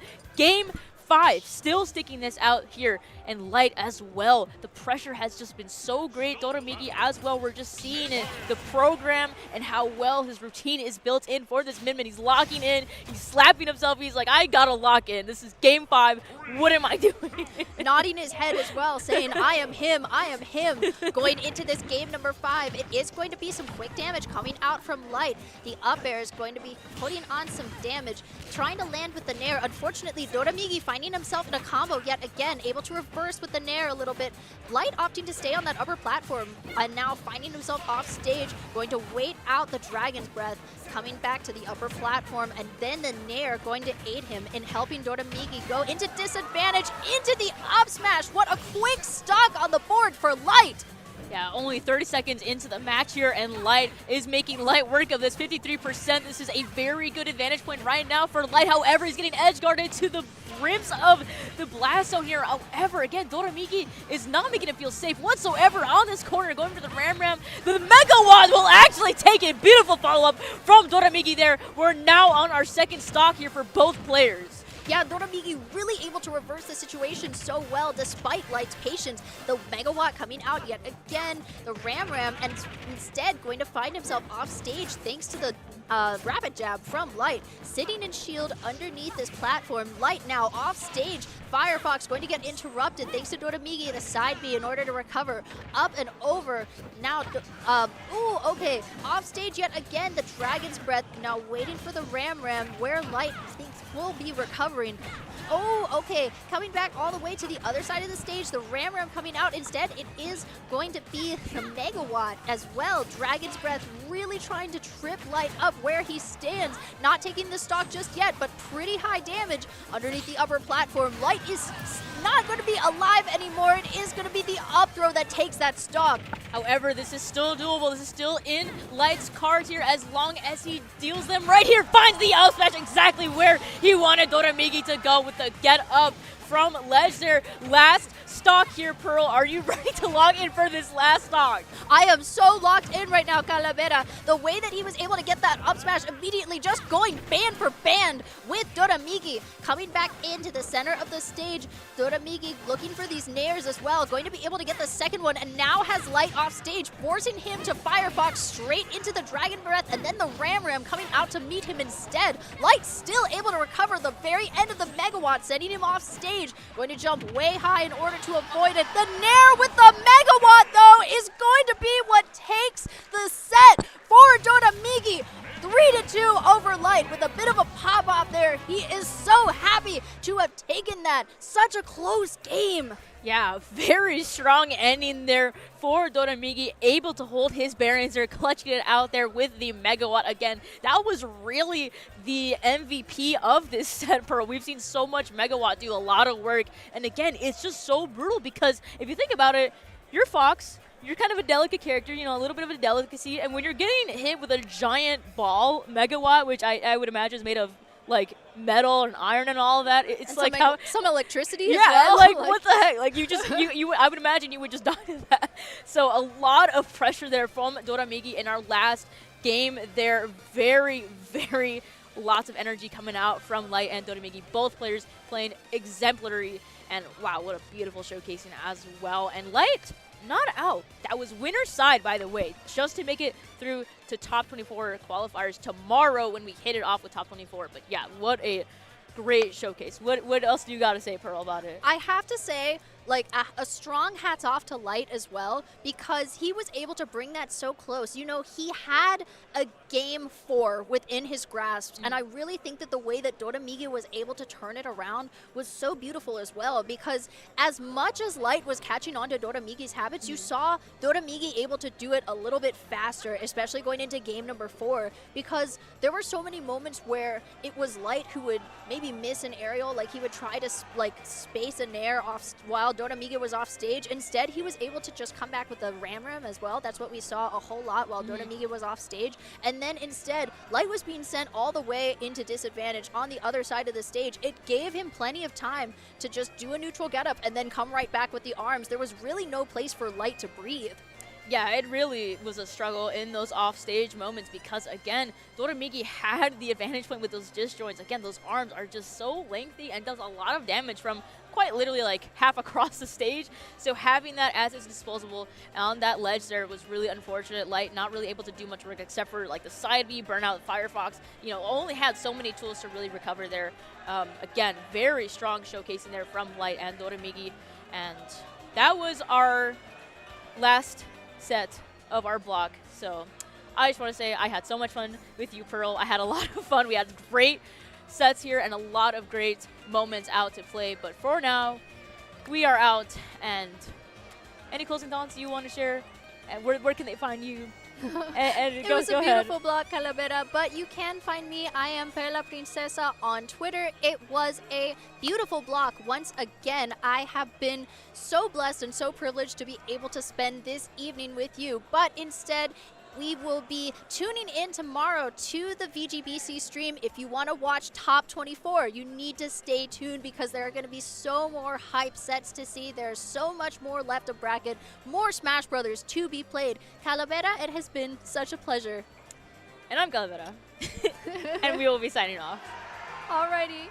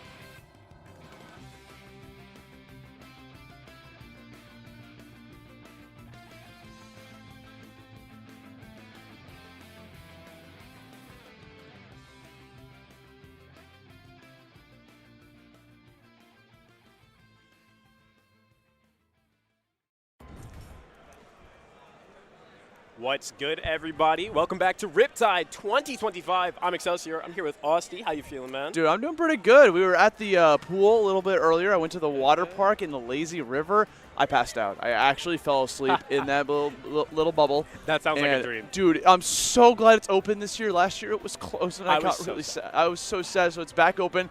So I was able to get a little bit lazy. But enough about that. We got some Smash Brothers Ultimate action coming your way. We already saw some really cool sets in that previous block. Holy moly. We saw a lot of electric sets. We saw a Game 5 situation between Dormagi and Light. Yeah. I thought that was going to be a tense Game 5. Light literally came up to me, and he's like, I'm going to 3-0 him. That's what he said. And then, and he 2-0'd. Couldn't close it out, unfortunately. So now he's got a bit of a loser's bracket to be able to climb back up, but that's enough about that block. We got the return of the legend. The king has returned. Zachary coming back out of retirement from Japan, coming into the NA for the first time. Not the first time, but it's been a while. First time in a while, yeah. It's good to see him coming back. Facing off against another legend here, Sir Dank, Captain Falcon carrying on that legacy. So this is going to be... He's playing Pit. This is going to be super sick. I'm not going to lie. So Pit versus Captain Falcon, matchup you don't really see every day. And oh my God! Sir Dake's holding nothing back, but it's okay. Pit's got one of the longest up Bs in the galaxy. Yeah, and also so many jumps as well. You just attacking on there. Really, really good recovery coming out from Zachary there. And I know Dank was really excited for this. This was something that he was really praying on happening, really studied for. So we'll see how that is going to pay out for him. But I mean, Zachary, that's no slouch, right? I mean, we've watched Zachary grow up before our eyes playing this game. It's going to be quite the hill for Sir Dank here, really the underdog.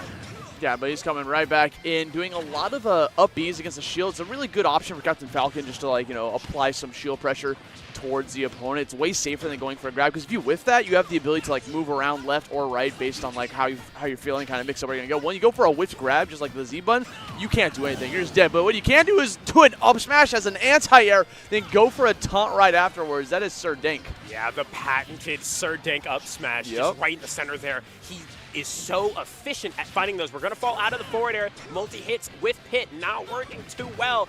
Can Dank find a way out? No, he can't. That up air is not going to kill just yet, but we've got these arrows on deck. Okay, avoiding these arrows really well. Gets caught by that down air. Of course, Pit can sometimes struggle to get that kill until you finally get the drag down. Using the nair, swinging it into the down smash.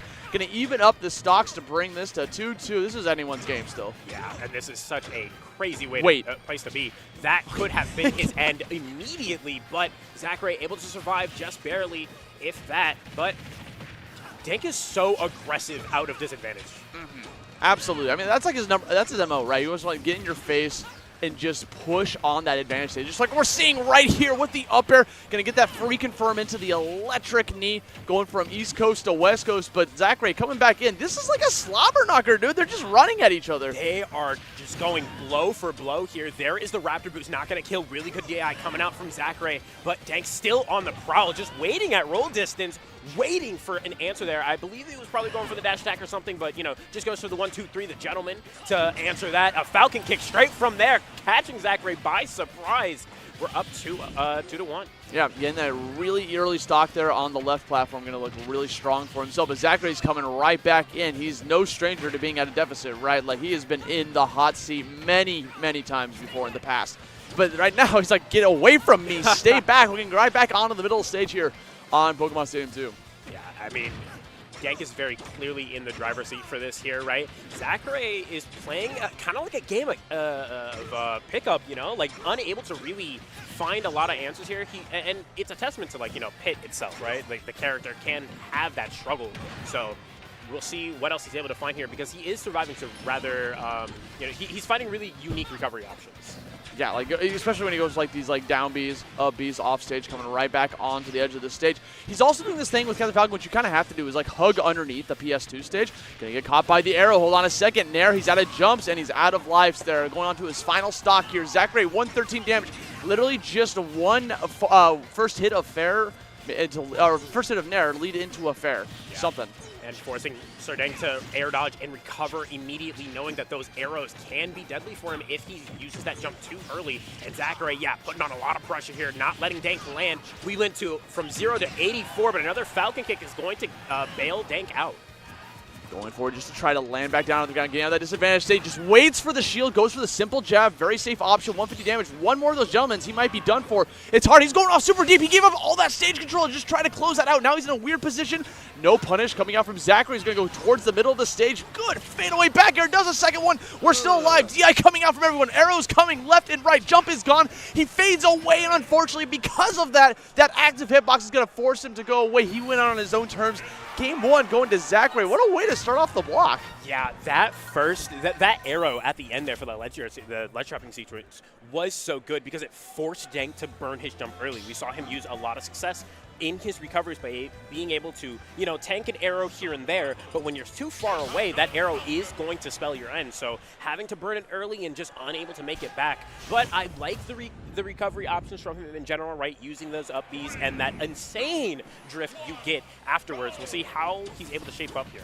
I feel like there's a license you have to get to play Captain Falcon that's like, okay, you have to give up advantage states going off super deep in order to play this character because every Falcon does it and they still get away with it. That's the crazy part. Yeah. They get away with it and they don't get punished too often. It does happen, don't get me wrong, but we're going to jump here into game number 2 now. And already it's kind of, the same as before. The two of them just kind of running into each other like two action figures, right? Slamming against each other, trying to find just a little bit of an opening. Zachary's the one who's going to break away first, though. Yeah, they're rough with those Hasbro figures. You got to be very careful out here. Coming in with these up airs, very good combo starter. Goes for the down air instead on that platform. It's going to put him in a very good position to try to get that follow-up. But the thing about this matchup in particular, I feel like Captain Falcon can sometimes struggle to find that that finishing blow off stage, right, against the likes of Pitt, who has so many different recovery options in their disadvantage state. They can jump forever. They have multiple jumps. They have that down B that does stay back. A lot of different options. And then also we're just going to be able to land that back air easy peasy coming out from Zach. Yeah, holding that jab for just a little too long from Dank there. We do see the tomahawk into a quick shield check, but Zachary, too seasoned for that. You're not going to catch me off guard, and I'm going to fire right back immediately. Going for a back throw. Again, going kind of deep, trying to force out something. Maybe like an early up B from Zachary, trying to force out a little bit of a panic option, but Zachary's a little wise to that. Going to bring out that arrow. Not going to go for loops today. Nothing there, but we are able to find, catch a spot dodge with that jab. That gentleman doing a really good job. I love the double back air off stage, but now you have to get away. You're not going to catch him with another Falcon kick, okay? You got him twice, but you have to earn those after that. Trying to earn our way back to the stage, but Zach continuously just calling out all these ledge options. Calls out the roll from the ledge. Waits this time around, trying to bait out which option you're going to go for, but just trying to cover as many as possible. That ledge get up going to get called out completely by an active hitbox that is the forward tilt.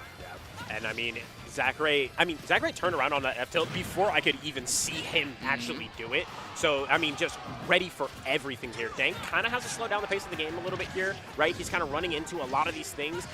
Really susceptible to that in this situation, right? Especially with Pitt with these long-lasting multi-hits. It worked really well in the beginning because, it's a brand new game. It hasn't adapted to like this high-octane energy, but now we're seeing that adaptation coming out from Zach. He's not really getting hit by the important moves that Dank needs to land, right? He's getting a lot of these nicks and hits, obviously, but he's not getting those like really good hits that are going to lead into something like a confirm, like a good up air, like a down air stomp into an E. Now you're at 183, that you eventually just got to go for something like that, like just a grab. No combos coming out. No, just a run up grab, and this is where Dank kind of wants him, right? At 0%, 17 after the stomp, right? So he can find these quick hits to actually secure a stock, but these arrows are coming in super hot, but so is Dank. Gotta do that Raptor boost, looking very hot, but not hot enough. Gonna use that up smash as an anti-air, calling out that jump. A 2-stock, a complete 180 from what we saw in that previous game, and now we are one game away from sending the Queen's Knight himself, Sir Dank, into losers. You know he was knighted. I did not know that, actually. Yeah, that's why he's a Sir Dank. Got it, yeah. The thing about Dank, you can see it in the player camera here, right? He's the kind of player that wears his heart on his sleeve, right? You can see the frustration coming out from him, but he is very good at, when his back's against the wall, using that emotion to actually channel him further. But, is that all it takes? Is that all he needs for this boost here against Zachary? I mean, we'll have to wait and see, right? It's all about trying to find that next option. We're playing off a little bit better here, right? Trying to catch off those jumps. Again, I think what's going to really make it difficult for Sir Dank is that he can't find these, confirms that lead into those important kills. It worked in the beginning, but now Zachary is just, fading away every single time, DIing away, going for these jumps, because he has the resources to burn, right? And every single time, you have to break the shield at this point in order to actually do something using the down air. Very rare occurrence you'll see on the screen. Yeah, Dank is putting on a lot of pressure on the ledge there, kind of checking Zachary for every button that he's pressing in every situation possible. But we're getting a little sloppy, and Zachary's going to capitalize on it fully. We're able to get that down throw into the up air. Not going to kill. Fantastic air out coming out from Dank. Roll away from that grab. A lot of spaghetti here on the platform. Who's going to take the stock first? It's Zachary. Very interesting fight happening on that platform. That was the stage there for a second because they were just up close and personal. There were a lot of feints coming out from both of them on that platform. A lot of empty hops trying to bait out a defensive option like a jump out of shield or a spot dodge or something, and neither of them were giving it up, and eventually it's going to be Zachary who's going to end it up. But Sir Dank evens up the score, just landing down a short hop back air, catching Zachary out of shield to just even up those stocks real quick. Yeah, and that's exactly what you want to see, right? You don't want to let Zachary take too much extra credit. You don't want anybody to take too much extra credit. But unfortunately, Dank has been unable to really find an answer. A back air snuffing out that Falcon kick. We still have a jump on the edge here, right? We still have a jump. It doesn't matter. That down air is going to spike you immediately. Dank on his winner's side stock. Dude, that is the sniper from Japan. You saw every single one of those arrows hitting Sir Dank off stage. And again, you got to remember, Captain Falcon has... Okay! You know what? We just go out there, call out that up B. If you're going to chill down there for that long, I think what was going on is Zachary was trying to go to Sir Dank to chase after him because he's done that so much. He's been so aggressive off stage. This time he played a way more patient, stayed on the stage, waited for him to burn all of his jumps until he had to go for that up B, and then called it out with a smart down air. Yeah, and especially because Dank initially had been waiting on ledge to try to get the 2-frame, but deciding, you know what, no, I'm going to wait. I'm going to let you, stall for as long as possible, and I'm going to find that kill. You have to come back eventually. But, it's maybe a little too late. We are able to find a quick couple of up airs to get more percent on the board, but we have to make it back against Pit here, and that's not going to happen with that back air. Yeah, unfortunately for Dank, that recovery from Captain Falcon does get a little predictable because you can only get so linear with it, right? Once you burn your double jump, it becomes very difficult for Falcon to get back onto the stage if the other opponent's on top of things. Right there, Sir Dank's been doing a lot of the recoveries at the very end, trying to go for a high, and Zach was already there waiting with the back air. 3-0 and a fist bump. Zachary's going to be moving on towards the winner's side of this bracket. But, shout out to Sir Dank putting up quite a fight against the fabled Pit. Still going to be in this bracket. Going to have to climb from losers. Still one of the best Falcons out there to do it. So we're going to see what he's going to be able to do later on in the bracket. But, God, it is such a breath of fresh air to see Zachary back in attendance. Oh, for sure. I mean, seeing him back on the sticks is such a full circle moment. You know what I mean? Being able to actually watch somebody that we all watch grow, grow before our very eyes into the player that he is today. So it's nice to have him back. Back in the States, back in the saddle, back in the hot seat. That's going to be enough about those guys. We got some more sets coming this way. We're in the final rounds of the pools here at Riptide 2025 up in Sandusky, Ohio. One of my favorite tournaments to come to, man. This is my 4th year here, and I love it every single year. It's just a really, really cool idea. Have a tournament at a water park. Why not? Why not? Why not have a tournament at a water park? I mean, it's the resort here at the Kalahari is just so much fun to be at. I always love being here. Yeah. This is my 3rd Riptide, so not. Have you gone to the water park yet? I've gone to the water park a couple of times. Okay. Over the years. But not this weekend. Not this weekend. Not this weekend. Why not? Why not? Oh, we just got a word from production. We have a banger set coming up. I believe this is going to be Knee versus Doorstop. Yep. We're getting a lot of Midwest reps here, obviously. I mean, we're in the Midwest. We're in the Midwest. It only makes sense. But it is nice seeing so many, so many of our top players here in the Midwest, make it to this these later stages in bracket here in top 126. So we'll see how many of them are actually able to keep pushing it, because that's going to be a tall order today. Bro, I was watching round 1 of pools. Pools 1, those were already kind of tough sets that we were seeing today. It's a very stacked bracket. Like everyone said before, this is Riptide finally hit that P tier status, so it's like it's at that level where it's like, okay, this is where a lot of points are on the line. So there's more than just pride. It's more than just the prestige money. It's the prestige of trying to get yourself on that ranking, which is very important, for players. Sponsors be looking at that. So. Yeah. So I mean, we'll see here as Miya and Doorstop face off here. Oh, it was Miya. I heard knee. My bad. Mia's up here for a star step. Okay. It's interesting. This is not a matchup that I think I've seen very often personally, right? But I mean, it's one of those ones where it's going to come down to how does Game & Watch pin down Zero Suit. Yes. You know, such a slippery character to deal with.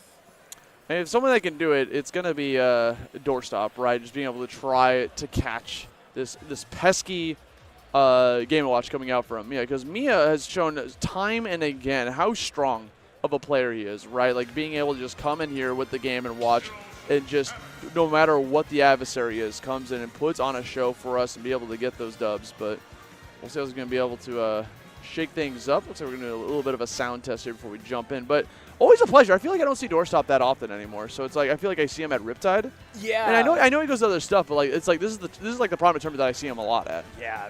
Doorstop is like one of those players who a fiend at the Midwest Regionals, kind Yes. of, you know. Mhm. But we all have real life stuff going on. You know what I mean? All Who's got a lot we? to do. Nintendo Wii? Like, we've all got a lot going on, right? But it's always nice being able to come to this tournaments and really kind of have a good time just in general. these guys are here for a good time, not also a great time. They'll be feeling real great if they get this dub. So Miya going to go for the Steve this time around. Doesn't even want to try to risk any of this nonsense with the Game & Watch. So Zero Suit Samus versus Steve. Obviously, this is going to be a weird matchup for Doorstop to have to deal with, right? So immediately after the gate, you saw Doorstop dash towards the opponent. Doesn't want to give you an opportunity to try to build those materials. The thing is, when you fight against a Steve, it's like it's inevitable, right? Like they're going to get their materials. There's going to be a time where they're able to dig, and there's nothing you can do. So, I mean, trying to fight them as much as possible beforehand, but that's all that happens, and that's without any materials on the board whatsoever. Miya just shut down Doorstop completely, but just respawns back. This is an RPG. They're taking turns. Okay, wow. We're just going to say, no, you know what?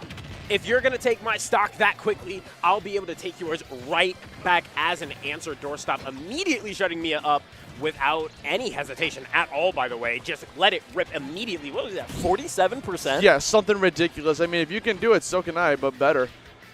There we go. We got the TNT placed there in the middle. Good stuff from Doorstop. Wanting to activate that TNT so it's not an issue in the future, right? Because that's the one thing you don't want to set up for your opponent is allow them to be able to play with their materials later on. So just give it that quick little kick from the forward tilt.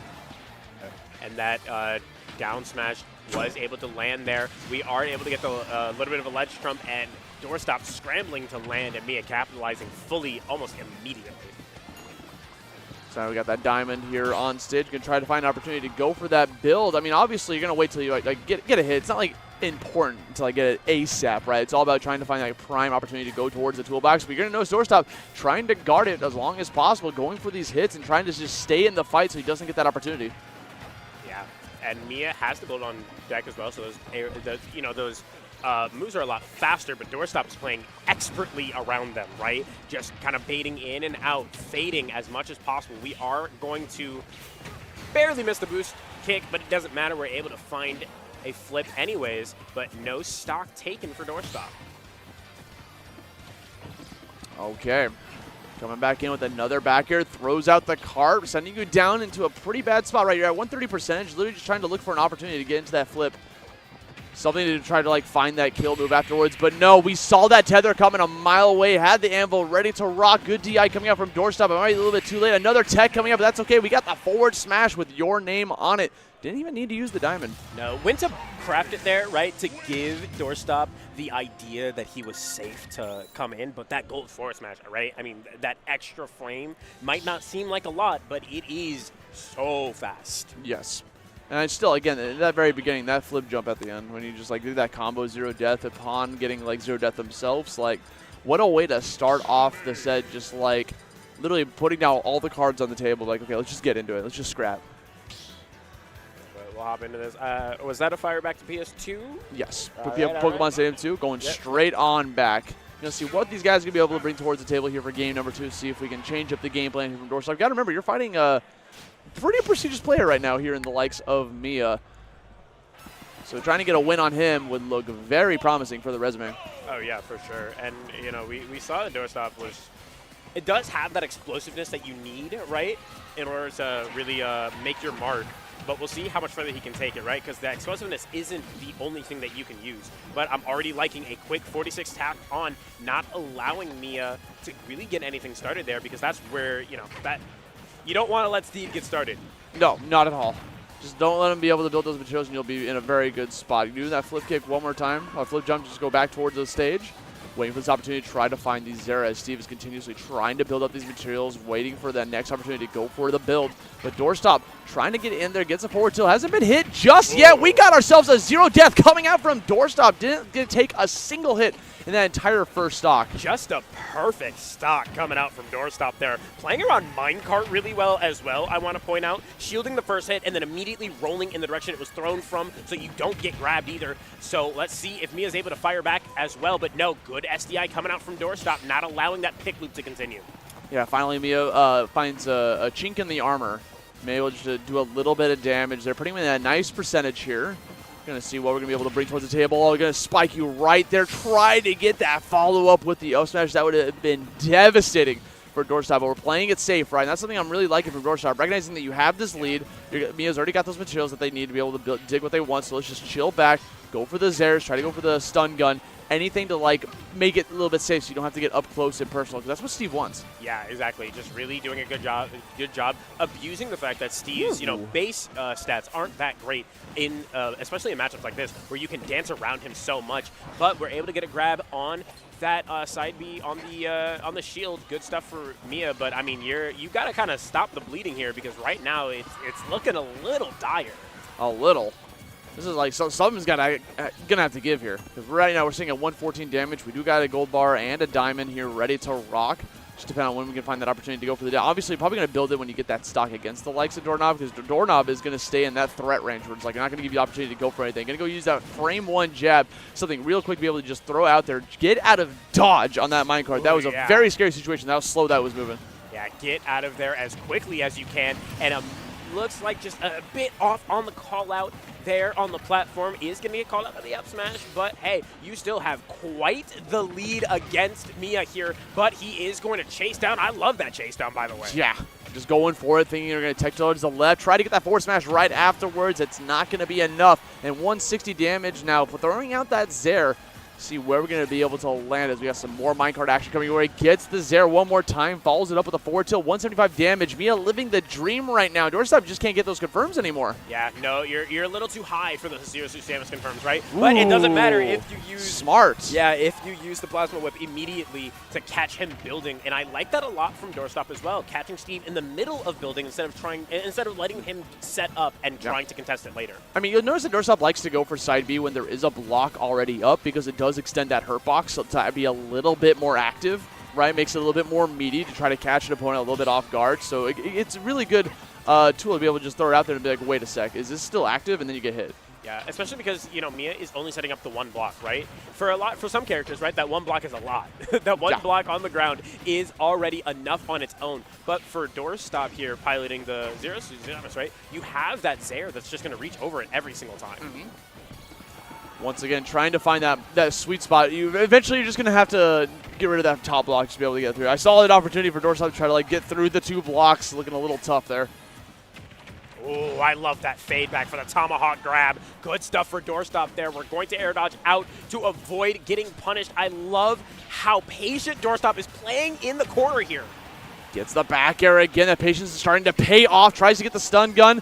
Not going to be enough. Going for a back air, hoping that he was going to go for a ledge jump. Unfortunately, just goes for the neutral get up, does a forward smash, takes away that stock, but Doorstop's still here with 0 damage. Can close this out and turn this into a game 3 situation where we even up the score. Definitely trying to find that area. Gets a grab from downtown, tosses you off, 156 damage. What's going to be the answer? Gets the back air when you're trying to set up minecart and holds on to that 0% on the final stock. Doorstop showing that he is alive and well.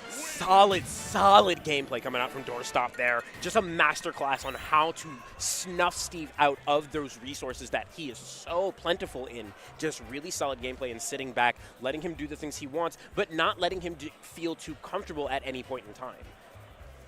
That's something to be said for that, right? Just like making sure they feel uncomfortable almost the whole time. Like you're just always on top of them. It felt like Miya really couldn't find an opportunity to build what he wanted to do near the end. And he was able to find opportunities, but like doorstop did not give him that many. So always staying in that threat range, but like not on top of him, which obviously Zero Suit can do with the likes of Zair and the projectiles, right? Just being able to just Zair from a safe distance. It's a very safe move to throw out with a very long hitbox.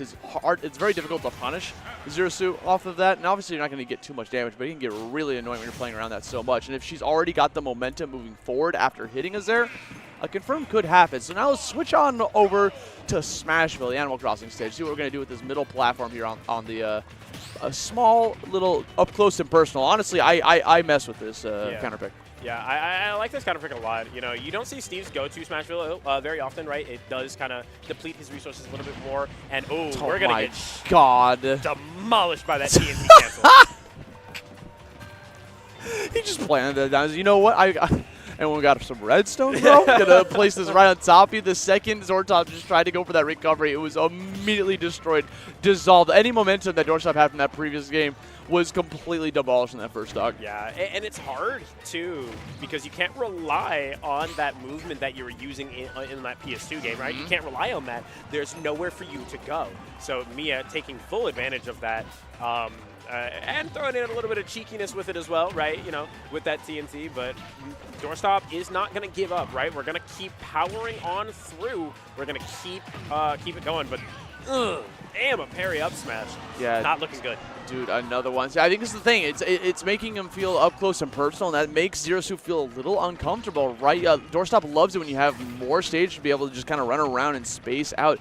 It's the kind of keep away game and keeping at a safe distance that like a lot of sorties do is harder to do on this stage, where Steve is constantly playing aggressive against you like this. Yeah, just really unable to find anything there. And unfortunately, that get-up attack into the straight shield is not going to get punished by Doorstop. You know, it's a little sad. It's something you want, but we are able to find the kill confirmed for the back air.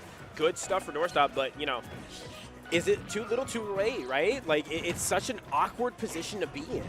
Yeah, when you're like 2 stocks to 1, we got the Diamond Sword already. It's a rock here. This could be really difficult for Doorstop. You do not want to get hit at this point. Just try to just keep it as safe as possible. Maybe try to, you know, throw out that active thing of the flip jump, right? Flip jump is out. That kick is active for so long, and it's a big active hitbox on top of that. Exactly. Oh, I like that dash attack there, using the crafting table to extend the hitbox, right? Because Miya did roll around it, right? Tried to get away from it, but, you know, own crafting table being used against it. Now we're chilling back again, trying to go for these swings, digging up some more materials in the process. Going to go for that free block with that shield. And we're just going to keep digging out here, right? This block is making it very difficult because what this platform being in the middle is also messing up a lot of Doorstop's plans, because we see a lot of full hops in the previous game coming out from Doorstop. With that platform being placed there, you have to go for the short hop, so it makes it a little bit different to kind of mix up the timing on when your Zair comes out, right? If you go for the full hop, you got the timing on it could be way different.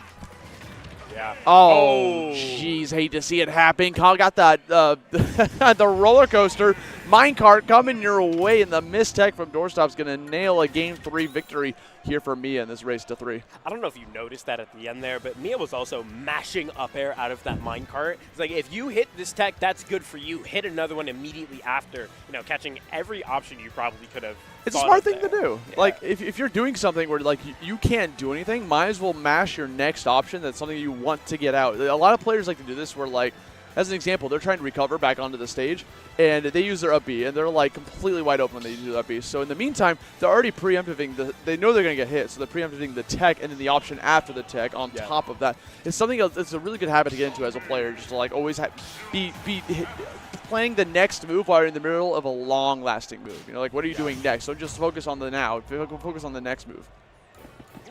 We are going to run it to the other Animal Crossing stage, so we're going a Bigger. little bit of a world tour here. Yeah. In terms of that, right? And I love a bigger stage for Doorstop. I love a bigger stage for Doorstop, especially Town and City, where you have a lot more platforms and wacky layouts to find your groove and your movement. Yeah, and PS2 is also like another stage that was really good for Doorstop, which is very similar to Town and City in terms of like the layout being like long, just like a long stage for you. So this time it also kind of turns into FD for a little bit when those platforms go away. Speaking of, might be time. Yeah, there go the platforms right on cue. But Doorstop doesn't seem to care at all. We're still applying a lot of pressure for Miya. Miya hasn't really been able to get too much started here. But, you know, even as I say that, you know, he's still in a good spot. Yeah. Doorstop looking nice right now with that jab. Does it for the third swing in a row. Going to jump right over that minecart. So we're trying to find a next opportunity to land this Zair. Just trying to delete the blocks in the process, playing it safe. Doesn't want to overextend and get into a mess of trouble, which is what Steve's are just banking on. That side B was very risky, but we managed to get out of there with the flip jump. Yeah, not as risky as it looks, right? Because Doorstop has that spacing online and knows immediately that he's able to get the flip kick out. Ooh, Jeez Louise. That Louise. swing saved Doorstop so much. Look at like George the Jungle out here. That is like way too much damage knockback. You are not going to be able to attack that situation as Miya going to take away that first deck away from Doorstop once more. Looking very strong for them, but Doorstop could easily close this out. All we need is that one swing, that one back air, a side B, maybe like a late up air to lead into something, or a grab.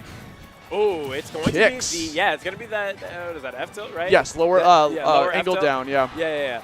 Good stuff for Doorstop. I mean, and you also didn't allow Miya to get any extra credit as well, which is super important, especially when you're playing against Steve, who can snowball so quickly. Yes, just leave it on that 0 damage. And Steve is a power creep character where, like, later on in the game, he's a late game character where he gets stronger as the time goes on. So you want to be able to stop any momentum that he gets at the beginning as fast as possible and just try to negate all of that. So, and Nair into the flip jump. Hold on a second, trying to keep that advantage state alive and well.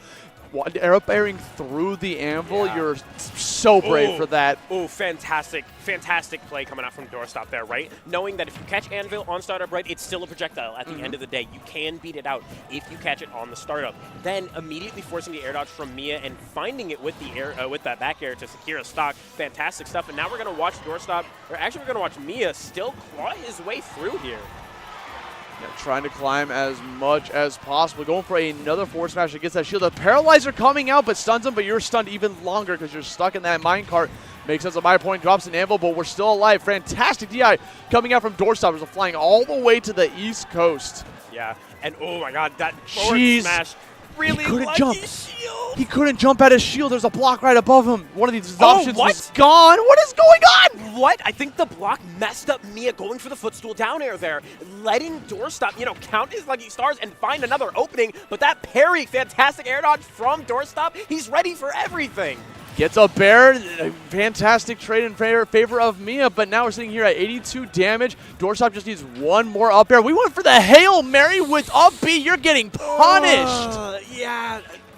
Feels like an ill-advised move there, and this is where Steve gets really scary, right? He might not have a lot of materials or anything like that, but that diamond is on deck, and he can call you out at any point in time to secure a stock from any percent. Try to get the side B, but punishes the dash attack, gets rid of that immediately. The up B at a shield coming out from Doorstop. Gonna bring this to a Game 5, the final game of the set, and this is just top 128. This is not even to get out of pools. This is unprecedented, I think. Yeah, I think everyone thought this was going to be a 3-0 from Miya, but Doorstop is up and alive, dude. Yeah, Doorstop is just putting on a phenomenal task. Like, really, really putting on a show here of showing, like, no, this is why you want to pay attention to me, right? This is why you should fear the name. You need to be listening to what I have to say.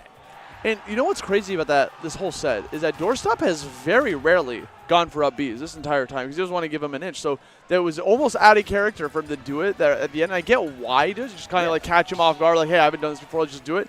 Ended up costing him 50 damage in the process, but it did not deter him from trying it again and securing a victory later on. So it's a very cool thing to see here from Doorstop. We're going to jump here into Game 5. We got ourselves a character swap coming out from Miya. This could really turn the tables, right? Because now that you're busting out Game & Watch, that's a whole new character for Doorstop to be able to adapt to and learn. We'll see if we're going to be able to do it with only 3 stocks to play with.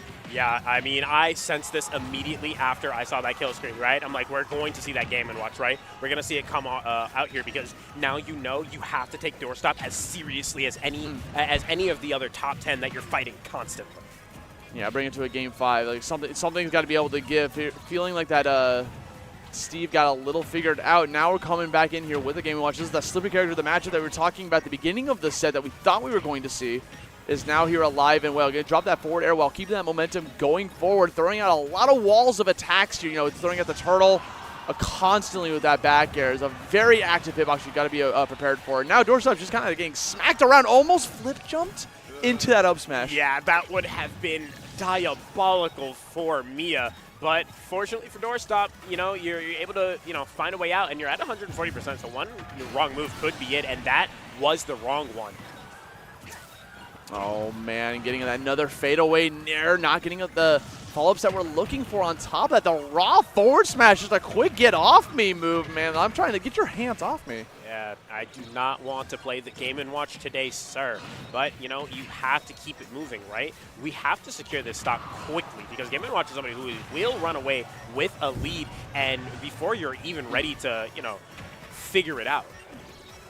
And it's so tough on a stage like Final Destination whenever you see doorstop in disadvantage state like above Miya. It's so hard for him to land. Even with all the options in your arsenal, you got a double jump, you got a flip jump, you got anything to like kind of give you some movement, but like it's very easy for Miya to just kind of follow you when you're above. Like, same thing applies at doorstop, but I feel like there's a little bit more options here coming from Mr. Game & Watch as we're still sitting with that 3 stocks, 118 damage, opting to go all the way to the bottom of the stage before coming down with the key down air.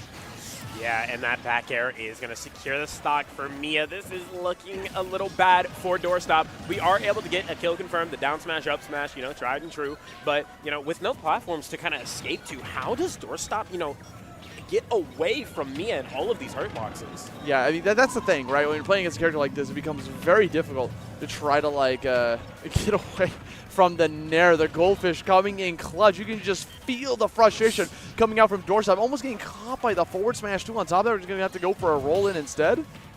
Yeah, it forces you to play very, very grounded FD, right? And so without those, it makes it hard, especially against a character like Game & Watch.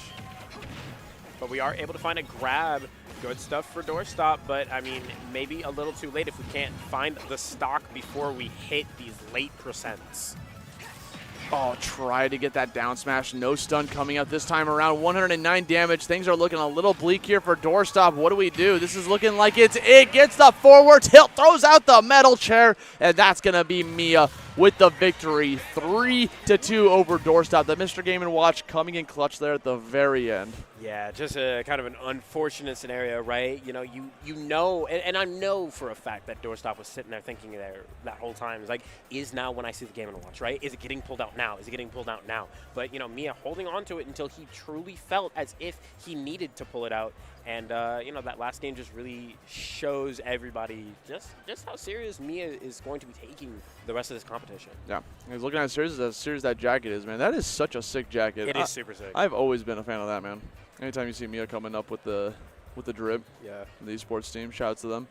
And, yeah, dude.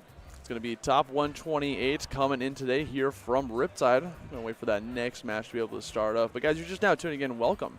Smash Ultimate, singles, top 128. We're trying to get. We're going to be going tonight until we have 24 players ready for tomorrow. So tomorrow's going to be like when the real show begins. Oh yeah, this has been quite the tournament. I mean, we saw earlier, I don't know, for those of you who have been keeping track of bracket, because I know all of you are watching all, 1,000 or something players that are here this weekend.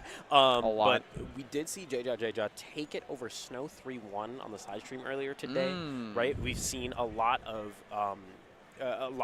really scary players really shine a light on themselves, which is what, you know, events like Riptide are all about, right? These massive tournaments that allow these otherwise underrepresented, you know, players to really make their mark here in our community and in the meta. Yeah, and it's a lot of sets have happened throughout the day too. One set that I was watching earlier or commentating earlier was unfortunately it was a Wrath versus Mude set, so it went to Game 5. Final game went to time, the last 30 seconds. It was a nail-biter of a set. It was like literally, they were like 10% within each other like the whole game near the end. And eventually, like Wrath was able to close that out. And that was like in pools. Yeah. So like anything can still happen within this game, man. And then he went to 3-0 Akala, by the way. Yes. Right? So if you are a player who had to fight Akala and losers, you can blame Wrath for that. But neither of those Pick your poison. You want to fight Sonic or Steve, you know? Neither of those players are on our screen right now. Right now, we've got two different players. We've got Cola and then Zach Ray on the other side. This is going to be a This is going to be a fun one. This is going to be a fun one for sure. We just saw Zach Ray earlier taking it 3-0 over Serdank. And Cola, I have not seen today, but I mean, it's always a treat when Cola's on screen, right? I'm always happy seeing Cola on my screen. Yeah, whenever that Roy comes out, it's always fire and has all the passion in the world. Facing up against Zachary, who looks like we're going to be playing a lot of pit here today, but I know Zachary has a whole arsenal of characters. I remember the Wolf, I remember the Rob. A slew of characters to kind of throw around here. But we'll see how this ends up coming. We'll see, because like Cola is so good with the aggression. We've talked about it before. It can be something that can be hard to deal with, just how overwhelming it can be. Yes. When you get overwhelmed by this player, both these players, honestly, it's something you're just going to have to deal with. But this rush down action from both of these people, again, this is going to be kind of a lot of just like running at each other and just beating the crap out of each other, I must say so myself. So we're deciding what stage we're going to be able to go to. They did do some RPS to figure out who's going to be striking first and stuff. It does matter. Obviously, which we're going to end on. And rare appearance of Smashville as the starter stage. Don't see that too often. Yeah, don't see that every day. But I mean, hey, if you're Cola, who looks like was someone selecting there, if Smashville is open, I'm taking it, right? Those sweet spots are going to be so much sweeter. Yeah. On a stage from Animal Crossing. Yeah, all this pit play coming in. Always a pleasure to watch this character. I said this earlier on a block when I was with Rod, and I said, dude, who's the most honest character in Smash Bros? Who do you think it is? The most honest character. I know the general answer is Pit. Unfortunately, I don't think he's still very dishonest. Yeah, but I we're think he playing might Ultimate. be. I think he might still be the honest, but like it's like the shiniest. Shiniest of turds out here in terms of having the cheese. But regardless, we're going to jump right into this set. Let's get it. Smashville here on the middle of the stage. Cola obviously bringing out the tried-and-true warrior that is Roy. And this is what we're going to see a lot coming out from Zachary is this disadvantage stage. Zachary's been annihilating opponents by just getting back to the stage almost for free, using that down B every single time to just stop any sort of like aggressive approach from the opponent. Yeah, and these arrows, are so hard to deal with as Roy as well. It forces Cola to recover high, which is going to just get covered by that force smash by Zachary. And this is such a scary position to be in. Yes.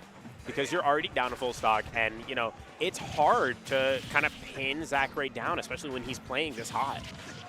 And boy, is he playing on fire right now. All of these up airs into the arrow, too, just to get some extra hits done for your trouble. He's not letting Cola land, bro. I think he burned a jump at one point. Please put me down, Cola says, but Zachary is not interested at all. You're going to find a blast zone for your troubles, but Zachary is rolling around so much to avoid Cola with these sweet spots, because there it is, right? Sinking one directly into the basket there. And that was a full hop, too, so that was full strength on top of that.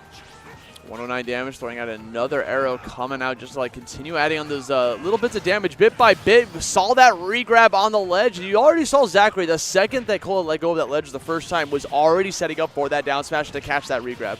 Yeah, and it was like, I watched Cola, we saw Cola go high there to try to avoid getting dared or something, like he did again there, right? Don't want to get spiked. But, against Zachary, that's a little too late, right? You shouldn't be in that position to begin with. It's a very tough situation to find yourself in. Down till the stop out, that approach bounces them up into the air. Where are we going to be going, though? We got that double-edge dance coming out of the short hop action. That roll coming out from Zachary, a little bit of a adaptation coming in, because there's that one time where Zachary just went for 2 rolls in a row, which is very uncharacteristic of a top player. Yeah, and I'm noticing Cola standing still for half a second. We are not going to take the stock with that up air just yet. That down smash might do it, and it certainly will. But I am noticing Cola taking a breath every once in a while, right? When he has Zachary in a, kind of an awkward spot on ledge or in disadvantage, Cola standing still, waiting just a fraction of a second, maybe not capitalizing just yet, but that's something that, we're watching in real time him download Zachary, and we'll see if he's able to actually apply these things as the set progresses. I run up to you, and what do? Okay, good to know. I'm going to keep that in my back pocket for later on in this set when you're caught in the heat of the moment. So now we're going to see this game 2 coming up. I just can't believe Zachary's still doing it just like this with the Pit, making Pit look like one of the best characters in the game currently. But he keeps playing against these characters that are really good at keeping them off stage, right? Yeah. Like there's no projectiles to contest with. They don't have the best recoveries. Both Falcon and Roy have a pretty, I would say, mediocre recovery when it comes to terms, if you compare it to someone like, I don't know, like Rob, Steve, Any of those characters, like Any really either. fantastic recoveries. You know, Yeah. that's what Pet can capitalize on, especially with a lot of these arrow shots that we've been seeing. The sniper from Japan coming in clutch with those arrow shots. Yeah, but we're back on familiar ground here, PS2, right? Which I don't necessarily disagree with, right? When it comes to Roy and, Pit. We want stages like this, right? These long ones that we can use our movement on to run around a lot. These platforms are going to provide excellent tools for Zach right here. As we're nearly even in presents, can Cola find a stock here? And he's sure as heck looking for it. Gets a double-edged dance one more time. We're responding in kind. Try to go for a second downer after going for the ledge drop, but Cola retaliating with a counterattack from himself. Yeah, and there's that back air on ledge, right? And I'm seeing it again, right? Cola finding, just standing still. We're able to get that nair up tilt confirmed. Don't see that one every day. Fantastic stuff. We'll see what else we're able. Oh, here's the double nair. Can we find something else? Yeah, trying to get something going. That first hit of nair is so difficult to land on a lot of characters in this game, but it's way easier when it gets someone that's tall like a humanoid. It's like Pit or Roy, right? You do a fast fall, get that first hit of nair that puts him into the sweet spot. No matter what the percentage is, you will get a confirm off of it. Yeah. Able to save our jump on the recovery. Yeah, and I love the aggression off ledge coming out from Cola there. You can really see him just really putting on a lot of pressure, really kind of getting into Zachary's head here with every movement. Everything feels so intentional. You're also seeing a lot of forward airs whenever you see Cola off stage, right? Because the arrows are coming your way. He's got to go for the forward airs to delete those arrows to help him get back towards the stage, and that's going to be Zachary taking away that first stock. But Cola trying to get that up air, but that stay back, coming in clutch one more time. Not trying to go for that back air just yet. We saw a good DI coming up from Zachary, DIing away, so the back air out of the jab is not going to be able to confirm. Ooh, fantastic parry out of the corner coming out from Zachary, but it's not enough at all. Cola firing back immediately with that double-edged dance. Good stuff. Can we find another one, though, right? Can we find another stock? Can we find the game? We're trying to find it. This could be it, right? 32 damage already. Oh, it just lands right on top and goes for the grab. Can use your double jump to get back onto the stage, but there's another coverage coming out from Zachary. Dude, whenever he's just controlling the stage like this, it feels like you're just it's so difficult to get back to center stage. Yeah, but that drag down onto the platform as well, by the way. Zachary finding something, but here is Cola again. A shark in the water for Zachary here. We are going to sour spot on that one, but a sweet spot isn't going to seal the deal just yet. We're able to find a ledge trump, but no option is going to cover it. What is happening? Yeah, that was really unfortunate, but does not matter. We're going to clean up shop there on the aisle 3. Gets this fast fall there into the up smash, or up air, going to be able to get that finish. That's going to be Cola bringing this tie to a tie of 1-1. Yeah. I do want to talk about that ledge option that we just saw previously, right? Because there was that opportunity where Cola had a checkmate moment against Zachary, but kind of fumbled the bag ever so slightly, right? Didn't recognize that he got the trump, right? He was just trying to hold on to that ledge, didn't realize that Zachary was going to hold on to it. It's like, oh, okay, cool, you got the trump, that means you have to go for a regrab. So then he was trying to set up for a dare to be able to catch that regrab because there's no invincible frames. But then I think he was just a little slow and didn't set it up ever so correctly because he had to get so tight that Zachary was just able to get back onto the stage. But thankfully, Cole was able to clean that up at the very end and secure that victory for himself. Yeah, what we're seeing there is kind of a lack of composure in a situation where you should have someone dead to rights. But, we're able to clean it up, right? We're able to kind of clean our plate a little bit and be like, okay, we got that. But can we keep it clean, right? Can we keep the dishes out of the sink here?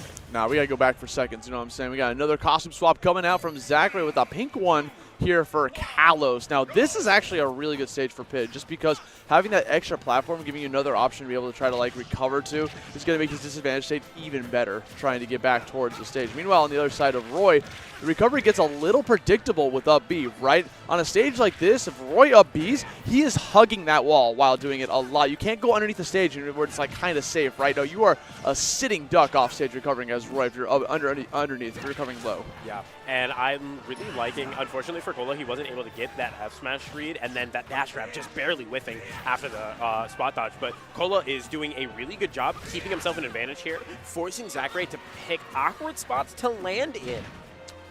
He ran right in front of him, went for the jab, pushed him ever so slightly away. Double arrow. Do we see a third one? But that's all you need to do, right, against a character like Roy, who desperately needs all the momentum from his air, because Roy's got some good aerial speed, man. He's able to recover if he's got enough height, but if the aerial keeps getting interrupted by the arrow, you can't get back. Yeah, just barely whiffing with the forward air on that first arrow after his jump, and it was just closed curtains after that. But I like that recovery, that landing there, air dodging directly to the stage there, right? Not allowing not allowing Zachary to really hit much there. But, oh, God, these shields coming out. But Cola said none of that. We're going to find a back air anyways. Yeah, he gets a sweet spot on it for your troubles. Even up the stocks one more time.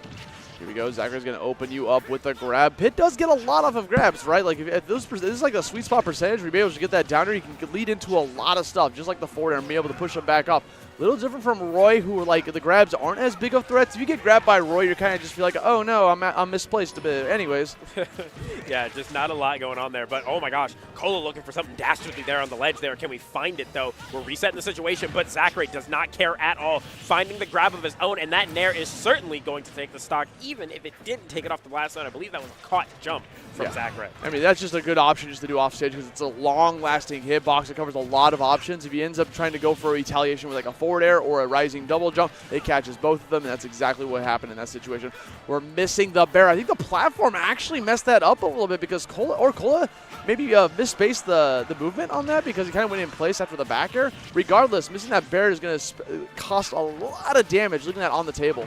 Yeah, and just we're in an awkward percent range where it's getting harder and harder to confirm into that sweet spot bear. We're seeing a lot of sour hots, right? Sour spots, right? We're able to find an up tilt on that platform, right? Punish Zachary for going high real aggressively, but this is an awkward position for Cola, but he does not care at all. Trying one more time to like land here with these forward airs. A lot of fadeaways coming out from him, catching these landings.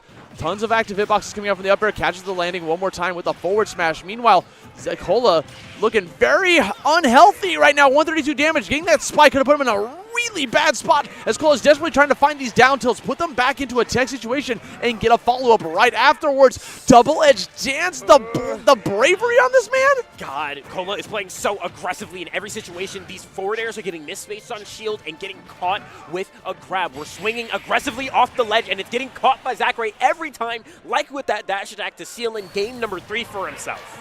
This Pit is starting to show up with confidence. We're going to jump into this game 4, one game away from getting in that top 32 spot. You know he's hungry for it. You know he wants it. He can definitely get there. You just got to get one more game off of Cola. Meanwhile, Cola has got something to prove, man. This is a Roy that's always had a mission.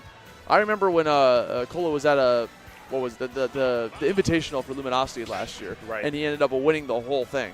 Like, I want to see that Cola. I want to see that Cola like come back and just start dominating again and again. And it's still possible. It's still within their own possibility, right? You still got 2 more games to be able to get that dub. We're just going to have to wait and see how we can face off against the likes of Pit. Because I can't imagine Cola's got the matchup knowledge as much as, like, fighting against the likes of, like, Rob or Game & Watch, right? Like, characters that are very common in bracket. Like, Pit? Who is our Pit? Who is our Pit specialist here in the States? Me. I play Pit, bro. It's me. You got to start training Cola, man. Anyways, coming back here around the battlefield, got the triplats ready to rock. We got that down here, the middle of the stage. Now, these triplats are going to be really well because everyone knows that sorties just love triplats in general. It's put in such a good position where you'll be able to attack through those platforms with an up tilt or like a falling up air where you're just kind of a sitting duck. You're just standing on the platform right above you. Yeah, and we can see it paying pretty dividends for Cola here. We're putting 91%, a little bit of a love tap on that recovery, but we're not going to be able to find anything. Oh, the delay on that had to have been like one of the last frames because like I thought that move was over and he still went for that third swing. Yeah, just barely going for that third swing and finding it, but. Now we've got, a point on the board here in this 4th game, but Zachary is not too far behind. And actually not far behind at all. It's only 6 damage, right? Just catching out that up tilt, getting to the up smash, be able to find that landing on the right platform. We're going to bring this into another even game, and now suddenly starting to take the lead little by little, but barely, right? They're still kind of scrapping. They're trading back and forth. No big combos coming out here at the lower percentages. I'm so used to this game where, like, someone gets a hit at low percentage, and it's just like, okay, 50 damage coming your way, and it doesn't seem to be happening as much this time around. Yeah, not nearly as much, right? We're not getting a lot out of every hit. It's really just like, dude! Oh my God! He charged that F smash so far in advance. He knew exactly where he was going to land, and he felt it in his bones, and he charged the crap out of that. Oh, my God. There it is again, that very, very delayed hit of the last double-edged dance there. Again and again coming out from Cola.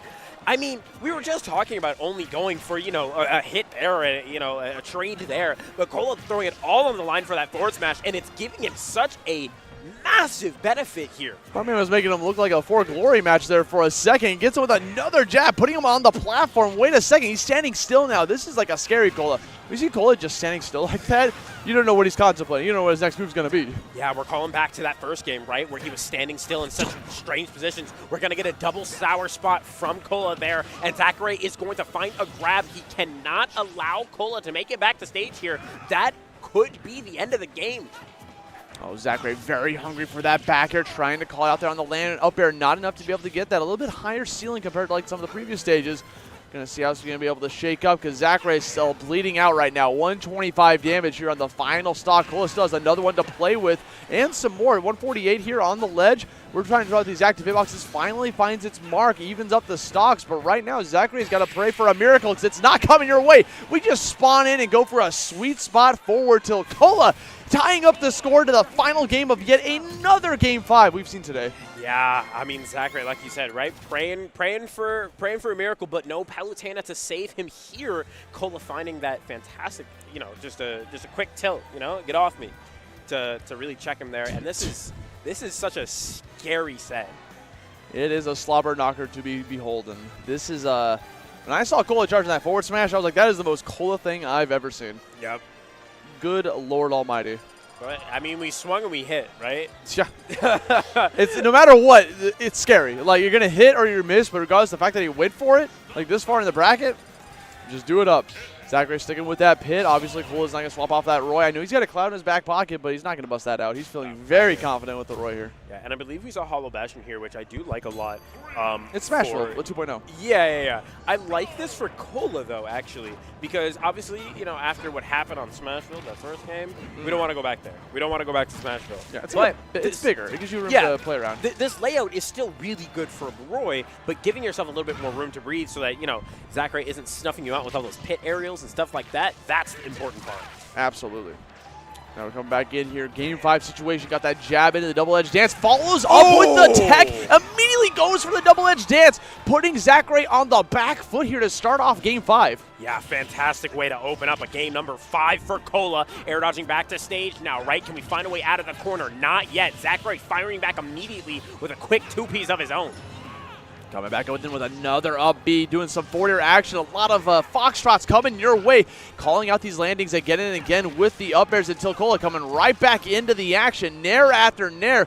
These big follow-ups coming out. Calls out another landing with a double-edged dance as the damage starts to climb again and again. Up air's such a good combo starter for him. Cola tacking on a lot of damage there, trading for himself there, ending up in a much better situation than Zachary is. Zachary having to try to find a way out. No up smash confirm off that dare for Zachary. Cola swinging for the fences here. Yeah, he's getting rid of these fences immediately. Coming in with that back air, recognizing he's not going to go for the grab, just jumps away again. And spot dodge to avoid the up tilt. Cola on one more stock away from knocking out Zachary. Would be unprecedented, but again, Zachary showing a little bit of fight in his life. Wait, hold on a second. 2 stocks to 1. He's going to try to clean this up as much as possible. Is there anyone that can do it? It could be Pit, right? You get Cola off stage, which Zachary's been kind of failing to do this entire game. He could just keep him out there. Just get him off the stage. Yeah, and I'm really liking these run-up shields coming out from Cola here, right? Daring Zachary to press an aerial on his shield. We are going to see that Nair send him off stage, but it doesn't matter. Fantastic spot dodge to get away from that grab. Cola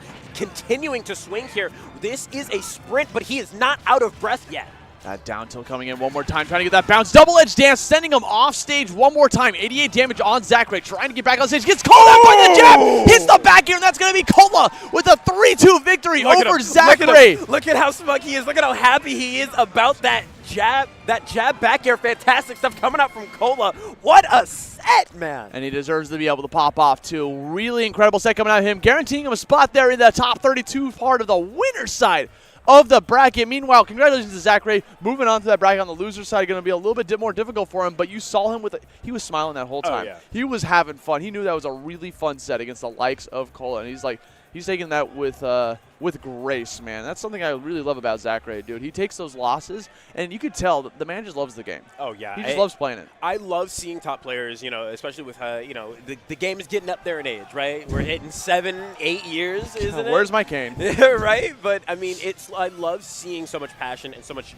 joy out of our top players this late into the meta and whatnot, and also a lot of innovation as well. Yeah. Right? And we saw a lot of that passion and that love for this game that we're a little hard on it, and deservedly, but it's still the game we play, and we still love it dearly, and it's good to see that come through from our top players. That's okay, because Kirby Air Raiders is on the way. You know, that next Sakurai game, can it take over Smash Ultimate, maybe? Guys, we've been having a lot of fun here today with some Smash Ultimate. A lot of game vibes coming up, but we're going to have to take a quick little break, but we still got some more action. Don't go anywhere. We'll be right back.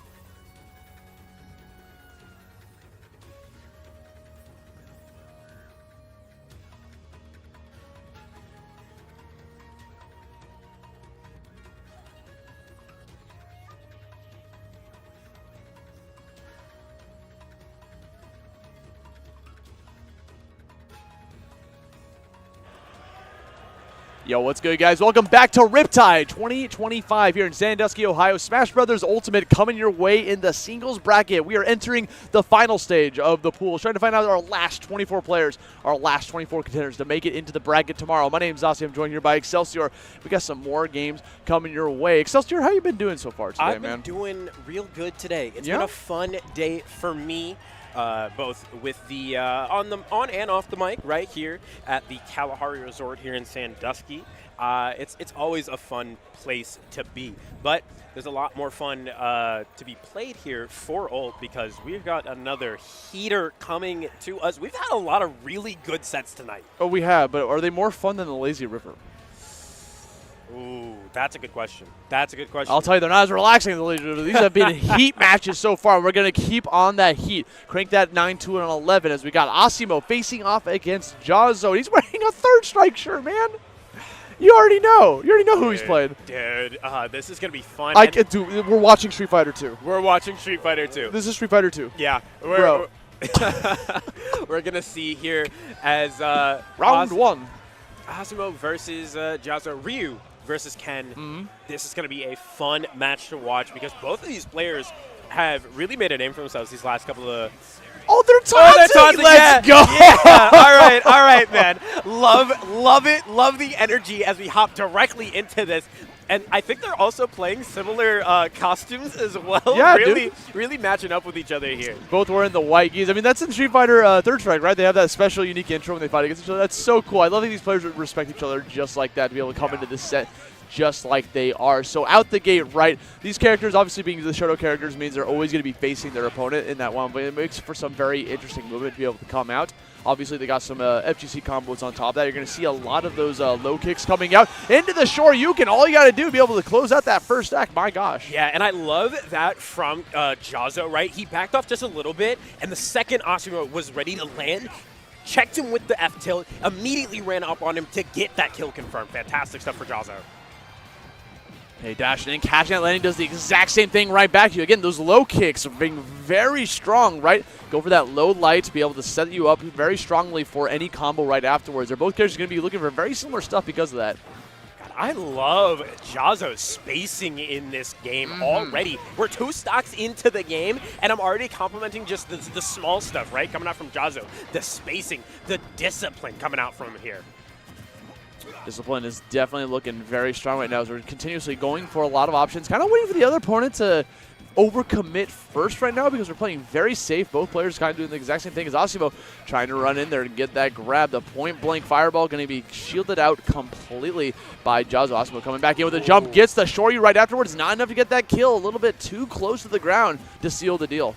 Yeah, just unable to, just a little, a hair off for that kill confirm. And Jazzo is so helpful for that. It's so thankful for that, right? Because we're going to chase down Asimo just so heavily here. Can we find the option here?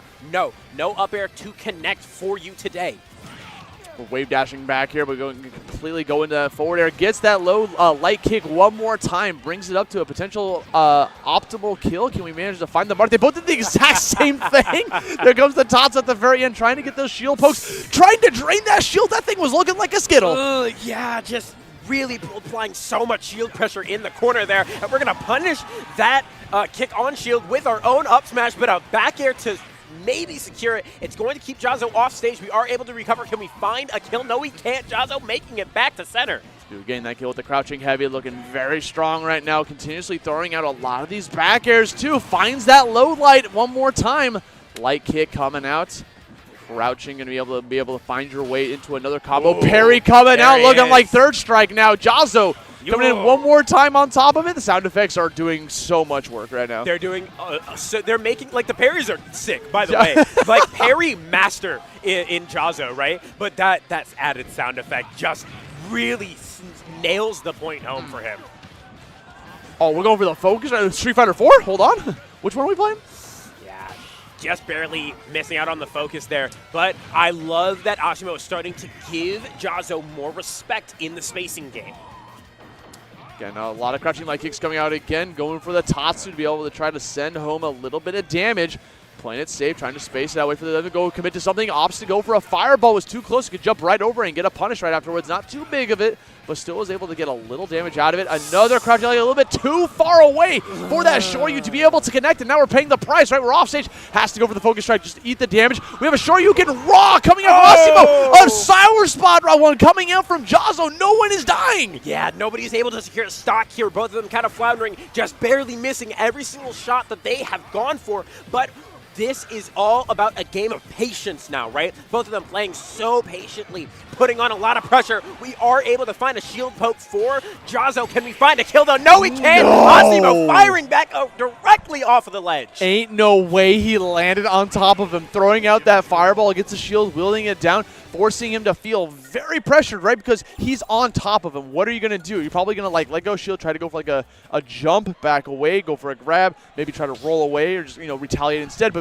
because Asimo saw it coming, he just immediately went for the immediate raw Shoryuken and was able to secure that first game for himself. Yeah, fantastic stuff coming up from Asimo. Yeah. Just really, really showing that discipline, right? That's what it comes down to in that final moment in this matchup, really, right? Who's more disciplined?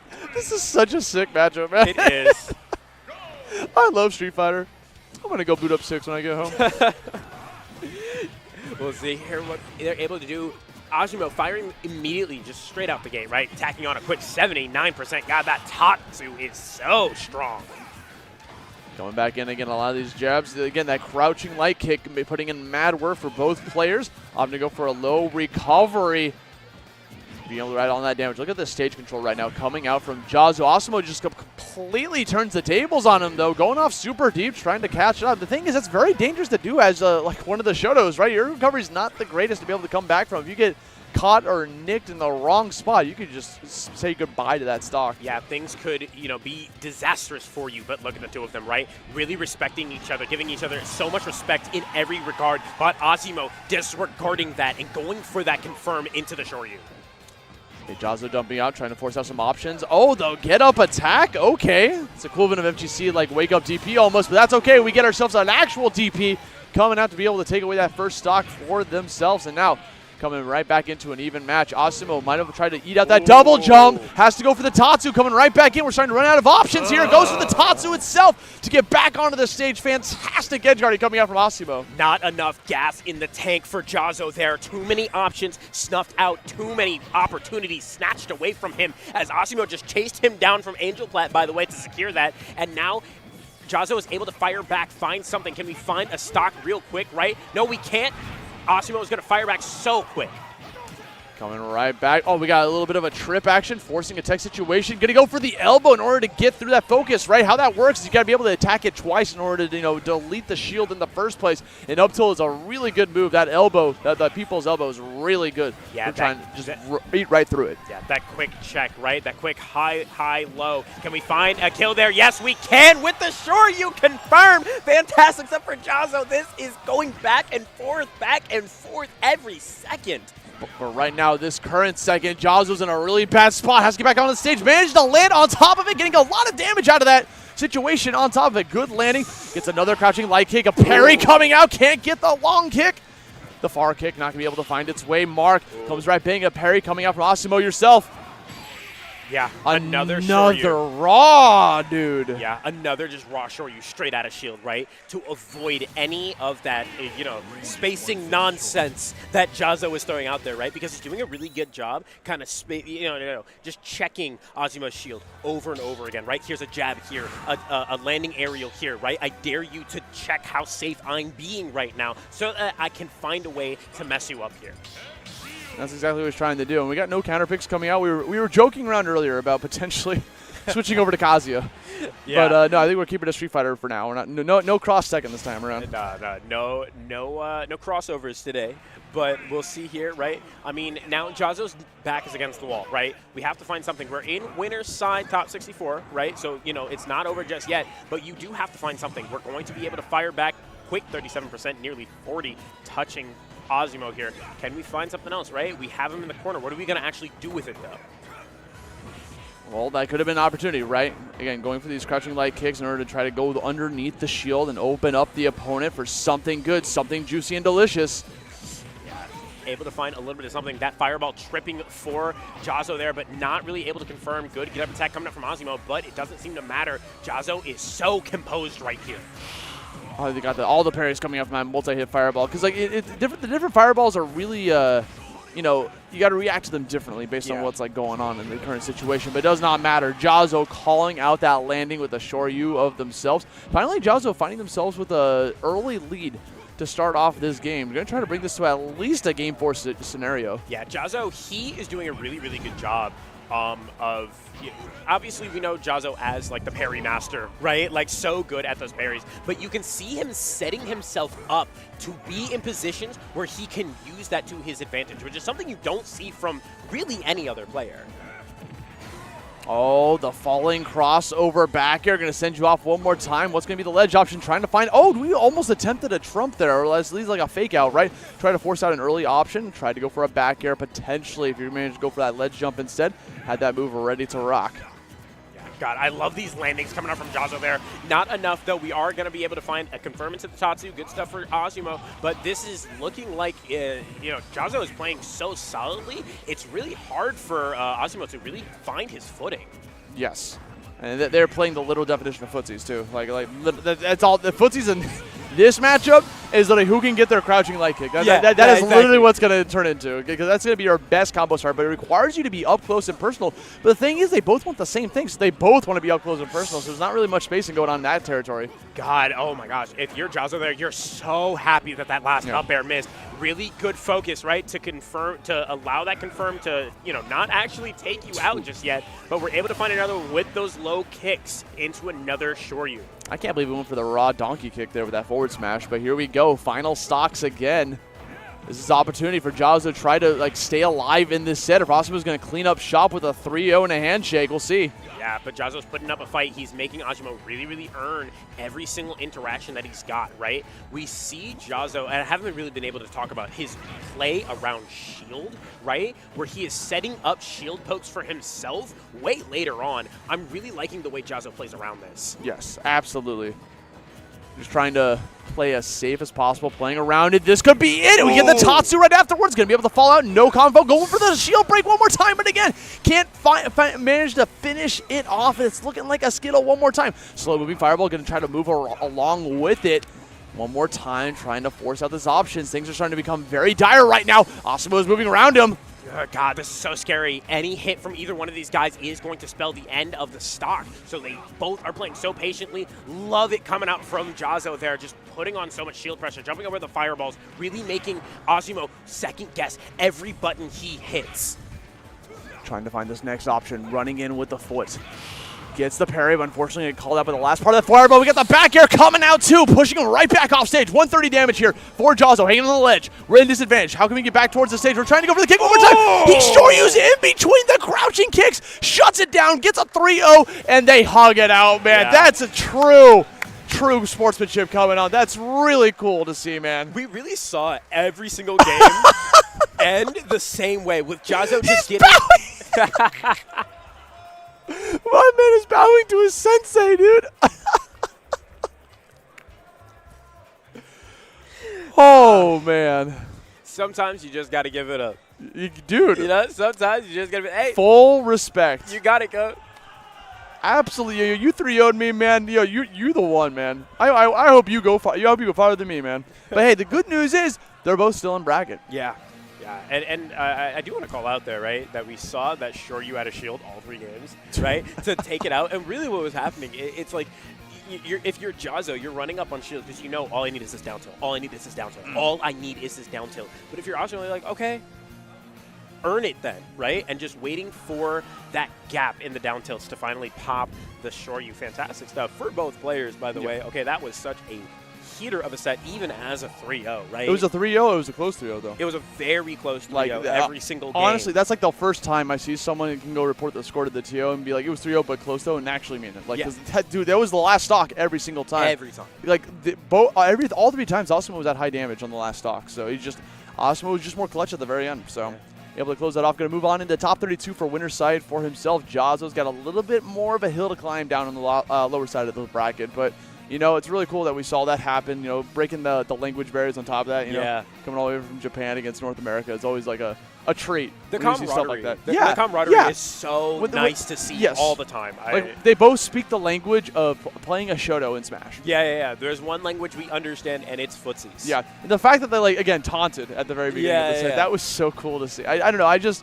I love seeing that, like, a game like this bring people that would never meet in their life because one's from Japan, one's from North America. Yeah. But they come together because of their shared love for, like, Smash Bros. Yeah. It's always fantastic to see. But up next here, we've got 2 players that we have seen already tonight, right? I think we're going to get a lot of repeat players as we narrow down our bracket opponents. But we've got Miya and Cola, winner's side, top 32. That's nuts. Yeah, these are 2 players that we saw previously get their dubs, and very earned dubs, I might add, on top of that. But now they got to face off against each other. If I was a betting man, I would say Miya might have this in the bag. But the way Cola's been playing today, I don't know, man. Yeah, Cola's been playing real hot. Just got off that game, that set with Zachary, right? I mean, that was terrifying to watch, right? My heart was jumping out of its chest during that entire set. My heart did, dude. That thing looked like Deltarune for a second. The heart just jumped out completely. But here we go. We got that game 1 started. We got the fist bumps are out. Stage 1 about to start off, and there we are off to the races. Game & Watch, obviously, not going to go with the Steve this time around as we saw in the previous set. And if you're, I mean, this is going to be fun for Cola here. At least as much fun as fighting Game & Watch can be, right? Because at the very least, you know you can get those stocks rather early with these hard callouts. And we saw a lot of them in that last set that Cola played. So we'll see if he's got that same kind of bag of tricks in his back pocket here.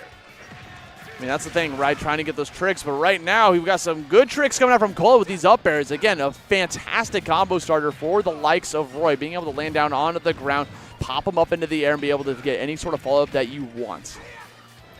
But, I mean, we're in the air against Game & Watch. That's not where we want to be. Another upbeat, pop them back up there. Cola's having a hard time. A third one for your troubles. Can we find more percentage if you're Miya?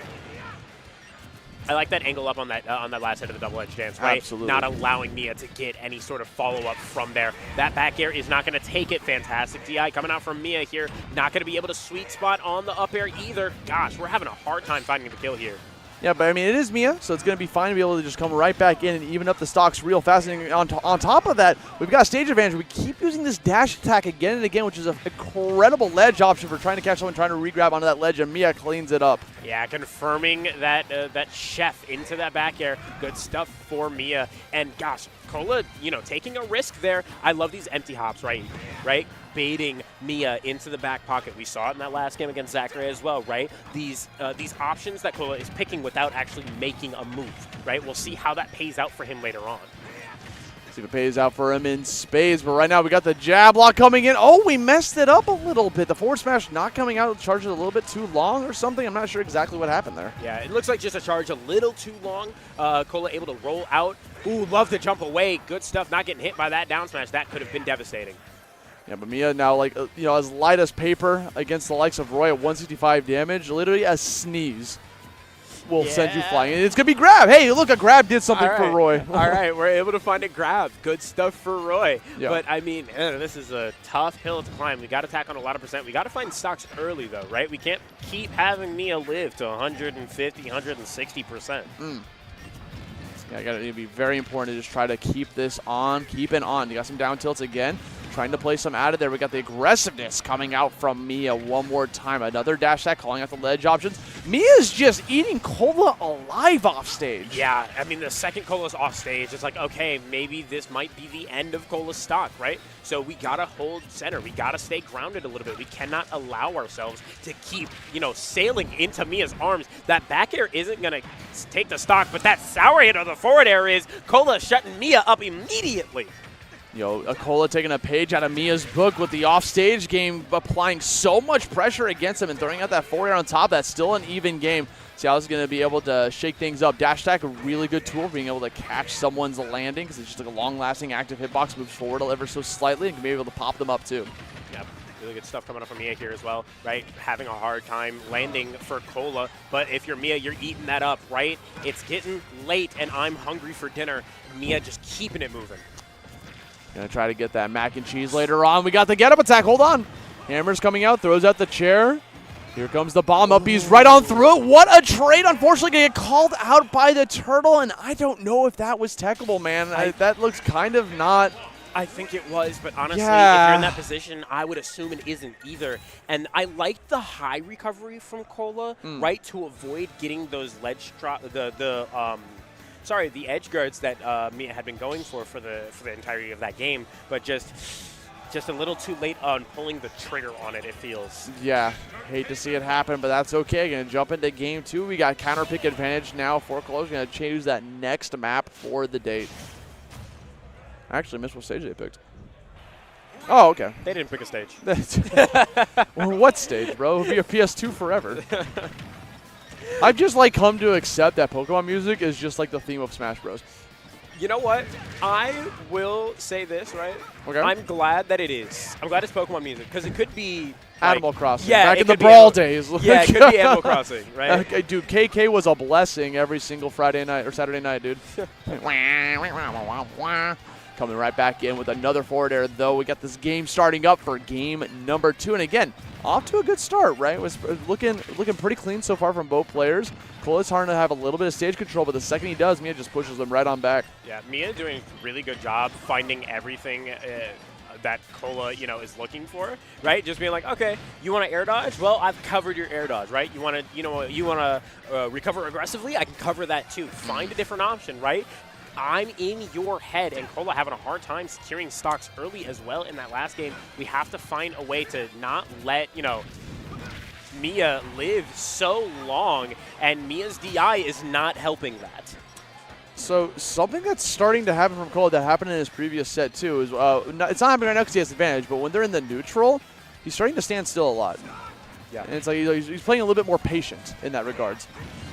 But now he's just swinging, right? He's throwing at the forward air, hoping that Miya was gonna be a little bit more aggressive with an option. But we got that up B ready to roll. Yeah, I like that a lot because Miya was finding so much success off of those chefs into the dash attacks or the down tilt or the chair, So swinging aggressively in that situation instead of being defensive, I like that adaptation. Got some more goldfish coming out again and again. Some nairs galore as we could try and continuously call out these landings. Ooh, forward tilt. Yeah. Get off me move. Attacking on a quick percent, but just not enough of a get off me, unfortunately, as Mia's just going to attack on way more. Yeah, and those uppers are doing a lot of mileage for Miya, right? Because once you have Roy above you, you can just throw those out again and again, and he charged that up, dude. You are grounded. Yeah, no fly zone for Cola there as we're able to find the down smash, and Miya putting on a lot more percent. 64 tacked on real quickly. Can we keep it climbing? We're nearly at 70. We're nearly at 80. Miya just really coming alive here. Got the double parry off both swings of Nair, showing your stuff, strutting your stuff. We continue to keep this advantage state out there, trying to go for the low recovery. Unfortunately, trading positions and gave up everything that you had there, forcing yourself to have to go for an aggressive option on the stage, right? Because you can't re-grab at that point. No, not at all. You'd be a sitting duck. Oh. Get closer, I do. I love the micro walk coming up. He's a little tiptoe, man. He's like, oh? I respect Cola holding it. I respect it. Yeah, I mean, the thing is, the second Cola started charging the F smash and Miya didn't fall for it, the game was set. It was over. So at that point, Cola's like, well, I'm just going to hold it in case, just in case. It might, mess up with the timing, man. It might hit. Yeah. What if this hits? God's plan, bro. I don't know. I see Cloud. Oh, man. Cloud Strife coming out here. The Final Fantasy VII protagonist himself. Is this going to be the one to do it? He's not feeling too strong with that Roy, man. I mean, you do have bigger aerials, right? You do have the better back air. I would say you're allowed to apply a lot of pressure. Did Miya just bait Cola into saying he was going to switch up his bands and then only to go back to PS2 anyway? I'm not putting. I'm not creating no narrative, bro. I didn't see what happened, man. I watched them go back and then only to select PS2, man. There's nothing going. It's PS2, man. Come on, we will be here to the end of time. Okay. I mean, that's Chrono Trigger, bro. This is Final Fantasy VII that we're talking about now. Oh yeah. Or Star Ocean, actually. Sorry, Star Ocean till the end of time. Okay, you're dead. Stock's gone. Miya took 1% from the blast zone. Is that still JV? That's a freshman. That's a freshman, bro. Yeah, at that point. Because right now, dude, Miya is kind of running amok against Cola's Cloud. Yeah, he does not care about anything that Cola's Cloud has to say here. Just like, okay, right, character switch. I don't care. It doesn't matter. I'm going to find a way regardless. We are going to find an upbeat. The second hit not going to land for Cola, right? But we're swinging aggressively out of the corner. I like that a lot. And Cloud, to be fair, right, to give Cola credit, does allow him to do that a lot safer. Yeah, hanging on this stage, we got Limit ready to go out. We're going to let that rip. I mean, obviously, a lot of Clouds tend to just, like, do that as fast as possible because you don't hold it on for long. It only lasts, like, 12 or 13 seconds or so once you have that limit locked. It's not like Smash 4 where you can just hold that forever. Yeah, and it's like it's also so scary because if you mess up, right? If you go for like maybe I wait, maybe I time it, right? You could end up eating, sitting in that animation for the entirety of it, and losing out to stock anyway. So we do like that up smash out of shield though. Love that a lot coming out from Cola. We are gonna shield poke with that last hit of the cross slash. Good stuff. Yeah, looking very clean. Coming back in with the jab. Not going to be able to get that follow-up right afterwards. We're seeing some rolls coming out from Cola as Miya's looking very strong this game. Yeah. No follow-up after that back air, by the way, just barely missing it, and Miya able to secure something with those jabs on shield as well, catching the shield drop. Good stuff for Miya. I do like Cloud here in the sense that it feels like Cola has a much easier time off range. Okay, gonna cross him up with the limit break. Okay. So that cross slash, let it rip. We're throwing us some back airs, trying to force out a unopportune movement on that. And catches the landing of the dash tag. Hold on. Cola's Cloud is awake. Yeah, good stuff coming out from Cola there. Able to find just a little bit of fresh air for himself there. We're going to build limit off that up B. Good stuff. Unfortunately, it's going to get taken away, sealed away with that key as Miya, makes this a lot harder for Cola, right? You're not getting this game 4 for free, or game 3 for free. Yeah, it's unfortunate to see that limit come in and you can't do anything with it. Man, just like lose the entire thing for the next stock. But here we go. Miya popping them up with these up Bs, being very tricky and a slippery character that we've known Game & Watch to be able to do, especially with Miya piloting it, right? Like, it becomes very tricky. Yeah, he makes this character seem so elusive, like mixing in crouches and really good fade backs with the empty hops and stuff like that. I'm loving the way Miya is using that to his advantage. But, I mean, Cola's still, shark in there, trying to find something, unable to land. Can we find an answer here, right? We're evening up the percentage. We're actually starting to lap. We've got limit on deck. What are we going to do with it? How are we going to spend this turn? Coming in with the fishbowl, man. That's what we're going to be able to do. We got limit break one more time. Probably going to let it go right now. Yeah, cross slash or a blade beam was definitely coming. And when it started to come towards near the end of its lifespan, triple digits on both people. Can Cola try to stay alive for this set? Yeah, trying to find something here, and Miya's so content staying grounded, right? You only have so many options out of my advantage state. Can you find them, though, right? I love the way back, right? Being real patient. We love the back airs on the ledge as well. Good stuff from Cola, charging up a little bit of limit, but another dash attack. We've got a game 4, ladies and gentlemen. It's not over just yet. Dude, maybe that was the pick, man, bringing out the spiky dude. Cloud Strife coming out here, getting a game here, bringing it up to a 2-1, but now you have lost all counter pick advantage, and you still have to win 2 more games. What a hill to climb, man. Yeah, it's a tough hill to climb, and we're seeing things switch up here. I hear Mega Man music on board, which means we're on a Smash stage. Believe that was Battlefield that just got selected there. As we lock in the Cloud yet again, right? That Cloud is allowing Cola to find a lot more options. It's allowing him to brute force his way into Miya's personal space. Yes, absolutely. Being able to just like go in there and try to get some something cooking. Yeah. So, see here, I do like the dash back from Cola. Unfortunately, it is going to get called out, right? You're not going to be able to trick Miya one too many times, but you need just enough, and these up airs are really putting in work. Yeah, they're looking very devastating right now, especially with that limit break already getting charged out. Even like Cola charging in himself, he just took enough damage. Yeah, Miya's like, you want limit? You want limit? I'll give it to you here on a silver platter. Yep, going to be able to get that free recovery though at least. But things are looking really bleak. I mean, this is kind of almost a repeat of the previous game, right? Where we saw Miya dominate that first stock, and then Cola finally wakes up and starts to get starts swinging with his chest. Yeah, and we're able to find that spot dodge, but I mean, Miya just kind of sat there on it, right? It's like, okay, I know you think I'm going to press a button here, but I'm going to wait just a hair so I can find the stock. Good stuff. Another up tilt. Still in there on the ledge. Oh, hits it with the double swing from the up B. Back air galore. Can we see a third one? Now we're going right back over to the stage. Lets him go back for that climb hazard, and now he might be done for. Not going to be able to catch that ledge. 3 stocks to 1. This is looking very done for Cola, man. He needs a miracle at this point. Yeah, this is a tall order. What he really needs is an up smash so he can charge limit on the star KO. Maybe we've got some more fight in us, right? That is still 2 stocks you got to take away from the likes of Miya, man. Things are still going to look pretty tough here as Miya, again, once more, going to get these nairs, goldfish for days. Pretty good combo starter for himself, being able to combo into itself, a long-lasting hitbox. Sometimes it feels more like a sword than like Cloud Sword. Yeah, almost, right? I mean, it's so large and it controls so much space just on its own. I love these well-spaced back airs coming up from Cola here, right? Because we've seen Miya get a lot out of parries in these dire situations, so making sure you're always spacing it at the maximum distance so that he can't get something like that. Really good stuff coming out from Cola. Oh, and the point blank, I see that cross slash. I see the vision coming in, or sorry, blade beam coming in clutch. Charging up some more. We're at 96 damage. Final stock for Cola. We're off stage. Hold on a second. Miya trying to close this out here and now. Comes back in with the key. Yeah, and I love waiting just a little bit on that back air there. No dash attack for you this time around. Can Cola find the stock, right? Can he keep holding out and be the hero he needs? Just barely missing on that up smash on the shield. Got rolls and rolls and rolls. Coming in with another forward tilt. Gonna toss him right back off stage. Throwing at the turtle one last time. Scares him enough to be able to go back towards the stage. That's going to be Miya getting a 3-1 over Cola.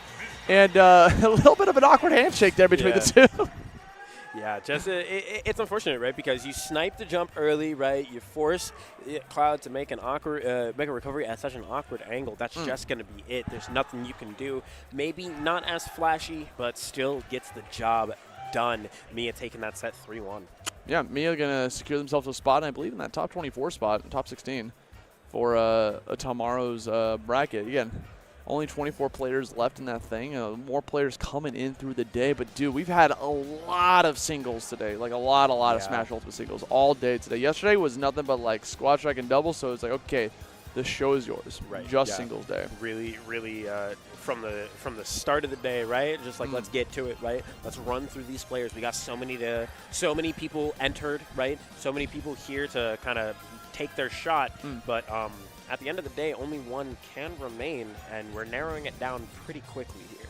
Yes, I get it. The players are just kind of like running out bit by bit. We're starting to go down to the nitty-gritty. I know it's on my mind, man. I got that water park coming up later tonight. What's cool about Riptide is they always like reserve the 10:30 p.m. to 12:30 a.m. slot, or usually last year I think it was 10 to midnight, but this time they pushed it back a bit, and it's just a private water park for all the attendees of Riptide. Like no one else can go. Like all the families that are here that are also like, what convention's going on? Like why is someone dressed as like an anime character? It's like, so fun, being around in the Sandusky area, like just like because I was at Target yesterday and I still had my badge on, and one of the boys was like, what is? I keep seeing this badge, and you get to give people a little story, right? Yes. Tell them something that they don't know about the town that they live in. I can tell you something about the town of Sandusky, bro.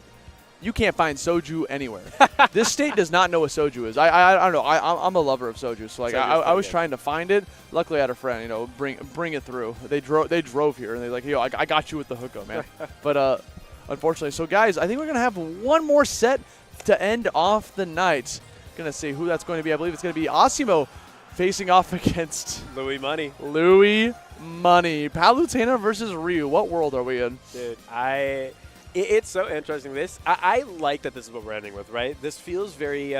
We've got Ryu, who's making kind of a bit of a surgence here in our late meta, right? Versus the old guard of our old meta, right? Our pre-quarantine era in Louis Money's Palutena. So I mean, we'll see how that matches up here, right? The kind of a clash of eras as we hop into game number 1. And both these characters were introduced in Smash 4. One was DLC though. See how this goes. PS2 though, game number 1. See how it's going to be able to shake up another Pokemon Stadium, another fight to come out. So right out the gate, Yasumo, very known for those parries, going to be able to get that out and try to like surf for a lot of these combo stars, right? Meanwhile, Louis Money playing a character that if you've been playing Ultimate for any sort of time throughout its lifespan, you've probably faced off against the Palu. Right, yeah. Maybe not one on Louis Money's caliber, right? Really the pioneer in this time, but what's going to be really fun for everybody, right? Unless your Asimo is so many multi-hits, right? With those nairs to beat out that focus, which, you know, Ryu's and Ken's love to rely on for the recovery options, especially when landing. Yes. Being able to catch those landings is very important. Throwing out the explosive flame just to give yourself a little bit of breathing. When we somehow manage to get back on the stage, perfectly spaced back air, even with the parry, can't get too much out of it. But we see that jump, and we got an anti-air coming our way in the form of the DP. Yeah, fantastic stuff for Asimo. And now we're going to jump up and over Louis Money, right? We really want to hold center stage here as Ryu until we can get you to those later percents, right? We really want to hold the center of the Pokeball, right? But Louis Money, recognizing that, is really trying to keep Asimo in a corner. Pushing, speaking of the corner, like we are stuck on this stage right now, the stage of this corner. We get that back air clean swing coming out from Louis Money. Open up that first stock. Yeah, fantastic catch on that air dodge as well, right? Really kind of baiting him there. I mean, already going for like crazy baits like that in game one, stock one. I mean, this is shaping up to be a set already. Coming back in, they're going to reflect that fireball right on back. Get that out of here, man. I don't want nothing to do with that. Yeah, no fireballs for me tonight. But can we find aerials? Yes, we can. We've got a back air on the ledge there. But Asimo firing back with that up B through the stage. Another Shoryu confirmed. Good stuff, Asimo, as, you know, Louis Money having a hard time kind of finding his footing here. Okay, coming back in. Trying to find that next mark, another opening tool for you, right? Nair's a really good opener because that's going to be able to pop you up and be able to get some follow-ups out of it. Same thing with the back air. So just like that, a really good tool for pushing him off stage, especially against the likes of Ryu. Try to go off super deep, might pay the ultimate price. Now we get back on stage. Asimo going for the safe option instead of a daring option. Yeah, that was a scary position to be in as Asimo, but keeping the composure, right? Not allowing yourself to kind of give up in that situation. God, and now Louis Money's fighting in the corner, trying to fight his way out. He's able to find a forward air, but that focus is charging all the way through it. No multi-hits for you, and we're chasing you down. No Shoryu for the stock here, but Louis Money able to find a down air, up air. Good stuff for himself. You know, stopping the bleeding a little bit, right? Yeah. Putting some gauze on the wound. Can we find more openings, though? Yeah, we have to wait and see. He's looking very composed and focused as we're trying to see this next opportunity, right? Ryu being at 0 damage is going to allow Louis Money to try to get some really good strings going. You get to see those Nair strings that the character used to be so famous for. Speaking of, as I say that, I almost brought into existence. The Nair train started to come out, but Asimo was able to break out of it almost immediately, as now we're seeing a 108 percentage here on Louis Money, trying to go for the warp to camera. You cannot escape. That's one of the things on this stage, though, is that Palutena going for warp after warp after warp. There's so many locations that she can land onto. You can be able to go for the platform cancel, where you'll be able to jump off of it. You go for the ledge, and you just go right on the stage. And that specific moment, you saw Louis go as far as possible to the left, and Asimo with Ryu, who's not known to be that fast of a character on the ground with the dash speed, was still able to catch up and get that secure that final kill. Yeah, was able to still find the stock, and he found that initially earlier on in the game as well. Just really chasing him down and, you know, being like, okay, you know, all these mix-ups are great and all, but can you actually, you know, can you confuse me actually, right? Actually, can you actually do this, man? Like, I have to see how it's going to go. Game number 2. Louis Money coming back into it. See if we can try to shake things up. And we're still going back to PS2. Even though this is a really good stage for Palu, it's also a very big comfort stage for Asimo. Yeah, we saw a lot of it in the last set he played against Jazo as well, right? And, I mean, it's everybody's comfort pick, I feel like, at this point, right? Everybody loves them some PS2, but, you know, we got to be able to use it to our best advantages because... Oh, no. Hate to see that happen. And thankfully, you saw, if you look at that camera right there, Louis kind of laughed that off. He's like, yeah, you know, things happen. Shake it off. Move on to the future. Don't dwell on it. That's exactly the game plan you got to do. And that's exactly what Louis is starting to do right here. I like these dash attacks. I haven't seen them too often, right? Dash attacks are a really good tool for Palu to catch landings because of the little bit of like shield armor on it, right? Yeah, exactly. Yeah, that ever-present shield that is so unbelievably good at snuffing people out with, you know, the dash attacks and the back airs. We're not able to find the ledge guard for for Louis Money there, and now Asimo actually takes the wheel entirely there, but Louis Money not allowing it to shake him. Yeah, just running off stage with the Nair instead. Up there to call out the focus. Multi-hits are the play against them. That's exactly what you're going to be able to find here in the option. And honestly, that might be why we're not seeing too many dash attacks coming out from Louis Money, right? Because if you try to catch a landing with dash attack, you're leaving yourself wide open for a focus punish. Yeah. And you never want to be on the receiving end of that, right? Like, No. just never. But we see a lot of these multi-hit nairs coming out. We didn't see a lot of those in the last game, right? Louis Money just kind of throwing them out because, unfortunately, you know, if you're Asimo, you have to just hold that. Oh, my God, the chase down. Oh, my God, the chase down. Oh, my God, the chase down from Asimo. Looking like a lion on a hyena right there. That was insane coming in there with that chase. We're going to continue these Nair trains one more time. Quick 1-2 punch for the Shoryu. Fantastic conversion for Asimo.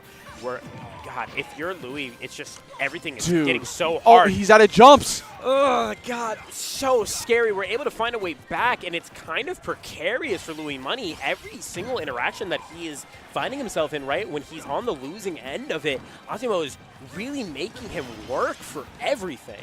Every little thing, man. Coming back down, falling down for a Nair. Can't find the mark again. On top of that, things are looking pretty bleak here for Louis. I don't know. We get that down throw. We try to open him up. Use the down tilt to call out the air dodge, a long-lasting hitbox. But we're struggling to find these Nairs off stage because of the nature that is Shoryu. Yeah. Big open hitbox coming your way. And now we're throwing out a lot of Nairs, trying to call out these jumps on top of it. Elbow, people's elbow coming out right now from Asimo. Yep. We're able to find another back air for Louis Money there. We're going to air dodge past that explosive flame, but that 2-frame with the down tilt, good for Louis Money. But and that's the other thing we're also not seeing is a lot of these projectiles, right? That explosive flame or the whatever the other one's called. Auto reticle? Yes, there we go. We're not seeing a lot of those, and I mean, it feels like Asimo's movement is part of the problem for that, right? Just not really in a spot ever that's allowing that. But we see another drop from ledge, up air to catch the recovery for Louis Money. Good stuff for him, but, you know, yeah, you're going to eat a back air for it, and we're moving on to game 3. And just spawns in, gets the stock, brings us to a one more game to secure yourself a spot in that top 16. Looking very strong on the winner's side here. Louis Money's got to shake something up. I know he put up quite a fight, especially with that SD really early on.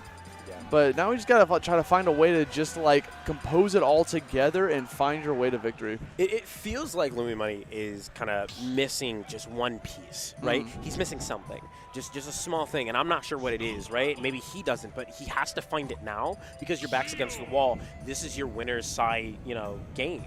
So you have to find a way through or up and over or however, right, in order to get what is this music? I forget Cosmo Canyon's in this game. This is a remix of Cosmo Canyon from Final Fantasy VII. Like, no one picks this song. I forget it's here. It's such a banger. This is a good why? I respect it. Yeah, it's a remix. Dude, because, like, what happened when Cloud first came out in Smash 4, there were no remix songs. They were all OG. So when Sephiroth came out in Ultimate, that's when we got the music update. Yeah, exactly, which is fantastic. I mean, it's always nice getting these Smash renditions of some really good songs. I love a lot of the Smash renditions of the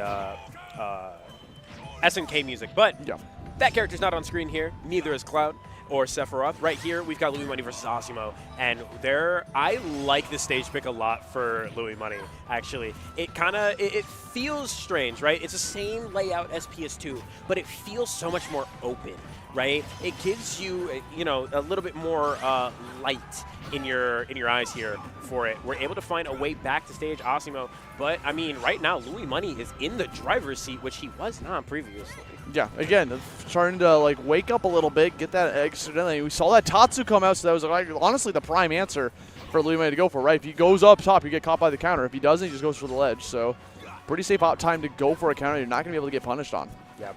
And, Louis Money is playing in Asimo's face here, right? That's some confidence, right? That's some real confidence coming out from him here. Able to catch the fastball with the explosive flame. Louis Money taking a lead for the first time here. We might see him put a game on the board. Can we find it, though? Trying to find the next mark here. 116 damage. Asimo's been known to be able to find out these disadvantage spots.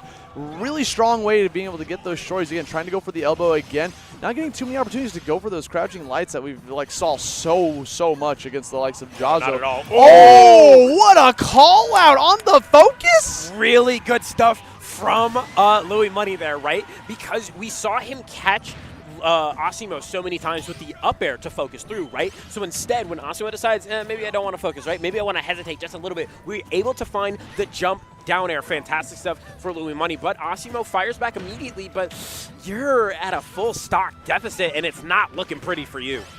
Now, if there's anyone that can do it, it could be Asimo, but Louis Money looks too dominant right now, putting up quite the fight again. Getting called out by the low sweep, turning into another fireball, just racking up the damage bit by bit. Some safe damage, mind you, so while it's keeping a lot of distance between Asimo and Louis Money in the process. Paolo trying to run back and forth, trying to connect these back airs off the platform, which are really strong tools, which makes Small Battlefield a pretty good stage for Paolo on top of that, too.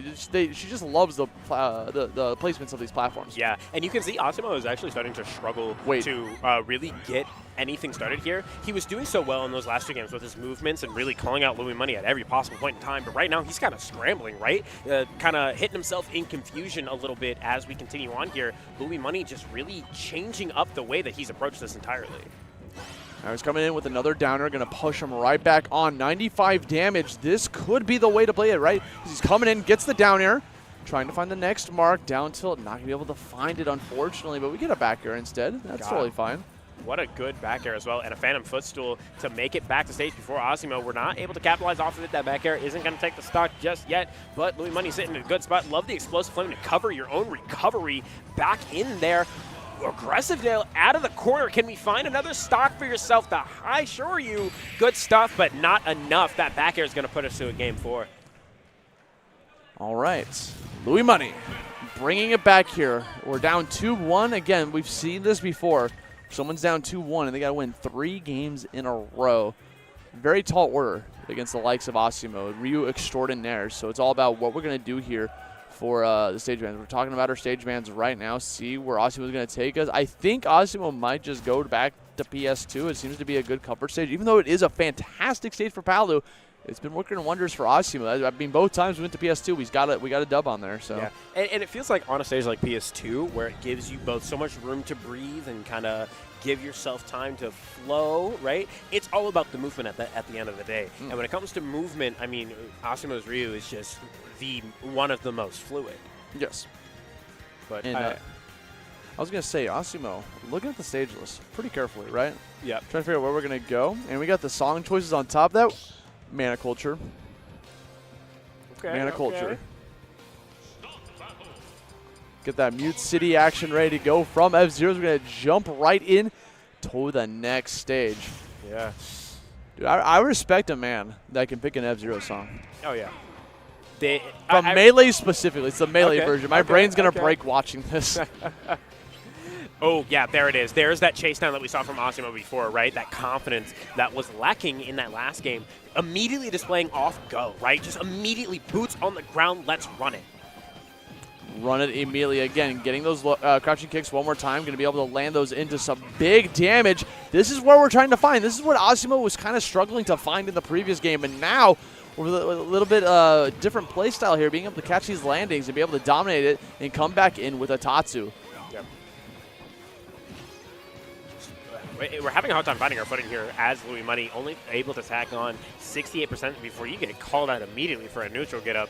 But we're able to find a back throw. Good stuff. Are we able to find the edge guard, though, right? Yes, we are. Good back air. Can we find another one? Yes, we can. You get another one from me. Good back air for Louis Money as we even up the stock count really quickly. Yeah, it's just a really good move for Paolo when you're just dropping off the ledge like that, right? It covers so many options. It's got guard point on it, so even if they try to swing against you, you immediately just like deflect the attack right back towards them. So going to be a really strong, advantageous move. Yeah. I'm also noticing that Asimo is mashing Dare out of every single Nair that Louis Money is throwing out there because he's like, get off of me, please. I'm getting this hit confirm, bro. I'm getting it.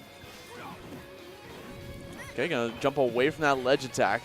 Put you in a really good spot. Again, we're playing a little bit more of a spacing game here coming out from Louis Money. Wants to respect Asimo a little bit. But speaking of respect, we're not respecting the time we got on that ledge because Asimo just going to go for that quick little sweep off the down smash and send Louis flying. But that's okay. We got advantage one more time. We're right below, not allowing him to land. I love the patience on Louis. Waits for Asimo at the perfect time before letting that back air rip to take away that second stock. Yeah, and that was all from that ledge situation, right, where he swung super aggressively off the ledge, catching Asimo completely off guard and able to secure a stock for himself. But now we're back on the ledge. You got to find a way out. Asimo ready for everything. There it is, ready for the jump with his own back air, sealing up another stock for himself. For spot dodging a grab. Oh, this is not good, but only a quick 3-piece for the troubles here. Can we find another hit for Asimo? He's certainly on the hunt for it.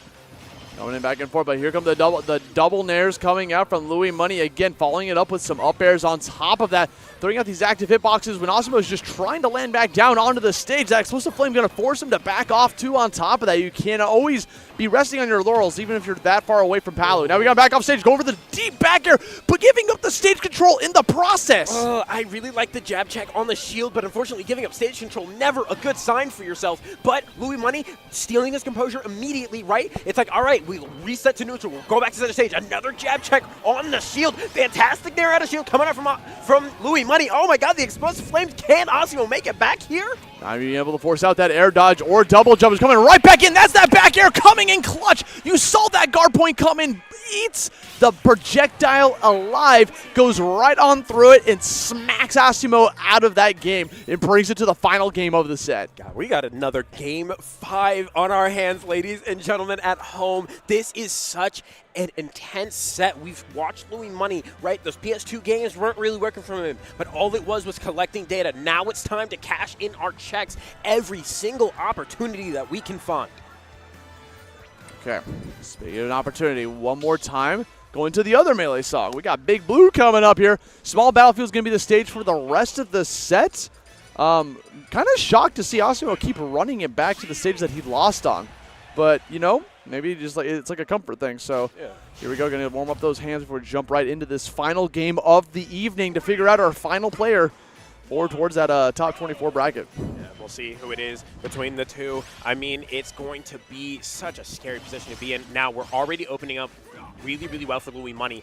Oh my god, Asimo just unable to find any answers. Here are all the projectiles that I was talking about earlier in the set. Another 2 for him with that down tilt. Who is this? Who is this? A 0 death. He's feeling himself. He is nodding as he manages to get all that that gigantic combo on the edge of the stage. We're going to come back into this next one looking very clean. He's yet to take a single dent in that armor.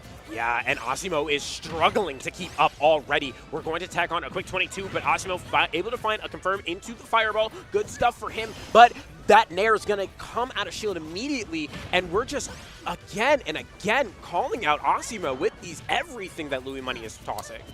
That air dodge was very scary because we were risking a lot in that. Going to go for a quick little easy combo off of the Tatsu, bring it back towards some fireball actions, but it looks like Louis is just really moving strongly here. A little bit dangerous on that dash attack. Was expecting a retaliation coming out for Asimo, going right back towards the center stage. And now we are going for a lot of full hops and some active hitboxes coming out. Gets the Shoryuken on top of him, but he is still alive at 116 damage. Yeah, not going to be able to find a stock for himself there. And I really like the way Louis Money is playing around these platforms, not allowing himself any room for error. Asimo finds a way in, though, with that confirm into the up air. Good stuff for him. But Louis Money making his money here on the ledge. Fantastic stuff. Another one? No, not yet. Trying to collect the bag right now, getting a lot of these teleport cancels. That up air was incredibly scary. Could have been in a very dire situation. 111% has him on the back of his foot.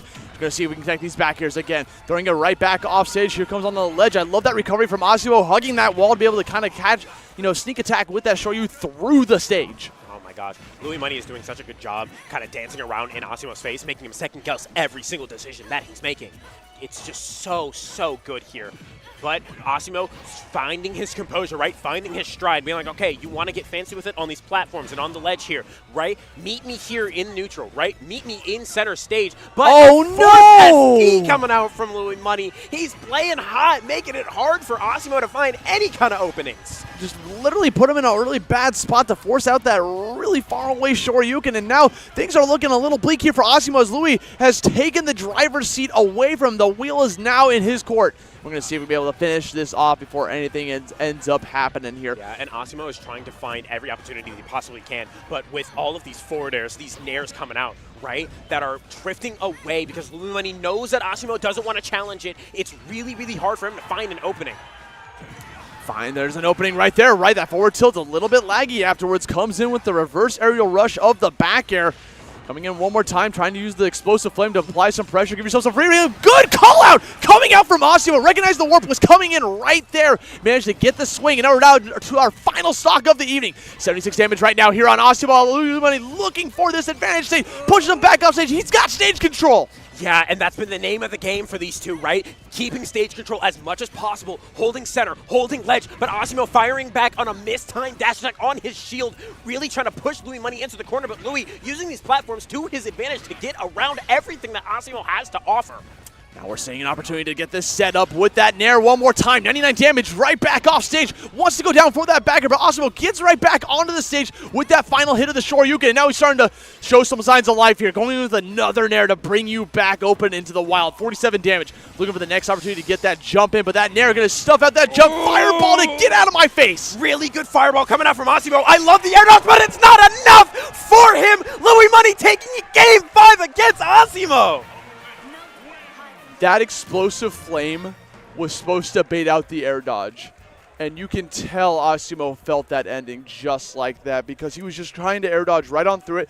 Louis Money's brain at that point was like, I'm going to throw out this fireball, going to force out an air dodge, I'm going to get the follow-up on that. But unfortunately, Asimo was a little bit too early on that move and caught the tail end of it and ended up spelling disaster for the ending. That's going to be Louis Money getting a reverse 3-0 on Asimo. Talk your game, man. We're moving on into the top 16 winner's side for Louis Money with Palutena. God, what a fantastic set at the end here, right, to kind of close out our night. I mean, we saw everything that we kind of talked about in those first 2 games that Asimo was doing well.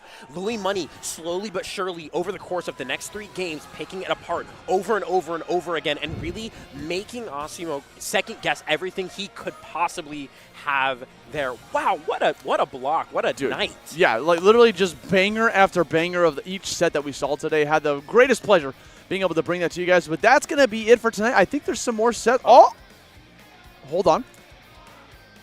They lied to us. We have another set. Production lied to us. It's okay. It wouldn't be the first time production lied to me, so I got I got used to it. But that's okay, guys. Actually, you're in for a treat. We got one more set for the evening. We're not going away just yet, so I believe we got those players coming up. True?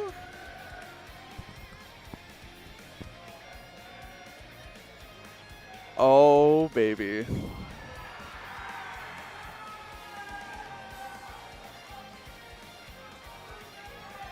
Oh, Elijah.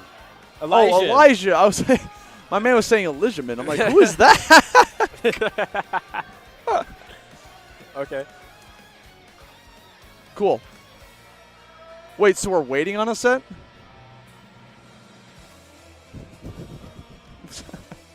Production be talking into our ear right now. It's yeah, it's a very one-way conversation for us over here. That's okay.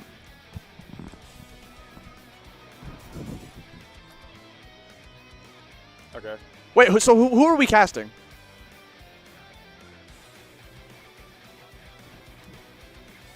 Dude.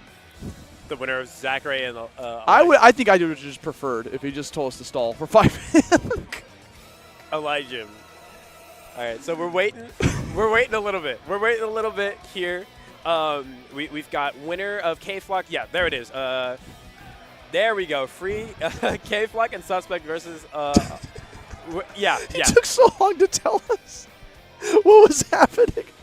I was just staring at the camera like, okay, and okay. So basically, what everyone missed on the checks, I'm pretty sure chat couldn't hear what he was saying. We got K-Flock facing off again, or it's the winner of K-Flock versus Suspect facing off against Elijah Man. So it's going to be a Shulk coming up to boat, and it's going to be one of these players that we're going to see later on. So I think we're just like kind of playing the waiting game until we see this next set come up. They better not do this. They literally did this to me last year when I was on the off stream, and I started eating food because I was so hungry. It was just sitting in front of me. This is the last set. This is the last set. We're doing a set. We got a set. The final. Okay. Okay. Okay, all right. So while we wait here, I've got chat pulled up. Chat, how are y'all feeling tonight? We're going to be here for a minute. So what's going on down there, y'all? I believe the score was 3-2 right now. If you guys want to check out that set, by the way, it's over on twitch.tv/VGBC3, I want to say. 2, my bad. Suspect is up 2-0. Okay, if this reverse 3-2s, we're going to be here for a while, just kind of yapping. Yeah, it's this has been a fun block, by the way. I've been having a blast here. But I believe we've got a lot more heaters coming on this way, right? Yeah, that's how it would be. Okay, so, yeah, Elijahman beat Zach. Wait, he beat Zachary? He beat Zachary 3-0? With a Shulk? I guess he's going pit, so, like, it could be a funny matchup. Is it time for Mr. Potential? No, Is it time for shut Mr. up. Potential? Get that out of here, bro. I'm starting the narrative. What narrative? That narrative started in 2014, bro. What are you talking about? Oh, I heard a pop-off. I'm hearing pop-offs. I wish I could see it. Mr. Potential? Wait, Shulk is top 8? Shulk gets top 8 out of B tier. We got to talk about all the flavors. You know, we got the blueberry flavor, the grape flavor. Dude, I'm kind of tight right now because it's cool that we get another set, right? Like, I'm very happy to cast Shulk because I do like that character a lot. But, dude, I want to just go to Lazy River again. That water park that's is opening all I up want for to us do. in about 15 minutes. What's up? Yeah, dude, you've been here. Production, guys, give it up for the production, guys. If you guys love the production, go ahead and throw a subscribe toward. Wait, no, that doesn't. That's Gimmer stuff, right? Never mind. Don't throw a sub. I don't care. Yeah, just follow you on Twitter. Follow UGS Gaming on Twitter if you guys have been liking the production. They're the ones that have been bringing it home for you guys here today.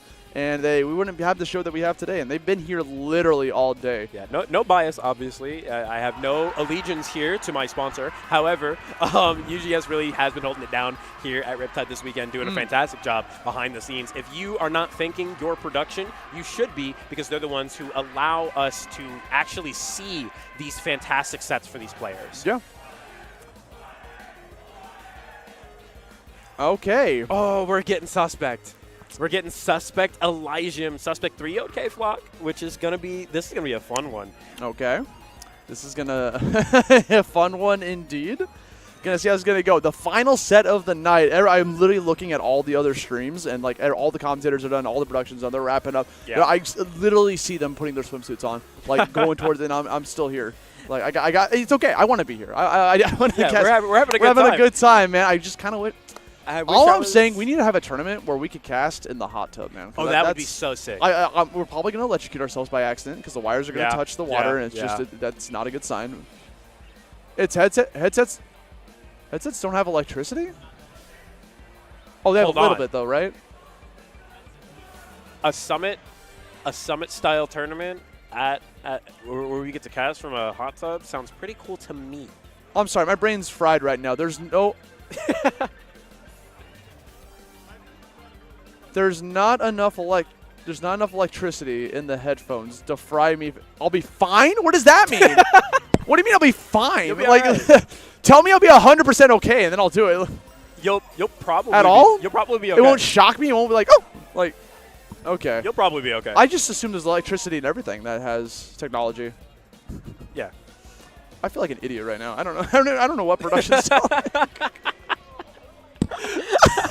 More likely than not, the number is dropping from production. Yeah, by the way. You're not selling this. I don't want to do this anymore. I know, and I rescinded it once I thought about it for like 2 seconds. We've got players. We've got Suspect Midwest representation here on the stage. Suspect, holding it down from MSU versus Elijah, piloting Mr. Shulk, Mr. Potential himself. You guys can go ahead and get your tweets off with that.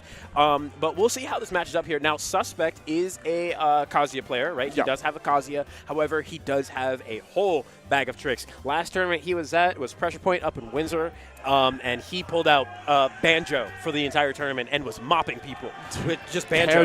And then also Ridley. And Kazooie. Oh, yeah, don't forget Kazooie. Can't forget that one. He's looking to the crowd. And you see MSU in the back here. I got to shout this out, okay? Yeah. I love the Midwest so much because you see a lot of this, right? You see it everywhere, right? You see a lot of the camaraderie, right? That regional representation. But the full Midwest, supporting other Midwest players, because the region is so big and we're all so close and connected, it's really nice to see as he shows up here against Elijah. What is happening? I missed a bit. He typed in 1A. Oh, my God. They typed in 1A. He changed it. They were streaming 1A. That's what it was. They were streaming 1A. You haven't seen Superman. I haven't seen the new Superman film. I'm caught. I haven't seen it. Haven't seen it. I haven't been to the theaters, bro. I've heard it's good. I want to see it. Good. It's very good. Okay. It's on my bucket list, bro. It's a big bucket list. It's a big bucket list. Yeah, before I die. Okay, here we go. Kazuya versus Shulk. Look, even Shulk's ready for the water park. The final set of the tournament. Elijah Man facing off against Suspect. Shulk versus Kazuya. Yeah. Quickly here on immediately firing off a speed art, right? Because you want to snuff out Kazuya as quickly as possible, attacking off quick. Nearly 40%. We've got Buster online for that extended hit stun and whatnot, and Suspect said, "Nuh-uh, I'm not interacting with you at all." Yeah, so Shulk's all about switching between these Minato wards really quickly in this game, just trying to find that counter. He saw a vision, saw it get activated with the up B, went deep for that. My man actually saw the future with that one. Shulk's, Elijah said, "Oh, you're playing a 0 to death character. I'll show you a 0 to death." Firing immediately on all cylinders, Elijah here. The Suspect, he's going to be able to find that down B, to put on a quick 103. But can we find the stock, though? That forward throw isn't going to take it. We have Jump Art online, and Elijah, applying a lot of pressure immediately again. Now we're in that speed art. It's going to give you a lot of speed on the ground, switching right over to the Smasher, trying to find that finishing blow. You got to be careful, though, because every single one of these Minato arts has like a small little downside that comes with it, too. Try to go for a counter one more time. Opted to go for the shield just to give yourself a little bit of survivability. We'll be able to survive while that meter is active, and it doesn't matter, dude. We got the art. Who cares? Calls out the backslash, brings it to a 2 stock apiece. A double electric dude, God come fist. on. Yeah, we're charging. You're not getting hit by this, right? Okay, good. Okay, good. We're not going to get hit by the up smash on the ledge there, but it doesn't seem to matter because we're going to find ourselves a back air. But can we find a full stock from Suspect? That was not the Minato art you wanted to be in. Now we're in shield, but it doesn't matter because we get those double electrics. Switching into speed, right? We need to get out of dodge immediately. Throwing out a lot of nairs, too, on top of that. This big, wide-open sword, trying to get the dares on top of that smash art, ready to rock. An up tilt could be in the works. There it is, trying to throw it right back on the platform. Back air's fading away with it. Jump's going to give you a lot of aerial mobility coming right back in, but there's the hit. Get the up B follow-up right afterwards, going right back into the speed art. Demon is online. A very greedy up smash. Going to pay the ultimate price, but actually, no, because we got shield Minato art instead. Yeah, but the crowd is going wild for these triple shots. What is happening? Uria. The triple Wind God Fist on that. And we are going to miss the input on that, just barely whiffing that grab, but it doesn't seem to matter. Suspect still fighting as hard as he possibly can in this matchup. Meanwhile, we got speed art coming out here from Elijah Man, coming right back into the thing, trying to speed it around. Has advantage state, so wants to swap over to the Buster to be able to add in some more damage towards the opponent. He's going to kind of wait that out, right, as he should, right? This big, you can rack up so much damage with the Buster art. Going to come right on back. What are we going for? Jump to get ourselves some more mobility in the air, but you got to be careful. That art you take a lot of damage, more than when you have Buster in the defensive state. I'm loving how defensive Suspect is playing here, by the way. Just standing on the platform and said, come on. Come at me. I dare you. I dare you to find your option here as you are going to find my foot in your face back air, sealing out game number 1 for Suspect, and the crowd is going absolutely wild for their boy. They're very happy to see Suspect make it this far. It's like kind of like a complete 180 than what you expect, right? Because Kazuya is like usually that character people see and are just like, another Kazuya, man. Yeah. But so it's really cool to see the crowd like coming, like rallying behind their boy and try to get them into that top 24 spot. Because you remember, this is loser side. If you lose, you're done. You get 25th place. I mean, like I said, right? The Midwest always showing out for the representation immediately. So Elijah Man, kind of in the hot seat right now, right? Kind of the underdog, in enemy territory, deep in enemy waters. But we'll see what he's able to answer with as we hop into game number 2. Yeah, going over to small battlefield is going to be a pretty good stage here for Shulk, right? That nair and up tilts are going to be able to catch those platforms and make it a little bit more close and personal against him too. Using the speed art to start things off, gets grabbed mid-air, and I like the use of the smash art, right? He actually swapped over to smash art in order to have a lot of knockback upon that hit so the combo could not get a follow-up through, so he gets knocked back really far away. Smart stuff coming out from Elijah Man. Yeah, instead of opting for the shield art, which ended up just giving him more damage and more options and more routes, we opt for the smash art. Good stuff. Now, we have speed immediately on deck, nairing a couple times in the center stage just because we can, but unable to find anything. Ooh, that was was a scary position, and that's a Oh. spike. But jump art still online. Good stuff for Elijahman. And we're jumping all over the place. A Shul coming at you with jump art off stage is very scary. So that's why Suspect is literally going super deep to get wait for that art to be able to wear off and that jump to wear off before coming right back into the stage. Now we got speed to be able to speed up where we're going to be able to go here. Right back onto the ledge. A simple air slash to get us right back onto this stage. And now we're playing it safe, right? Here we go. Yeah, this is, oh my God, there's the air Pickup. slash to pick up. Yeah, that pickup on that roll. Good stuff from Elijahman. We're going all the way to the other side here. Can you find the stock Suspect, right? Can you find it before Elijahman starts to run away here? A kind of a war of attrition for himself.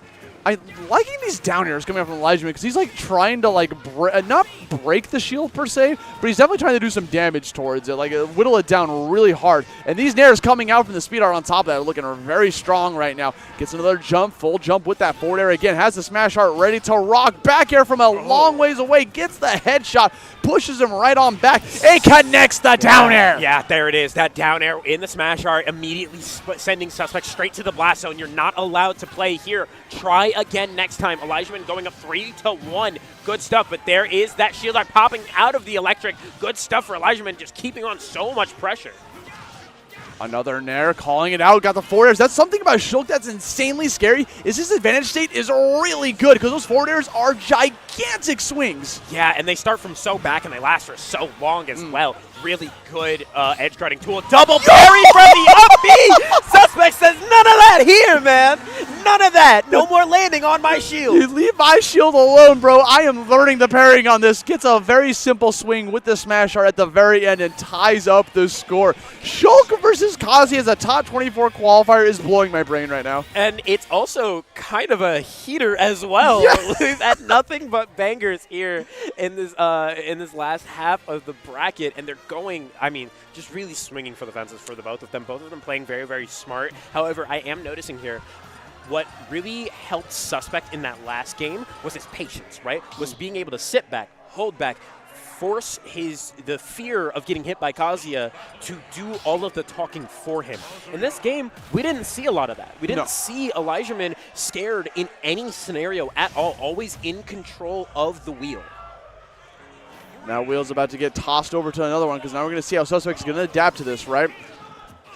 Coming right back in, and that should we finally to see these down airs. Using the smash art again to be able to escape those combos. Smart stuff. Going back over the jump to be able to get that high recovery. You saw him try to go for a low swing in case he wanted to drop over to low.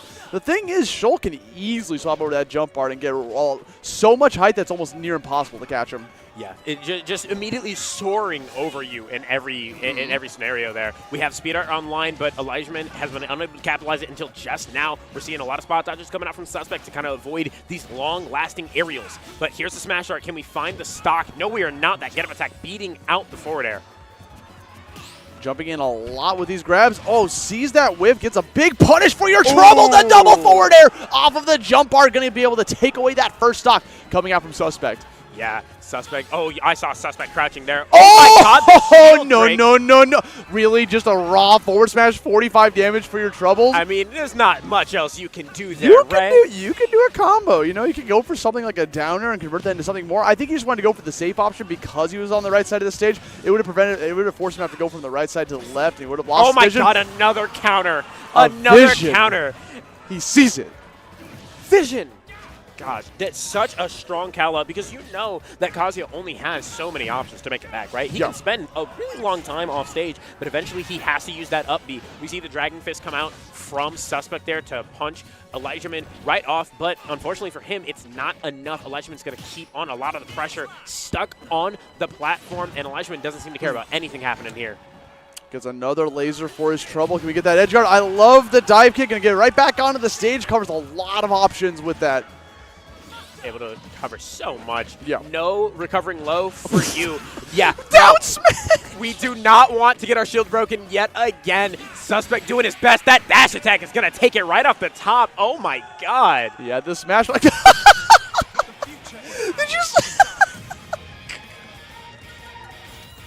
What is happening?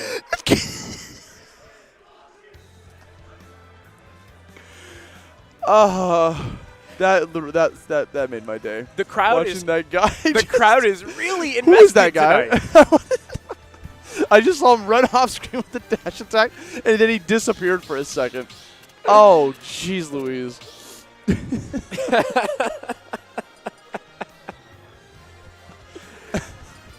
That guy was my hero, man. Oh, that's amazing. Game 4. Up 2-1 here for Elijah, man. Looking incredibly strong. We're about to see a Shulk main, potentially a Shulk main, in top 24 of a P-tier tournament. And there's the character switch, right? Yeah, Like mentioned it before, Suspect Yup, has those deep yup. pockets. Here we have the Suspect Rob, which, I mean, he probably does have. I don't know. He plays so many characters. We'll see how it matches up here. I kind of like it, though, right? It gives you more recovery options against Shulk, right? It allows you to go significantly deeper than Kazuya does as well, and we're beating him up in the shield art as well.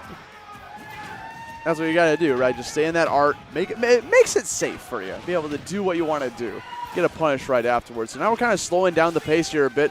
Having that back air, dude, I always forget how large Shulk's back air is. That goes like half stage. The Monado is huge, man. It's like the OG original, like, big sword before, like, Sephiroth came to play. Yeah.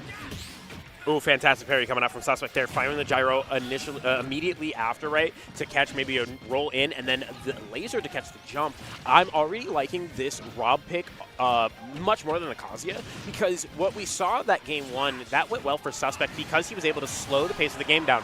Never mind, it doesn't matter. We have Smash Art. He hit him with the hilt of the sword, swapping over to the speed art, shield art to give us ourselves a little bit of disadvantage, but it's not going to save you from the devastation that is Rob's down air. 2 stocks now apiece. Yeah, and I don't know if y'all can hear it, but the crowd going absolutely wild for that down air.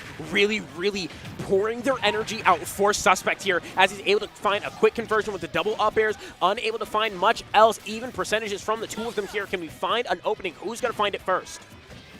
It's going to be either the Shulk or the Rob. Who's going to be able to get it? There we go. Elijahman coming in with another Nair. Suspect trying to find those down to the top of that jump part to give ourselves a little bit of disadvantage. Another down air for your trouble. And this is why the Rob pick's coming in play, right? Shulk has a little bit of a predictability on that recovery if you're coming from down below. The air slash is very easy to react to with that down air. Yeah, not a lot of mix-ups coming up from that up B at all. That air slash, very, very predictable. And when it comes to Rob, that's the last thing you want to be, is predictable with those recoveries. That footstool down air. Oh, we're getting tricky with it. Suspect pushing Elijahman into the corner here. Find a way out. Find a switch in. Find an answer.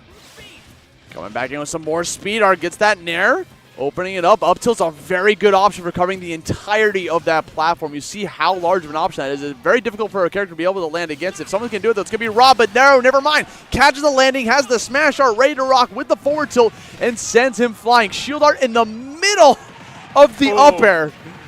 You cannot find a way out of that. No kill screen needed. Suspect taking game number 4. We've got yet another game 5. Look at MSU behind Suspect. The crowd is erupting. 1A. Oh my gosh. Is it here? Are they chanting 1A? I think they are. I think that's the only thing they know how to say tonight. All right, game 5. Elijahman trying to think about where to take to this last stage, right? This is the final game. You have a little bit of advantage here. You get to decide the fate of the locale for our final game of the evening. See where we're going to be able to take Suspect. Getting our bands out there. Thinking about what we're going to be able to do.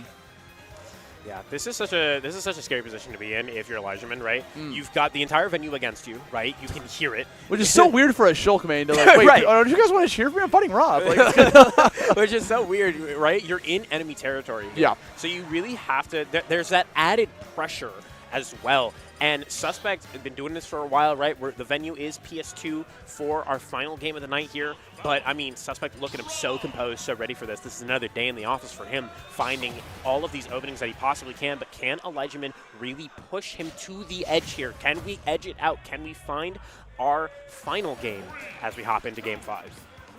We'll have to wait and see. Here we go, finale time. Gonna see who becomes a man and who goes down at 25th, man. We gotta go back into this. Guns, swords, swinging.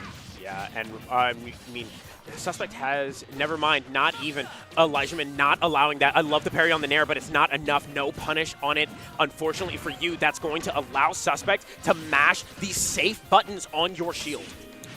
Okay, just going to do like simple little counter right there on the Gizmo. Just get that right out of dodge. Has another speed art ready to rock. Waiting for that next art. Comes in with the Buster. Unfortunately, taking a lot of damage in the process. That is increasing your damage received like 1.14, something like that. It's a lot of damage you're seeing on the receiving end. Oh, and these parries from Suspect have been really good as well, because he is like, no, I'm not letting you land on my shield with that massive sword for free. You have to earn it. That smash art, we are going to wait it out. Now we've got the speed. Can we find the stock there? No, we cannot. You're not safe here. This is a no landing zone for you.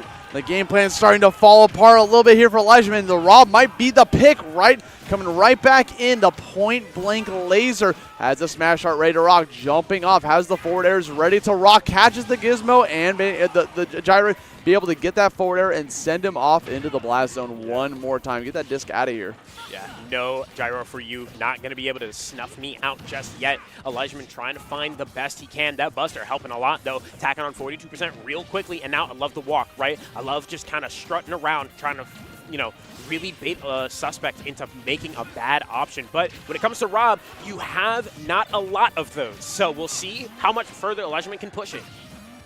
He's pushing it to the limit now. Has the smash art again one more time. They're very dangerous because he was in disadvantage state there for a second, swapping immediately over to the shield. Now that you find yourself a little bit advantageous, swapping back over to the Buster to get yourself some extra damage. Back airs galore, throwing out there, trying to play it as safe as possible. Seeing what arts we got in our arsenal, opting to go for the jump to give us some aerial mobility. And again, just like that, we're swapping the flavors so fast, it's like losing touch in reality a bit. Yeah, and I love holding shield there. We're going to shield poke just a little bit there. You're not getting it. Shield smash art is going to run out there. Suspect, that's why we see the Rob switch, right? You're able to stay on off stage for so long. That shield art is going to save you, but for how long is it going to? Not long enough. Suspect finds another stock. Up air after up air. This shield art is almost working in not your favor. Again, coming right back here onto the edge of the stage, swapping over to the shield to just try to like stop that combo in its tracks. 95 damage currently here on Suspect. They're trying to chase after this at disadvantage. You see him going into the air,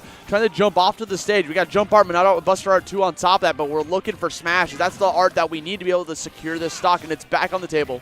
Yeah, and I'm absolutely loving how aggressive Suspect is off ledge here. Knowing Elijahman is starting to get real itchy for the kill, right? Trying to find something. We're able to find the back throw, but smash art running out just in the nick of time for Suspect, counting his lucky stars. We're able to find the down tilts. This is in a tough position for Elijahman. Unable to find anything, sniping him out of the jump art. You gotta find the shield. Fantastic aggressive landing.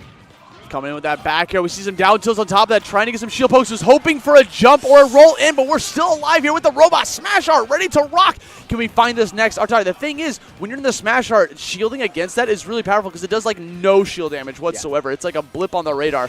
So you just hold that shield, and the only thing you have to fear is a grab at that point. And you can see Suspect playing so patiently here, right? Allowing himself impatient with the jump. So we've got a last stock here, but Suspect is waiting for Elijahman to slip up because he knows he's going to, but we're getting antsy, right? Up smashing in the wrong direction, but there's the parry. Not enough for you, though. The Buster helping out so much for Elijahman so we can tack on so much more extra damage. And all of a sudden, this is totally possible. 91 damage has the smash art that could have connected with the backer. Oh my God! By the up throw, finishes you off the smash art, failing you, and the whole region is coming up for their boy. The crowd's coming in. They're bombarding the stage. Get them off the stage. Get them out of here. Get them out of here. Get them off the stage. Get them out of here. They're breaking this set. Flash mob.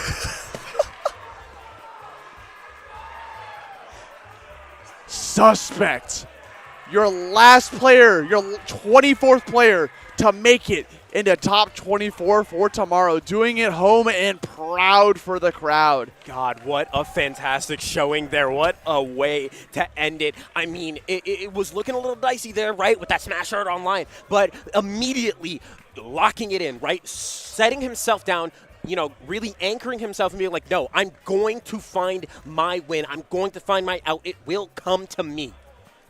And that's exactly the game plan he went with. Obviously, Kazuya wasn't doing what he wanted, so he swapped over to Rob, recognizing that's a pretty dire matchup for Shulk, and it was able to play into his favor and secure himself that ticket into top 24 for tomorrow, although it is on loser's side, so it's only going to get harder from here on.